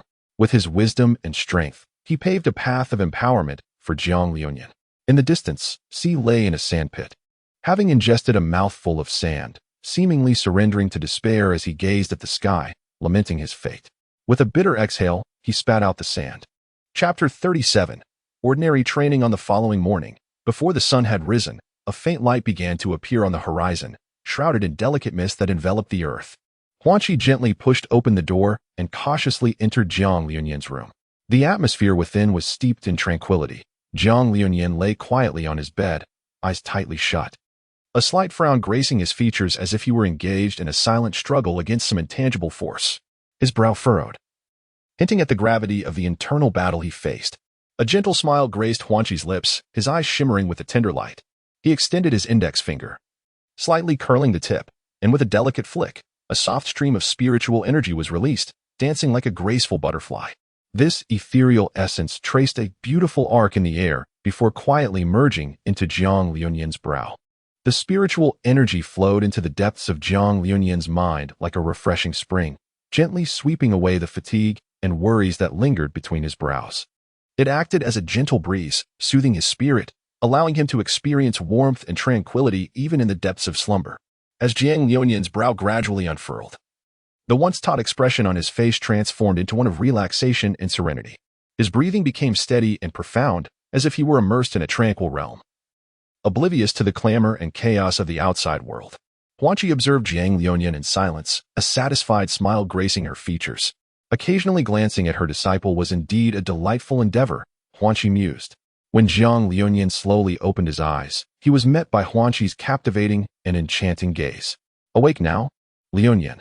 A new day heralds a fresh beginning. Huanqi's words carried an undeniable authority, yet were as gentle as the warm sun of spring. Jiang Liuyan swiftly rose, donned his attire, and his eyes sparkled with a fervent desire for the unknown challenges ahead. He comprehended that each training session with Huanqi represented a breakthrough of his own limitations, perhaps bringing him closer to that realm, where the hope of revenge would no longer seem so distant, and the odds would be more favorable. The two proceeded out of the room, stepping onto the path leading deep into the bamboo forest. The morning dew was cool, and a slight chill dispelled the remnants of Jiang Liuyan's drowsiness. Within the depths of the bamboo grove, mist swirled, resembling a utopia beyond the mundane world. Huanqi had already prepared a meticulously designed array of training grounds. First, there lay a winding and convoluted route for physical conditioning, strewn with illusions and gravity arrays meticulously arranged by Huanqi himself. These formations intertwined, testing Jiang Liuyan's speed and endurance while honing his willpower and sharpening his judgment. In future battles, both skill and observation are indispensable. Among equals, the skilled prevail, while in battles across tiers, mastery triumphs over mere bravery. When skills are evenly matched, willpower becomes the spearhead. Perseverance ultimately conquers the multitude. Ascending through dual tiers, one risks life for a slender chance of survival. Thus caution must be exercised. In the realm of sages, one must avoid recklessness. Survival is paramount. Huanqi spoke to Jiang Liuyan in a deep, measured voice. This is the first lesson I impart to you, a lesson of paramount importance on your path of cultivation, which you must engrave in your heart. Remember, on the journey of cultivation, never act out of impulsive bravado. Often, enduring a moment can yield lasting tranquility and peace. When my strength is restored and I return with vigor, I shall defeat those who once humiliated you, seeking justice on your behalf, making them aware that you are not someone to be trifled with. Moreover, regarding future repercussions, you must exercise utmost caution. You are still young, and the road ahead is long. Your potential and capabilities are boundless. If, during your cultivation, you encounter peers whose strength far surpasses yours, even to the point of being overwhelmed, your task is not to confront them head-on, but to learn the art of patience and retreat. This is not weakness, but strategy, a wisdom to endure temporarily for a more distant goal. In the short term, you must silently bear with it, allowing them their fleeting triumph while you transform this discontent and humiliation into fuel for your training. You must believe that through relentless effort and enhancement of your abilities, one day you will surpass them, standing at a loftier position, proving your worth through strength. When that day arrives, reflecting upon the past, you will realize that all this endurance and retreat was indeed worthwhile. Huanqi's words brimmed with expectations and teachings for Jiang Liuyan. He hoped Jiang Liuyan would understand that true strength lies not merely in surpassing others in power, but in possessing unwavering will and profound wisdom. Only in this way can one traverse further and more steadily on the path of cultivation. Jiang Liuyan possesses a profound understanding of this sentiment, for his sole purpose in growing stronger is to avenge his kin by reducing the demon Tang San to ashes. Yet, just yesterday, his teacher had implored him to momentarily set aside his hatred. Today's words feel somewhat incongruous. Jiang Liuyan ponders this perplexity in silence while verbally affirming his adherence to his master's teachings. Huanqi is certainly not a person whose demeanor changes faster than one can turn the pages of a book. Rather, today, by employing the eye of illusions to meticulously examine the elemental powers within Jiang Liuyan, she discovers that the malevolent force within him has intensified beyond yesterday's measure. If the evil divine power yesterday was akin to the thickness of a forearm, today it has swelled to the girth of a thigh, its growth alarmingly formidable. Huanqi finds herself at a loss, compelled to await the conclusion of today's training to bestow upon him the tome of the dark demon god transformation. Such circumstances have never transpired in her millennium of existence. After a moment of contemplation, she gazes at Jiang Liuyan, lightly brushing her sleeve, and gestures for him to wait at the commencement of the designated path. Keep this in mind. Your steps must be steady, your heart tranquil, and your gaze sharp. Huanqi's voice reverberates gently through the emerald bamboo grove, akin to the resonant tones of morning bells and evening drums, evoking deep reflection. She stands at the threshold of the trial ground, her gaze profound and warm, watching Jiang Liuyan's resolute figure as he sets forth. As Jiang Liuyan stepped into the realm of trials, he immediately sensed the subtle transformations in his surroundings. Sunlight filtered through the gaps in the bamboo leaves, casting a dappled pattern upon the ground. Yet, within this meticulously arranged domain by Huangqi, the light seemed elusive, flickering between blinding brilliance and shadowy depths. He took a deep breath, striving to calm his turbulent thoughts, and, following Huangqi's guidance, embarked on this challenge to test his own limits. Before him lay the illusionary maze. Suddenly, several seemingly identical paths emerged, winding intricately before ultimately vanishing into the depths of the bamboo forest. Jiang Liuanian understood that among these paths, only one led to the genuine route of progression, while the others were mere phantoms, leading to an endless cycle upon entrance. He closed his eyes, inhaled deeply, and endeavored to sense the flow of energy around him, seeking that elusive hint of reality. Even the most impeccably crafted illusions would exhibit subtle discrepancies when compared to the natural environment. Furthermore, this maze was merely an introductory level, designed by Huangqi herself to test Jiang Liuanian's powers of observation. Moments later, Jiang Liuanian abruptly opened his eyes, a sharp glint flashing within them as he decisively chose a path and advanced with purpose. Huangqi's lips curled into a slight smile, a trace of satisfaction gracing her features. She turned to her white cat perched on her shoulder and chuckled softly. This lad possesses some merit. Upon hearing her words, the white cat narrowed its eyes slightly, then arched its back and stretched vigorously, as if in agreement. It then emitted a resigned meow. The sound tinged with a hint of mockery and exasperation, as if to say, "Indeed, you have the keenest insight." Having navigated through the illusionary maze, he was soon confronted by the trial of the gravity field. Jiang Liuanian felt as though an immense weight pressed down upon him, each step becoming an arduous endeavor. He struggled to lift his foot, only to find his shoe deeply embedded in the ground, the surrounding air thickening and oppressive, leaving him breathless. Jiang Liuanian gritted his teeth, regulating his breath, channeling all his strength into his legs, resolutely advancing step by step. Sweat trickled down his forehead, falling onto the ground, which had been compressed by gravity to the point of near deformation, instantly evaporating into invisible vapor. His breath became rapid, his heartbeat quickened, yet he remained steadfast, refusing to surrender. "I cannot afford to lose here," Jiang Liuanian roared within his mind. He recalled the teachings of Huangqi, reminding himself to remain calm and seek methods to counteract gravity. He inhaled deeply, closed his eyes, and attuned himself to the surrounding environment and the flow of energy. Gradually, he began to harness his innate dark elemental power to oppose gravity, alleviating the burden on his body. As time progressed, Jiang Liuanian adapted to this pressure, his steps growing increasingly steady. He continuously challenged his limits, advancing toward his goals. Though each stride was fraught with hardship, he never faltered. For he understood that only through this trial could he attain greater strength. With the passage of time, Jiang Liuanian became more accustomed to the gravitational array's pressure, his gait becoming more robust and powerful. He began to move swiftly within the array, experimenting with various techniques and movements to enhance his speed and agility. Whenever fatigue threatened to overwhelm him, he recalled Huangqi's expectant gaze and his own yearning for strength, and these memories surged within him like a wellspring, revitalizing his spirit. Throughout the ordeal, Jiang Liuanian faced not only the pressures of his environment, but also the constant readiness to confront sudden challenges and crises. These obstacles appeared as formidable barriers, testing his courage, wisdom, and strength. At times, he would unexpectedly encounter phantom beasts, creatures of varied forms, some resembling lions, others tigers, and still others wolves. Their attacks were formidable, swift beyond measure, rendering him defenseless. Jiang Liuanian had to remain ever vigilant, employing his martial skills and strategies to combat these powerful foes. Moreover, the ground would occasionally collapse, creating bottomless pits. These traps were cleverly concealed, and a moment's inattention could lead to a disastrous fall. Jiang Liuanian needed to observe his surroundings with keen awareness, detecting these pitfalls in advance and navigating around them with utmost caution. Otherwise, should he fall into one, the consequences would be dire. Yet, in the face of these adversities, Jiang Liuanian never took a single step back. Undeterred, he resolutely forged ahead, his objective the terminus of the path before him. Armed with keen intuition, extraordinary courage, and relentless effort, he deftly navigated through each crisis, evolving and advancing with every challenge encountered.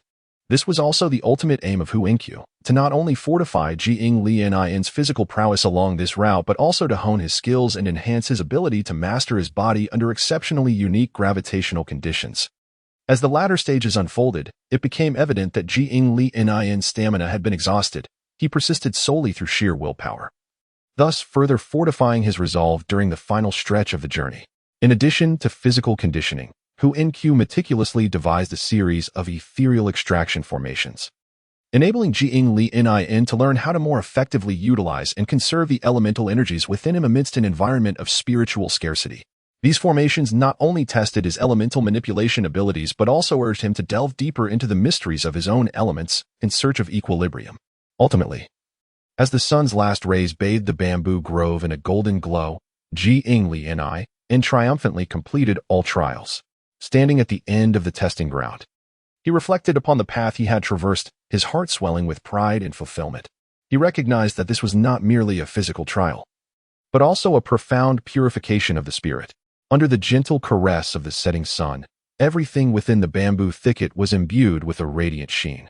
Jiang Li Nin rose slowly. Though his body was weary, his gaze was remarkably bright, brimming with aspirations and hopes for the future.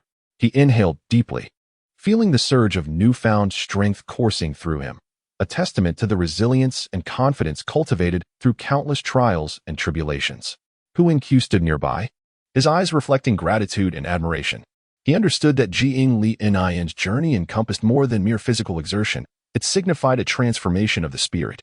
This growth was more precious than any power. Li Nin, you have proven your potential and determination. Yet remember, the path of cultivation is long and arduous, and the challenges ahead will only intensify. Always maintain humility and reverence, and relentlessly pursue higher realms. Jiang Lionian nodded earnestly, etching Master Huanqi's teachings into his heart. Master, I shall continue to strive for knowledge and enhance my abilities, while steadfastly adhering to my principles, unshaken by the temptations of the outside world. I believe that if I persevere, one day I will stand atop that seemingly unattainable pinnacle. Upon hearing this, Huanqi's lips curled into a faint smile. Very well. I look forward to that day. For now, return and rest. The future holds many more challenges for you. Moreover, take this book and study it diligently. It may prove beneficial to you. As for tomorrow's training, come here to practice methodically on your own. Do not grow complacent. With that, Huanqi handed Jiang Lionian 2 books, one on the dark demonic transformation and the other, his own written insights on elemental analysis. Thank you, Master, Jiang Lionian expressed sincerely. Feeling the weight of the books in his hands, Huanqi waved his hand dismissively and turned to leave the bamboo grove, leaving only his silhouette behind. Jiang Lionian followed closely. The two figures gradually receded into the golden hues of the setting sun, leaving behind a series of resolute and powerful footprints. Chapter 38. The former sect Master Huanqi in the central region of the Huan continent. A voice resonated. Sinner Huanqi seeks an audience with the master of Huan's sect. I kindly request you to convey my message. As for why he was referred to as Sinner Huanqi, the tale stretches back several decades. In the vast and boundless Xianwu continent, there are 16 distinct and enigmatic regions. Among them, one land, renowned for its unique allure and historical significance, is the Huan continent. The history of this land can be traced back to the era of humanity's ancestors, closely interwoven with the legendary spirit of Huan, one of the 26 spirits. The Huan spirit, a formidable entity under the command of the human ancestor, once accompanied him in battles across the realms, achieving monumental victories. After the war, the human ancestor bestowed a territory upon the Huan spirit, entrusting it with the guardianship of that region. Through the passage of millennia and the tides of time, this territory gradually evolved into what is now the Huan continent. The Huan sect, one of the ancient sects standing for nearly 10 million years, conceals countless secrets and legends within its depths. The illusory sect represents a profoundly orthodox lineage derived from the illusory book, embodying the essence of illusion itself. To comprehend the origins of the sinner, Huanqi, one must delve into the tale of another prodigious youth from his generation, Qianhuan, a narrative that, even amidst the vast continuum of time, has left an indelible mark. From a tender age, Huanqi exhibited extraordinary talent for cultivation and a profound comprehension of formation techniques. His eyes were perpetually alight with an insatiable curiosity for the unknown and a fervent thirst for discovery. Decades ago, upon entering the sect, Huanqi was assessed to possess a remarkable compatibility of nearly 98% with the ethereal techniques of the illusory realm. It can be asserted that, barring any untoward fate, he was destined to reach the realm of the previous sect master, who ranked third among the 16 continents of illusionists. The title of sect master is inherited solely as Huan, erasing all memories of the name from the heavens to prevent curses upon it. This practice is a tacit rule of the illusory sect and other sects, a precaution rooted in the cataclysmic events of the Second Temporal War, where individuals from the future and past conspired to curse a cadre of venerable martial artists from the celestial martial continent. Consequently, elite warriors are often designated with titles sanctioned by the heavens, paying a steep price to have their names obliterated. Among Huanqi's contemporaries was one named Qian Huan, whose name had long been erased by the heavens, leaving only the codename Qian Huan. This individual possessed extraordinary talent, achieving a compatibility rate of 99% with the illusory record, tantalizingly close to perfection, with the sect master's compatibility trailing only by a fraction. Thus, Qian Huan was earmarked as a prospective sect master, drawing considerable attention. The remarkable compatibility of both individuals led them to be regarded as twin stars of their cohort, diligently cultivating together. Throughout their 3 years in the illusory sect, they supported one another, forging an unbreakable bond of friendship. However, fate seemingly delights in jest, as a sudden upheaval cast Huanqi into the shadows of betrayal. A stigma of a traitor, all stemming from the actions of his soul-bound brother, Qian Huan. The tale unfolds further from the Disciple Promotion Conference, which transpired 3 years into Huanqi's tenure within the sect. This gathering was akin to a grand tournament, wherein disciples engaged in duels to accrue points for ranking, ultimately determining the allocation of cultivation resources for the following year. Remarkably, those who dared to challenge opponents of a higher tier could earn additional points. It was during this particular conference that the paths of the two would diverge irrevocably. At that time, Qian Huan had reached a mastery of formation techniques, achieving a semblance of an ancient formation only described in venerable texts, using the void as ink and spiritual energy as the brush, crafting a breathtaking tapestry intertwining illusion and reality. Yet, it was merely a nascent form, for his illusory formation bore certain imperfections during its execution. However, the ability to refine ancient texts and adapt them for one's own use is indeed a remarkable feat. Although the formation may possess certain flaws, each maneuver executed by Qian Huan, propelled by an imagination as boundless as the heavens and unparalleled innate talent, serves to demonstrate to the world what true metamorphosis entails. Illusionary formations ought to be wielded in such a manner. The Disciple Advancement Conference of the year was a true gathering of heroes, where Qian Huan, showcasing astonishing formation techniques, not only captured the attention of all but also, in a moment of intense scrutiny, summoned a spirit from within the illusionary formation using his own 16-layered illusion array. While this spirit may not rival the one who pioneered the illusionary continent under the guidance of the ancestor of humanity, it was nonetheless a unique entity that had eluded capture for centuries. Qian Huan utilized this spirit as the primary controller of the illusion array, skillfully inscribing dozens of formation alterations upon it, enabling an impeccable simulation of his physical attributes such as height and weight. His hands, joints, and torso were adorned with intricate gathering formations, ingeniously designed to prevent mobility issues due to energy depletion. Yet, the essence remained that which he referred to as spirit. Qian Huan cleverly obscured his true self with the illusionary avatar, while his actual being stealthily infiltrated the most enigmatic forbidden realm of the illusion sect, the Dream Abyss. The Dream Abyss is the sacred ground where the sect's successive leaders have received their inheritance, harboring countless ancient secrets and treasured artifacts. Qian Huan's objective on this perilous journey was none other than the legendary Qian Huan mask. This mask is said to possess the terrifying ability to alter one's psyche and distort reality, an entity that has eluded mastery for millennia. It is rumored that the wearer can mimic any individual they have encountered, amplifying their own abilities through illusion, achieving a flawless imitation of the opponent's techniques and even their unique spiritual energy. However, this is merely a fraction of the mask's capabilities. The Qian Huan mask is, in essence, a divine artifact formed from the corporeal remains of the fallen illusion spirit, rendering its mysterious functions unknown to all. Yet, Qian Huan seemed to be under the irresistible pull of a certain calling. On the eve of the duel, he inexplicably acquired a manual detailing the safe passage through the forbidden grounds, allowing him to flawlessly evade all illusionary traps and deliberately dismantle 2 principal formations. Following the manual's modifications, he altered the operational methods of his illusion array. Upon successfully appropriating the Qian Huan mask, the entire illusion sect was left in a state of upheaval. It can be asserted that the illusory mask serves as the very foundation of the illusion sect.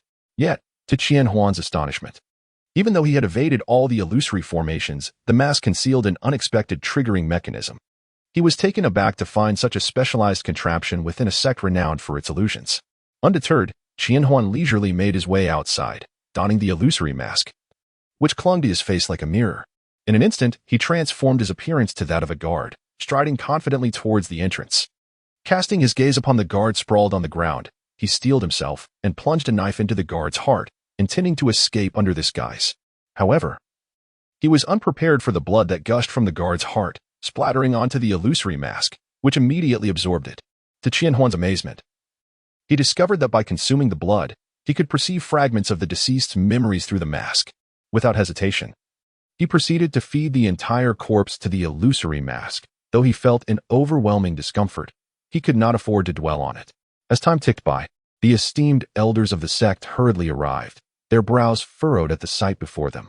At this moment, Qianhuan feigned awakening, his expression pale and his eyes wide with terror as he surveyed the blood-soaked ground and the bodies. Trembling, he cautiously uttered, "Please forgive me, esteemed elders." The elders gathered around him, their gazes piercing as they scrutinized him. One elder spoke coldly, "What transpired here? Speak the truth." Taking a deep breath, Qianhuan appeared to gather his composure before recounting a harrowing tale.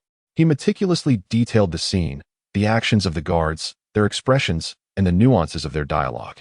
The elders listened intently, occasionally interjecting with questions, seeking to unearth inconsistencies in Qianhuan's account. Yet, he had crafted a seamless fabrication, explaining the multitude of slain guards while deftly deflecting blame onto rival factions, claiming he had acted solely in self-defense. Nevertheless, the elders remained skeptical of Qianhuan's narrative. They rigorously interrogated him regarding his identity, including his name and origins. Internally relieved by his earlier accidental discovery of the mask's additional function, Qianhuan effortlessly navigated their inquiries. Despite this, the elders harbored lingering doubts. Ultimately, the leading elder commanded the enforcers, "Seize him and imprison him in the dungeon. He shall await his fate." The countenance of Qianhuan shifted momentarily before adopting an expression of resignation, offering no resistance as he was dutifully taken away by the enforcers. However, a flicker of joy surged within him, for this was precisely the outcome he desired.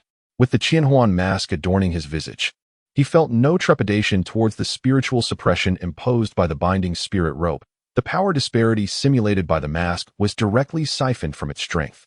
In other words, unless his facial covering were forcibly removed, he would possess an inexhaustible reservoir of power until the mask's energy was depleted. During his escort, Qianhuan pondered how to effectuate his escape. He understood that he could no longer take lives, lest he plunge deeper into a chasm of sin. Yet, when faced with the stark choice of life and death, he was compelled to make a fateful decision. Suddenly, an opportunity presented itself.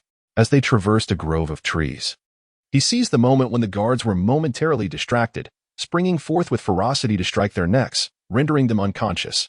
Gazing at the two fallen figures, a pang of guilt stirred within him, yet he recognized this as his sole path to survival. Drawing a deep breath, he murmured, "No more bloodshed shall I create." He then swiftly absconded from the scene, vanishing into the embrace of the forest. Later, the elders confirmed that the stolen artifact was indeed the illusory mask, a profound treasure of their sect. A chill ran through them as they realized its significance, leading them to focus their inquiries on the lone surviving guard. However, by the time the elders arrived at the law enforcement hall, they were met only with the sight of the two dispatched personnel, while the guard had completely vanished without a trace. Meanwhile, Qianhuan's illusory doppelganger on the arena had reached the limits of its temporal existence.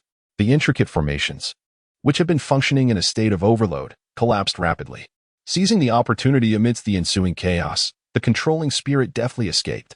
It was precisely because Qianhuan had drawn away a significant portion of the higher combatants by stealing the mask that the spirit could vanish with relative ease. Following Qianhuan's theft of the illusory mask, the position of sect leader became vacant. Amidst skepticism and anticipation, the capable and virtuous Huanqi was elevated to the throne, not only due to the urgent need for new leadership within the sect, but also to support a semi-puppet leader while suppressing the scandal of the sect's stolen treasure. Yet, the weight of power did not extinguish the profound camaraderie he felt for Qianhuan. He secretly sought opportunities to uncover the truth behind Qianhuan's actions. Letters became the sole link between the two, traversing various merchant associations and complex routes before finally reaching their intended recipients. This process took months, sometimes years, fraught with difficulty. Yet both remained steadfast in their correspondence. In contrast, the passage of time felt trivial compared to Huangqi's yearning for answers. Each letter bore the depth of Huangqi's affection and bewilderment towards his brother, while Qianhuan's replies were consistently brief and enigmatic, mentioning only the future of the illusory sect. With no further elucidation, this nebulous promise hung like a shroud over Huangqi's heart, instilling both unease and anticipation. However, the paper could not contain the fire indefinitely. The clandestine correspondence between Huangqi and Qianhuan ultimately caught the attention of the law enforcement hall. In an instant, the entire sect was engulfed in turmoil, as former friends and companions transformed into opposing factions. The head of the law enforcement hall joined forces with other leaders, launching a formidable operation to apprehend Huangqi, accusing him of treachery against the sect. Faced with the judgment of the sect, Huangqi neither defended himself nor sought to escape. He was acutely aware that his actions were merely acts of mutual solace between brothers, yet they had undeniably breached the sect's unyielding laws. Under the gazes of those who were either incensed or sorrowful, he calmly accepted the punishment of having his cultivation stripped away, his meridians irreparably damaged. Even as he was deprived of the title Huan, at that moment, there was no regret in his eyes, only a profound concern for the future of the sect. Qianhuan's words regarding the future of the sect echoed persistently in his mind. Deprived of his cultivation, Huangqi was no longer the exalted leader but was cast out from the Huan sect, reduced to a status even below that of an ordinary disciple. His physical form was frail, requiring assistance even to walk, yet his resolve was unwavering, stronger than ever. He believed that Qianhuan's actions were driven by an unfathomable burden and profound significance. Thus, he vowed to protect the Huan sect in his own way until the day the truth would be revealed. Meanwhile, far away in the Qianhuan sect, Qianhuan, upon learning of Huangqi's plight, was beset by conflicting emotions. He was acutely aware of the immense debt he owed Huangqi, a kindness that he feared he would never be able to repay. Yet, he also understood that the responsibilities and missions on his shoulders outweighed any misunderstandings or accusations from others. The mask he held was a key to unraveling one of the most crucial elements of antiquity. Yet it had been concealed by the foolish members of the Huan sect for countless years. With clenched teeth, Qianhuan felt a deep sense of injustice regarding Huangqi's fate and immense anger towards the ignorant individuals within the Huan sect. He knew that Huangqi deserved a far more glorious future, yet the folly of these people had drastically altered his destiny. Subsequently, upon learning that Huangqi had been completely banished from the inner 3 layers of the Huan continent, Qianhuan unhesitatingly utilized his transcendent ability to manifest an external incarnation, accompanied by his precious array spirit, to reach Huangqi. Employing the wondrous powers of the illusion array, he meticulously rejuvenated Huangqi's damaged meridians, aligning his body with the ethereal script of Huangji Jiao to an astonishing 99% compatibility. Thereafter, he cleverly transformed the array spirit into an adorable white cat, allowing it to accompany Huangqi. In this manner, Huangqi could maintain contact and communicate with Qianhuan through the white cat at any moment. Ultimately, Qianhuan and Huangqi found themselves in a serene bamboo grove, deliberating on their grand plans for the future. Qianhuan expressed his willingness to leverage the immense influence of the Qianhuan sect to diligently search for the remaining keys. Yet, Huangqi took the initiative to express her willingness to undertake the crucial task of locating the key figure capable of unraveling the current predicament. Chapter 39. Secrets upon the mist-shrouded and fantastical summit of the Sect of Illusions. Huangqi's silhouette gracefully entered the ancient and solemn grand hall of the sect. Each step seemed to tread upon the dust of time, stirring invisible ripples in the air. After being escorted to the grand hall of the sect leader, the guide respectfully announced, "Mr. Huangqi, please enter." Following Huangqi's unjust designation as a traitor to the sect, those surrounding her also faced repercussions. However, during her 4-year tenure as the sect leader, Huangqi diligently worked to enhance the sect, leading to a flourishing development, with the welfare of its disciples improving year by year.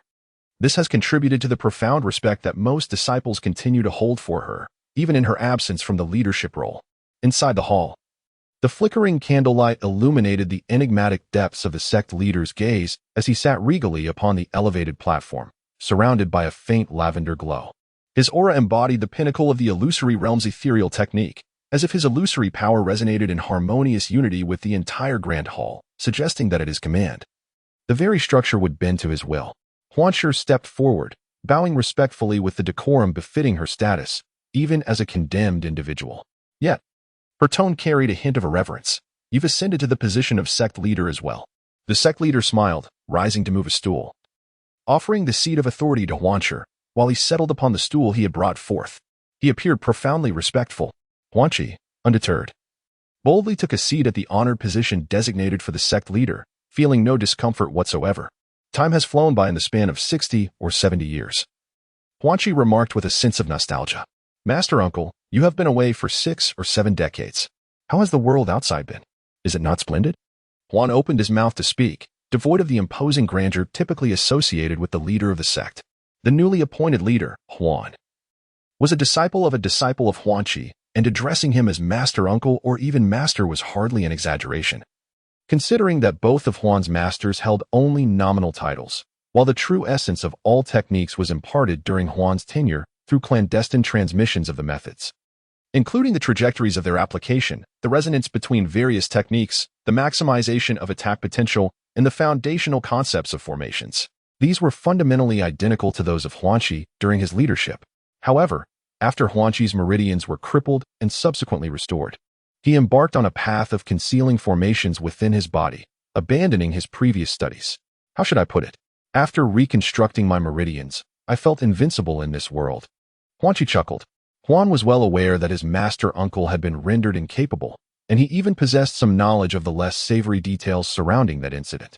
At that time, a grandchild of the 4th Hall Master of the Law Enforcement Hall desperately required the essence of a sage's blood to purify his Huan bloodline in order to compete against the elite within the Hall. However, that significant figure's grandson possessed merely ordinary talent, being at best of the high tier of the profound stage, and the Hall Master had no means to procure the required blood essence.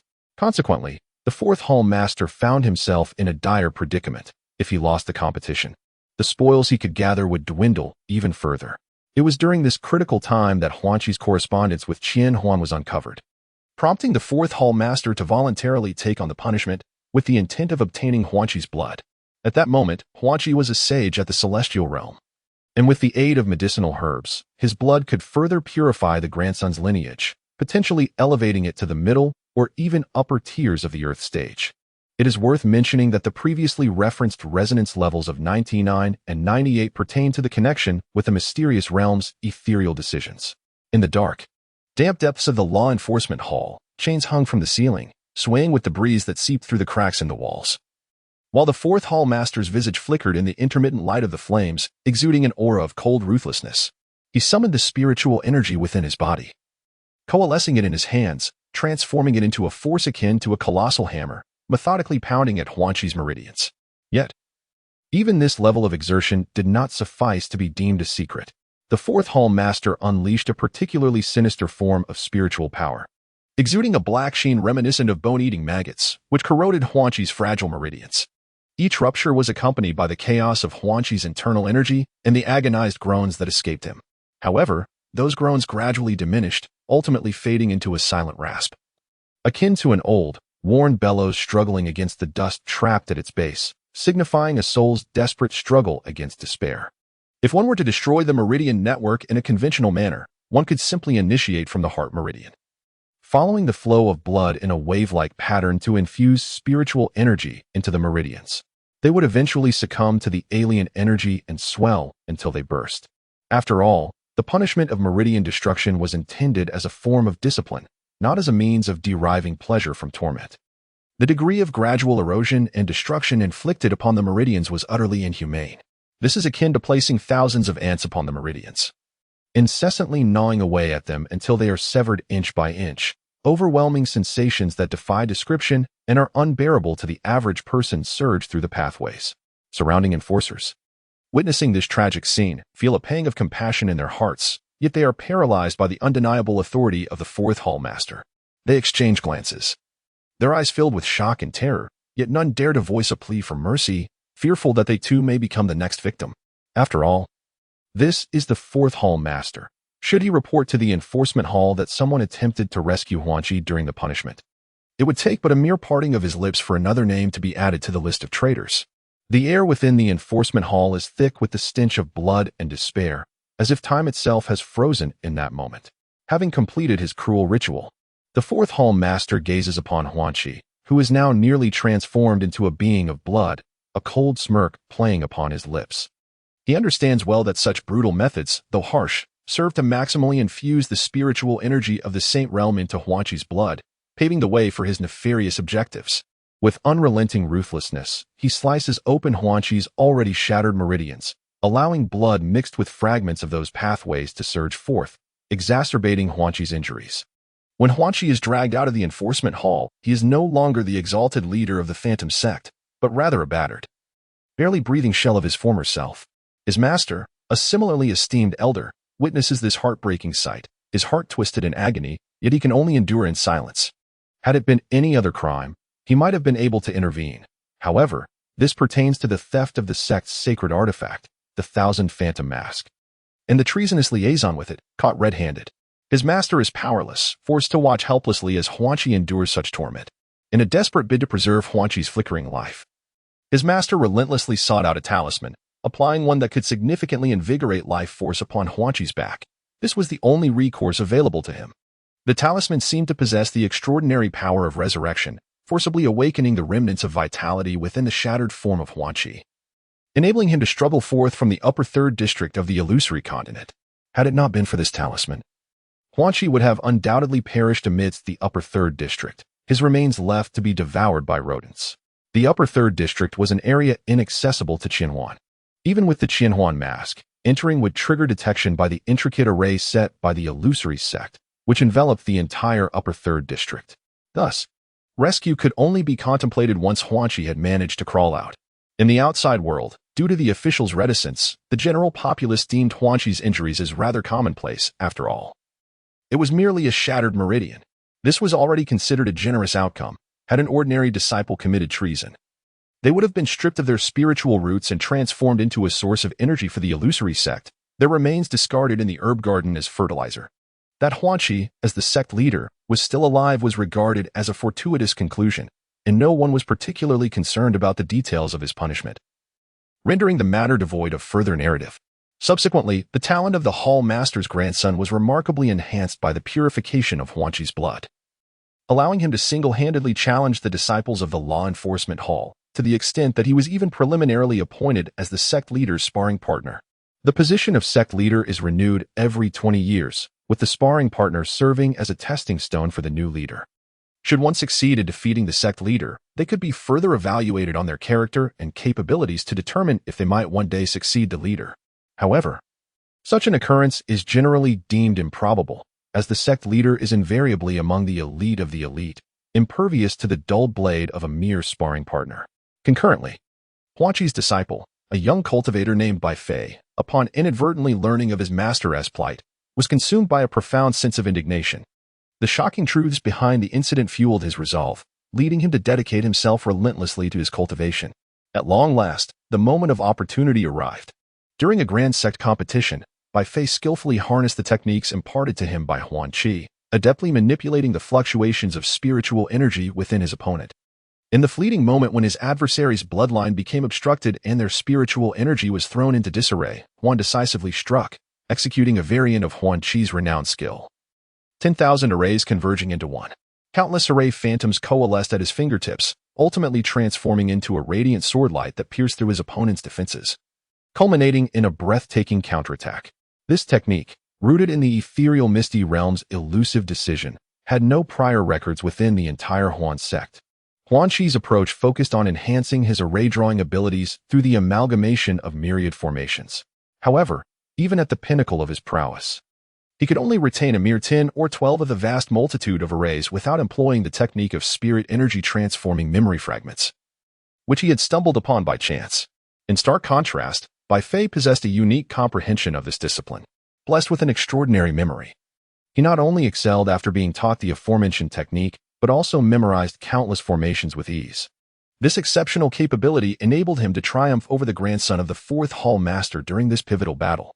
Following this confrontation, Bai Fei's name resonated throughout the Huan sect, and it was during this period that he was informally designated as a candidate for the sect leader, nearly 2 decades after Huanqi's expulsion from the sect. However, my purpose in this conversation is not to reminisce with you, dear Xiao Huanzi, my request bears significant weight. The essence of the bloodline of the demon god tiger stands as a testament to our sect's collective effort to suppress malevolent forces and maintain peace across the continent. I am well aware of its extraordinary value. After all, I was part of the main force that eradicated 7 or 8 Earth Realm demon god tigers. I also recognize the challenge in acquiring such a rarity, as there are no more demon god tigers left for us to hunt. Nonetheless, I possess a tome to offer in exchange, specifically for my newly accepted disciple, Jiang Liuyan. Although he is of the dark demon evil god tiger lineage and not a direct descendant, they share a common origin and the power of darkness. Huan Qi paused briefly before continuing. Very well, it is acceptable to disclose this to you. This matter has the potential to upheave the entire continent, stirring the winds of change across the realm. He is the child of destiny, destined to be one of the final players in the grand scheme of this land. The sincerity and urgency in Huan Qi's words were palpable. He understood that his request might place Xiao Huanzi in a difficult position. Yet he was acutely aware of Jiang Liuyan's potential and significance. Huan Qi elaborated. The essence of the demon god tiger's bloodline, while imbued with ferocious power, also conceals boundless possibilities. For Jiang Liuyan, this represents not only a leap in strength, but also a challenge and transcendence of his own limits. I am willing to shoulder all consequences to ensure that he can harness this power while remaining true to himself, living up to the expectations of our sect. Upon hearing this, the sect leader's gaze shifted slightly, as if weighing the pros and cons. After a moment, he spoke slowly, his voice deep and resonant. Master Uncle, what you say is not without merit. Yet the matter of the essence of the demon god tiger's bloodline is of utmost gravity. It is both a source of strength, yet its consumption can lead to endless repercussions if not absorbed properly, potentially even inducing a subtle beastly transformation, revealing traits akin to those of the divine tiger. However, since you, my esteemed master, have indicated that your newly accepted disciple is of the feline kind, it is likely to pose no significant issues. I shall take the liberty of facilitating this exchange on your behalf. Furthermore, that tome you possess cannot possibly be the 6th chapter of the Ethereal Chronicles, can it? Truly, it is a testament to the brilliance of my tutelage that you, Huan Shi, have discerned this. That specific manuscript was penned by the 8th sect master himself. It was surreptitiously appropriated by you, and now you wish to coax it back without recompense. Master, your audacity knows no bounds, Huan Shi chuckled. Very well. Do hand it over swiftly. I have pressing matters to attend to. Once the dust settles, I shall seek you out to reminisce. Additionally, exercise caution in the meantime. After my departure, handle that enforcer from the law hall with care, lest you find yourself in a predicament akin to mine. With a gentle nod, Huan Shi raised his hand, conjuring 6 crystalline vials that shimmered with immense power, containing the most ferocious essence of the divine tiger's bloodline. Farewell, master. Relay my orders. The sinner Huan Shi has absconded with 6 vials of the essence from the sect's treasury. Pursue him. I have retrieved the 6th chapter of the Ethereal Chronicles. I implore the elders to impose appropriate punishment. Huan Shi bowed in contrition. In the distance, Huan Shi felt a wave of trepidation, inwardly lamenting. Had I known this young lad would not keep his wits about him, I would not have hoped for a cordial discussion with the enforcers. Instead, he has unwittingly transferred all blame onto me. This young man has certainly learned the art of boundless audacity from me. Chapter 40. A handy weapon. Huan Shi activated the illusionary formations within his meridians, complementing them with his own spiritual energy, manifesting dozens of illusionary arrays that enveloped him uniformly. The pale purple spiritual energy morphed into intricate patterns, swiftly altering Huan Shi's height, weight, and appearance. Even the white robe he donned was transformed, with additional delicate gray patterns woven into its fabric. Ahem. This aligns more closely with my scholarly persona, Huan Shi mused internally. Simultaneously, he pondered where to next exploit opportunities. Calculating in his mind, it was time to extract some resources from those old acquaintances of his, especially after he had taken on a disciple. It was the perfect moment for a bountiful harvest. The old talisman master, for instance, could provide some life-preserving charms capable of withstanding wounds, burrowing underground, and traversing vast distances, which would be beneficial for future travels to another continent. And as for the alchemist, while their skills were merely average, ranking within the top 8 of the entire apothecary sect, they could still supply a portion of elixirs suitable for my disciple, Jiang Liuyan, below the sage level. In the depths of his mind, Huan Qi pondered the various eminent figures across diverse fields that he had encountered. As for the realm of Huan continent, Apart from extracting the essence of the magical bloodline of the demon god from the Huan sect, it seemed he had little else to exploit. During his tenure, he had visited the sect's treasury numerous times. Although it housed many rare treasures beneficial for those practicing illusion arrays, none resonated with Jiang Liuyan's essence. Consequently, these treasures were unsuitable for him. Some items capable of enhancing mental acuity, given Jiang Liuyan's current mental state, could potentially overwhelm his consciousness with even the most rudimentary herbs. Thus, he refrained from claiming those rare materials, fearing that such actions would further tarnish his reputation. Should he proceed, he would undoubtedly be branded a villain, accused of pilfering numerous elixirs, texts, and invaluable resources from the sect, potentially leading to him becoming the second in 5 centuries to be labeled a notorious offender. All these factors culminated in the realization that Jiang Liuyan was ill-suited for the path of illusion arrays. Nevertheless, the 6 unique elements within him could allow for the pursuit of mastery in another form. Simply put, illusion arrays represent a significant branch of formations, and Jiang Liuyan could very well excel in the path of array drawing to enhance his combat prowess. As Huanqi contemplated these matters, he unconsciously traversed several streets until he arrived at a secluded alleyway. In this hidden alley, nestled at the edge of the bustling city, time appeared to have been gently paused, leaving behind a serene and antiquated tranquility. The alley was narrow and elongated, flanked by towering, weathered gray walls.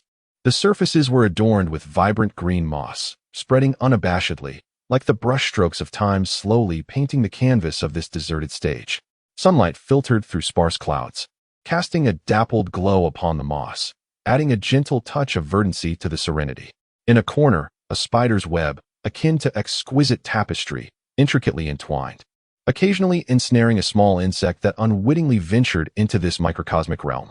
These seemingly chaotic threads harmoniously blended with the surrounding environment, narrating the eternal tale of life and the cyclical rhythms of nature. The cobblestone path beneath his feet, weathered by countless storms, had become uneven and rugged. Each step echoed with a soft clatter, a gentle reverberation of time, and the melody of history whispered through the air.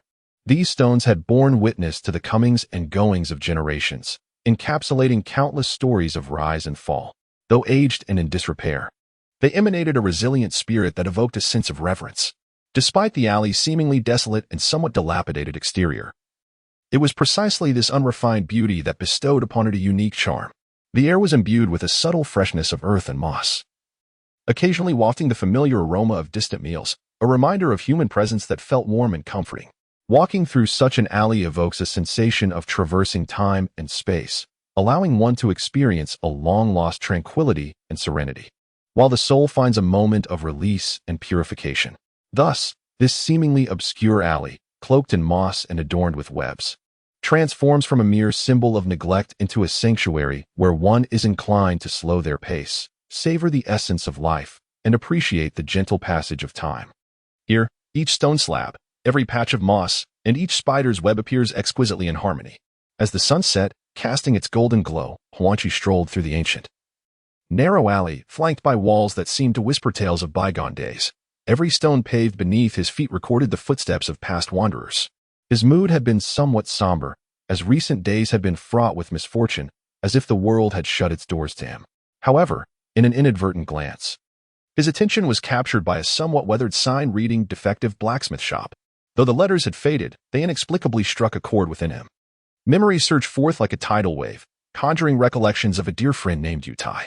Yutai, a straightforward and exceptionally skilled blacksmith, possessed the remarkable ability to forge breathtaking creations from the most unassuming materials. Their acquaintance began by chance. Huanqi, on the eve of a selection trial, had been targeted for assassination by the forces behind rival candidates. Alone and lacking any formidable backing, he found himself fleeing for his life. In the midst of his escape, he unwittingly stumbled into this very alley, which, at that time, was bustling with life. Yet, decades later, the once vibrant passage had turned desolate. It was in this alley, as he faced imminent demise at the hands of his assassins, that Yuntia's forge had provided him with a short sword sufficient for self-defense, cleverly designed with a special mechanism that enabled Huanqi to vanquish his 3 assailants. From that moment, an unbreakable bond was forged between the two. Reflecting on this, a sly smile crept upon Huanqi's lips. Having secured the means to enhance my physique, how could I not procure some fine weaponry for my treasured apprentice? He mused with a chuckle. He understood that, Although Yutai outwardly feigned indifference toward wealth, deep within him lay an irresistible yearning for rare materials and unique designs. This desire stemmed not from greed or vanity, but from an unwavering pursuit of exquisite craftsmanship and distinctive artistry. Strictly speaking, Yutai was, in fact, a scion of affluence, a detail he only revealed when intoxicated. Once, Huanqi overheard Yuntai's drunken confessions, uncovering that his father was one of the 10 renowned blacksmiths of the forging continent, the master of the Hall of Forging. Nevertheless, Yuntai chose not to rely on his familial legacy, opting instead to venture forth and prove his own mettle. He aspired for recognition of his talent and effort, rather than mere acknowledgement as the son of a famed blacksmith. Yet, every individual requires a reliable weapon, which explains the proliferation of the finest blacksmith shops across the 16 continents like mushrooms after the rain. The branch of the Forging Pavilion, apart from attracting funds from various regions, also harbors the purpose of seeking the long-lost young master. However, as Yuntai remains exceedingly elusive, years have passed without the Forging Pavilion managing to locate him. Meanwhile, Huanqi, a person adept at providing various unconventional ideas, possesses remarkable talent in the realm of illusion formations. Having previously studied the formations of weapon inscriptions, Huanqi's unique understanding has allowed Yuntai to manifest an array of peculiar yet extraordinarily practical inventions throughout his forging journey.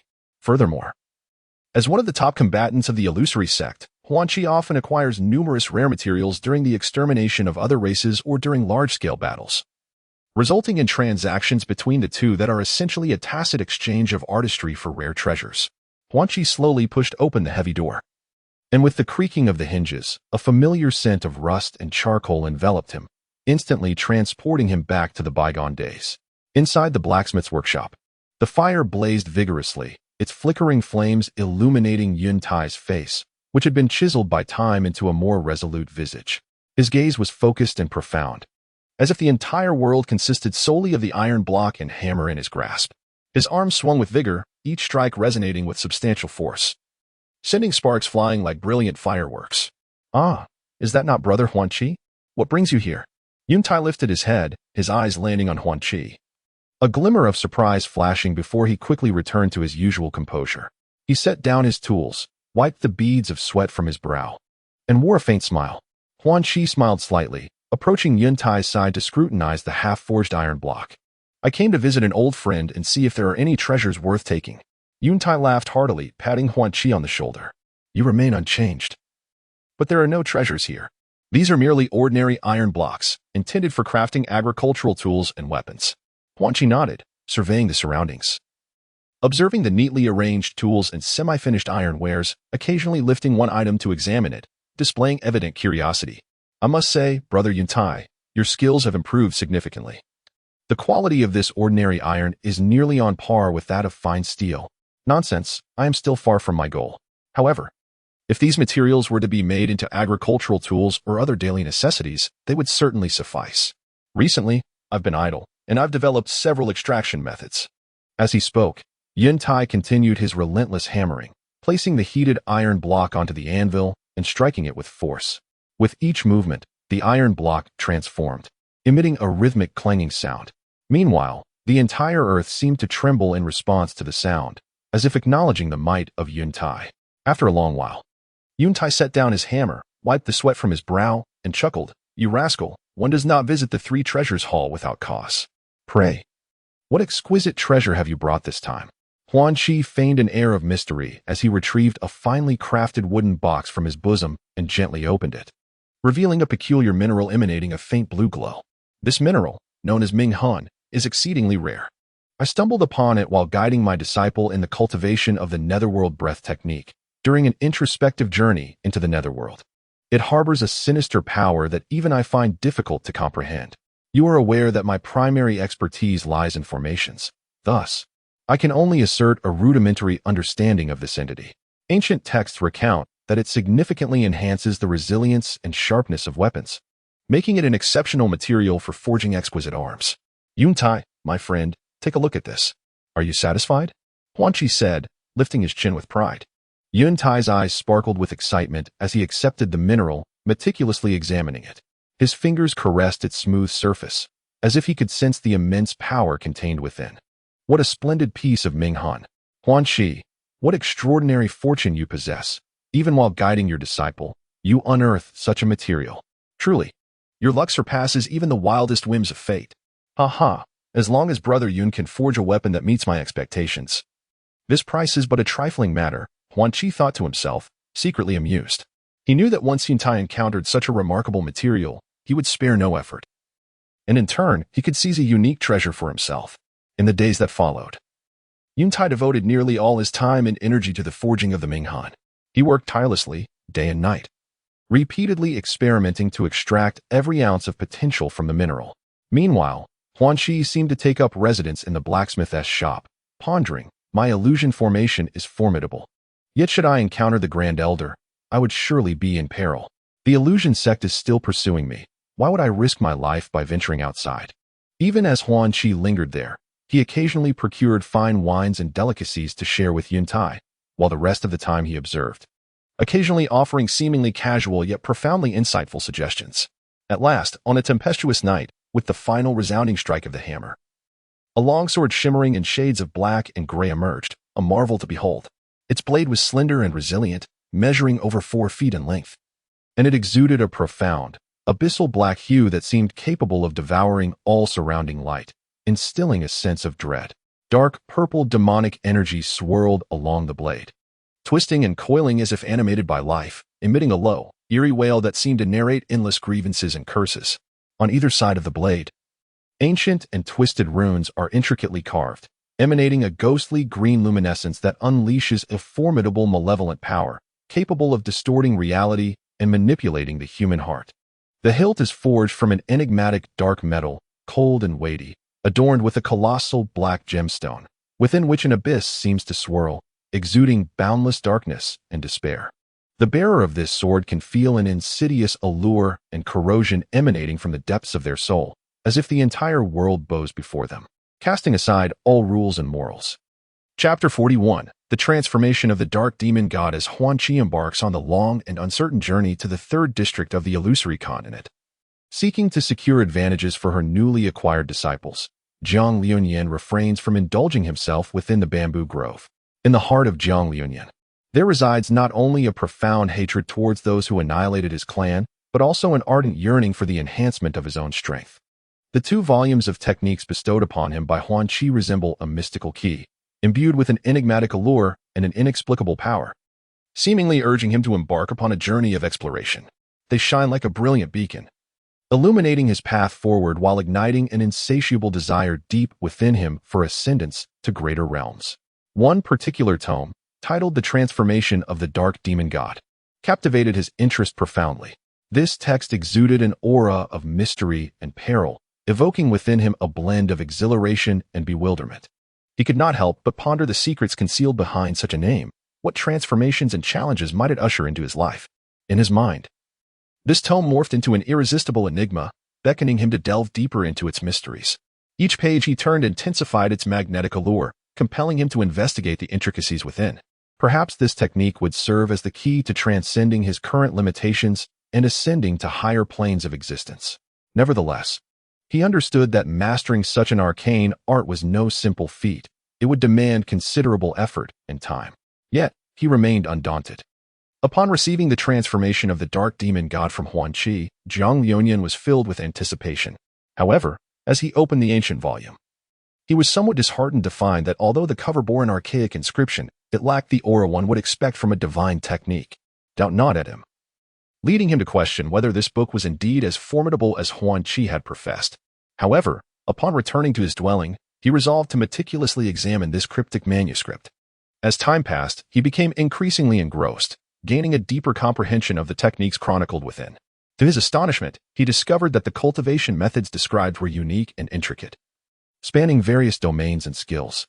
These techniques required not only exceptional insight and perseverance, but also a profound understanding of both body and spirit. Each page unfolded like a new realm, broadening his horizons. Jiang Liunyan began to recognize that this book harbored immense potential, necessitating further exploration and comprehension.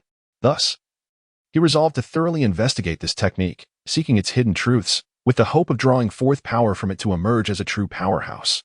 The cultivation path delineated within this tome transcended conventional practices, It was not merely an accumulation of strength, but an ultimate pursuit of the delicate balance among the elements. Achieving supreme mastery brings forth a power potent enough to shake the heavens and the earth, devoid of any side effects. This phenomenon is exceedingly rare within the realm of cultivation, as the few known exceptional techniques, which are among the apex of the cultivation world on the immortal martial continent, such as the Netherworld Dark Breath technique, the Carefree Wind Shadow technique, the Sacred Radiance Illuminating Cannon, the Netherworld Demonic Sound Spell, the Purple Lightning Tempest technique, the Blazing Flame of Heaven record, the Time-Space Flow Scripture, the Void Star Escape technique, the Illusory Realm Ethereal technique, the 100 Solutions to Poison, the Grand Universe record, among others, exhibit no trace of adverse effects. In contrast, various secondary techniques invariably present a plethora of minor issues, often revealing conspicuous flaws.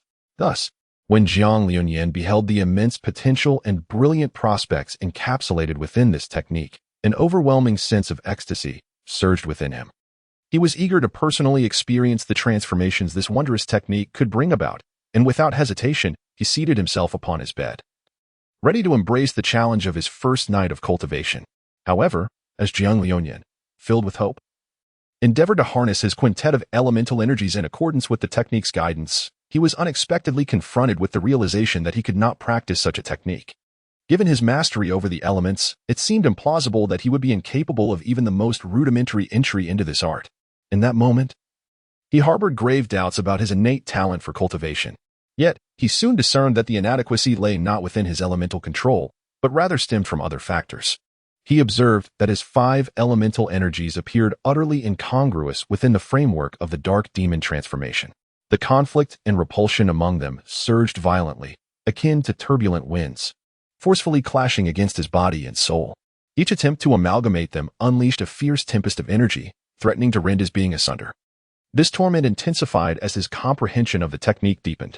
The text explicitly stated that to master this art, one must achieve a balance of all 6 elemental forces. Thus, the absence of any one element would be akin to missing a crucial piece of a puzzle, potentially leading to the collapse of the entire system. However, he possessed only 5 elemental energies, and no matter how diligently he strove, he could not bridge this chasm. This realization plunged him into profound despair, as he recognized that regardless of his efforts, he would never truly grasp this peerless divine skill. The intertwining of wind and thunder, which ought to represent the most ferocious combination of forces in existence, was rendered chaotic within Jiang Liuyan's body due to the lack of essential equilibrium. The lightness and agility of the wind element endeavored to guide the ferocity of the thunder element, but often found itself powerless, only to be rebuffed. The thunder element, in its intensity, became uncontrollable and perilous without the effective guidance of the wind element, as though it might at any moment tear through his fragile meridians. The forces of darkness and malevolence are inextricably intertwined, each exerting influence over the other. When darkness becomes overwhelmingly dense, it engulfs the brilliance of evil, rendering it dull and lifeless. Conversely, if malevolence becomes too dominant, darkness loses its protective shroud, laying everything bare and even inciting fears and chaos within. However, in comparison to the tempestuous winds, thunder, and the malevolence of darkness, Jiang Liuyan's own spatial power appears remarkably feeble, akin to a pitiful chick, trembling in a corner of his consciousness amidst the fierce turmoil of conflict. This is hardly surprising, for Jiang Liuyan has never systematically studied the methods of cultivating spatial power, his comprehension and command of it remaining at a rudimentary level. Despite an ardent desire for strength, his lack of pertinent knowledge and experience leaves him feeling powerless. At this moment, Jiang Liuyan faces a fierce struggle among the 5 elemental forces, his mental river seemingly stirred by a violent tempest. Yet, this turmoil is not of his own making, but rather a consequence of his exceedingly frail spiritual power. The elemental manifestations, resembling 5 ferocious beasts, engage in a savage battle within his mind, leaving him dizzy and tormented. These elemental images wreak havoc in his spiritual realm, causing his thoughts to spiral into chaos, rendering him incapable of focusing on the dire situation at hand. His own spiritual strength resembles a frail vessel, precariously adrift in this tumultuous sea, on the brink of being consumed. Confronted with such adversity, Jiang Liuyan musters all his strength to resist, striving to stabilize his mental state and seek a resolution to his plight. Within the dim and tranquil confines of Jiang Liuyan's meditation chamber, The flickering candlelight casts shadows upon the ancient wooden bed at its center, where Jiang Liuyan sits cross-legged, eyes closed, his expression contorted. Surrounded by a cacophony of tumultuous elemental forces, thunder's fury, the chilling bite of malevolence, the sharpness of wind blades, and the suffocating darkness, intertwining to create a scene reminiscent of an apocalyptic tableau. His spiritual energy surges like a wild stallion, charging through a sea of consciousness. Each collision accompanied by excruciating pain, as if his very soul were being torn asunder. At the precipice of this life and death struggle, a silvery figure gracefully leaps in through the window, illuminated by the moonlight, a white cat, often seen in the company of Huan Qi, exuding an extraordinary spirit. Its eyes gleam with wisdom, each step light yet resolute, as if treading upon an invisible rhythm. Jiang Liuyan, awaken. The voice of the white cat does not resound audibly but penetrates Jiang Liuyan's tumultuous thoughts through a subtle telepathic connection, cleansing his restless soul like a refreshing spring. The tone is gentle yet unwavering, imbued with an irresistible force. The white cat nimbly leaps onto the wooden bed, its soft tail, akin to a sinuous serpent, precisely landing on several hidden acupoints on Jiang Liuyan's body. These acupoints serve as conduits between the human form and the natural elements. And with the gentle touch of its tail, the once chaotic elemental energies begin to flow steadily, gradually restoring tranquility. The thunder subsides, darkness dissipates, wind blades retract, and malevolence softens, transforming the atmosphere of the room into one of serenity and peace. Yet, the white cat does not cease its efforts. A glimmer of cunning flickered in its eyes, as if it possessed knowledge of the extraordinary tactic that lay ahead. With a slight parting of its ruby lips, it astonishingly uttered human words, yet all was conveyed to Jiang Liuyan through a mental connection. Young one, what follows is my exclusive secret. No sooner had the words left its mouth than it appeared, having retrieved from an unknown source, a verdant plant, an ordinary catnip, perhaps. Jiang Liuyan swiftly recognized the object before him, a feat made possible by the remnants of his consciousness, for he had once encountered a cat at Uncle Shue's home, which was indulged with a whiff of catnip every few days. Could this substance also serve as a medicinal herb? His mind was a tempest of confusion. Yet he managed to extract fragments of clarity to ponder this inquiry, albeit to no fruitful conclusion.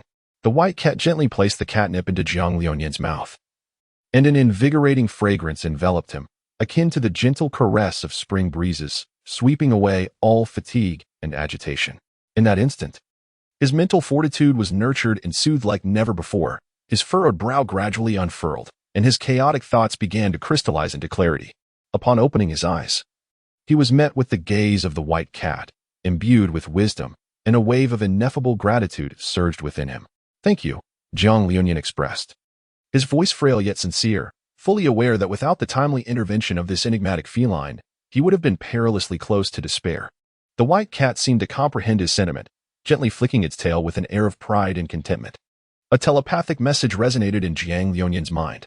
No need for thanks. Had it not been for that old fool Huan Qi insisting I'll look after you, I would not have come. Remember to be more cautious during your next practice, and do not allow yourself to become so entangled in distress again. With that, the cat gracefully leapt off the bed, leaving behind a trace of warmth and tranquility, before vanishing once more into the nocturnal embrace, allowing Jiang Liuyan to linger in the afterthought of this near brush with mortality.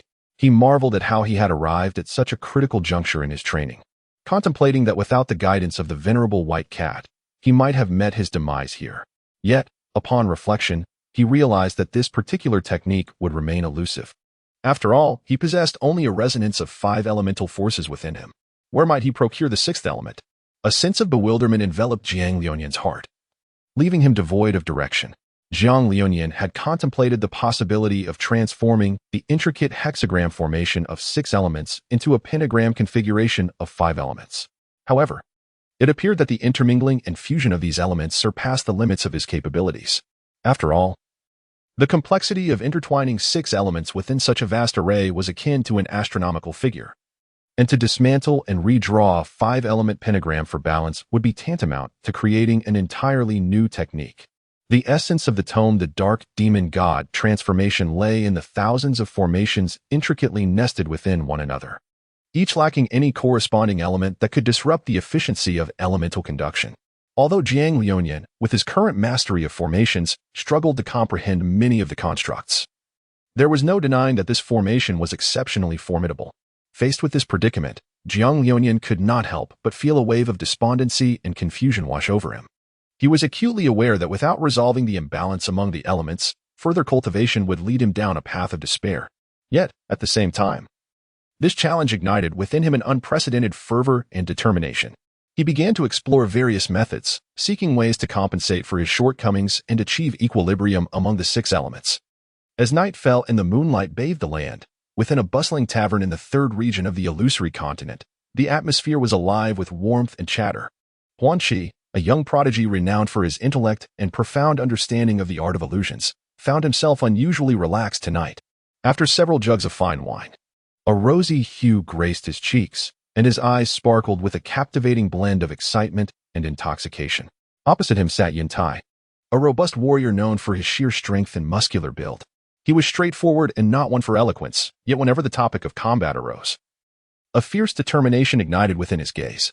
Drawn by Huan Qi's enthusiastic invitation, he had come to the tavern intending to enjoy a few drinks, unaware that an impromptu duel was about to unfold. "Brother Yuntai, we have known each other for many years, yet have never had the opportunity to spar. Since the wine has inspired us, why not engage in a friendly contest?" Huan Qi proposed, his words laced with both challenge and anticipation as he gazed at Yuntai through hazy eyes. Yuntai was initially taken aback by the suggestion, but a smile soon crept across his face. He understood the gravity of Huan Qi's mastery of illusions, but seeing him slightly inebriated stirred a sense of bravado within him. "Very well. Since Brother Huan Qi is in such high spirits, I shall gladly oblige." The patrons of the tavern gathered around, their cheers and applause amplifying the excitement surrounding this unexpected contest. With a resounding clink of a glass hitting the floor, the duel commenced. Although Huan Qi was under the influence of alcohol, his movements remained swift. He darted into the shadows, becoming an indistinguishable array of illusions, making it nearly impossible to discern his true form. Meanwhile, Yuntai stood firm as a mountain, his fists clenched tightly, a subtle aura of energy enveloping him, an embodiment of his years of rigorous training, sufficient to withstand any sudden onslaught. "Phantom's dispersal," Huan Qi called out. And suddenly the tavern was engulfed in a whirlwind of chaotic light and shadow, as countless illusory figures weaved through the crowd, dazzling the onlookers. However, Yuntai remained unmoved. He closed his eyes in deep concentration, relying on his extraordinary perception to catch the faintest ripple of energy that betrayed the true form of Huan Qi. Break through all laws. Yuntai suddenly opened his eyes and bellowed, propelling himself forward like a cannonball, aiming directly at Huan Qi's true essence. His fists, imbued with a force akin to a mountain collapsing, tore through the air as if it were being rent asunder. Seeing this, Huan Qi's lips curled into a sly smile. Rather than engage head-on, he deftly shifted his form, merging once more into the play of light and shadow, skillfully evading Yuntai's assault. Simultaneously, he covertly activated the illusionary formation, seeking to confound Yuntai's senses and create an opportunity for a counterattack. Thus, an extraordinary duel unfolded within the tavern. A fierce contest of wits and strength between Huan Qi, master of the art of illusions, and Yuntai.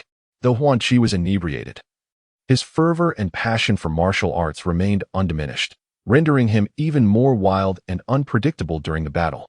In contrast, Yuntai exhibited his unwavering resolve and remarkable prowess, disregarding the surrounding clamor and distractions, wholly intent on pursuing Huan Qi's true form, vowing to defeat him. Ultimately, the duel concluded amidst the cheers of the onlookers. Although no clear victor emerged, both participants derived immense satisfaction and growth from the encounter. They exchanged smiles, and their friendship deepened as a result. The tavern that night became an indelible memory etched in their hearts. Chapter 42. Laying the foundation upon a bed tinged with the golden-red hues of the setting sun. Jiang Liunian appeared to have lost his soul, sitting there in a daze, silent and unresponsive. His gaze was hollow and bewildered, seemingly burdened by inexpressible pain and pressure. His body trembled slightly, as if on the verge of collapse. At times, curiosity about the unknown flickered in his eyes, while at other moments, it was overshadowed by profound concern. This complex tapestry of emotions intertwined, plunging him into an abyss of endless confusion. Jiang Liunian found himself in a state of confusion, uncertain of how to confront the predicament before him. This disorientation stemmed not only from the fleeting aftereffects of his recently shattered mental fortitude, but also from the disheartening realization that, despite his relentless efforts, he remained ensnared by the confining barriers of his cultivation realm. Such circumstances enveloped him in an overwhelming sense of despondency and despair, compounding his woes. His attempts to harness the powers of the 5 elements in his practice had backfired, leaving him laden with sorrow and helplessness. He began to question whether he was truly suited for the path of cultivation. In that moment, Jiang Liuyan felt akin to a lost bird, wandering in the darkness, unable to discern the way home. His heart was a battleground of contradictions and struggles, as he grappled with how to emerge from this fog of uncertainty. He understood that had he not been in such a frail mental state, the immense spiritual energy derived from the catnip would have undoubtedly wreaked havoc upon his consciousness, potentially obliterating his cultivation journey altogether. Yet, it was precisely because these 5 elemental forces had shattered his spiritual sea that he unexpectedly reaped unforeseen benefits, nurturing and mending his essence in ways he had not anticipated. Like encountering a refreshing rain in a parched desert, the vitality of his life tree blossomed anew. Radiating with vigor, Jiang Liuyan gently caressed the cover of the ancient tome, the Dark Demon Evil God Transformation.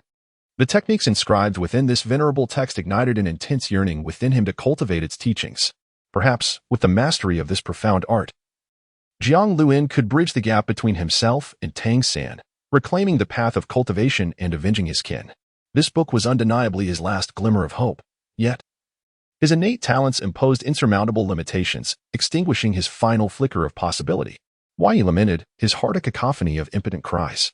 He understood that his unique constitution, which harmonized the 5 elemental forces, was both a remarkable gift and a formidable challenge in mastering this technique, in a world where strength reigns supreme.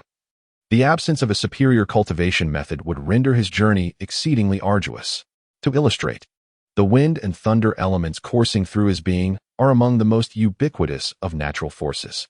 However, their pinnacle techniques are firmly grasped by the Wind God Tower on the Wind Continent and the Thunder Valley on the Thunder Continent, both of which are deemed forbidden realms. It is said that a millennium ago, the arts pertaining to these elements were not as scarce as they are today. Yet, following the emergence of 2 holy sons from the Wind and Thunder continents, the landscape shifted dramatically. They proclaimed their intent to consolidate all practitioners of wind and thunder, encompassing not only humans but also demonic beasts, malevolent entities, and even elemental beings of non-human origin. The result? Over the millennium that followed, until this very day, the entire realm of Xianwu's 16 continents has scarcely seen any possessors of both wind and thunder elements. How could this be? It turns out, these individuals were forcibly assimilated into those 2 continents. As for the techniques circulating in other lands, they are relegated to the ranks of inferior or even subpar. Thus, the aspiration to cultivate the most potent manifestations of wind and thunder has nearly transcended into the realm of impossibility. Jiang Liuyan was engulfed in profound sorrow and helplessness. He was acutely aware that should he choose to cultivate those rudimentary techniques, even if he devoted his entire lifetime to it, substantial progress would remain elusive. He recognized the vast chasm that lay between him and Tang San, and the prospect of catching up to or surpassing Tang San appeared almost insurmountable. What tormented him further was the weight of the mission he bore, to avenge his kin. Yet, given his current circumstances, that aspiration seemed exceedingly distant. Contemplating this, tears streamed down Jiang Liuyan's face, and his heart was steeped in despair for the future. Jiang Liuyan felt an overwhelming sense of oppression within. As if an invisible force were compressing his heart, he slowly closed the tome titled The Dark Demon God Transformation, releasing a heavy sigh. As the pages came together, his thoughts gradually shifted from the world within the book back to reality. He lay there in silence, his gaze somewhat bewildered, seemingly still immersed in the emotions stirred by his recent reading. After a moment, Jiang Liuyan gently shook his head, attempting to dispel the oppressive feeling. He slightly turned his head, his eyes landing upon a book on the table, an elementary treatise on the perception and application of elements, pinned by the hand of Huanqi. He reached out to extract the book, carefully opening the first page, and began to read with great attention. Jiang Liuyan held the precious tome tightly, his emotions in a state of turmoil. He recognized that this was not merely a manual of techniques. It was a profound expression of Hu Nq's deep affection and expectations for him. With gratitude, he gazed at the book, as if he could sense Hu Nq, by the flickering light of an oil lamp in the night, intently harnessing the elemental forces while meticulously practicing the techniques, inscribing these invaluable experiences with each careful stroke. Every character was forged from Hu Nq's dedication and passion, and this heartfelt sentiment stirred a profound sense of emotion within Jiang Liuyan. Jiang Liuyan gently turned the pages of the book, his gaze lingering on the densely packed annotations beside him. These notes were thorough and meticulous, encompassing a myriad of potential scenarios and corresponding responses. Whether it pertained to the sensations of elemental power, methods of attraction or absorption, or guidance on how to react in various situations, the insights provided were exhaustive. If one were to experience the elemental force, the manual elucidated the means to harness it, detailing the specific methods of absorption. Huanqi generously shared her profound experiences and reflections with Jiang Liuyan. Each annotation was imbued with deep care, evoking a sense of warmth within him. Jiang Liuyan recognized that these notes would not only aid him in comprehending and mastering the techniques but also steer him clear of numerous pitfalls and dangers. It could be said that this book was the culmination of Huanqi's lifelong cultivation wisdom, the distilled essence of a grandmaster's journey, laid bare before him. As he read, tears welled in his eyes. He mourned the tragic loss of his kin, who had been mercilessly slaughtered. Yet, in this moment, he felt an overwhelming sense of gratitude for his mentor, Huanqi, who cared for him so deeply. In his heart, Jiang Liuyan silently vowed to treat Huanqi with the same love and devotion he would offer his own family, resolute in his intention not to disappoint her expectations. As Jiang Liuyan rose abruptly, he turned his spiritual energy inward, delving into the depths of his own being. Simultaneously, he harnessed his elemental power, setting into motion his soul force, which enveloped him in a faint yet mottled radiance of elemental light, a miraculous manifestation of his arduous journey towards mastering elemental forces. However, this joy was fleeting, as a more expansive and profound world gradually unfolded before him through the meticulous study of the techniques gifted by Huanqi. The 5 Qi Sealing Yuan Sutra, an esteemed scripture passed down through generations of the Dark Demon Tiger clan, excels not only in the exquisite manipulation of elemental powers, but also in its perfect alignment with the practitioner's own bloodline and meridians, as if it were tailor-made for this lineage. In contrast, while Huanqi's technique is equally profound, it carries an essence transcending the mundane, directly pointing towards the celestial martial path. The trajectory of elemental energy in her method starkly diverges from that of the 5 Qi Sealing Yuan Sutra, akin to two parallel lines that seldom intersect. Faced with such a disparity, Jiang Liuyan did not waver. Rather, it ignited an indomitable spirit within him. He understood that to establish his presence in this realm teeming with formidable beings and stringent laws, and to pursue the elusive pinnacle of martial arts, he must break conventions and dare to explore. Thus, he resolutely chose to recultivate Huanqi's technique, a path fraught with uncertainty and challenges, yet brimming with infinite possibilities. For Jiang Liuyan, the process of cultivation became a dual refinement of body and spirit. He had to forsake his previous reliance on the 5 Qi Sealing Yuan Sutra, starting anew, gradually attuning himself to the transformations brought forth by the new technique. Each time he guided elemental energy through his meridians, it felt as though a sharp blade was slicing through the once solidified barriers, inflicting unbearable pain. Yet he knew he must persevere. He had to meticulously expand the originally narrow meridians, enabling them to accommodate a more formidable surge of elemental power. Concurrently, he needed to accurately align his acupoints, ensuring that every strand of elemental force landed precisely in its designated place, maximizing its efficacy. This arduous journey was long and grueling. Jiang Liuyan's body often trembled under immense pressure, with sweat and tears blurring his vision. Yet, he never entertained thoughts of surrender, for he recognized that only through such suffering and refinement could he undergo a true metamorphosis, emerging as a formidable force capable of standing above the masses in the realm of celestial martial arts. As time progressed, Jiang Liuyan's body gradually acclimated to the operational dynamics of the new technique.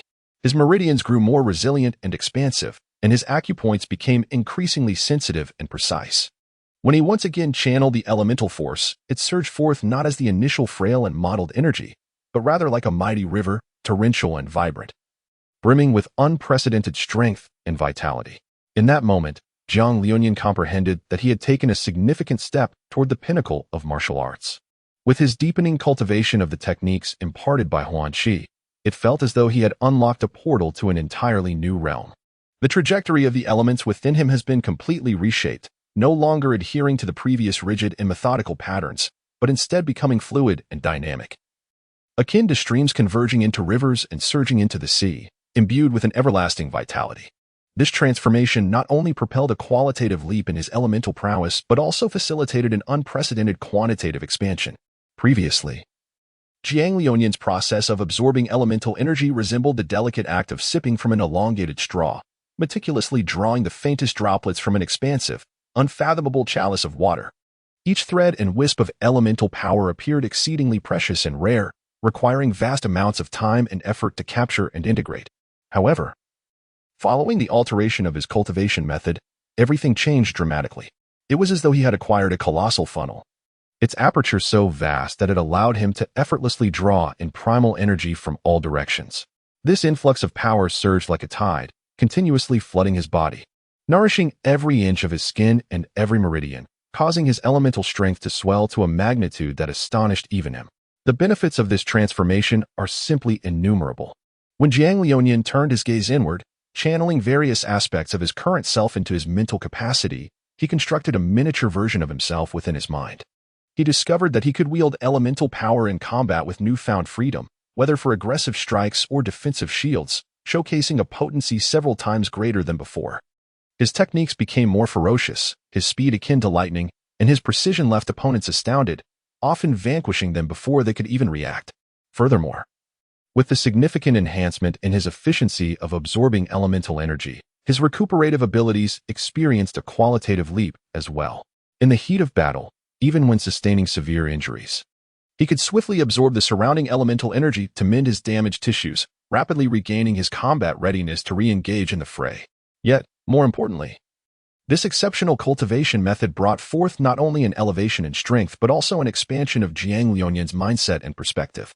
Through the practice of this technique, he began to grasp the mysteries of elemental energy and the art of harmonizing with the forces of nature.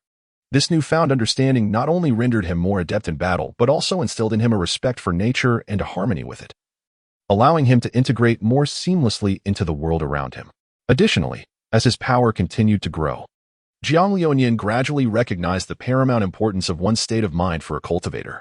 Only with unwavering conviction and indomitable spirit can one remain composed and resolute in the face of adversity. Cultivating such a mindset requires continual refinement and accumulation. It cannot be achieved overnight. Therefore, he resolved to persist in his efforts to cultivate, continuously enhancing his mental state and outlook to achieve even greater breakthroughs in the days to come. Jiang Liunian's comprehension of the elemental forces has grown increasingly profound, even surpassing that of Huan Qi.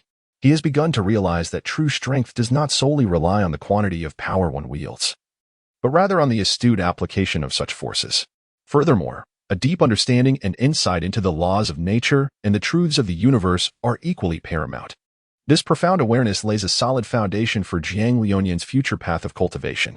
Meanwhile, in the third district of the illusionary continent, Huan Qi, in a state of inebriation, wielded the already forged cursed abyss sword towards the heavens, contemplating whether it would be appropriate to test the sword for her disciple. With fervor, she exclaimed, "What a splendid sword! Truly a magnificent blade!" Chapter 43, The Necklace. Jiang Liunian sat quietly within his bamboo dwelling, nestled amidst the tranquil growth. Surrounding him was a subtle, yet discernible fluctuation of the 5 elemental energies. Ever since he had practiced the technique bestowed upon him by his esteemed master, Huan Qi, the enhancement in his perception and control over these elements had indeed reached a remarkable zenith, as if every inch of his skin resonated harmoniously with the ethereal energies of the cosmos. However, this formidable power, though potent, remained disjointed like scattered pearls, failing to unite into a cohesive force. Jiang Liunian has assessed his current prowess and considers himself to be at least an average elite contender. In other words, his combat strength allows him to consecutively defeat 5 opponents of the same realm. However, he finds it exceedingly challenging to simultaneously fuse the 5 elemental powers to face all 5 adversaries alone. If he were to engage them concurrently, without factoring in his own skills, he could barely manage to contend with 3 at once, which causes him considerable distress. In recent days, Huan Qi has ventured to the 3rd district of the Huan continent, while Jiang Liunian stumbled upon a tome titled Chronicles of Heroes in the Immortal Martial Realm. Each time he completes his daily training or embarks on a new day of practice, he finds himself engrossed in the narratives within this book. The heroic deeds chronicled within its pages shine like brilliant stars, illuminating the aspirations and yearnings nestled deep within his heart.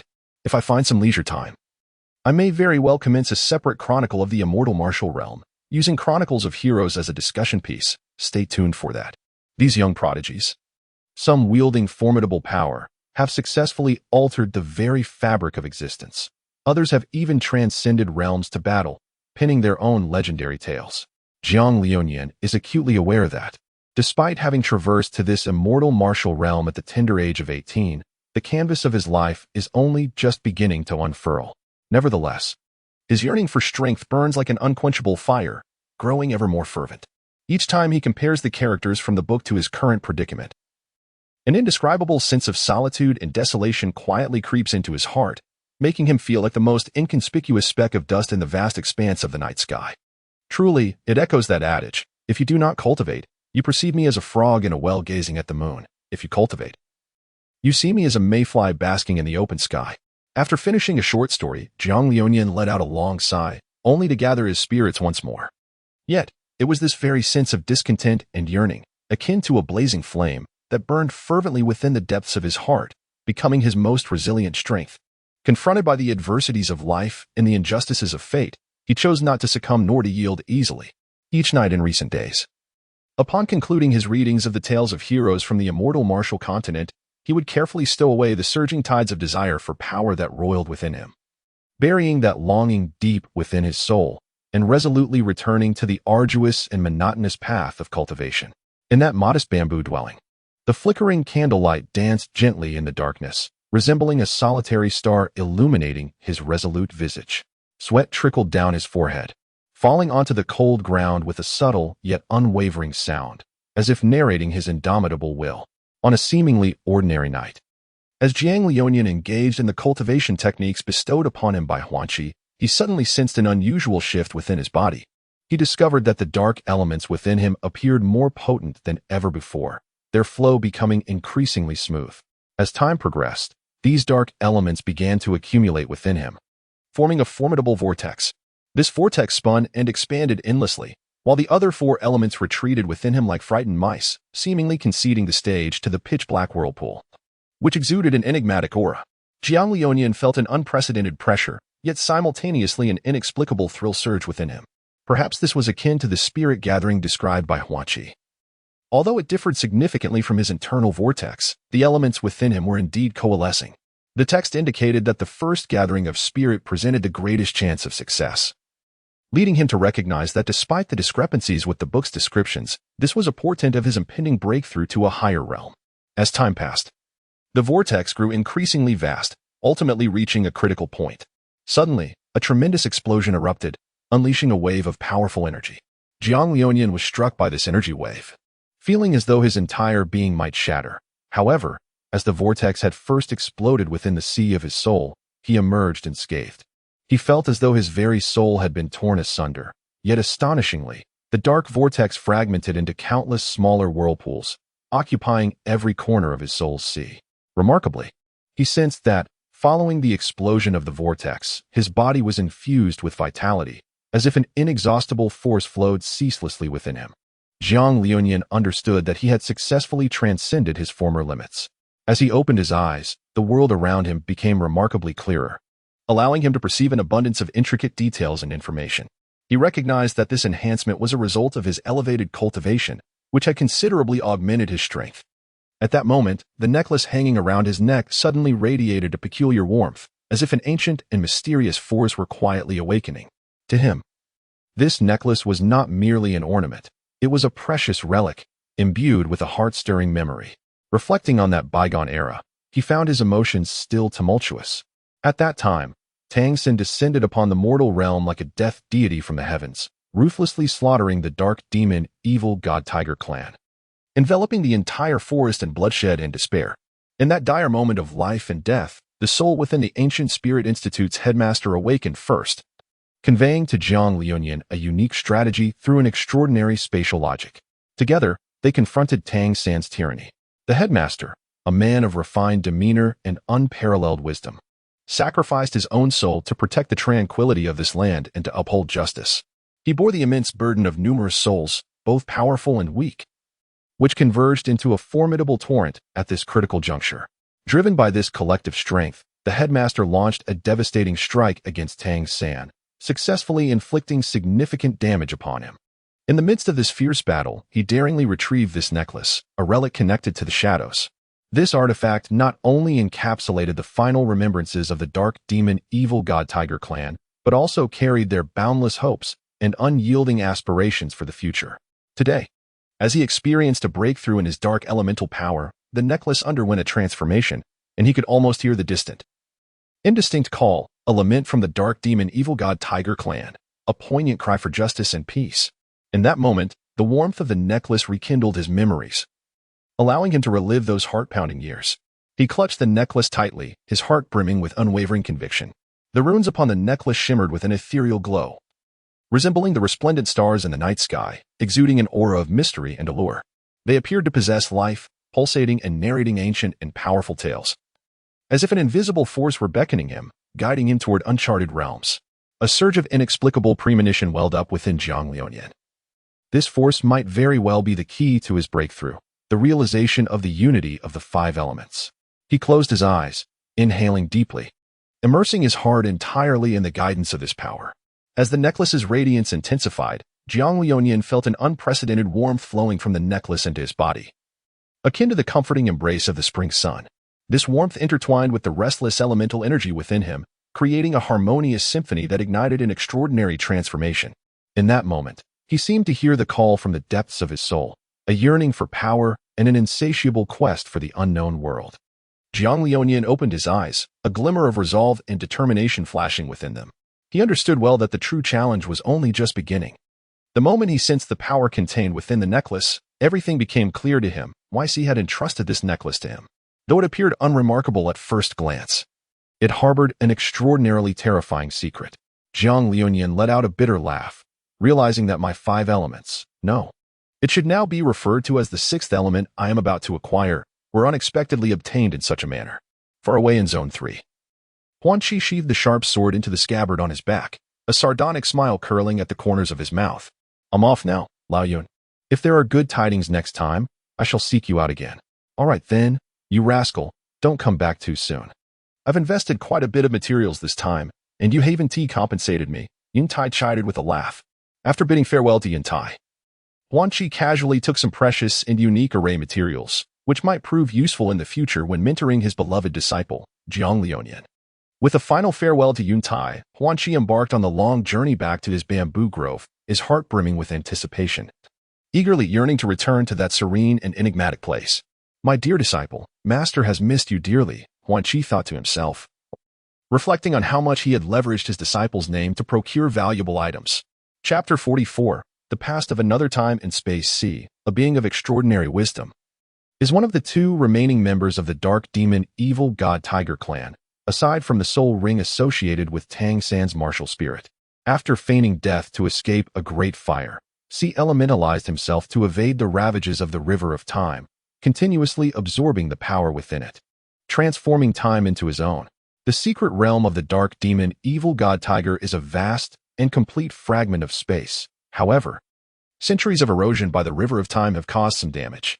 This is why, hundreds of years before Tang San's annihilation of the Dark Demon Evil God Tiger clan, various methods to exploit spatial rifts began to emerge.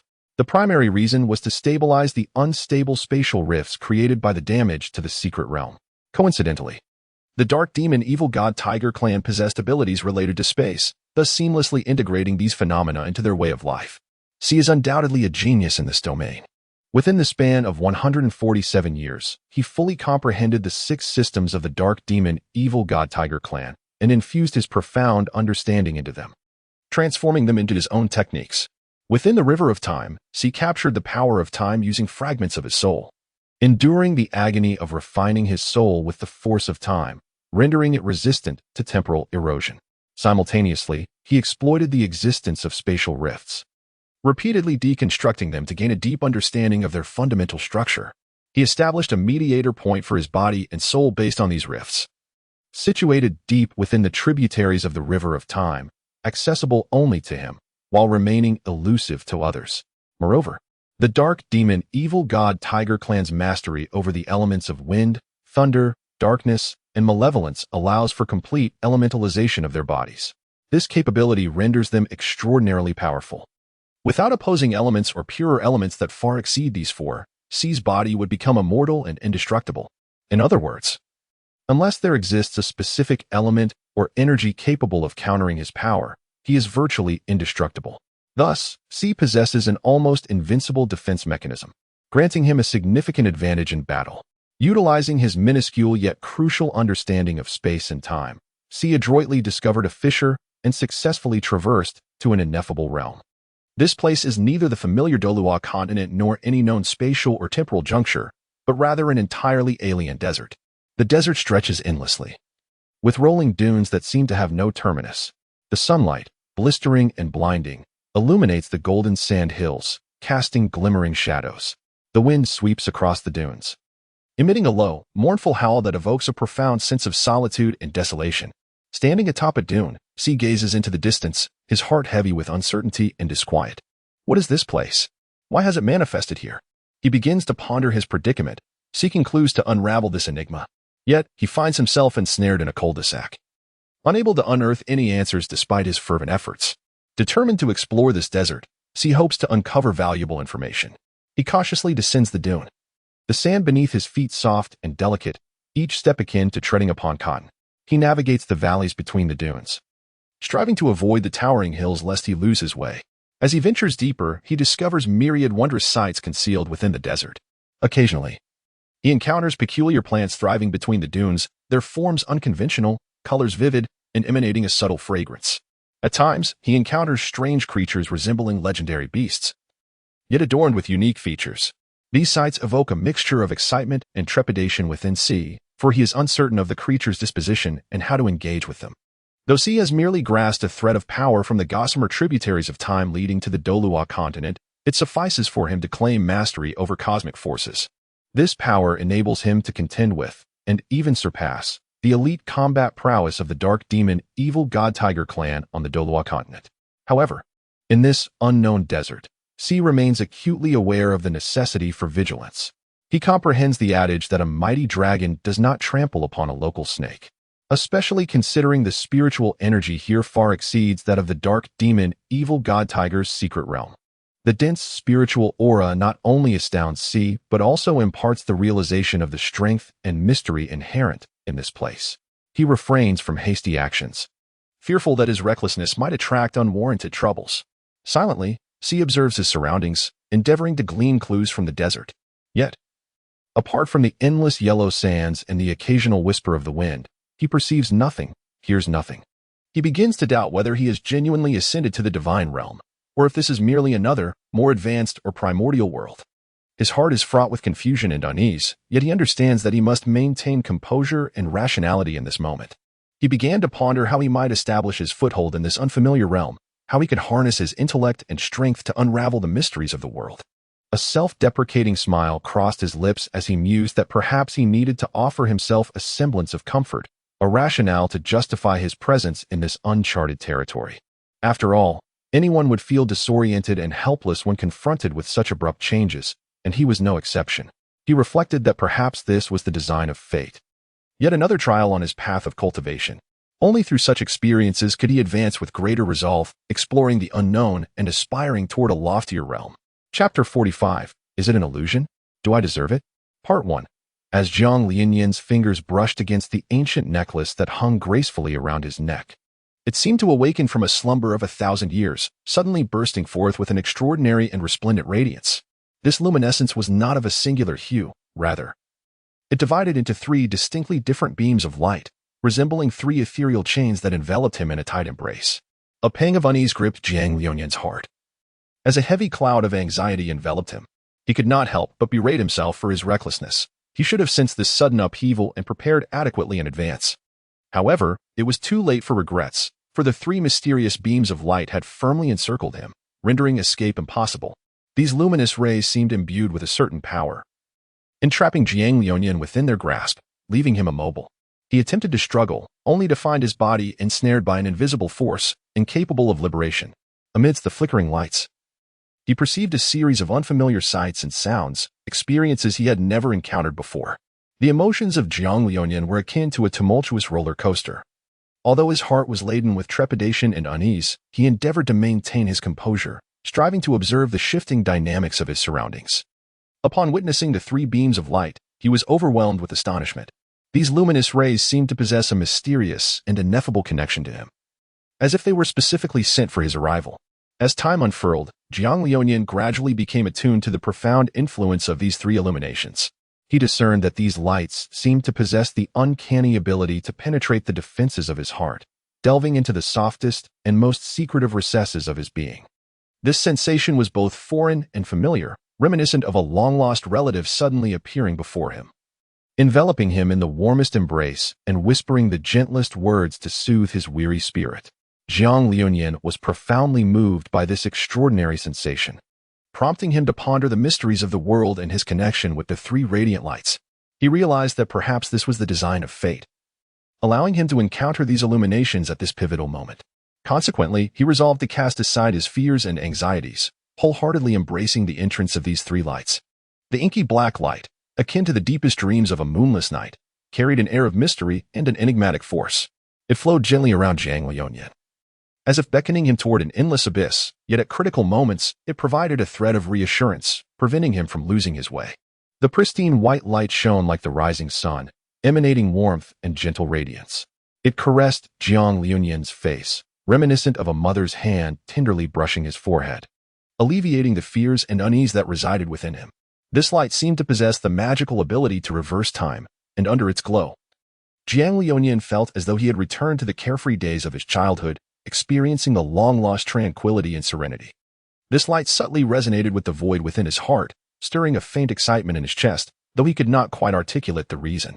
As for the gray light, which hovered between black and white, it appeared more intricate and profound. It was neither as cold and unyielding as the black light nor as pure and immaculate as the white light. Instead, it harbored an elusive charm. This light spun slowly around Jiang Liunian, sending a chill coursing through him, raising goosebumps along his skin. However, this sensation was fleeting, dissipating as if it had never existed. The three lights intertwined, forming a wondrous and beautiful tapestry. Within this canvas, Jiang Liunian experienced an unprecedented shock and emotional resonance, as if an invisible force beckoned him to lower his guard and relinquish his defenses. He closed his eyes, inhaling deeply, allowing the three lights to surge into the depths of his soul like a warm current. In this moment, Jiang Liunian felt as though his spirit had been reborn. The three lights, like the sun's warmth piercing through the clouds, illuminated the dark corners of his inner being. Wherever the light reached, his distractions and worries gradually faded, replaced by a profound sense of tranquility and peace. This feeling resembled a long-awaited rain after a drought, nourishing and revitalizing his spirit. As the light permeated deeper, Jiang Liunian sensed an unprecedented power welling up within him. This strength did not stem from the external world, but arose from an awakening deep within his heart. It resembled a blazing flame, igniting his passion for life and his pursuits. It was as if Jiang Liunian glimpsed the most formidable visage of his ancestors, the ancient and dark demon god of the Tiger clan, leaving him utterly astounded. Simultaneously, the three lights bestowed upon him an extraordinary wisdom, enabling him to perceive the essence of all things and comprehend the mysteries that had once perplexed him. This wisdom allowed him to perceive the entirety of existence, transcending mere superficial appearances. He began to contemplate the meaning and value of life, seeking his own purpose and direction. Jiang Liunian found himself enveloped in a wondrous experience, attuned to the transformations and growth within his soul. This was merely the presence of three radiant lights surrounding him, with only a trace of their essence penetrating his being. As the luminosity deepened, he gradually became aware of the profound changes within his body. His muscles grew increasingly resilient and powerful, while his bones hardened like iron. Waves of formidable strength surged within him, as if poised to unleash astonishing might at any moment.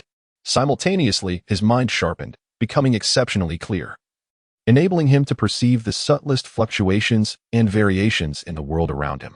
Yet, this newfound power was not without its toll. Despite the minuscule influx of light into his body, Jiang Liunian experienced excruciating pain. After all, the universe operates on the principle of equivalent exchange. To gain strength, one must inevitably pay a price. As the light continued to permeate and integrate within him, he endured unprecedented agony and torment. The trifling fragments of the three lights collided and intertwined within him, threatening to tear him apart. Even this small portion inflicted such suffering that thoughts of surrender danced in his mind. Nevertheless, he gritted his teeth, steadfastly enduring the anguish and terror that clawed at his heart. striving to maintain clarity and composure. In the distance, a pristine white cat lay quietly upon a branch, its eyes resembling deep, tranquil lakes, observing the turmoil within the house through layers of fluttering leaves. There, Jiang Liunian writhed in pain, contorted beyond recognition. As if possessed by a demon, the white cat sighed deeply, its heart heavy with helplessness and compassion. Was this what they termed inheritance? It pondered silently, a flicker of doubt and concern glimmering in its gaze. The cat seemed perplexed by this formidable power, yet found no means to resolve the conundrum. It understood that Jiang Liunian was undergoing a grueling trial, confronting the fears and pains buried deep within, essential for truly mastering this immense power. For him, this was undoubtedly a colossal challenge. The white cat gently shook its head, aware of its own limitations, and could only silently wish for Jiang Liunian to persevere. Ultimately, it was through his own efforts and unwavering resolve that he might conquer the fears within and the suffering of his body, transforming into a genuine force to be reckoned with. Meanwhile, in the wilderness of the desert, Z sensed a sudden awareness. As the sole heir of the dark demon evil god tiger clan, enduring pain was to be expected. This was merely a corporeal trial. Soon, he would find comfort. Z chuckled, embodying a certain whimsical stubbornness akin to that of an elder punishing a younger relative by making them stand for a day. As for YZ did not count himself among the dark demon evil god tiger clan. His body had transcended elemental form, no longer belonging to that lineage. Moreover, his soul had been fragmented into millions of pieces. This was the very reason he could manipulate various plants at the Dark Demon Evil God Tiger Academy, guiding Jiang Liunian to rediscover the secluded place of his past. Chapter 46. An Illusion? Is There Worthiness? Part 2. Jiang Liunian's body began to tremble slightly as he gradually absorbed the three peculiar luminescences. Among them, the black light was the most striking. Resembling a colossal black hole that emanated in infinite darkness, this force seemed to possess a formidable allure, making Jiang Liunian feel as though he were being consumed by the void itself. As time progressed, the gravitational pull of the black hole intensified, and Jiang Liunian's soul experienced a violent tearing and distortion. His complexion turned ghostly pale, beads of sweat forming on his forehead, yet he gritted his teeth and persevered. This agony and despair were nearly unbearable, but he understood that only by enduring such tribulations could he attain greater power. Throughout this ordeal, Jiang Liunian's heart was in constant turmoil and contradiction. He was uncertain whether he could withstand the black hole's devouring force, nor could he predict the consequences this power might bring. Yet, he recognized that to become a true powerhouse, he must bravely confront the pain and despair that this radiant light inflicted upon him. The white light, on the other hand, rendered time within Jiang Liunian's soul stagnant. He could distinctly feel how the white luminescence froze his thoughts, causing time to flow in an exceedingly bizarre manner. Jiang Liunian's spirit, already torn by the black hole, should have been able to replenish his mental energy in a timely fashion. Yet the strange white light shrouding the ocean of his consciousness hindered this restoration. Thus, his body was slowly torn apart at a visibly agonizing pace, with the pain magnified to an unimaginable degree, leaving Jiang Liunian feeling trapped in a state of desperate longing for life yet unable to escape. As for the gray light, which was the most peculiar among the tricolored luminescences, it earned an MVP score of 16.0 as a golden auxiliary. The gray light enveloped Jiang Liunian's battered form, incessantly seeping into his being, instilling an abnormal and chilling cold within him, as if he had plunged into the frozen tundras of the north. This sensation rendered his thoughts paralyzed, leading to a chaotic mental state where he even pondered the existential questions. Who am I? Where am I? What am I doing? If Jiang Liunian were a master of psychological insight, he might have grasped something transcending mere strength. Alas, the gray light continually constrained his body and thoughts, hindering rational contemplation. It left him with an unusual sensation, while simultaneously teasing out the most trivial thoughts from the depths of his mind, such as the childish notion of tearing up his homework and claiming a dog had taken it, or the mischievous idea of tossing firecrackers into the kitchen to startle others, or mixing sugar and salt to render a dish inedible. These notions, which now seemed exceedingly shameful to Jiang Liunian at his age, became the gray light's unwitting accomplice, peeling away at the shallowest aspects of his psyche. In this protracted process, Jiang Liunian felt as though he had undergone countless cycles of life and death. At times, he found himself enveloped in an endless abyss, besieged by waves of despair and terror. At other moments, he basked in the stillness of time, acutely aware of his soul being methodically dismantled. On yet another occasion, he sensed his essence frozen, as each deeply shameful act from his past was unearthed, leaving him increasingly weary of the passage of time. He ceaselessly struggled and resisted, endeavoring to discover a point of equilibrium amidst these three formidable forces. Jiang Liunian endured immense suffering, yet these three radiant beams appeared almost sentient, as if they feared not to torment Jiang Liunian to death. The brilliance intensified, doubling the torment inflicted upon him. As Jiang Liunian's thoughts drifted back to the tome of Tianji Bian, upon reaching the 16th day, he unexpectedly discovered a note tucked within the pages, akin to a memo or a keepsake. Inscribed upon it were the words, "When heaven is about to confer a great responsibility upon an individual, it is essential that they first endure the trials of their heart and spirit, toil their sinews and bones, experience hunger in their flesh, and face deprivation in their being. Their endeavors shall be thwarted and their aspirations disturbed, thus they must cultivate resilience and fortitude, and thereby enhance their capabilities." Jiang Liunian had never experienced such profound agony. Yet a particular phrase flashed through his mind, striking an uncanny resonance with his present predicament. Indeed, the trials of the heart, the toils of the body, and the hunger of the flesh all come at a cost. Everything in this world bears a price tag. If such power were bestowed upon me so effortlessly, perhaps my outlook would shift, Jiang Liunian pondered.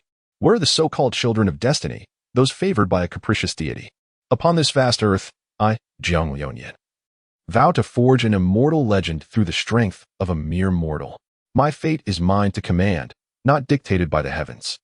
Even if my path is strewn with thorns and the storms rage around me, I shall shatter the shackles of destiny and break free from invisible restraints. While the world proclaims that fate is inescapable, I am determined to inscribe a rebellious chapter with fervent passion. I seek no mercy from gods or Buddhas, nor do I rely on the benevolence of heaven and earth. I, Jiang Liunian, shall be the dawn's light, illuminating the darkness, allowing all to witness the essence of true perseverance and the courage of the undaunted. I swear to demonstrate that every soul unwilling to embrace mediocrity can become the architect of their own destiny. Those so-called predestined fates are merely stepping stones on my journey, the rungs of the ladder as I ascend to greater heights. I, Jiang Liunian, shall be the defiant one, causing the heavens to tremble, dimming the stars, ensuring that posterity remembers what it truly means to defy fate. Jiang Liunian murmured to himself. As the momentum of Jiang Liunian steadily ascends, he seems to have grown accustomed to the anguish brought forth by the three radiant lights. Even his hurried breaths have become somewhat steadier. In the distance, a white cat perched upon a tree, fixated on Jiang Liunian, appears to have heard his murmurs.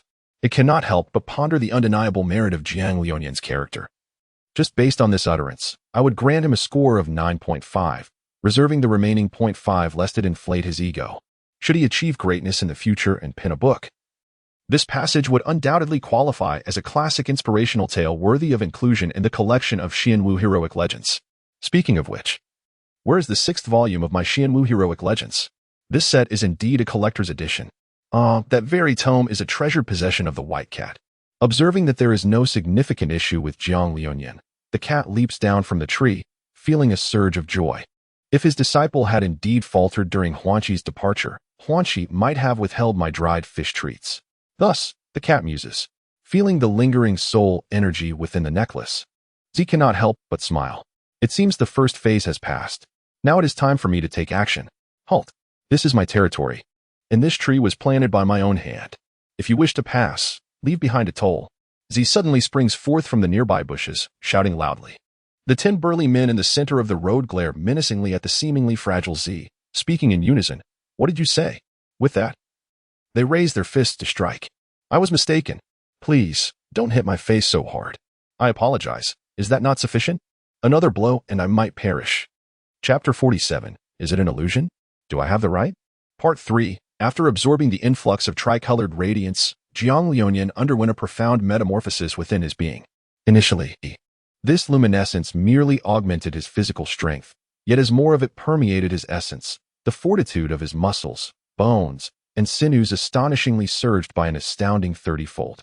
This newfound vigor not only imbued him with unparalleled might but also set his blood circulation ablaze, akin to a relentless river surging through his meridians with unbridled force. The phenomenon of qi and blood flowing like a rainbow, once chronicled in the ancient tomes of the Dark Demon Tiger clan, was now vividly manifesting within Jiang Liunian. It was a sensation beyond description, as if he harbored within him a colossal power capable of shaking the very mountains and rivers. According to the ancient texts, If a soul beast could cultivate to the realm of qi and blood flowing like a rainbow, it could single-handedly decimate an entire village. A testament to the formidable might it possessed. Now, it seemed as though Jiang Liuyan had transcended a millennium, inheriting the ancient essence of the soul beast and redefining the profound meaning of qi and blood flowing like a rainbow. Every inch of his skin, every bone, and every sinew had become impervious under the nourishment of this power, as if he had transformed into a true primordial behemoth, poised to unleash earth-shattering strength. In harmony with the realm of qi and blood flowing like a rainbow. Two other states of ultimate refinement in the meridians and bones are described as meridians like dragons and bones like jade. As Jiang Liuyan continued to absorb the three strands of radiance, a profound transformation occurred within him. In the realm where his meridians resembled a dragon, they transcended their mere function as conduits for blood circulation. They seemed to be imbued with life, morphing into a serpentine dragon that coiled within him. These dragon-like meridians coursed through his body, each pulsation accompanied by a surge of formidable spiritual energy, as if his entire being had been invigorated by this force. In this state, the meridians of Jiang Liuyan became extraordinarily resilient and elastic, capable of withstanding spiritual impacts far beyond that of an ordinary individual. Every movement and breath he took could channel this energy through his meridians, creating a powerful internal circulation. This cyclical flow not only significantly enhanced his strength but also elevated his reflexes and sensitivity to unprecedented levels. Moreover, the dragon-like meridian state endowed Jiang Liuyan with a unique ability to perceive subtle shifts in his surroundings, allowing him to adapt to these changes by adjusting the flow of spiritual energy within his meridians. This capability kept him perpetually vigilant in combat, ready to counter any sudden assaults. After absorbing the last remnants of the radiant light within him, he felt as though he had undergone a complete metamorphosis, his entire being brimming with vitality. Closing his eyes, he attuned to the internal transformations and discovered that his bones had become incredibly hard, akin to jade. This signified his successful attainment of the jade-like skeletal realm.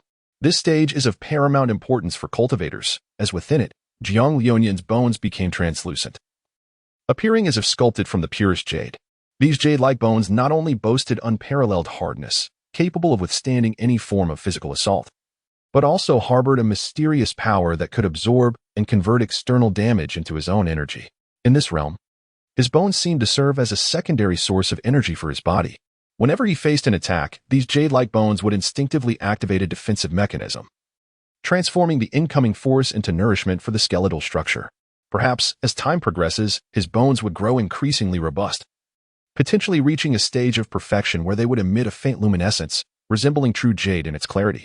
Furthermore, the jade-like skeletal realm also bestowed Jiang Liuyan with an extraordinary regenerative ability, regardless of the severity of his injuries, as long as he was not utterly obliterated. Given sufficient time, his bones could swiftly regenerate and return to their original state. This capability rendered him nearly immortal in battle, enabling him to remain undefeated even against the most formidable foes. Jiang Liuyan felt a surge of joy within. The surprise brought by this necklace was truly immense. He had never anticipated that these three radiances could rival the fruits of his 1,000 years of cultivation, a feat that even a millennium of diligent practice might not achieve. Jiang Liuyan no longer paid heed to the anguish brought forth by the three kinds of radiance. He merely felt that if enduring such suffering could propel his strength to unprecedented heights, allowing him to catch up to Tang San and ascend to the realm of his family's annihilator, he would willingly embrace it. As the flow of time slows, Jiang Liuyan finds his mind at ease, allowing his spiritual realm to become clear and tranquil. His soul seems to detach from his physical form, manifesting a part of itself in a unique introspective manner to gauge the enhancement of his strength. The advantage of this lies in his ability to perceive the flaws accompanying his newfound power from a third-person perspective, thereby focusing on harmonizing his sudden increase in strength. It is akin to a Santana suddenly equipped with a Lamborghini engine. The abrupt change in components may not align perfectly, necessitating a period of adjustment and modification. Jiang Liuyan's exceptional surge in power has amplified his physical resilience by more than 30-fold, undoubtedly requiring a specialized approach for acclimatization. However, at present, he finds himself limited to this state, perhaps awaiting the return of Master Huanqi for new training methodologies. Huanqi reaches out to caress the necklace, which appears to harbor a unique tricolored energy. As she senses the energy within Jiang Liuyan, it seems to possess a life of its own. He had initially intended to absorb it all in one go, but the tricolored brilliance suddenly concealed itself, remaining unresponsive to his attempts to awaken it. much like a bashful maiden hiding within the necklace. Perhaps I have yet to earn the necklace's recognition, Jiang Liuyan muses. Or is my realm too low to withstand such energy? A multitude of questions arises within him, yet he calmly places the necklace on the table. He then rises to stretch, acknowledging that his formidable physique has left him somewhat lightheaded, his steps buoyant, as if he might soar into the clouds. And the force of his punches could seemingly conjure a small whirlwind. Is this what power feels like? Jiang Liuyan reflects. Dressed and prepared, he steps outside. After a night of absorbing the energy from the necklace, he feels not a trace of fatigue. Rather, he is invigorated.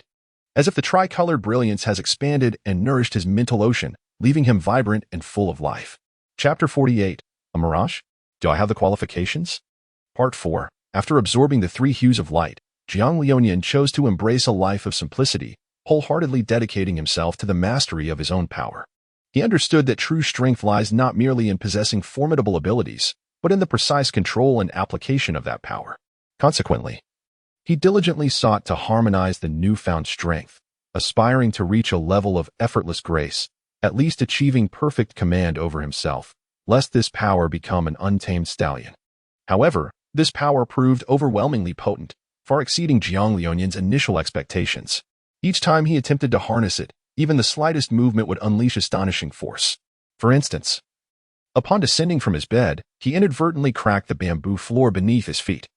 The sharp sound of the fracture causing his heart to tighten with the realization that he must exercise greater caution.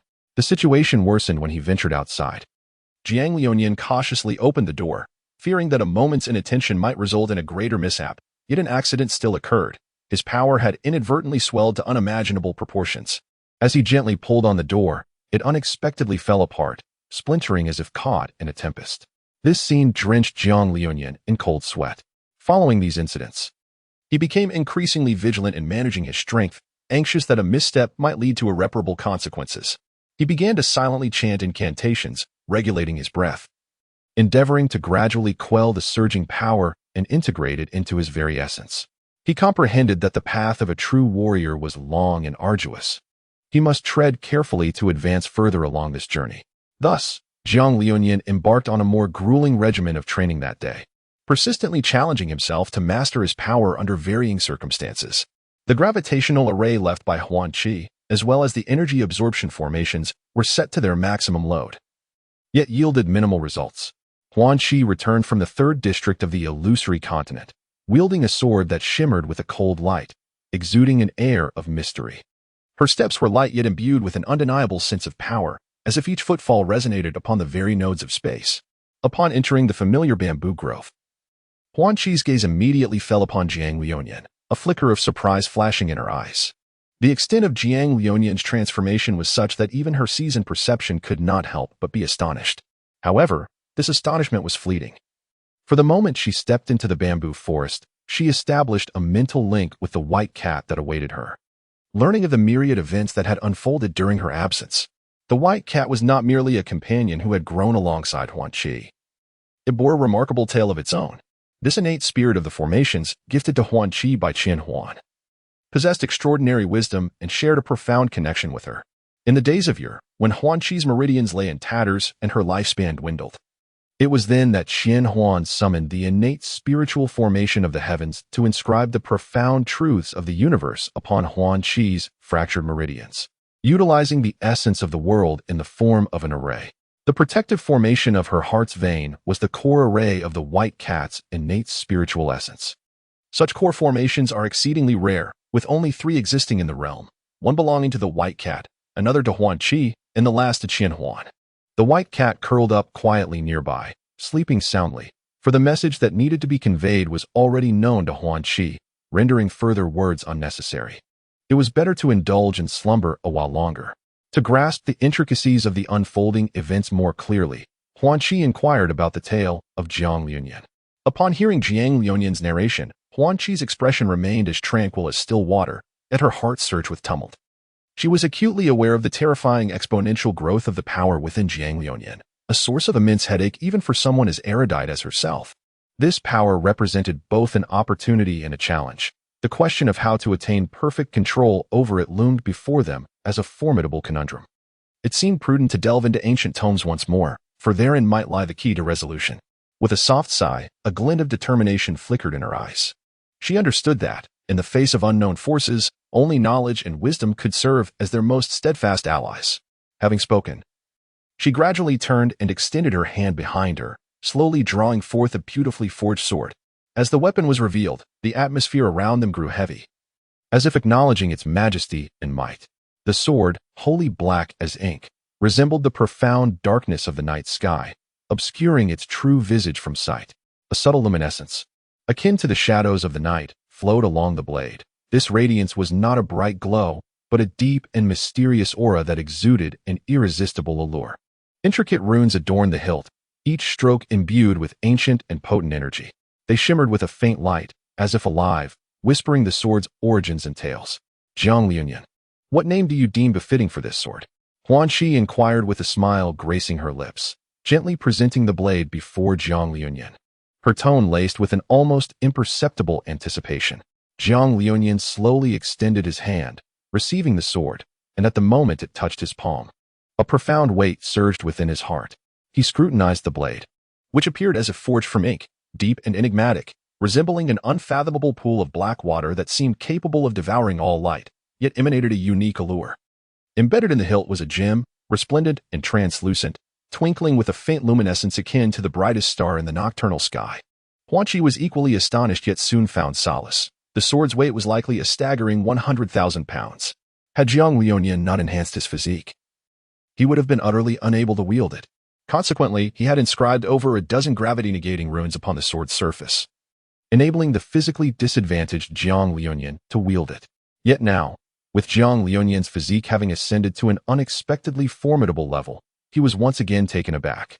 Jiang Liunyuan closed his eyes, attuning himself to the power coursing through the sword, a force akin to the tumultuous waves of the sea, crashing against the depths of his soul. His heartbeat quickened involuntarily, and he felt the blood within him begin to boil.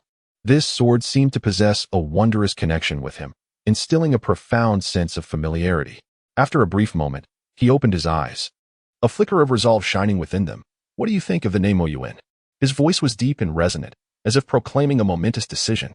Huan Qi nodded slightly in agreement, affirming that the Nemo Yuan was indeed fitting, perfectly encapsulating the essence of the sword. His gaze rested upon Jiang Liunyuan, revealing a glimmer of admiration in his eyes.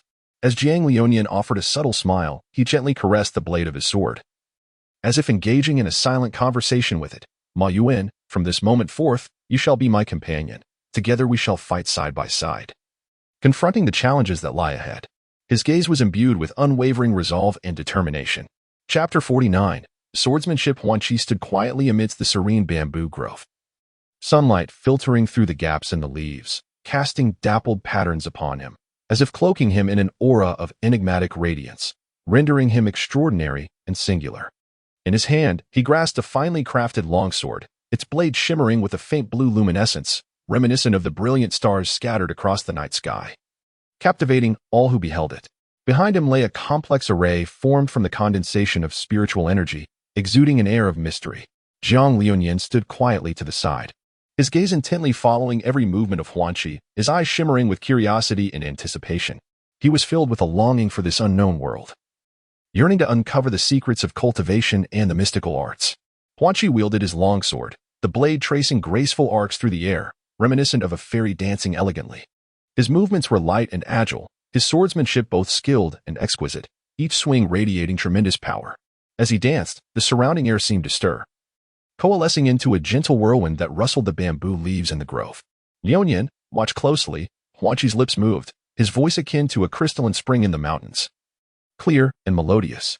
He deftly waved his long sword, the tip carving dozens of unique symbols in the air, encoding infinite possibilities.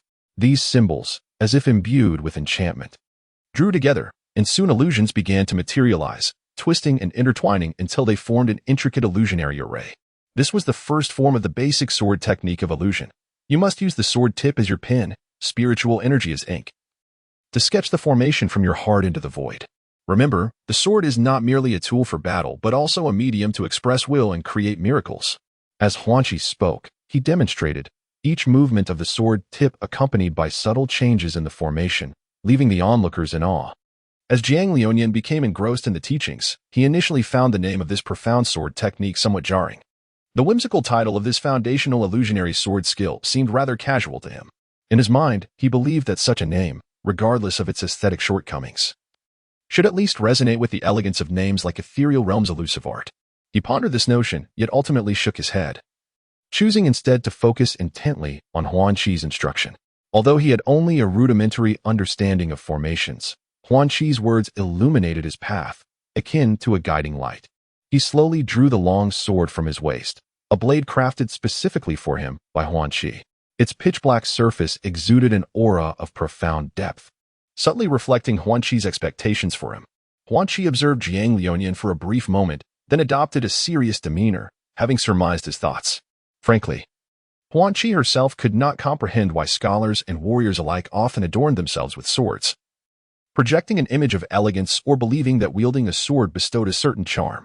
Even the 43rd leader of the illusionary sect had abandoned his original artifact, a pin, in favor of acquiring the transformative essence of the world to forge his own sword. This led to the creation of both the foundational and advanced versions of the illusionary sword technique, under the pretense of providing all disciples with means of self-defense, while also integrating the sword with formations, a concept that left Huan Qi perplexed. Nonetheless, she complied, as the new regulations mandated that all future sect leaders must study this technique, leaving her with little choice.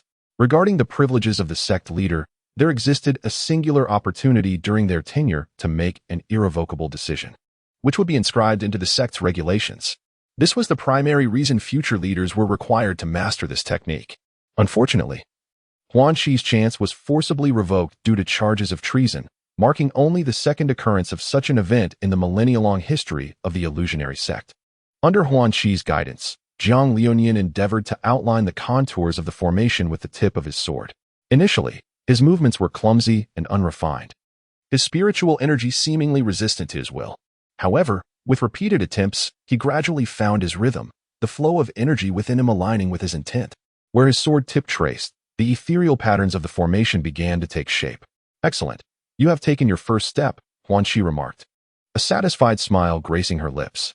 She recognized that while Jiang Liunian might not be a natural talent in formations, his indomitable spirit and thirst for knowledge would enable him to traverse this path further. In the days that followed, Jiang Liunian dedicated himself to mastering the sword technique while diligently memorizing the foundational formations imparted by Huan Qi. Night and day, he practiced tirelessly, etching these intricate designs deeply into his memory. In the stillness of the night, he often replaced his sword with a pen, repeatedly sketching the formations on paper. Each stroke deepened his understanding of the art. Now, let us learn the second form, Huan Qi announced, her eyes sparkling with anticipation as she reappeared before him. Just as Jiang Liunian had finally become adept at rendering the foundational formations on paper, this technique is known as the second form of illusory swordsmanship, Basic Edition. It transcends mere swordplay, embodying a flawless fusion of agility and sword technique. One must deftly sketch a series of illusory formations with the tip of the sword while moving at high speed, creating a dazzling array of phantoms to bewilder the opponent and seize the opportunity for victory.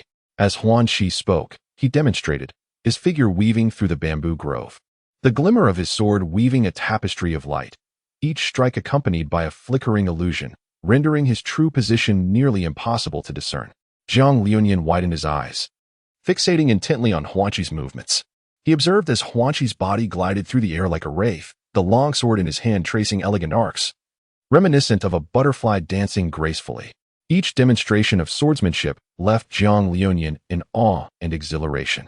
He could not help but ponder the immense joy it would bring to master such remarkable techniques himself. An unprecedented surge of ambition welled up within him, a fervent desire to grasp this exquisite art of swordplay. Did you see clearly? Huan Qi suddenly halted, turning to face Jiang Liunian. Awakened from his reverie, Jiang Liunian returned to reality, contemplating the possibilities. Huan Qi, oblivious to Jiang Liunian's latent talent for swordsmanship, merely smiled and encouraged him. Do not worry. With enough practice, you will surely master it. With that, he resumed his demonstration, wielding the longsword once more. Jiang Liunian was utterly absorbed in observing Huan Qi's movements. He was an unremarkable individual, possessing no extraordinary talents. If one were to identify any innate advantages, it would be the 5 elemental affinities within him.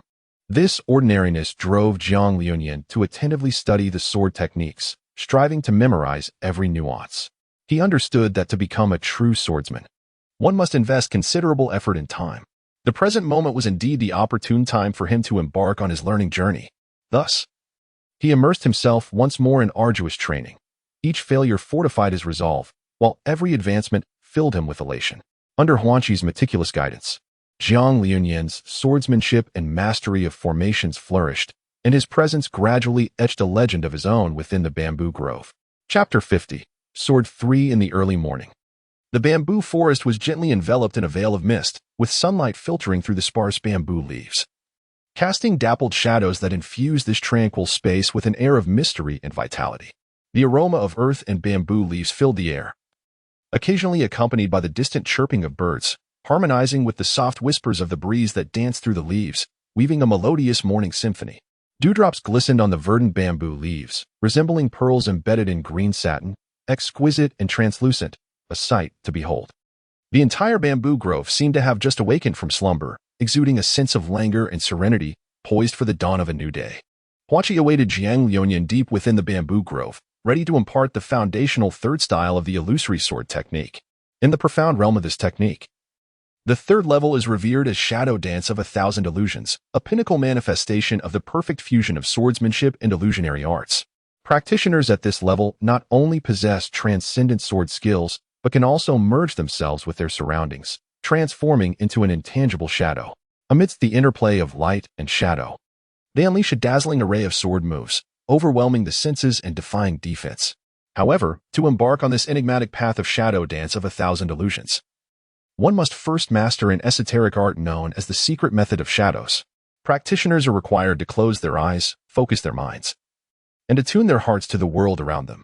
They must learn to connect their consciousness with the surrounding shadows, light, and the whispers of the gentle breeze, thus entering a mystical realm where their thoughts guide their movements and shadows follow their will. Only through prolonged meditation and profound understanding can a practitioner seamlessly merge their silhouette with the shadows of their surroundings, as if becoming a part of the night itself, eluding capture. Crucially, it is only in the presence of light that shadows can exist. One must deeply comprehend the connection between oneself and their shadow to advance further.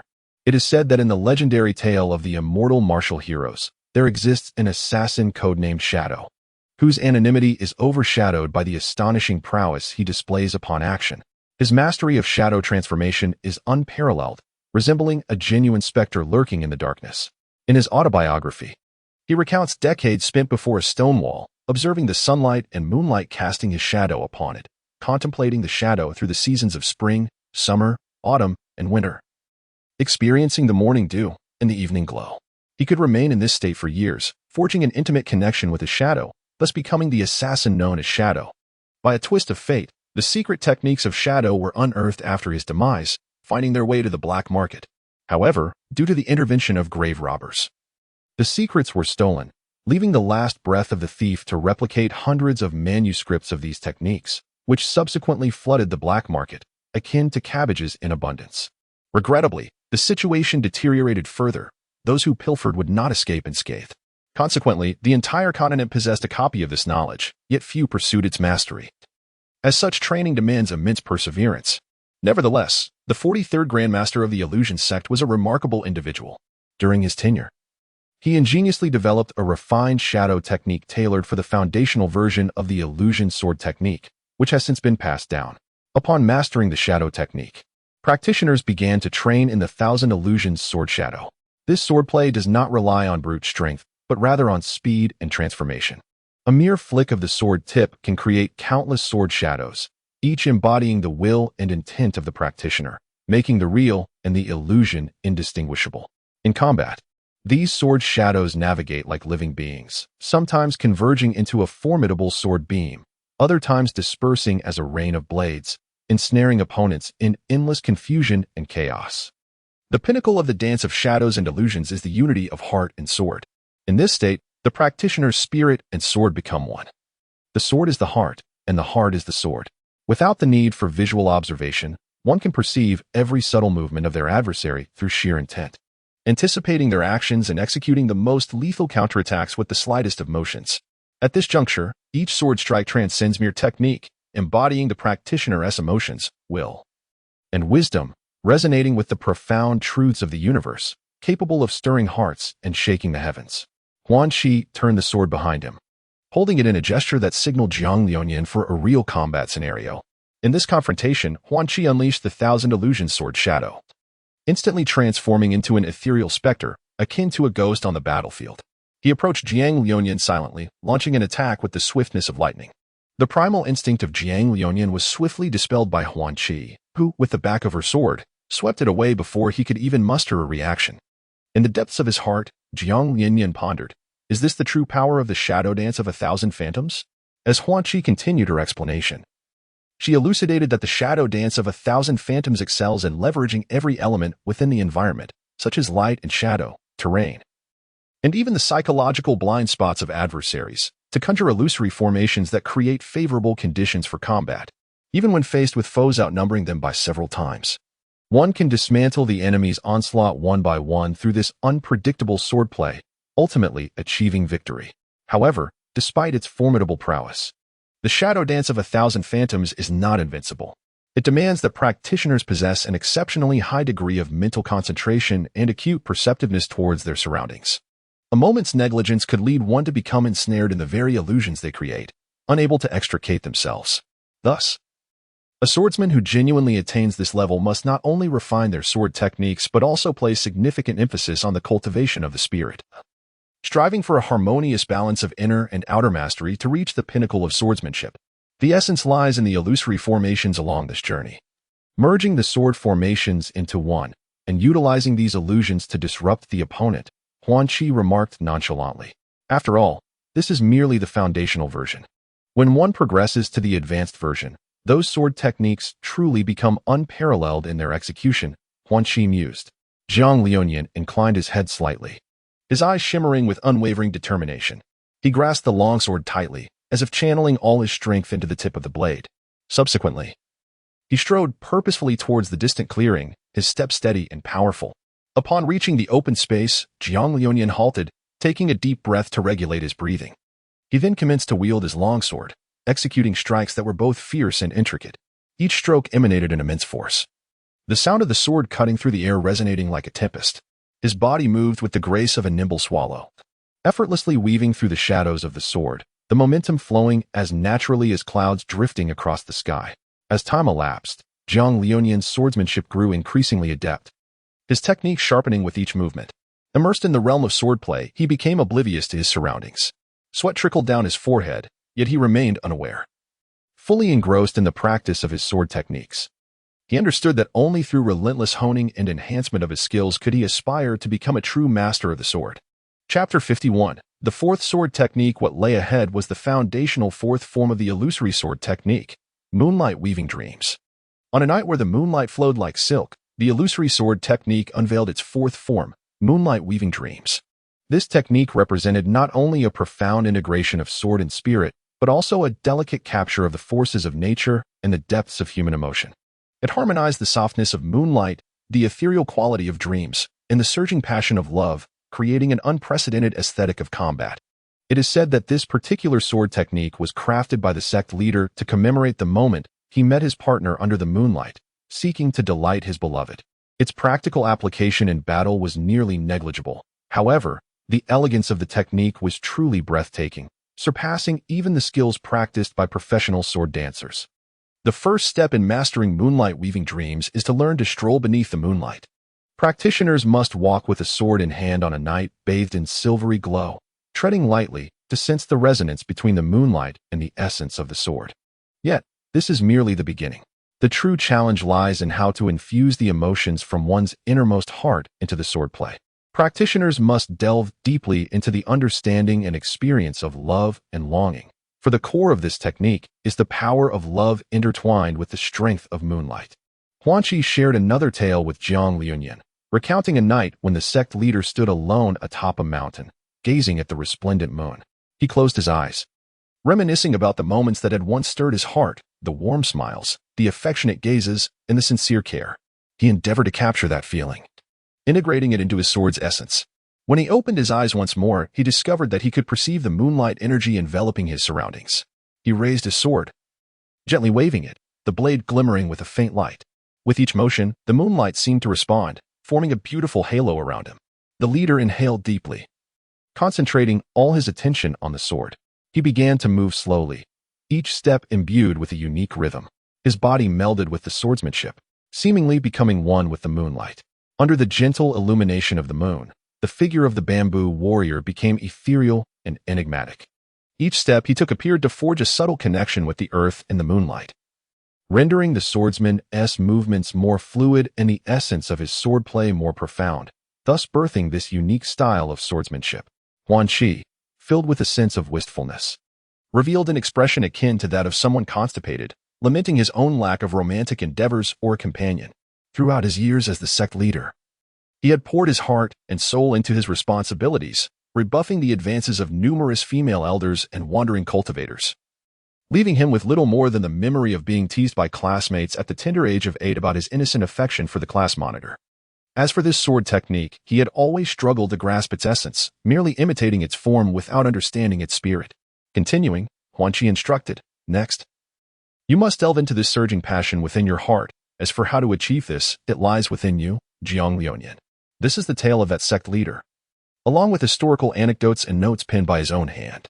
Take a look. He handed over the basic manuscript to Jiang Liuyan without waiting for a response. The quintessence of moonlight dream-weaving lies in the moonlight sword dance.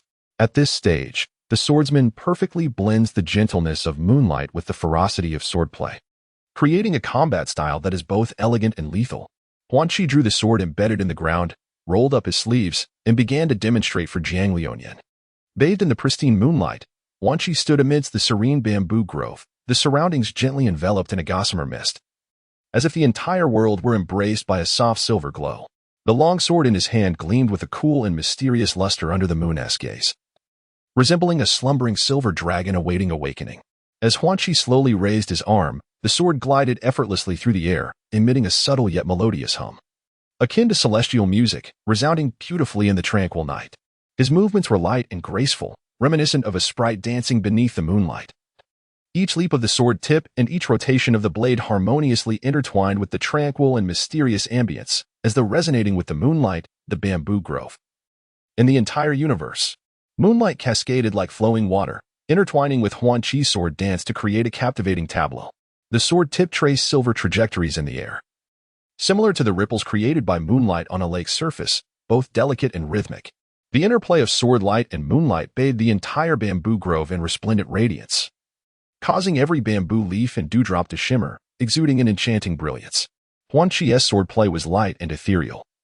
Each swing of the blade was akin to painting an exquisite inkwash masterpiece. The sword tip sketched marvelous patterns in the air, embodying the grandeur of mountains and the vivacity of flowers and birds, as if he infused the beauty of the entire natural world into each strike. As the swordlight flickered, the bamboo leaves swayed gently, producing a rustling sound, seemingly accompanying the rhythm of Huan Qi's dance, rendering the entire scene more vibrant and poetic. As Huan Qi's sword dance progressed toward its climax, his movements grew increasingly fluid and powerful. The tip of the sword traced brilliant arcs through the air, reminiscent of the most radiant meteor streaking across the night sky, piercing the darkness and illuminating the path ahead. With each flash of the sword's brilliance, a tumult of emotions surged within Huan Qi. Although he could not fully grasp the overwhelming affection that resided in the heart of the ancient sect master, his agile form and the established sword techniques endowed his swordplay with an extraordinary aesthetic appeal. As Huan Qi gradually retracted the long sword that shimmered with the luster of moonlight, he felt a slight rise and fall in his chest. Even though he had been tempered by countless formations and possessed a physique far beyond the ordinary, reinforced by various runes etched into his bones, he could not help but feel a twinge of fatigue after executing this series of sword techniques. Though he had yet to comprehend the profound intricacies of these techniques, they still exacted a significant toll on him. Yet, it was precisely this expenditure that ignited the fighting spirit and passion buried deep within Huan Qi's heart. Initially, his swordplay may not have perfectly embodied that profound love, but as the dance of the sword unfolded, he felt himself drawn by an inexplicable force, each move gradually becoming sharper and more powerful. This was not merely a performance of sword techniques, it was a cathartic release of the long-suppressed emotions within him. Past humiliations and tragic encounters surged forth like a tidal wave, transforming into a formidable drive that propelled him onward.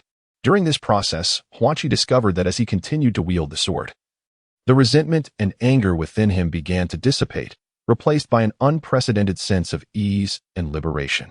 It was as though this sword technique had unwittingly become the key to unlocking his emotional knots, allowing him to emerge from the shadows of his past and confront both his inner self and the world anew.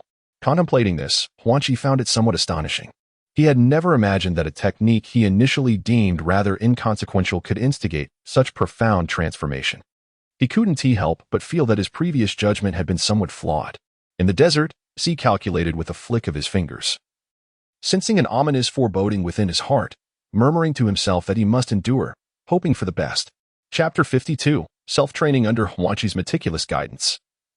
Jiang Liuyan gradually grasped the essence of the four foundational techniques of the illusionary swordplay. Each movement was etched deeply in his mind, akin to brilliant stars radiating boundless light. As time passed, his understanding of these sword techniques deepened, as if they had seamlessly integrated into his very being, ready to be unleashed at will. However, just as he reveled in this joy, an unprecedented pressure surged within him. He realized that, although he had mastered the basics, this was merely the beginning. The path to becoming a true master remained distant. He needed to persevere and explore further to transcend himself and reach a higher realm. Thus, he embarked on an arduous training regimen, dedicating countless hours each day to practice the sword techniques, repeating each movement time and again in an attempt to achieve perfection. Simultaneously, he never neglects the study of various sword techniques, aspiring to draw inspiration from them in order to forge his own distinctive style. Throughout this journey, he encounters numerous challenges and setbacks, yet he remains resolute in his determination. He firmly believes that with unwavering persistence, he can surmount any obstacle and realize his ambitions. Thus, Jiang Liuyan continues to navigate the vast ocean of knowledge, undeterred by the myriad of novelties and uncertainties that surround him. He understands that only by bravely confronting challenges can one achieve growth and reach the shores of success. However, while Jiang Liuyan diligently hones his skills, an unknown secret quietly unfolds within him. Whenever the night deepens or he becomes wholly engrossed in his swordplay, a faint tricolored luminescence begins to emerge around him, flickering like fireflies on a summer night, exuding an aura of subtle mystery. This mesmerizing glow manifests in three hues: black, white, and gray, intertwining like ribbons that ceaselessly encircle his form. Initially, the light is faint, but as time progresses, it grows increasingly radiant, as if proclaiming something to the world. In the bamboo grove, this luminescence stands out strikingly, akin to a mysterious lightning bolt that instantaneously pierces the darkened sky, bestowing an extraordinary brilliance upon the entire grove. Yet, peculiarly, neither Huangqi nor the leisurely white cat, nor even the whispers of the wind that occasionally sweep through the bamboo, seem to acknowledge this extraordinary glow, as if they are entirely oblivious to its existence. This bizarre phenomenon evokes a sense of curiosity. Why is such a brilliant light overlooked by everything around it? Could it possess some unique attribute or power that allows only certain individuals to perceive it? Jiang Liuyan remained unaware of the transformation occurring within him, wholly engrossed in the cultivation of his swordsmanship. The sword in his grasp seemed to forge a mysterious and wondrous connection with him, allowing him to wield it with the grace of a fish in water, as if the blade had become an extension of his very being. Each swing was as fluid and natural as the flowing of clouds and water, devoid of any sense of obstruction. This profound synergy not only significantly enhanced his proficiency in swordplay, but also deepened his bond with the martial arts he practiced. Each session of training felt like an opening of a portal to a higher realm of swordsmanship, offering him glimpses into its profound depths. As time passed, his understanding and mastery of the sword evolved, gradually transcending the comprehension of the ordinary. Time flowed relentlessly, weaving the fabric of days and years, while Jiang Liuyan's swordsmanship continuously refined itself. After tirelessly practicing the first form of his technique 100,000 times, he finally encountered a breakthrough experience. In that fleeting moment, he felt a surge of formidable power rising within him, as if it sought to shatter the confines of his body and erupt forth. This sensation resembled a long-slumbering dragon awakening, revealing its unparalleled strength and majesty. As this power surged, the sword he wielded became increasingly formidable, each strike imbued with an irresistible might. Every movement within his swordplay grew more fluid and instinctive, as if he and the sword were united in purpose. His swordsmanship transformed from mere technical prowess into an embodiment of boundless strength and spirit. At that moment, Jiang Liuyan realized he had successfully crossed the threshold of swordsmanship, achieving mastery over the foundational form of the illusory sword technique. His swordplay had transcended the ordinary realm and entered an entirely new dimension. From this point onward, his comprehension of sword intent would ascend to a higher level. This achievement flowed into his heart like a refreshing spring, rejuvenating a spirit long parched. He understood deeply that to attain greater heights on the path of the sword, relentless effort and perseverance were paramount. Henceforth, he devoted himself with even greater diligence, investing the majority of his time in the study of swordsmanship, seldom pausing for breath, be it the sweltering summer heat or the biting winter chill, or even the fierce storms and inclement weather. Nothing could deter his unwavering march toward the pinnacle of the sword. As time progressed, his swordplay became increasingly refined, each swing narrating an extraordinary tale that left onlookers in awe. The sword, resonating with his spirit, radiated a resplendent brilliance in his hands, akin to a shining star illuminating the entire world. This radiance not only represented his prowess but also symbolized his unwavering dedication and passion for the way of the sword. In this journey, Jiang Liuyan gradually comprehended the true essence of the swordsmanship, realizing that the bond and emotional exchange between the sword and its wielder constitute the very heart of the martial art. In a forthcoming realm, single-handedly confronting the combined forces of 10 clans was not his ambition to overpower the local tyrant with the swagger of a dragon crossing the river. Rather, it was their excessive arrogance that provoked him. Having merely consumed a bowl of chaos, they unjustly accused him of devouring 2 bowls while paying for only one. Under ordinary circumstances, he might have endured such slights, but to assert that he could not afford it, and to insult him, cursing for the extinction of his clan, struck directly at his most sensitive point. Who could tolerate such affronts? Thus, he took it upon himself to challenge that clan, unaware that they were colluding with 9 other prominent clans, which escalated into a singular battle where he fought against 10 clans, exhibiting remarkable audacity. Chapter 53, The Gratitude Ceremony. The sunset bled crimson, casting a golden veil over the tranquil bamboo grove, enveloping this serene locale in a warm embrace. A gentle breeze whispered through the leaves, causing them to sway softly, producing a rustling sound akin to nature's murmurs, recounting tales of the past and the promise of the future. Deep within this bamboo thicket, stained by the sunset's glow, stood a modest yet elegant cottage. Before it, Huanqi donned a simple garment, his back turned to the setting sun, facing the approaching Jiang Liuyan, his silhouette elongated, embodying an aura of solitude and solemnity. As Jiang Liuyan trod lightly through the bamboo grove, his heart was a tapestry woven with admiration for his master and a poignant sense of impending separation. Upon reaching Huanqi, he found her turning, her profound gaze shimmering with a complex array of emotions, relief, anxiety, and an almost imperceptible ache of farewell. "Liuyan, you have grown," Huanqi spoke, her voice deep and magnetic, as if it could penetrate the dust of time to reach the very depths of Jiang Liuyan's soul. She extended her hand and gently patted his shoulder, the gesture embodying both affirmation of her disciple and hope for his future. "Master, did you summon me?" Jiang Liuyan inquired respectfully, his eyes reflecting his dependence and reverence for Huanqi. With a faint smile, she turned her gaze towards the bamboo forest, dyed red by the setting sun, and began, "Liuyan, you are on the cusp of adulthood and will soon embark on your own path. Everything I could impart to you has been shared. The remaining lessons are yours to discover and practice." Pausing, her tone became more somber. "But remember, hatred is a double-edged sword. It can empower you yet may also lead you astray. You must learn to let go, at least to ensure that hatred does not blind your vision. The road ahead will present numerous challenges, but always bear in mind the principles of self-restraint and reflection before action. The journey beyond this point is yours alone to traverse." As she spoke, Huanqi retrieved a book and a black card from her robe, presenting them to Jiang Liuyan. "This book encapsulates the essence of my lifelong teachings. Study it diligently, and you shall surely reap its rewards. As for this black card, it will grant you unimpeded access across the continent and contains considerable wealth for unforeseen circumstances." Jiang Liuyan accepted the book and the black card, a surge of warmth flooding his heart. He understood the significance of these 2 items and recognized the profound intentions of his master. Lowering his head, his voice caught in his throat, he murmured, "Master." "Go now, Liuyan," Chi-Chi gently interjected, Pursue your dreams and pin your own legend. Remember, wherever you may be, your master will always be here, waiting for you. As dusk descended, the sun gradually sank in the west, leaving behind a brilliant evening glow. The afterglow of the sunset filtered through the window, casting slanted beams into the room, enveloping both master and disciple in a warm and gentle light. Yet, this sunset radiated a crimson hue, piercing Jiang Liuyan's eyes, making it difficult for him to open them. Nonetheless, he persevered, striving to catch one last glimpse of the master who had accompanied him for the past decade. Jiang Liuyan gazed quietly at his master's face, his heart overflowing with an inexhaustible sense of reluctance and affection. Over the past decade, they had shared countless days and nights together. His master not only imparted skills and knowledge, but also offered him meticulous care and guidance.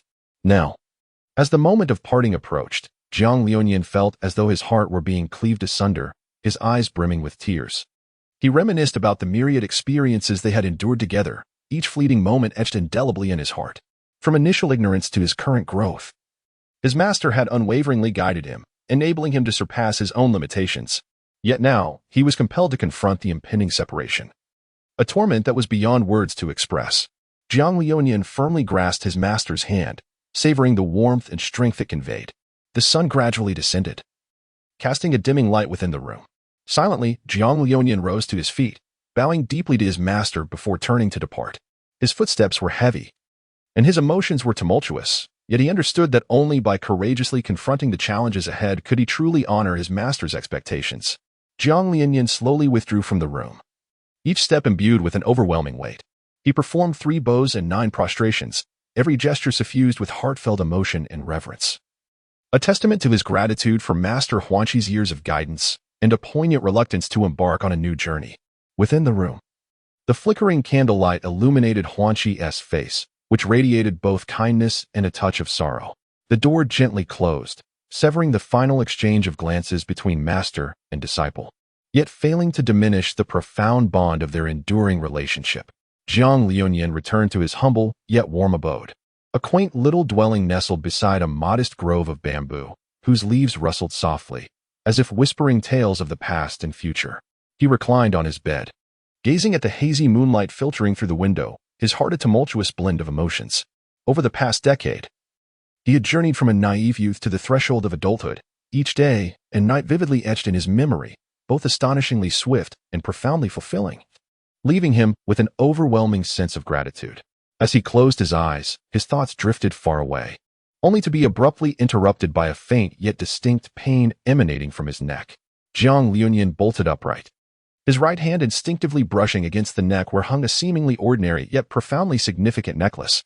It was this very necklace that had significantly enhanced his physical prowess. Though he had yet to comprehend how to awaken the remnants of its power, perhaps the moment was simply not ripe. Memories surged like a tide, bringing to mind a brush with death that the necklace had once again afforded him, allowing him to confront mortality and power for the first time. The tricolored radiance harbored not only strength but also seemed to conceal some profound secret or an unresolved connection.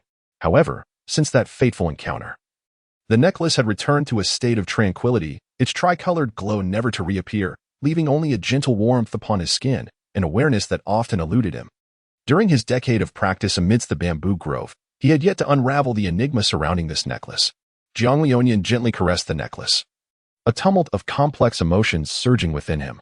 He recognized that although he had made significant strides over the past decade, the journey ahead remained long, fraught with the unknown and challenges awaiting him. The book and black card bestowed by Master Huanqi were undeniably invaluable treasures for his future path. Yet the more crucial aspect lay in the teachings and expectations of his master, which illuminated the principles of self-restraint and deliberation, an irreplaceable spiritual pillar that transcended material possessions. As night deepened, Jiang Liuyan gradually found tranquility within himself, fully aware that, regardless of what the future held, he must confront it with courage, employing wisdom and valor to unveil the secrets concealed behind the tricolored radiance, thus crafting his own legend. The bamboo grove, that room, and the figure of Master Huanqi would forever remain the warmest harbor in his heart, guiding him along his journey. Moonlight streamed through the window, casting a gentle glow upon Jiang Liuyan's face, reflecting a glimmer of determination and hope. He closed his eyes, surrendering once more to the embrace of slumber, where the tricolored glow continued to shimmer, leading him toward broader horizons. Chapter 54. Everything is an illusion. Surprising yet unforeseen, it is said that Jiang Liuyan, throughout the decade, worked diligently without a single day of laxity. However, such an intense regimen of study kept his spirit perpetually on high alert. Although Master Huanqi was exceedingly amiable, Jiang Liuyan's own standards were excessively stringent, resulting in a continual state of tension. Whether in cultivation or the study of techniques, he exerted himself beyond reasonable limits, causing his thoughts to whirl with the swiftness of lightning. Earlier, it was mentioned that an unusual phenomenon manifested within the necklace, which indeed heralded its intention to assimilate Jiang Liuyan. This necklace embodies the essence of darkness, evil, and time. Its origin lies beyond the Douluo continent, within the temporal river, and is a purge version of one of the 6 elemental impurities belonging to the dark demon evil god Tiger clan. Subsequently, through the malevolent power of these impurities were gradually refined away. Logically, the substances contained within a tributary of a river should resemble those within its main channel, thus elucidating the primary reason this path of time could be applied to the immortal martial continent. It is precisely due to its cleansing with evil power that the forces of evil and time became intricately intertwined. However, after prolonged conflict, they emerged distinctly independent. This dark force was orchestrated by C. Do you recall the dean of the dark demon evil god Tiger Academy, Gu Ling? At that time, he gathered numerous souls from the Hall of Heroic Spirits and all the souls manipulated from the secret realms of the dark demon evil god Tiger, amalgamating them into a formidable strike against Tang San. Although the impact was not substantial, it afforded Gu Ling the opportunity to deliver the necklace into Jiang Liuyan's hands. In truth, it was not merely the power of souls. Rather, it was the combined essence of countless years of cultivation in the Hall of Heroic Spirits, infused with dark energy that was channeled into Gu Ling's being. In this context, Gu Ling unreservedly sacrificed his own remaining vitality to filter out the majority of impurities, leaving only the purest form of dark energy within the necklace. It is crucial to note that the dark demon evil god Tiger clan does not excel in the cultivation of spiritual power. Their innate talents are predominantly concentrated in the 6 attributes of wind, thunder, time, space, darkness, and evil, making spiritual mutations unlikely. If faced with a soul beast specializing in spiritual energy, the combined spiritual force of all individuals in the Hall of Heroic Spirits would suffice to render Tang San in a state of stupor. Nevertheless, even such formidable power merely inflicted a slight weakening of the gray mist within Tang San's sea of consciousness. This was indeed an unforeseen circumstance. The most extraordinary of these 3 elements, time, possesses the ability to anticipate the future, discerning the majority of timelines unclouded by fate, while darkness can obscure one's own senses, and finally, evil can unveil all vulnerabilities within itself. This elucidates why Jiang Liuyan remained oblivious to the true reality for a decade. At the moment Jiang Liuyan was struck by the sudden tricolored radiance, it felt as though an invisible hammer had descended upon him, not only shaking his physical form, but also unleashing tumultuous waves within his mental realm, severely damaging his spiritual power and plunging him into a semi-conscious state. His complexion pale as parchment, breath shallow and rapid. At this juncture, a gentle breeze swept through the bamboo grove, causing the leaves to rustle softly. Suddenly, a cat, pure white and flawless, with eyes sparkling like stars, gracefully leaped down from the verdant bamboo tops, its movements agile and elegant, resembling a woodland sprite. It traversed the dense bamboo grove, each step perfectly landing on the sturdiest joints, barely making a sound, showcasing extraordinary agility and intelligence. Ultimately, this white cat leapt gracefully, firmly alighting on the ancient eaves outside Jiang Liuyan's room, its keen feline eyes fixed intently on the interior, brimming with anxiety and unease. Without hesitation, it sprang from the eaves to the edge of Jiang Liuyan's bed, its light leap seemingly burdened with immense weight. The cat's expression was one of profound distress, as if it had witnessed an unfathomable catastrophe. Its paws flailed helplessly in the air, sometimes cautiously assessing Jiang Liuyan's forehead temperature, and at other times gently probing his chest, seemingly confirming the rhythm of his heartbeat. As a spirit cat born to respond to crises, this white cat was indeed a spirit, destined to engage with formations throughout its life, yet it was merely the spirit of an illusionary formation, confined to illusions, and had never encountered such a situation before. Moreover, it was not an entity transformed from a medicinal pill. This scenario truly surpassed its capabilities. The cat's agitation intensified, its fur seemingly attuned to its owner's emotions, standing on end as if struck by static electricity, appearing in disarray. It muttered inwardly, Huanqi has only just departed a few days ago. How could this fellow have stirred up such monumental trouble? If Huanqi returns to see Jiang Liuyan in this precarious state, I might just be devoured alive.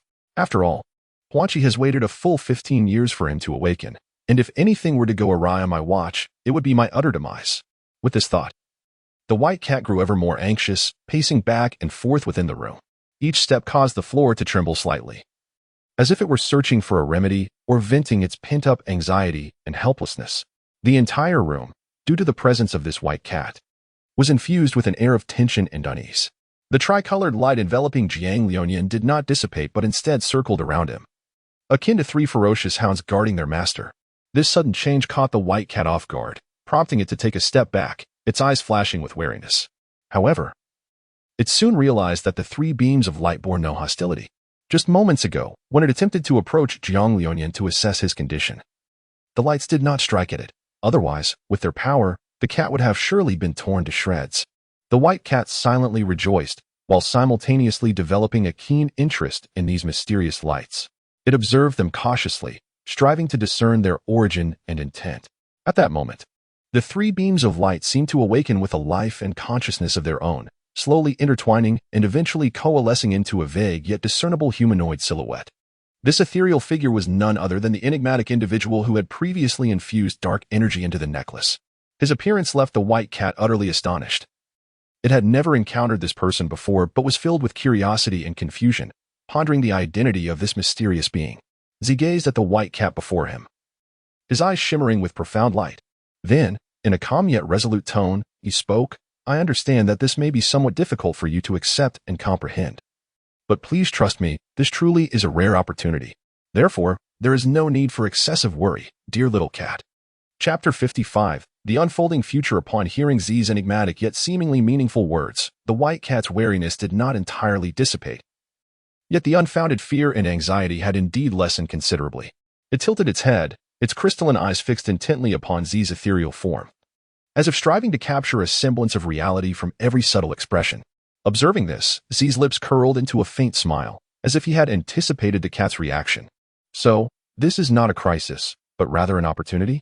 The white cat finally spoke, its recent companionship with Jiang Liuyan deepening their bond, thus amplifying its concern. Z's spectral figure nodded gently, his tricolored eyes slowly shifting towards Jiang Liuyan, his gaze tenderly sweeping over the sleeping face, as if piercing through the mist of time to glimpse the hope of the future. "Fear not, for I have seen it," he began. But before his words could fully resonate, the three beams of light once more drifted and unfurled, encircling Jiang Liuyan anew, like loyal sentinels guarding him as he ventured into deeper realms of slumber and healing.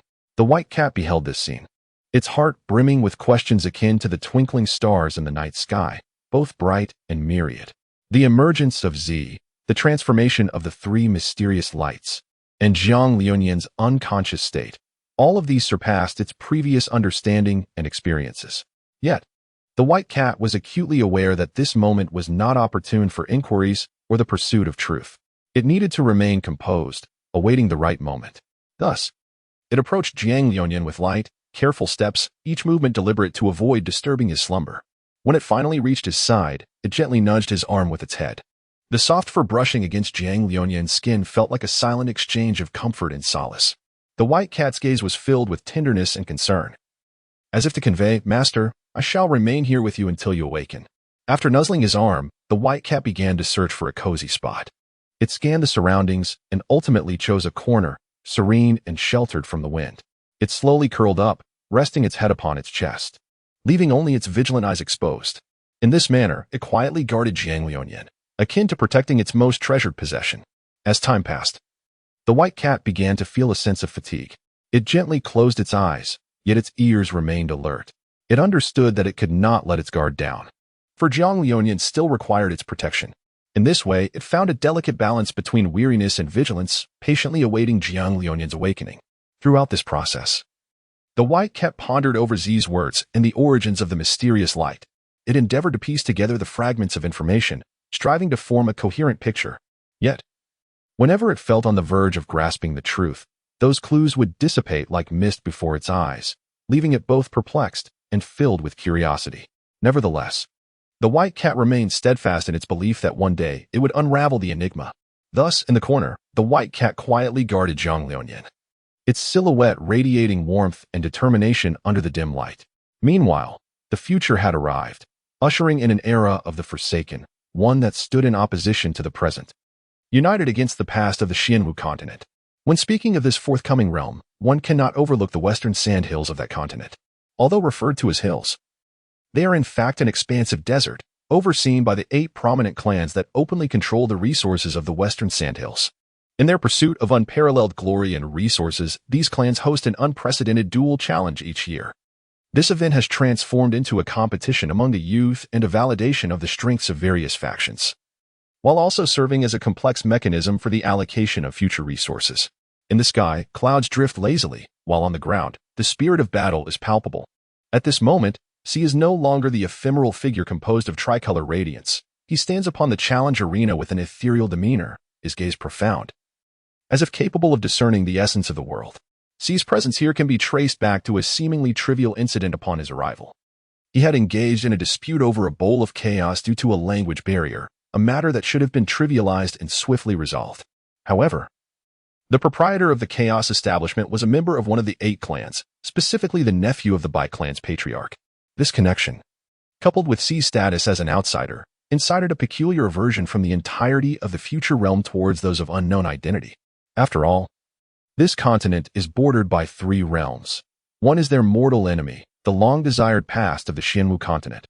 Another is their ally, yet one that remains wary of betrayal in the present, where spiritual energy has resurged. And finally, there exists a clan of otherworldly demons that drifts through the currents of time. Thus, C suffered greatly in this unfamiliar territory. Even though he chose to endure and remain silent, evading discovery proved elusive. Furthermore, he possessed neither wealth nor connections, and he struggled to comprehend the local language. Yet, fortune smiled upon him. C, a cunning prodigy from the Dark Demon Tiger clan, gifted with a rare talent, was able to temporarily understand the language spoken by the people of this continent, thanks to the slivers of spiritual insight he had extracted from the river of time. This subtle pathway of the soul became a bridge for him to communicate with the outside world, allowing him to discern the intentions of those around him. Fortunately, the 8 major clans also held a profound reverence for martial prowess, thus entering into a contract with C. Should he secure first place in the competition, a mere apology would suffice, and all past grievances would be forgiven. Otherwise, he would invoke the wrath of powerful figures from other continents, including those from Bailing, the Central Region, Nanshan Pavilion, Donghai, and the Gray Zone, who would unite to pursue him relentlessly. Consequently, C felt compelled to partake in the martial contest. After all, there was no escaping far, and weighing the pros and cons, he opted for this course of action. As for the possibility of defeat, if he were to lose, then so be it. Fleeing after a loss would not differ much from running away without engaging in the fight at all. With this understanding, C accepted the challenge with a sense of ease, and he even pilfered a wealth of martial techniques from the Bai family's ancestral hall and library, secretly reveling in what he deemed a significant advantage. Although the average martial prowess in this future realm was not exceedingly high, these techniques opened his eyes to new horizons. Indeed, these techniques, worthy of their future lineage, exhibited a sophistication that surpassed his imagination. Perhaps it was precisely due to their intricacy that they proved so arduous for practitioners. After all, talent is not a common occurrence, and even the most profound techniques elude the grasp of ordinary folk. Lacking in both innate gift and resources, they are unable to transcend their limitations and can only gaze in yearning. For the common man, these techniques are as distant as fables from a far-off land. Nevertheless, this did not diminish C.'s appreciation for them.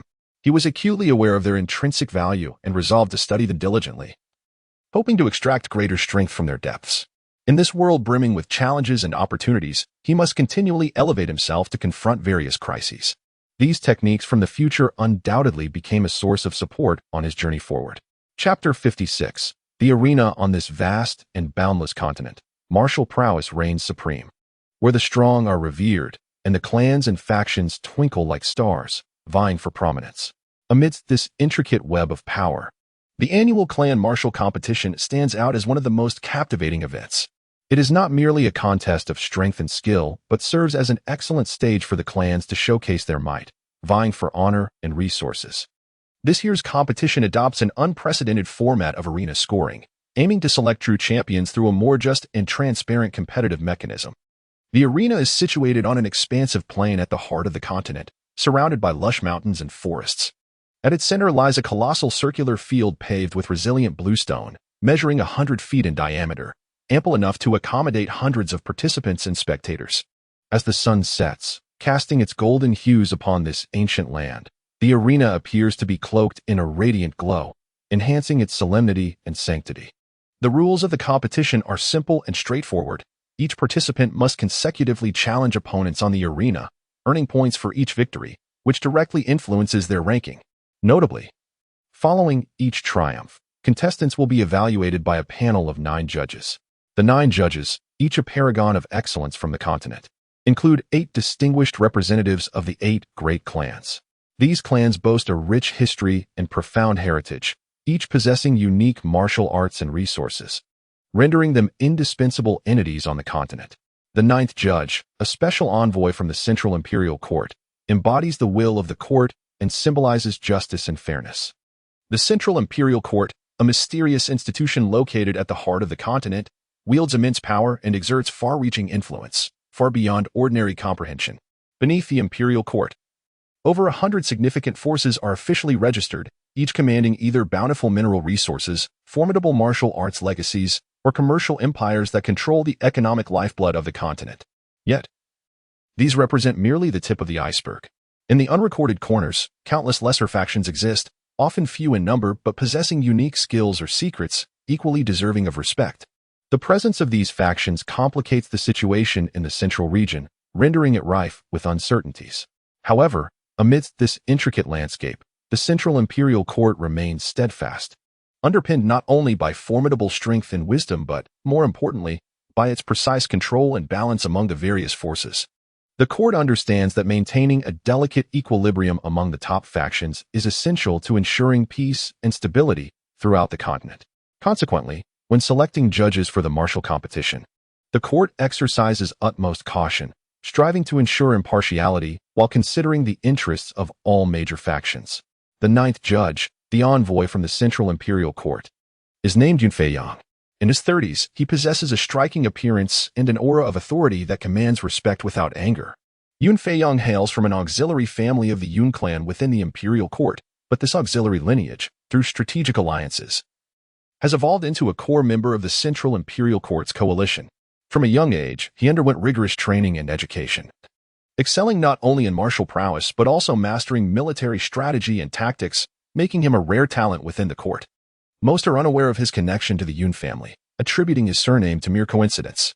More significantly, he is known for his fairness and decisiveness, never favoring any side. During the martial competition, Yunfei role is paramount.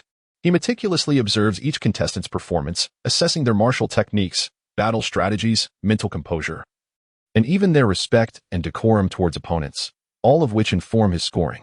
Yunfei understands that a true contest of martial skill is not solely a test of strength, but also a showcase of wisdom, courage, and character. Thus, his evaluations often reflect the contestant's overall capabilities and potential with remarkable accuracy. Most importantly, he is set to reveal his true identity today, stepping forth on behalf of the Yun family for the final battle. The first match, C vs. Bai Jia, is Bai Mo dressed in a pristine white outfit.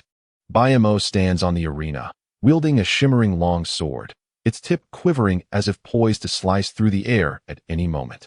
He, a young prodigy of the Bai family, had gained renown for his swordsmanship since childhood, with the flowing cloud sword technique being the family's most closely guarded secret, light and agile. It transformed like fleeting clouds, unpredictable and ethereal. In the face of C, Bai Mo exhibited not a trace of trepidation. Rather, his eyes sparkled with excitement.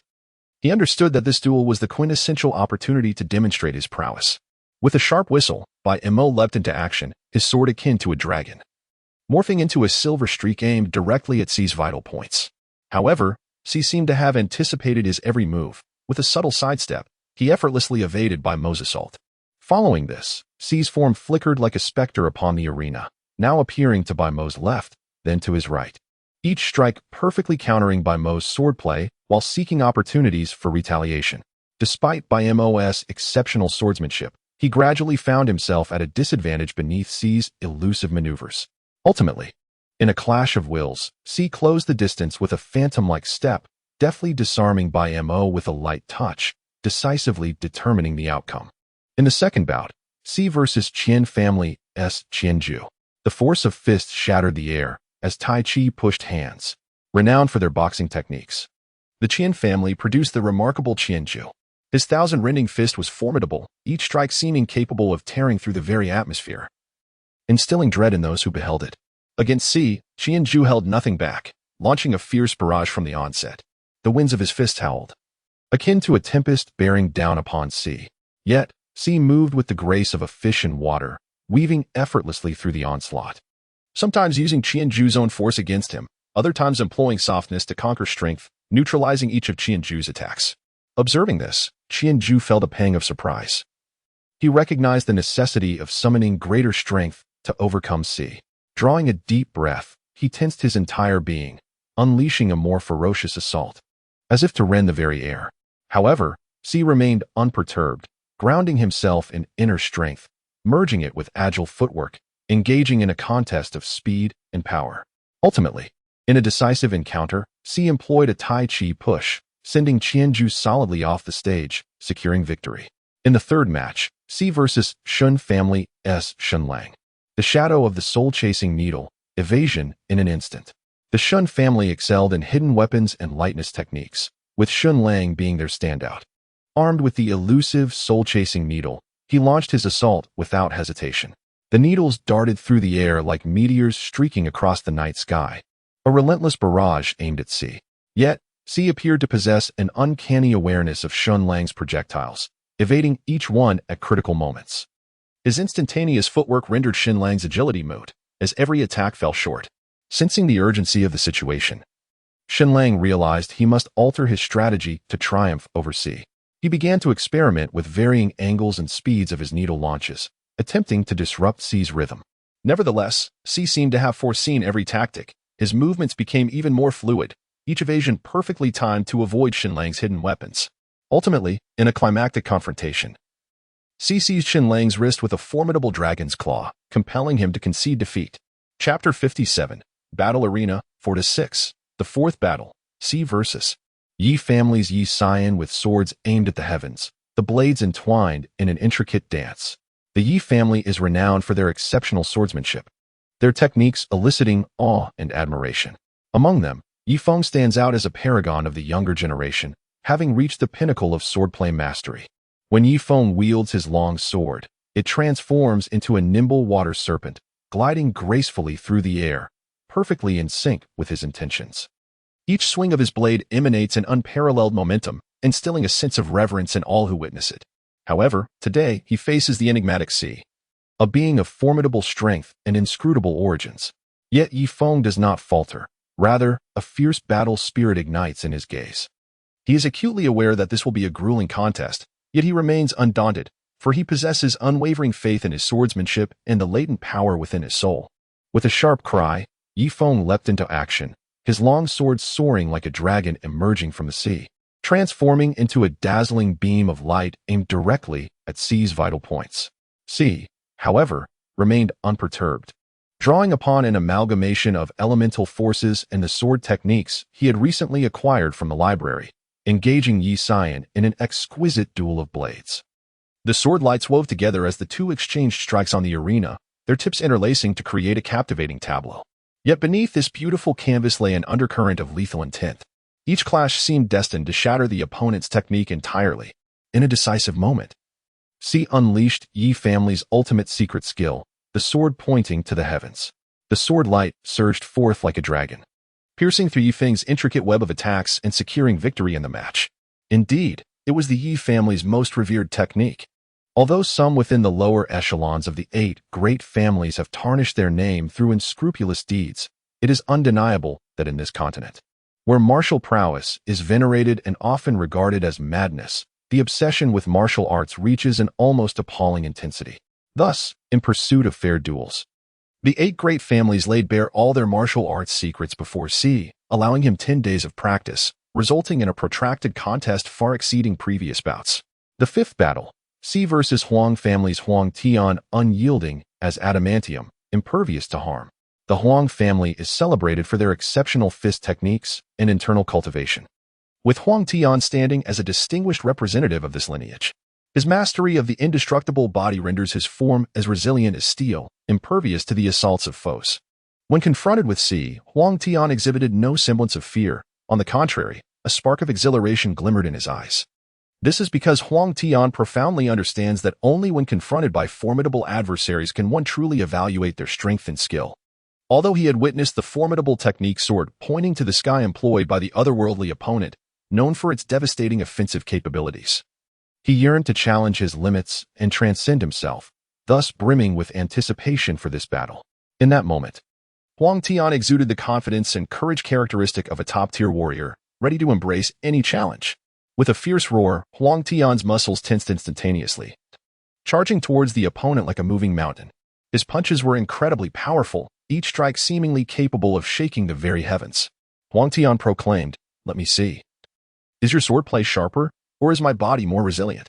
His formidable roar reverberated towards the opponent, as if intending to tear through the air with sheer sound.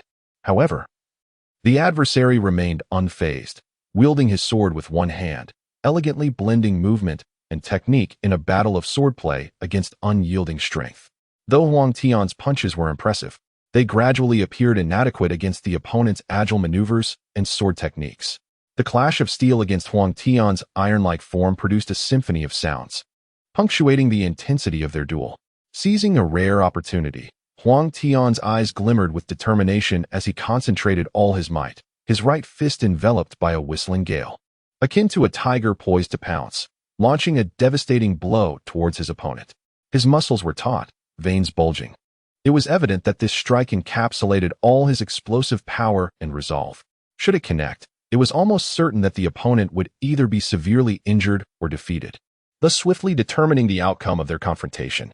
Yet, the adversary merely revealed a subtle smile in response to this thunderous assault. A countenance imbued with calmness and perhaps a hint of appreciation for Huang Tian's effort. He chose not to confront the blow head-on.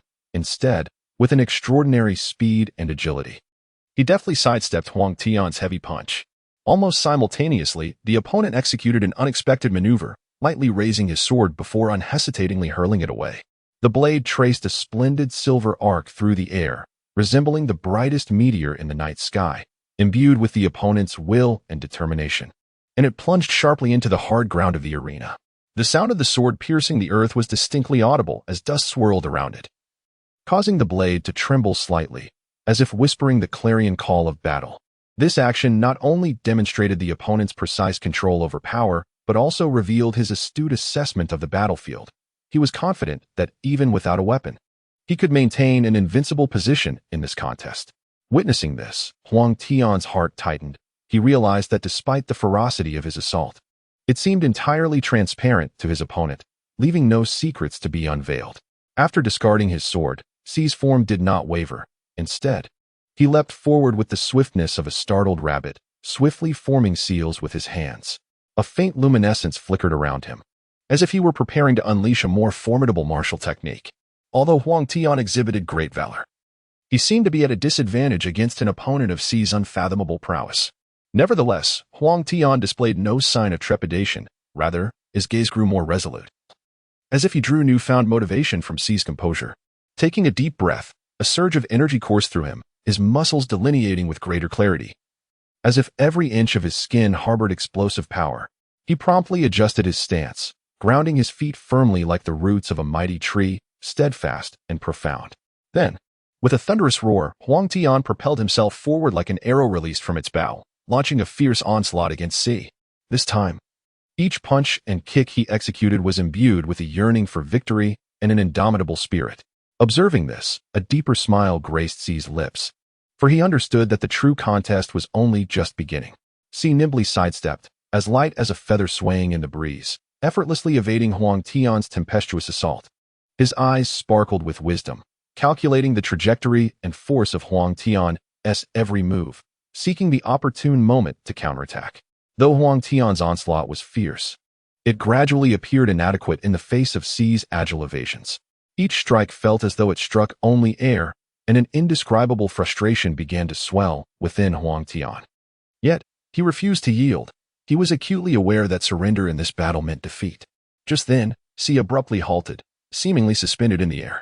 Huang Tian's heart surged with elation, believing he had found a chink in Si's armor, and without hesitation, he launched a punch towards Si's chest. However, at the moment his fist was about to make contact, Si vanished like an apparition, leaving only a faint afterimage in his wake. Huang Tian's attack missed, causing him to stagger forward uncontrollably. At that moment, Si's voice echoed in his ear, ethereal as a specter. Your strength is formidable, but alas, you have encountered me.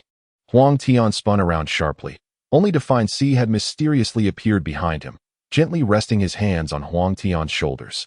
A gentle yet powerful energy emanated from Si's hands, instantly dissipating the internal tension Huang Tian had accumulated from his relentless attacks. Indeed, Huang Tian had not only mastered the indestructible techniques, but also practiced a rare art that could amplify momentum and strength. If he could layer it 99 times, he would unleash a power exceeding his own by a staggering factor of 281.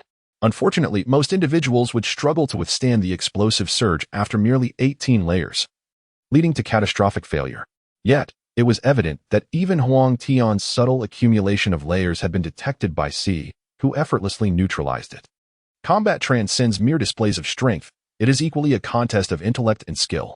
The voice of Si was gentle yet resolute, akin to a sage imparting the profound truths of life. You have performed admirably, yet there remains ample room for advancement. Upon hearing these words, Huang Tian was overwhelmed by an unprecedented sense of reverence. He understood that Si was not only a formidable adversary, but also a mentor worthy of profound respect. Bowing his head, he earnestly replied, "Thank you for your guidance, Senior. I shall continue to strive and endeavor to grow stronger." Si smiled faintly, giving Huang Tian a reassuring pat on the shoulder, and remarked, "Excellent. With this determination, the path ahead will be all the more expansive." At that moment, the audience beneath the arena was left utterly astonished. They had never witnessed such an enthralling battle, nor encountered opponents of such magnanimity and wisdom. The confrontation between Si and Huang Tian not only showcased their extraordinary prowess, but also conveyed a spirit of positivity and resilience. As Si and Huang Tian shook hands in reconciliation, this intense clan martial competition drew to a close. However, for Si, this was merely the beginning. The subsequent battles, the 6th, 7th, 8th, and the ultimate showdown would prove to be even more arduous. 6th battle, Si versus Li family's Li Ru. The dance of the sword was as light as a feather, reminiscent of a swallow returning to its nest. The Li family excelled in both swordsmanship and lightness of foot, with Li Ru being one of its most distinguished practitioners. His longsword was as nimble as a swallow, and his lightness of movement was nothing short of miraculous.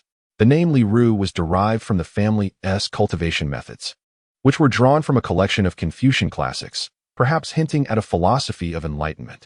Thus, the most gifted individuals within this lineage, after testing their bone structure and affinity for Confucian texts, would be designated as Li Ru. In the face of Si, Li Ru exhibited no semblance of fear. Rather, his eyes sparkled with the light of challenge. He recognized Si as a powerful opponent, yet he was undaunted by the prospect of defeat. He had faith in his own abilities, as well as in his courage and intellect. With a sharp whistle, Li Ru leapt into action, his long sword soaring through the air like a delicate swallow. His lightness of foot was breathtaking, each leap seeming to defy the very force of gravity. His movements were graceful and agile, akin to a gentle breeze caressing the surface of a lake, sending ripples across it. Yet, Si remained entirely composed. His gaze was as tranquil as still water, and the longsword in his hand was like a serpentine creature, poised to unleash a fatal strike. Over the past 10 days, he had refined his swordsmanship while studying all the techniques of the Li family. It must be said that the swordplay, preserved for millennia and hailed as one of the 8 great families of the West, was indeed remarkably intricate, worthy of its esteemed lineage. Si, however, was not entirely confident. After observing their sword techniques, he realized that prior to his training, he was akin to a frog at the bottom of a well gazing at the moon. After his practice, he felt like a mayfly witnessing the vast sky. The disparity in swordplay left him feeling somewhat overwhelmed, even with his remarkable memory. Absorbing all the techniques in just 10 days was far from sufficient. Therefore, he could only strive to do his utmost. He utilized his own spatial and temporal foundations, integrating the swordplay techniques to imbue the blade with unparalleled hardness. His swordplay was no longer as light and graceful as in the previous 5 rounds. Instead, it surged forth like a tempest, fierce and unyielding. Li Ru, true to his lineage of the Li family, adeptly positioned his longsword to counter every offensive maneuver with remarkable ease and composure. On the arena, the two figures moved like streaks of lightning, their swords gleaming and clashing with a thunderous resonance. Their movements were as swift as the wind, their techniques sharp and lethal, each strike infused with boundless intent to kill and immense force. This was a contest akin to a life-and-death struggle, with both combatants exerting their utmost efforts, showing no mercy. The audience watched with bated breath, their eyes fixated on the duel, fearing they might miss any captivating moment. Their emotions ebbed and flowed with the tides of battle, alternating between tension and exhilaration. Each individual was immersed in this breathtaking confrontation, sensing the sparks and collisions between masters of swordsmanship. Suddenly, C pivoted, his longsword tracing a beautiful arc in the air, and with a thunderous cry of "Swallow returns," Li Ru, observing C's intricate movements accompanied by the name of the technique, instinctively recalled the swordsmanship of the Li family's heritage and attempted to counter with an alternative defensive approach. C smiled subtly, and Li Ru realized the peril too late. Trying to retreat defensively as his longsword was abruptly halted in midair, crossing his chest. Yet, how could an erroneous call of a technique mislead Li Ru into inaction? C's sword carved an elegant curve, resembling a swan in flight. His technique grew increasingly sharp, radiating brilliance that dazzled the eyes. Indeed, this was not Swallow returns but rather Swallow returns to the nest. Unlike the former, the attacking method of Swallow returns to the nest was entirely different, rendering Li Ru's defense futile under C's ruse. Feeling an immense pressure, Li Ru fought desperately to hold his ground, yet how could he squander such a hard-won opportunity? C's assaults intensified, gradually forcing him into a passive stance. In a moment of fierce exchange, C unleashed an attack that diverged entirely from Swallow returns to the nest, the very technique he had erroneously shouted earlier. This time, he capitalized on Li Ru's lack of preparedness for the previous move, channeling his vigor to simultaneously execute 2 contrasting techniques, aiming to severely wound Li Ru. His longsword streaked across the sky like a meteor, infused with unparalleled speed and power.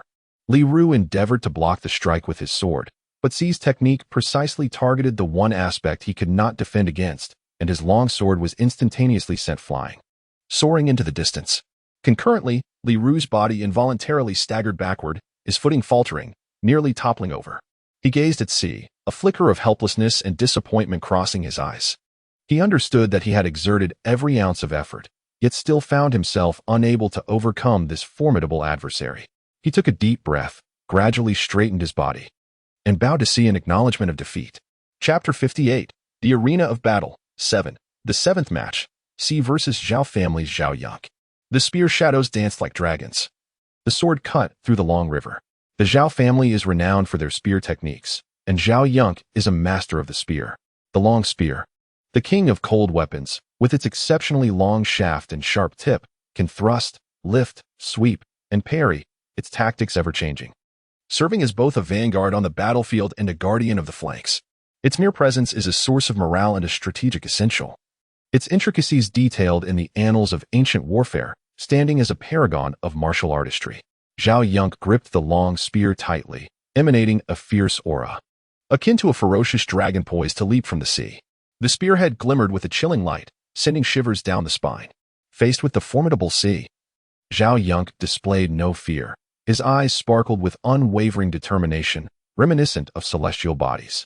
Suddenly, Zhao Yang unleashed a roar, a sound akin to thunder from the heavens, resonating in the ears of those present. His figure leapt forth with the ferocity of a wild cheetah, moving with a speed that dazzled the eye. He charged towards C like a cannonball, propelled by an unstoppable momentum. The long spear transformed into an enraged dragon, claws bared, lunging at C. Zhao Yang's spear techniques were both powerful and agile, each thrust infused with boundless strength. His movements flowed as naturally as water, yet struck with the ferocity of a tempest. His spear play was akin to a violent storm, swift as lightning, leaving no time for response. Each strike seemed poised to utterly shatter C, rendering him without escape. As Zhao Yang's assault intensified, C found himself retreating continuously, yet he was not disheartened. Rather, he grew increasingly exhilarated. He summoned all his strength to withstand Zhao Yang's onslaught. However, the might of Zhao Yang's spear was overwhelming, and C gradually felt his limitations. Nonetheless, he gritted his teeth, unwilling to concede easily.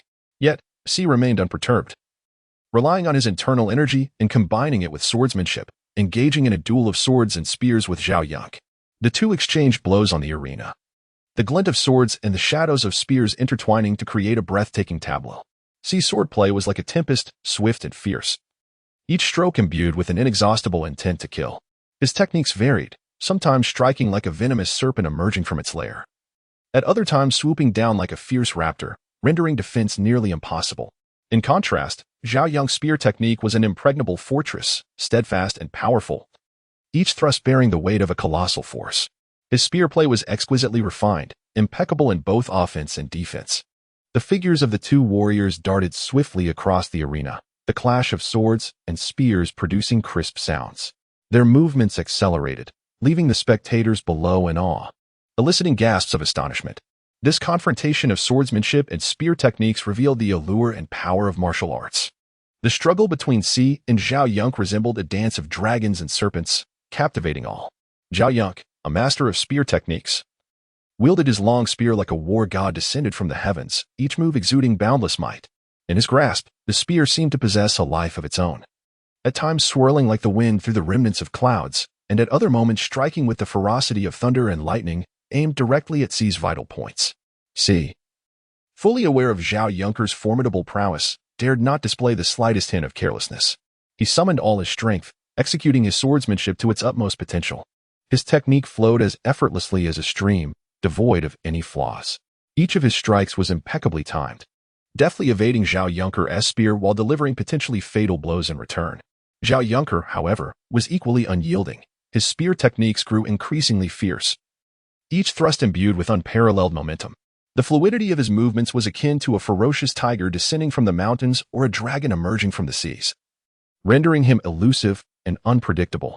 With each of his assaults, C felt the weight of immense pressure, yet he maintained his composure, skillfully deflecting one crisis after another with his ingenious swordplay. C moved with a grace that was almost ethereal, his sword dance reminiscent of a water snake, yet infused with the raw power of the four elemental forces. His strikes varied from light and airy to thunderous and forceful, creating a stark contrast to Zhao Yunque's spear techniques. Nevertheless, despite the exquisite finesse of C's swordsmanship, it appeared somewhat inadequate when faced with Zhao Yunque's transcendent spear skills. The relentless barrage of Zhao Yunque's strikes flowed like an unending river, each move perfectly executed to dismantle C's defenses. Although C's swordplay was agile and versatile, it struggled under the relentless assault from Zhao Yunque. He swung, blocked, and parried with all his might, barely managing to withstand the onslaught. Yet, Zhao Yunque remained vigilant, fully aware of C's capabilities and the gravity of their confrontation. Even though he currently held the advantage, he understood that C would not concede easily and might possess even greater strength yet to be unleashed. Firmly gripping his spear, he braced himself for the forthcoming challenges, declaring with a smile, "C, you truly are a worthy adversary, but today marks your first defeat in 9 battles." Listening to Zhao Yunque's words, C felt no trace of trepidation. He understood the purpose of this battle, to demonstrate his worth. Victory was imperative, however. If he could only secure success in the first 6 contests, even if the 8 major clans chose to spare him, his future would undoubtedly be fraught with challenges. C refrained from speaking further, slowly positioning his sword horizontally across his chest, his gaze fixed intently on Zhao Yunque, emanating an indescribable determination and resolve. The corners of his mouth tightened slightly, as if he were gathering all his strength, preparing for the imminent final confrontation. How could I possibly falter here? C questioned himself inwardly. This was, after all, a method of elevating one's spirit. Moreover, centuries ago, C had discovered a unique, albeit incomplete, martial art hidden within the seams of time, a technique that prompted him to pose 3 questions to himself. If he could resolutely convince himself of the answers within his heart, he could instill a powerful psychological suggestion, thereby significantly enhancing his momentum and slightly bolstering his strength. Regrettably, this technique was incomplete, and C had only mastered the first question. With that, C gently raised the index finger of his right hand, lightly tapping the spine of his sword with the tip. With the strike, it seemed to awaken the slumbering spirit within the sword, which instantly emitted a crisp and resonant sound, reverberating throughout the battlefield like the roar of a dragon or the growl of a tiger, instilling a sense of awe in all who heard it. In that moment, C's demeanor became remarkably focused. His eyes appeared to penetrate the mysteries of the world, while the sword's tip trembled slightly, as if resonating with his very soul. Though his body remained motionless, a surging force coursed within him, transmitted through his fingertips to the sword, rendering its gleam even more dazzling. The sound of the sword was not merely a challenge to Zhao Yunkai, but also a manifestation of C's indomitable spirit. It seemed to articulate his resilience and determination, proclaiming to all present in the arena that regardless of the might of his opponent, he would not easily concede. C was astonished to discover that his own momentum resonated with the sword's spirit, significantly enhancing his capabilities and reinforcing his unwavering belief in victory. In an instant, the audience surrounding the arena seemed to sense the shift, rising to their feet in profound respect for the enigmatic figure before them. The sound of the sword was the most direct reflection of a swordsman's inner self. With just that singular note, C had earned the admiration of all spectators. As the sound resonated, C's aura underwent a subtle transformation. His breathing deepened and strengthened, each inhalation appearing to commune with the essence of the universe, further amplifying his power. Zhao Yunkai, observing C's series of movements, felt a chill within. He sensed the potent energy radiating from C and comprehended the resolve and will that now defined him. He understood that the contest had reached a pivotal moment, and he would need to muster all his strength to contend with C. However, just as Zhao Yunkai prepared to launch another attack, C suddenly burst forth with a speed even more remarkable than before, vanishing from sight like a specter. By the time Zhao Yunkai realized that C had left only an illusion in his place, C had already disappeared from view. Yet, true to the legacy of the Zhao family's marksmanship, Zhao Yunkai's instincts remained sharply attuned. When C reappeared, it was behind Zhao Yunkai, the sword poised menacingly at his vital points. This strike was both swift and precise, completely catching Zhao Yunkai off guard. Zhao Yunkai, indeed a genius of the Zhao family's spear technique, swiftly turned to counter the attack from C, his spear positioned across his chest, successfully deflecting the silvery sword light. A smirk curled at the corner of C's mouth, a smile that seemed to mock Zhao Yunkai's audacity. Zhao Yunkai sensed this inexplicable grin, instinctively feeling he had fallen into a trap, yet his intuition remained unyieldingly numb, compelling him to retreat hastily in an attempt to create distance. It must be said that after entering a state of heightened fury, C's attributes were fully amplified. Speed, strength, agility, and even mental acuity had experienced significant enhancement. C could clearly perceive Zhao Yunkai's inclination to withdraw, and with a decisive upward slash of his sword, he exposed his own vulnerabilities, leaving his chest and head wide open to Zhao Yunkai. However, this was the most formidable strike he could muster after careful consideration. Zhao Yunkai had already shown signs of retreat. Thus, this attack would not be met with calmness. His only advantage lay in his significantly enhanced physical prowess and extraordinary cognitive abilities, allowing him to exploit Zhao Yunkai's moment of weakness. Zhao Yunkai, momentarily taken aback by this seemingly reckless attack, thought to himself how audacious C was. Wasn't he this wide-open opportunity meant for him to turn the tide? Yet, he soon regained his composure, realizing that C's overwhelming physicality might not grant him the opportunity he sought, and perhaps he could not withstand this strike. In the fleeting moments, Zhao Yunkai's mind raced with countless thoughts, yet the inertia of his reasoning prevailed. Despite recognizing that C's open stance presented an ideal moment for counterattack, the impact of his previous retreat conditioned his thoughts towards defense, leading him to continue withdrawing. At that moment, C's sword, like a bolt of lightning, surged toward Zhao Yunkai's face, striking his protective energy shield. C's speed exceeded Zhao Yunkai's retreat by more than tenfold. The sheer pressure of C's physical superiority left Zhao Yunkai gasping for breath. Moreover, this was a manipulation of human nature. Although Zhao Yunkai had honed his swordsmanship for centuries, he had never faced the trials of human instincts. Sometimes, it would serve him well to study the art of warfare. Although Zhao Yunkai's protective energy shield was remarkably resilient, it quivered under C's strike. He felt an overwhelming force emanating from the sword, causing his blood to surge and nearly unseating him. Observing Zhao Yunkai's disarray, C finally revealed a barely perceptible smile. He recognized that he had uncovered the key to vanquishing Zhao Yunkai. Now, all that remained was to pursue the advantage and decisively conclude this conflict. The battle raged on, with C's swordplay growing increasingly fierce, each attack aimed directly at Zhao Yunkai's vital points. Yet, Zhao Yunkai appeared to have anticipated C's every move. skillfully nullifying each strike. C bore numerous wounds from Zhao Yunca's spear, yet he did not falter. At that moment, an idea suddenly sparked within C's mind.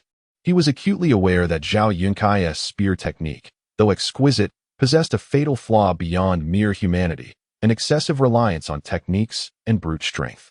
While Zhao Yuncai would certainly guard against any weaknesses in his human nature, he would have to explore a different avenue, one that transcended conventional techniques, embracing the essence of spontaneity. Moreover, the resonance he shared with the sword spirit provided him with a distinct advantage. Thus, with sudden resolve, he altered his swordplay, no longer fixating on the intricacies of technique or the might of power, but rather dedicating all his focus to the comprehension of sword intent and the application of sword energy. His swordsmanship transformed into something ethereal, as if he had melded with the very fabric of nature. Observing this transformation in C, Zhao Yuncai couldn't help but feel a slight shock. He sensed the shift in C's swordplay and the formidable sword energy emanating from him, realizing that C was countering his techniques and strength with sword intent and energy. Yet, Zhao Yuncai remained unperturbed. He possessed a profound understanding of his own capabilities and recognized his advantages. Undeterred, he continued to assault C with his spear technique, striving to shatter C's sword intent and energy. However, in that instant, C launched a sudden offensive. The sword in his hand erupted with a tremendous wave of sword energy, directly striking Zhao Yuncai's spear. This energy seemed to possess boundless power, effortlessly sending Zhao Yuncai's spear flying. As Zhao Yuncai watched his spear soar away, a flicker of astonishment crossed his mind. He felt the overwhelming force within C's swordplay and comprehended his precarious predicament. It became clear to him that he had been defeated. C regarded Zhao Yuncai with a smile, his eyes glimmering with a mixture of pride and confidence. He was fully aware that his victory in this match was unexpected yet undeniably genuine, deepening his understanding of his own strength. Zhao Yuncai, on the other hand, stared wide-eyed. Incredulity etched upon his face as he beheld C's retreating figure. He had never anticipated losing the match in such a manner, his heart swelling with bitterness and disappointment. C gently sheathed his sword, as if to delicately set aside his recent triumph. He turned away, resolutely departing the arena, leaving Zhao Yuncai in a daze. With C's exit, the atmosphere in the arena transformed into an unusual stillness, soon erupting into fervent cheers, the entire crowd roaring with elation. Particularly enchanted by the resilient echoes of the sword's song, which brought them unexpected delight. Chapter 59, The Battle Arena, 8. Defeated? 8th match, C versus Yun Feiyang of the Yun family, also a member of the Central Imperial Court. The mystery of the sword breaking through the clouds. The Yun family has historically represented the pinnacle of swordsmanship, lightness of foot, and inner strength on the continent. Yet, to outsiders, Yun Feiyang bore another identity, the 1345th generation young disciple of the Yun family. He was the biological son of Yun Yao, the head of the 6th branch of the Yun family.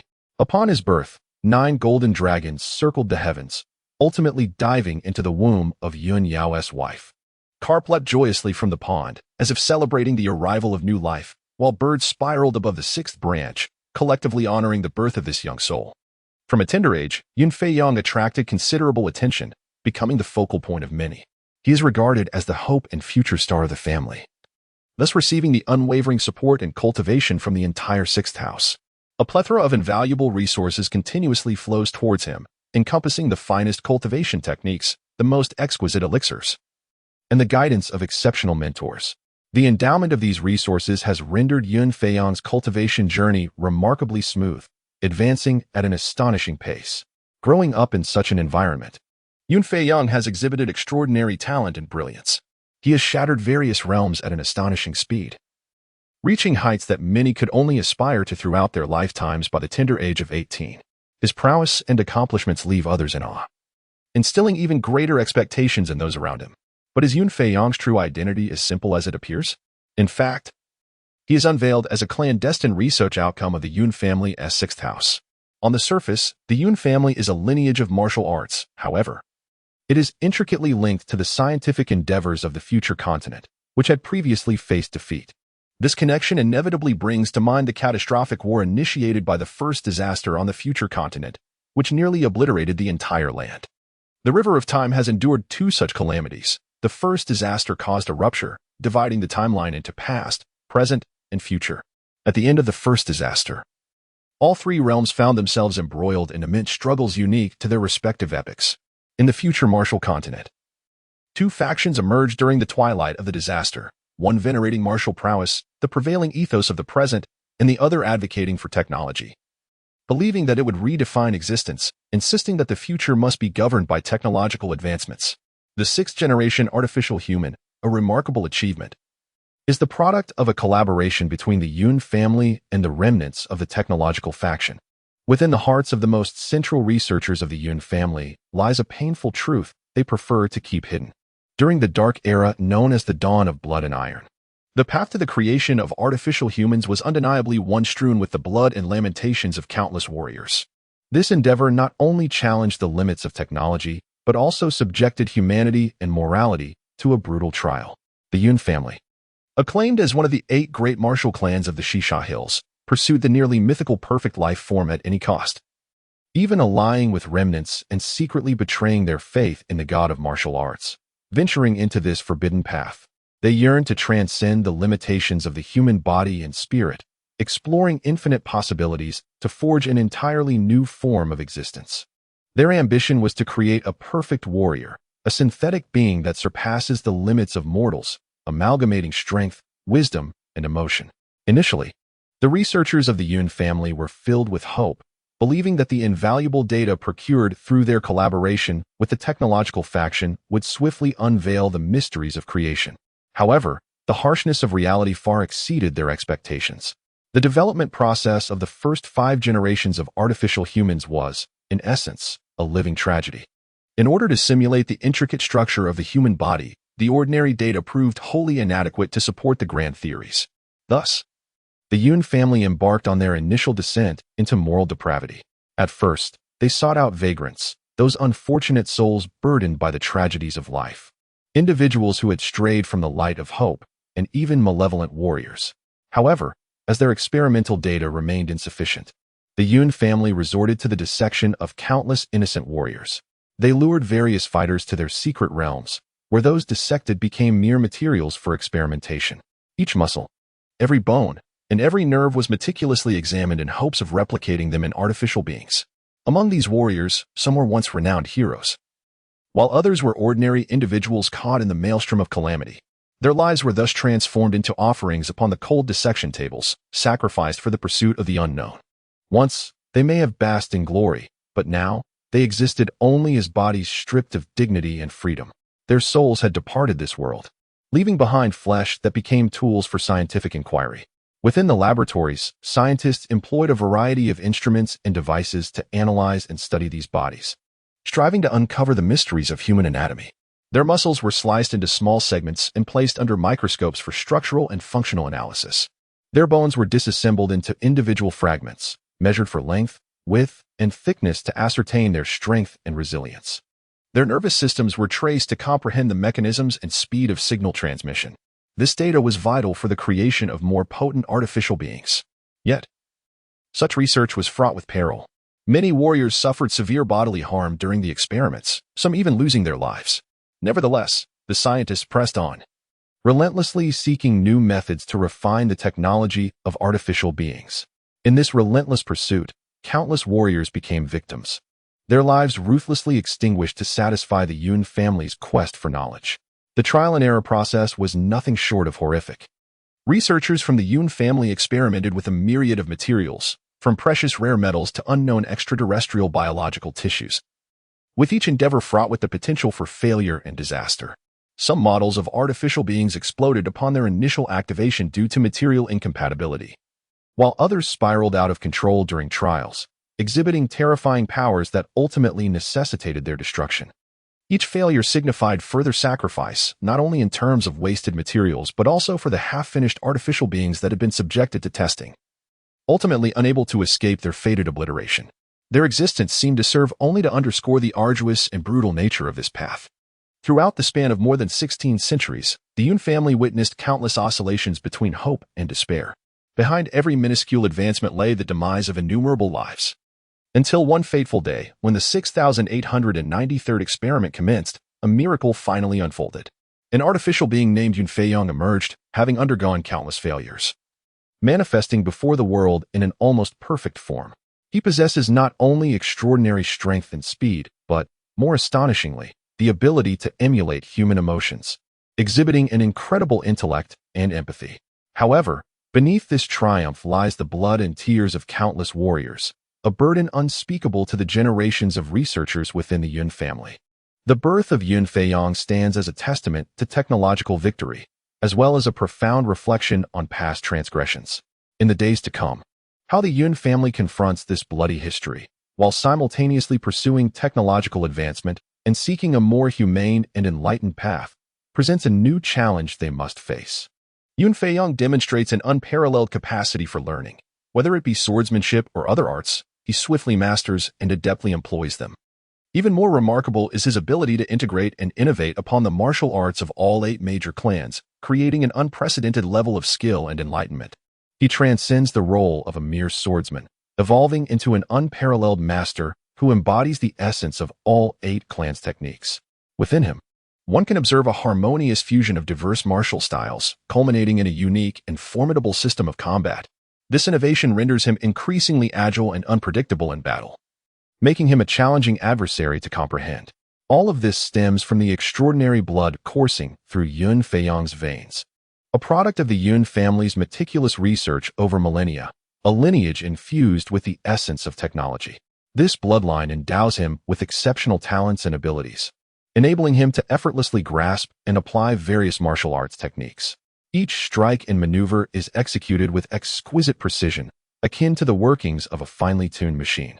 In combat, Yun Feiyong resembles a flawless fighting machine, his movements fluid and natural, devoid of any vulnerabilities. His swordplay strikes like a tempest, swift as lightning. His fist techniques are forceful and commanding. His palm techniques are elusive and unpredictable, leaving opponents defenseless. Each action is executed with impeccable timing, evoking awe in those who witness it. As for the enhancement of Yun Feiyong's prowess, it is attributed to the previous head of the 6 houses, Yun Yao, who, as his grandfather, filtered the energies of 7 or 8 ancestral figures of the Yun family, such as Yunin, the originator of the Yun hidden sword technique, Yun Xiaoyao, the founder of the mysterious step, and Yun Hu, the creator of the transforming cloud technique, transforming them into the purest force infused into Yun Feiyong's being. Thus, at the seemingly tender age of 28, Yun Feiyong possesses the internal strength and the crystallization of martial arts accumulated over millennia, reigning supreme atop the genius rankings with an otherworldly demeanor. In the face of C, a prodigy of the Dark Demon Tiger clan, who appears once in a millennium, Yun Feiyong's eyes betray no flicker of emotional turmoil. In his mind, he perceives only 2 concepts, the enemy and the Yun family. During the creation of the artificial being, the soul imprinting mandated not only independent thought but also unconditional obedience to the commands of the head of the Yun family. Thus, upon stepping onto the arena, Yun Feiyong had already regarded C as his foe, his aura rising with a confidence that bordered on cold detachment. He was acutely aware that the technological prowess within him was sufficient to crush any adversary, including the one before him, C. With a sharp whistle, Yun Feiyong soared into action, resembling a delicate cloud drifting effortlessly through the air. His form appeared alternately to C's left and right, rendering C utterly defenseless. The long sword in Yun Feiyong's grasp shimmered with a chilling light, and his cloud concealment swordplay had reached an extraordinary level of mastery. Each strike seemed to meld seamlessly into the air, eluding comprehension. The inner strength he wielded was derived from the filtered power of his ancestor, Yunin, flowing ceaselessly from within him, amplifying the potency of his attacks. Had Yunin been present to witness this swordplay, he would undoubtedly marvel at the emergence of a worthy successor. Even more astonishing was Yun Feiyong's profound bond with the spirit of his sword, achieving a state of unity between man and blade. His sword appeared almost sentient, dancing in harmony with his thoughts. Each of his strikes exuded a fierce sword aura, imposing tremendous pressure upon C. Although C possessed remarkable talent, he found himself somewhat overwhelmed in the presence of Yun Feiyong. The latter's swordsmanship, agility, and grasp of the rhythm of battle far exceeded C's expectations. Every move C made was anticipated by Yun Feiyong, as if C's actions were moving at the pace of a snail in his eyes. Internally, C lamented. He had once believed himself powerful enough to vanquish Yun Feiyong, but now it was evident that he had underestimated his opponent's strength. C's spirit began to feel stifled. He had never encountered such a formidable foe. He attempted to engage Yun Fei-yong in a life-or-death struggle, relying on his internal energy combined with swordplay. But each clash was deftly countered by Yun Fei-yong's more intricate techniques. Yun Fei-yong's swordsmanship ensnared C like an inescapable web, leaving him no avenue of escape. However, just as everyone anticipated Yun Fei-yong's effortless victory, C unexpectedly unleashed a tremendous power. It was as if the dark demon god bloodline within him had been awakened. Resonating with the sword spirit he had only recently mastered, a formidable, primal aura began to emanate. C's swordplay grew increasingly ferocious, with each attack imbued with cataclysmic force. Yet, even in the face of this, Yun Fei-yong remained unflustered. He understood that the technological force within him was more than capable of meeting any challenge. Taking a deep breath, he recalibrated his focus and faced C's onslaught with a composed demeanor. In the midst of a fierce confrontation, Yun Fei-yong suddenly executed an unprecedented sword technique. The Cloud Concealment Dawn. With a swift flick of his wrist, a razor-sharp sword aura shot forth like lightning, imbued with boundless might and murderous intent. This strike seemed to encapsulate the wisdom and strength of the entire Yun clan, the sword gleaming like a rising sun, illuminating the entire arena. The sword light pierced through C's intricate web of blades, striking directly at his vital points. C's body halted midair, a grimace of agony gradually overtaking his features, as the long sword in his hand slipped weakly from his grasp. At last, he fell helplessly onto the arena, stirring up a cloud of dust. In that instant, the entire venue fell into a profound silence, all present rendered speechless by Yun Fei-yong's formidable sword strike. They had never witnessed such a powerful swordsmanship nor encountered a victor so composed. Standing upon the stage, Yun Fei-yong's figure appeared exceptionally towering. His gaze swept over the audience below, his heart unperturbed. Chapter 60. A patch. Just as everyone believed the outcome was settled and Yun Fei-yong was to be crowned the unchallenged champion of this duel, C's unconscious body suddenly erupted with a dazzling radiance, imbued with 6 distinct elemental hues: black, white, purple, green, silver, and gray. These were the 6 elemental forces encapsulated within the bloodline of the dark demon evil god: darkness, time, thunder, wind, space, and malevolence. These elements spiraled wildly around him, intertwining to form a peculiar tapestry. In that moment, C's eyes transformed from vacant to profound, akin to the cosmos itself. As if he could perceive the mysteries of time and space, the very fabric of space around him began to warp, resonating with an unknown rift in time and space, causing his speed to surge to unimaginable heights. C's figure flickered upon the arena, at times appearing to the left of Yun Fei-yong, and at times instantaneously shifting to his right, his velocity so swift that even Yun Fei-yong's eyes struggled to catch up, as though he truly traversed the fissures of space with ease. Such a manifestation of spatial and temporal traversal, shattering the void, was a power attainable only by those of imperial caliber. This world brimmed with endless possibilities, allowing individuals to pursue the so-called imperial realm through various paths. However, the majority opted for a steady cultivation journey, commencing from the initial stages of chi training and gradually enhancing their prowess. They traversed through foundational establishment, golden core, and primordial infant stages, continuously breaking through their limits until they reached the realms of divine transformation, void refinement, integration, and great ascension, ultimately aspiring to the higher echelons of true immortals, golden immortals, supreme oneness, and the Grand Tao. Among these, the Grand Tao realm equates to the imperial level. Yet those who can truly ascend to the status of Tao ancestor are exceedingly rare. The power of a Tao ancestor far surpasses that of an emperor, effortlessly overpowering them. Nonetheless, there exist exceptionally gifted prodigies who, through their remarkable talents and relentless effort, may contend with emperors. However, such prodigies are indeed as rare as phoenix feathers and unicorn horns. Alternatively, one might elevate their prowess by mastering a singular great path and relying on profound comprehension of this path to enhance their strength. As the saying goes, the 3,000 worlds encapsulate 3,000 great paths. Generally, if one can grasp over 90% of a great path, they may reach the imperial realm. Yet, much like the distinction between the mainstream and tributaries of a river, the turbulent waters of the river of time also exhibit variances between tributaries and the mainstream. And these great paths, as components distributed throughout the river of time, naturally possess disparities in strength and weakness. If one were to traverse the mighty path, perhaps mastering merely 70% would suffice to ascend to the status of a great emperor. Yet, should the path be feeble, Even complete refinement might not elevate one beyond the strength of an ordinary sovereign. The Dark Demon Evil God Tiger Clan, a remarkably unique entity within the small world, embarks on a journey to advancement that is fraught with challenges and hardships. Unlike most creatures that enhance their prowess through cultivation or elevation of realms, the Dark Demon Evil God Tiger measures and augments its strength through the peculiar passage of years. From the initial decade of youthful tigers, enduring the trials of a century, a millennium, and eventually through the lengthy sedimentation of 10,000 to 100,000 years, their power gradually intensifies. However, constrained by the celestial rules of their diminutive realm, the Dark Demon Evil God Tiger Clan, despite possessing astonishing potential, finds it exceedingly difficult to amass energy beyond the million-year threshold, although their cultivation approaches or even reaches the caliber of certain high-ranking soul beasts. The limitations of their status prevent them from genuinely attaining the level of a million-year soul beast. This precarious position places the Dark Demon Evil God Tiger Clan in a nuanced equilibrium within the realm of soul beasts, neither at the pinnacle nor amongst the weakest. To surmount this predicament, the Dark Demon Evil God Tiger Clan must seek a special divine position. This divine status not only symbolizes strength but also serves as the key to transcending rank and overcoming the constraints imposed by the heavens and earth. Yet, for soul beasts, the challenge of acquiring a divine position far exceeds that faced by human soul masters. Human soul masters, being humanoid, are more readily favored by the deities and can inherit their legacies, while soul beasts often struggle to gain divine favor due to their forms and natures. Among the myriad divine positions, those belonging to the beast clan are particularly scarce, with the most illustrious being that of the beast god.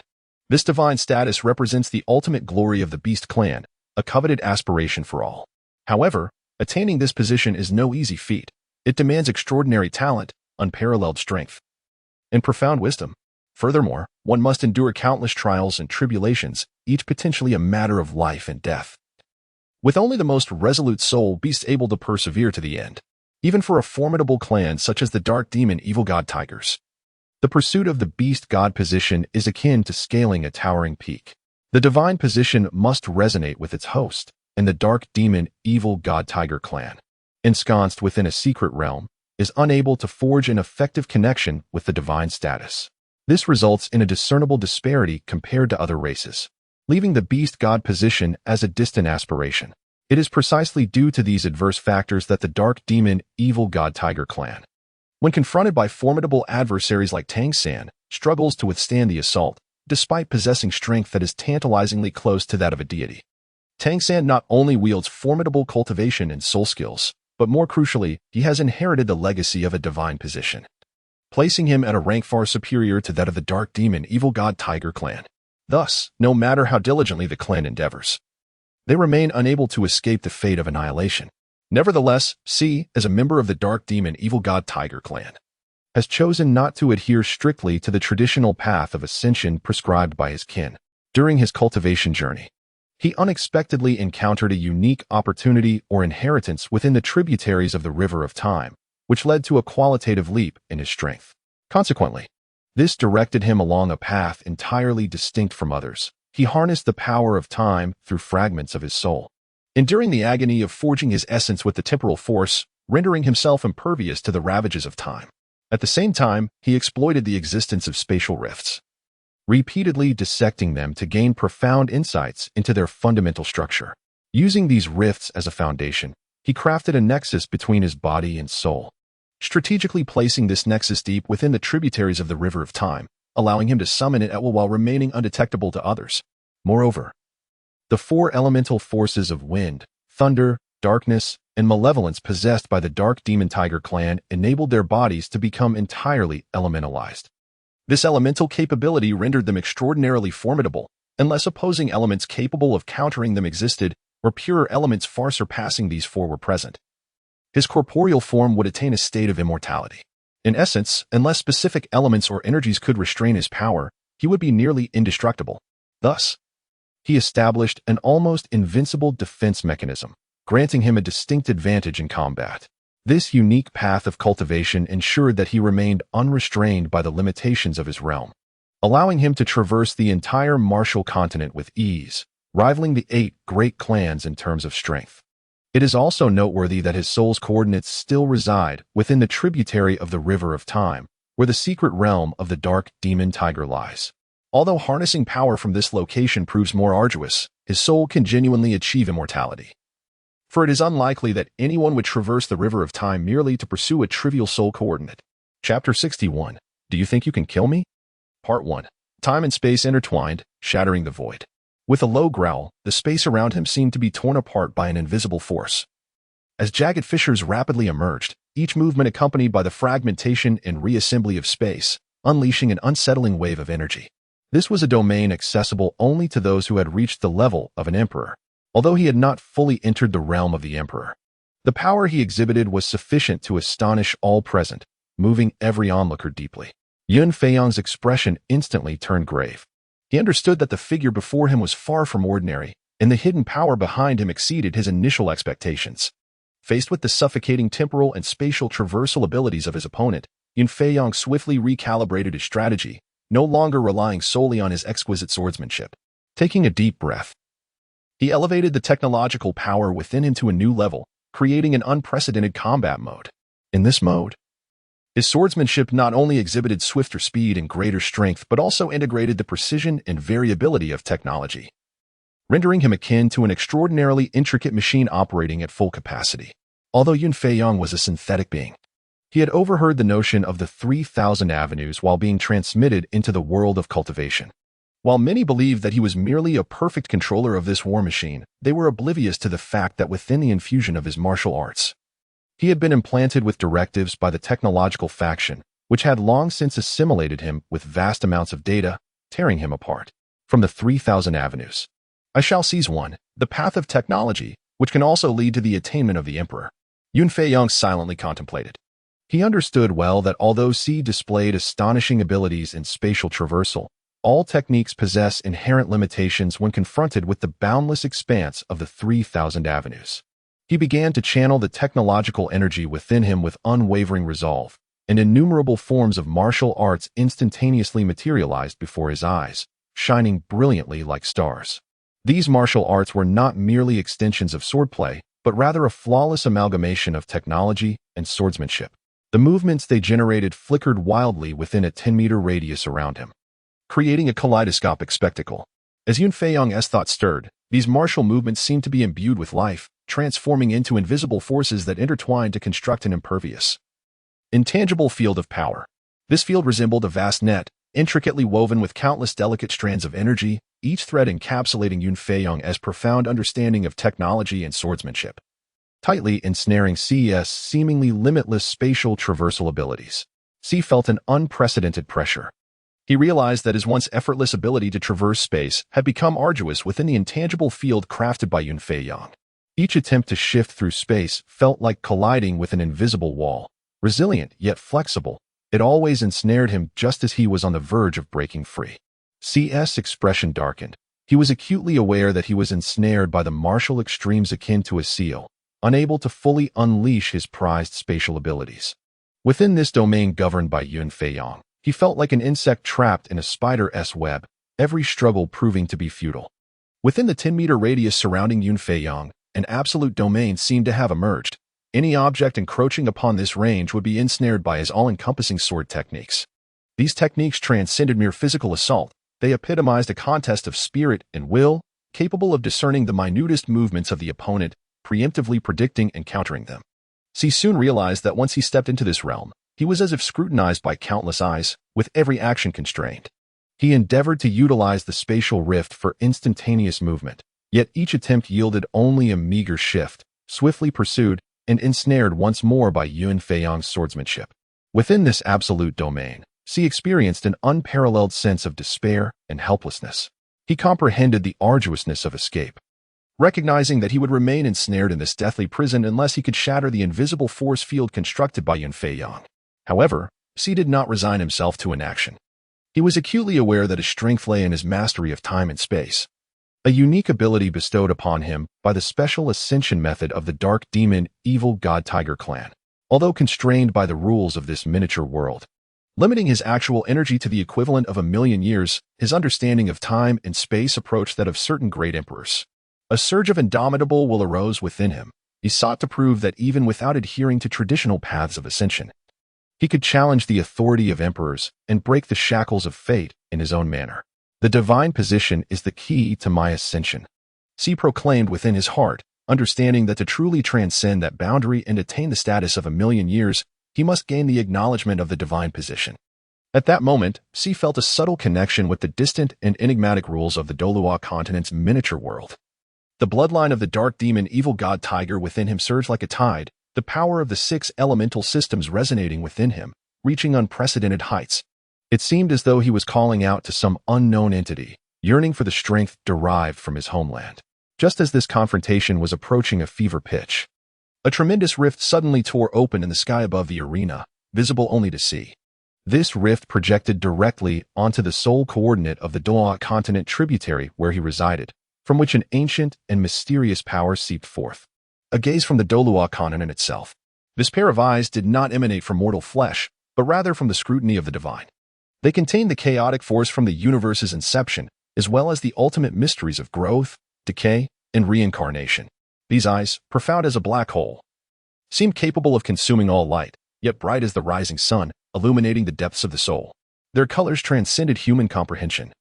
At times as deep as the night sky, speckled with stars, at other times as fierce as flames, exuding boundless majesty and power.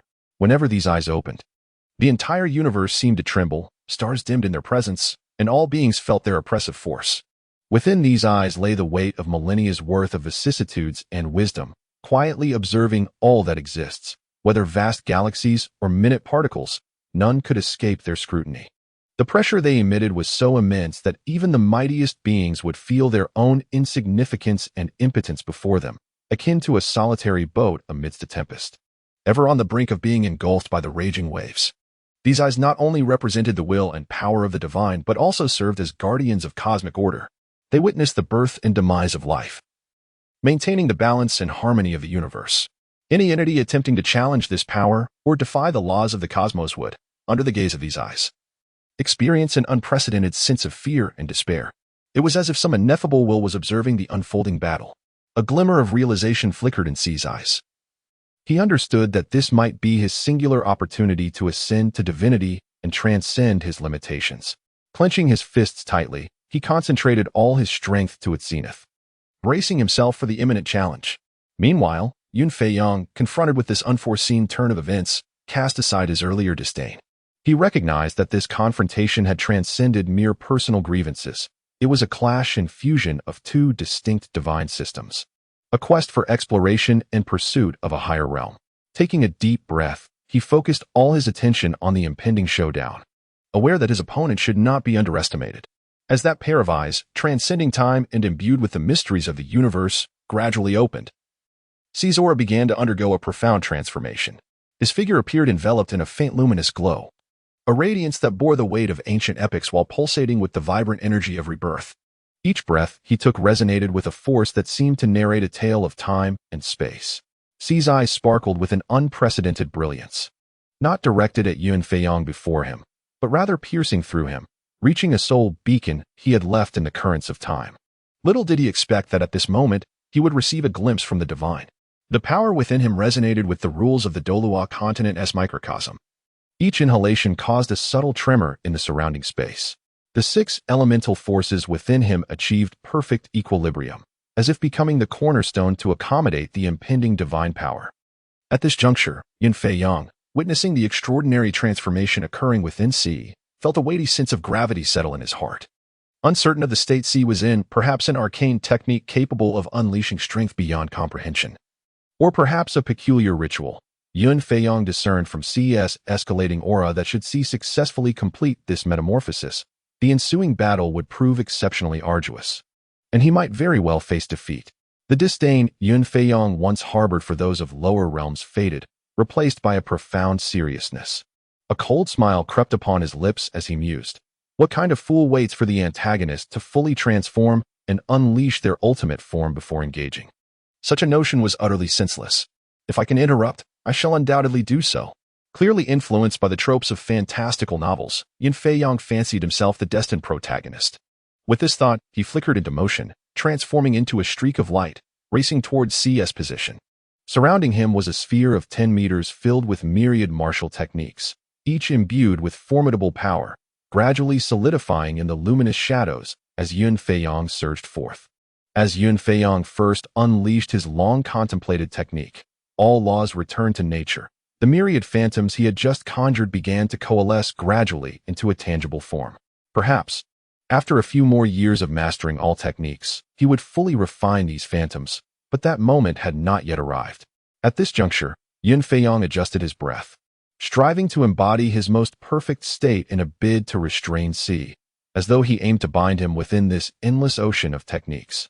His figure flitted like a specter, swiftly traversing the space between the techniques, with every half-real, half-illusory shadow potentially revealing Yun Feiyong's form in the next heartbeat. However, as Yun Feiyong approached Xi, he was astonished to discover that his domain of techniques could not touch Xi's body. It was as if Xi existed in an extraordinarily peculiar state, seemingly detached from this time and space, adrift between the past and the future. A jolt surged through Yun Feiyong. He was struck by numerous questions. Was Xi truly no longer part of this plane? Such a phenomenon was exceedingly rare. The past, present, and future existed independently, without mutual influence or interference. The past was unaffected by the present and future, the present was unbound by the past and future, and the future remained free from the constraints of the past and present.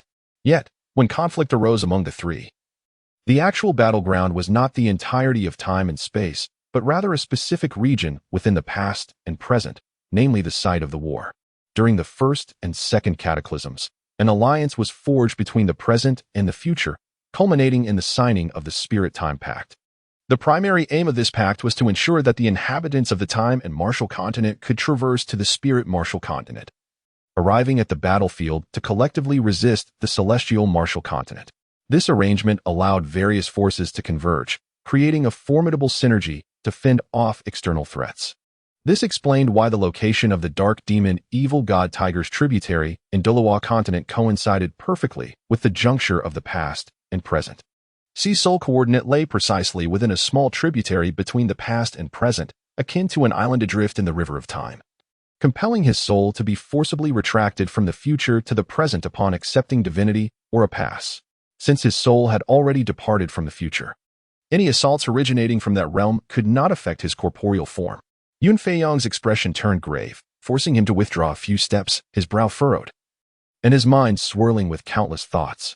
Confronted by this enigmatic force of temporal protection, he felt an unprecedented weight of pressure and confusion within his repository of knowledge. He began to search rapidly, hoping to unearth a glimmer of insight or inspiration to surmount this predicament. He recalled the myriad skills and knowledge he had acquired in the past, martial arts, science, theology, and more, but found no pertinent information. The concept of temporal protection appeared entirely foreign, leaving him at a loss. As time elapsed, his anxiety deepened, prompting him to contemplate possible avenues, striving to comprehend and analyze the issue from various perspectives. Yet, akin to a stalled algorithm, there was no progress whatsoever. This was the inherent flaw of the artificial beings. When confronted with questions that transcended their comprehension, they would not engage in rational thought, instead exhibiting the same shortcomings as a frozen algorithm. Ultimately, Yun Feiyong could only exhale a resigned sigh, his heart filled with bitterness and a sense of helplessness. He had attempted to prevent Xi from proceeding, yet found himself powerless. Now, he had to confront the reality, choosing instead to observe the unfolding events with patience. No wonder the protagonists often wait for the antagonists to fully transform before striking. Some fated children of destiny truly seem unassailable. Yun Feiyong reflected silently. His gaze remained fixed upon Xi, meticulously observing every movement, prepared for any eventuality. Meanwhile, Xi appeared entirely oblivious to Yun Feiyong's transformation, wholly absorbed in resonating with the rules of the small world of Douluo continent.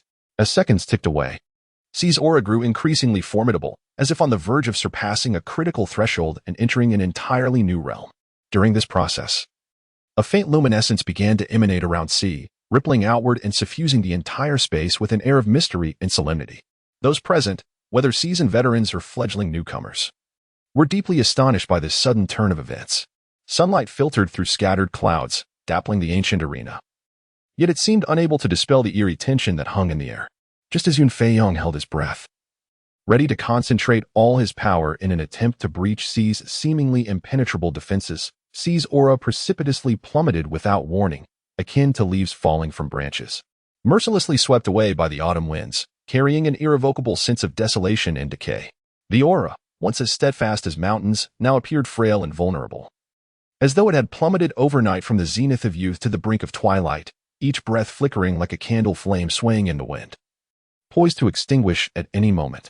Yun Feiyong's movements involuntarily stalled. He stared in disbelief at C, his clenched fists trembling slightly, as the gathered power seemed to lose its intended release. Outside the arena, the audience was thrown into a tumult of confusion. Gasps of astonishment filled the air. Whispers exchanged among spectators, while some even rose to their feet, eyes wide with shock and bewilderment. What on earth was happening? An elderly man, his hair white as snow, murmured to himself. Despite his breadth of experience, he had never witnessed such an enigmatic phenomenon. Could it be that this was not some legendary secret technique capable of drastically enhancing one's power in a short span, but rather a forbidden art? A young disciple, equally perplexed, shifted his gaze between C and Yun Feiyong, seeking answers.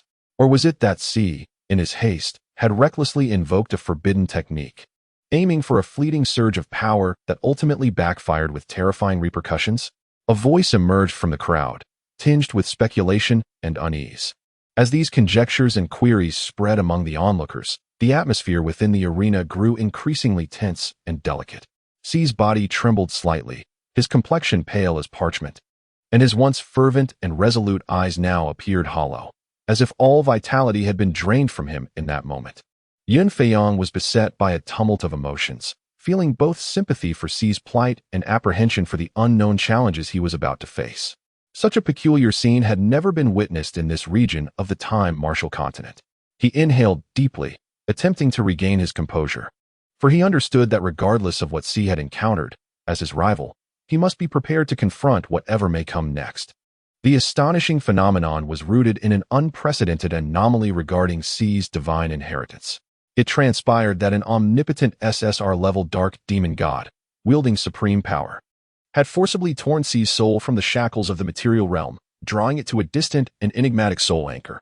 This separation of soul from body placed C's spiritual essence in a plane starkly different from reality, where he could only tenuously accept a fragment of the vast divine power bestowed by the dark demon god.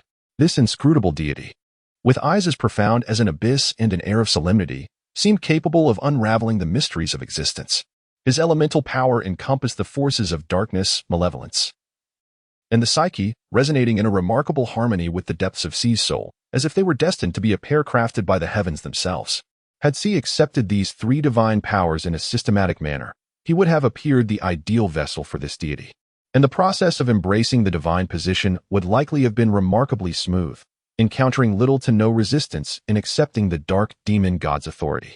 However, behind this seemingly flawless fusion, an unprecedented crisis was quietly brewing. C, a prodigious powerhouse, possessed elemental powers from 6 distinct systems, while the dark demon god's dominion could only manifest its utmost mastery within the realms of darkness, malevolence, and the psyche. This disparity between 3 systems and 6 systems resembled an insurmountable chasm, obstructing the path between C and the divine position.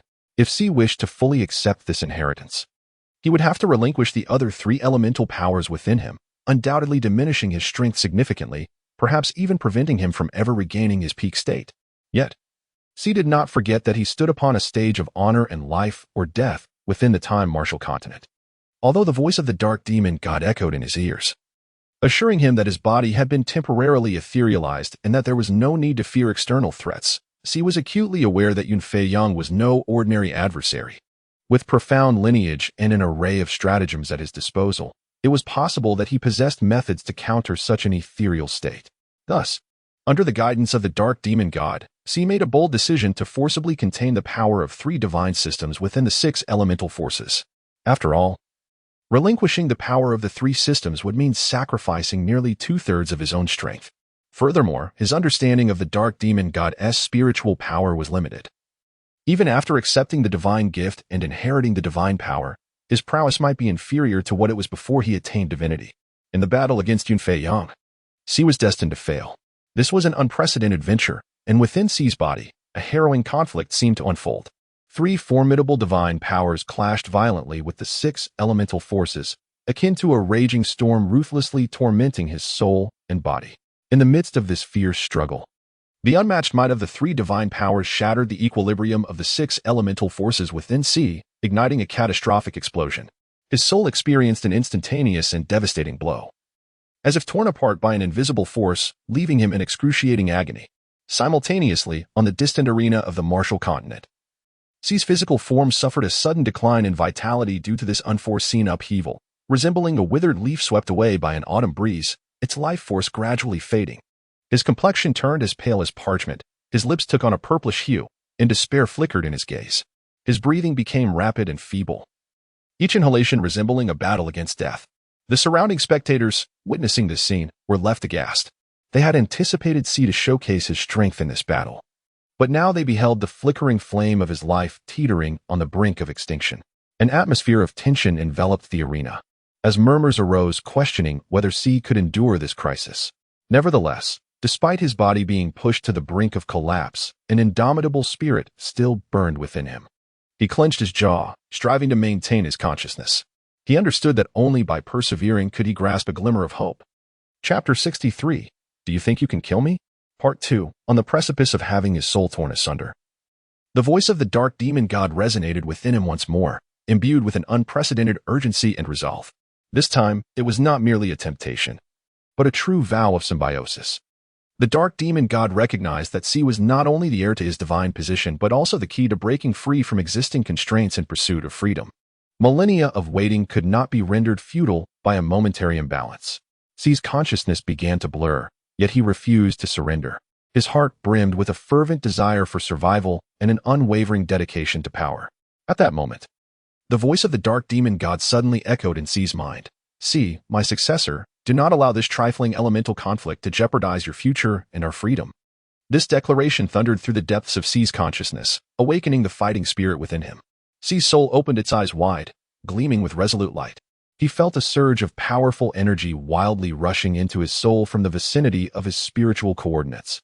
This was the inheritance power bestowed by the dark demon god. C tightly clenched his fists, feeling the surging power within him tearing at his spirit. His soul floated within the river of time, emanating an aura of formidable strength. Each breath seemed to create an immense disturbance in both space and time. With the intervention of the will of the dark demon god, the battleground within C underwent a cataclysmic transformation. The fierce confrontation between the three divine powers and the six elemental forces began an extraordinary attempt at fusion, transcending mere conquest and submission, instead intertwining and seeking a path of coexistence. The embodiment of darkness, evil, and spirit from the dark demon god began to assume a posture of almost sacrificial adjustment, striving to harmonize its frequency with C's six elements, aiming for a subtle equilibrium. This transformation rendered C's aura exceptionally intricate. At times, his vitality appeared utterly drained, his presence dim like a candle flickering in the wind, prompting murmurs of concern from the spectators. At other moments, a profound and ancient force surged within him, deepening his essence to an unfathomable extent, as if connecting him to the mysteries of another realm, a testament to the dark demon god's relentless efforts to mend C's body with divine power. In this second conflict, C became a battleground for the clash of two worlds, where each breath and heartbeat was accompanied by intense pain and unknown transformation. Yet it was this suffering that awakened unprecedented potential within him, guiding him along a path that fused the power of the dark demon god with his own six elemental forces, breaking conventions and creating new possibilities. The dark demon god, in his relentless pursuit, not only recognized C's worth but also understood that divine status, while symbolizing identity and strength, acted as a shackle, constraining freedom and growth. He yearned to achieve self-transcendence through C, to shatter the bonds of divinity and explore a broader expanse. Thus, he was willing to pay a hefty price, even sacrificing a portion of his own power, to ensure C's survival and continued journey. As time progressed, the conflicts within C gradually subsided, giving birth to an unprecedented harmony within him. The six elements and the three divine powers ceased to be adversaries. Instead, they became interdependent, collectively forming a new system of power. C employed darkness, evil, and spirit as the foundation, self-destructing the forces of darkness and evil, allowing wind and thunder to rely upon the power of darkness, while time and space anchored themselves in the forces of evil. Thus, The combined strength of wind, thunder, and darkness equated to the sum of time, space, and evil, which in turn equated to the power of spirit. C self-destructed the majority of his original force, ultimately achieving an extraordinary and harmonious balance. No longer was CS aura dim. It was no longer merely profound but imbued with an ineffable majesty and power, a miracle wrought from the combined efforts of the dark demon god and C. When C reopened his eyes, the unwavering determination that shone within them transcended life and death. He slowly rose to his feet, his body still appearing somewhat frail. The 6 elements within him not yet fully integrated, yet the aura he exuded left all in attendance utterly astounded. The momentum exuded by him seemed capable of penetrating all obstacles, striking directly at the depths of the human soul. Upon witnessing this scene, Yun Feiyong could not help but adopt a solemn expression. He understood that the current C was vastly different from before. The power and aura he displayed had undergone a remarkable enhancement. C had now transformed into a far more formidable and perilous adversary. Having accepted the divine position, he gradually opened his eyes, as if emerging from an endless abyss, radiating a transcendent tranquility and power. His body gradually detached from its previous ethereal state, every inch of his skin emanating a faint glow, even tinged with a subtle blue luminescence, a testament to the perfect fusion of the dark demonic god's power with his own 6 elemental forces and mental strength. This sudden change surged forth with the ferocity of a thunderclap, shattering the silence of the space and catching Yun Feiyong off guard as he sat cross-legged opposite C. It felt as though a tremendous force had struck him, abruptly awakening him from his meditative state. His gaze was filled with astonishment and vigilance. Every muscle in his body taut, resembling a leopard poised to pounce at any moment. In that fleeting instant, Yun Feiyong moved with the swiftness of lightning, leaping from the ground as a torrent of battle intent surged through him. His breath sharpened and became piercing, akin to a drawn sword glinting with cold light. Yun Feiyong's unwavering gaze was fixed on C, acutely aware of the profound transformation in his aura. What had once been a tranquil presence now emanated an unfathomable depth, concealing endless secrets. This alteration instilled a flicker of unease in Yun Feiyong, yet simultaneously ignited the fighting spirit buried deep within him. Faced with such an enigmatic situation, Yun Feiyong dared not display even a hint of complacency. He furrowed his brow tightly, concentrating intently on C, striving to discern his every movement. He realized that, compared to a mere quarter of an hour prior, this confrontation would undoubtedly be far more intense. C's aura now transcended the realm of this world, as if he were no longer merely a martial artist, but rather a being wielding some ancient and powerful force. The 6 elemental energies within him, already boiling, had become even more ferocious and orderly after receiving the triadic divine power of the dark demonic god. They whirled around him in a frenzied dance, forming resplendent elemental storms, each strand of element infused with the capacity to annihilate all. Most astonishingly, due to the inheritance of divine mental power, C's perceptual abilities had reached unprecedented heights. His eyes seemed to pierce through the mists of space, capable of detecting energy fluctuations so minuscule they were nearly imperceptible. Previously, he might have struggled to catch a glimpse of his opponent's technique and motion, but now, his perception had grown powerful enough to effortlessly track every trajectory of Yun Feiyong's movements within a 10-meter radius, even anticipating his next actions. Standing amidst the swirling elemental storm, C exuded an aura of calmness and wisdom, his eyes shimmering with an insightful glimmer. He was acutely aware that the power he currently possessed far surpassed his previous imaginings. Power, he mused lightly. Although he had not entirely mastered the forces of the 7 elements, he was still capable of employing them in simple ways. At his fingertips, a vibrant whirlwind spun, encircled by 7 hues, each representing a different element. Before him stood Yun Feiyong, who, confronted with such a deity-like adversary, could not help but feel a profound sense of reverence swell within him. The formidable aura and unmatched prowess of his opponent enveloped him in a shroud of despair, as if he were ensnared in an endless abyss, while the adversary gleamed like a brilliant star, suspended in the heavens, radiating a dazzling light. Yet, simultaneously, a more intense battle fervor ignited within Yun Feiyong's heart. It was a yearning to challenge himself, a resolute determination to transcend limits and overcome obstacles. He understood that, in the face of such a formidable foe, retreat would only lead him to despair. Only by advancing boldly could he hope to glimpse the dawn of victory. This opportunity was not one that came easily, he pondered silently. He recognized that clashing with this godlike opponent would be a rare experience. This battle was not merely a life-and-death struggle. It was a chance for personal growth and the breaking of barriers. Each move and technique tested his strength. Every attack and defense honed his skills. On the arena, tension reached its zenith, as if the very air had solidified. The audience held their breath, aware that this confrontation would be etched into history, becoming a legendary chapter in the annals of the Shermu continent.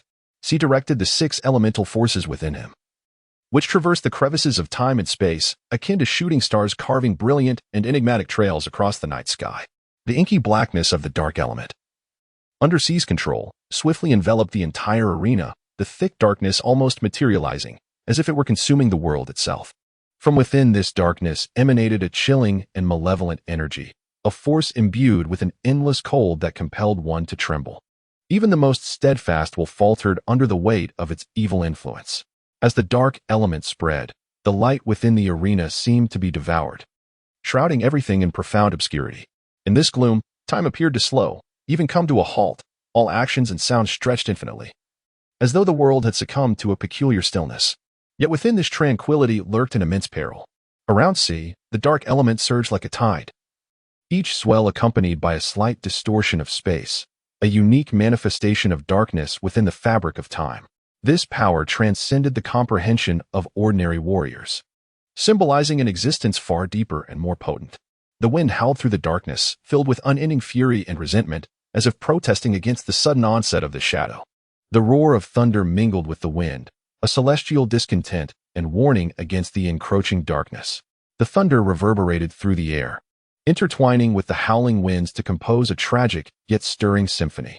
Against this orchestral backdrop, the figure of C flickered in and out of the darkness, akin to a phantom, weaving through the shadows with an ethereal grace.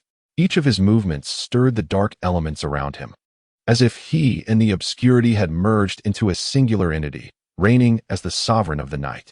In contrast, Yun Feiyang, confronted by this sudden onset of darkness and malevolent power, felt no tremor of fear within his heart. His gaze shimmered with unwavering resolve, a reflection of his thirst for victory and a challenge to his own limits. Taking a deep breath, he steadied himself, bracing for an unprecedented trial. Around Yun Feiyang, the aura of swordsmanship began to surge quietly. The sword energy within him danced eagerly, becoming more vibrant and harmonious upon sensing C's formidable presence. Under his command, it coalesced into sharp sword chi shields, safeguarding him resolutely. Meanwhile, beyond this protective barrier, Yun Feiyang's techniques brewed silently, as he sought to uncover a glimmer of hope amidst the darkness, aiming to deliver a fatal blow to C. However, C offered him no such opportunity. In the shadows, C's soul power enveloped the entirety of the arena with flawless precision. He seemed to perceive everything, accurately capturing every movement and breath of Yun Feiyang. With a soft chuckle, he merely raised his hand, and the dark elements in his grasp swiftly condensed into a black blade, slicing through the darkness like a bolt of lightning, hurtling towards Yun Feiyang. Startled, Yun Feiyang had not anticipated the swiftness and accuracy of C's attack. He hastily raised his sword, attempting to counter this dark blade. Yet, the blade pierced through his sword with the ease of slicing through tofu, his weapon forged from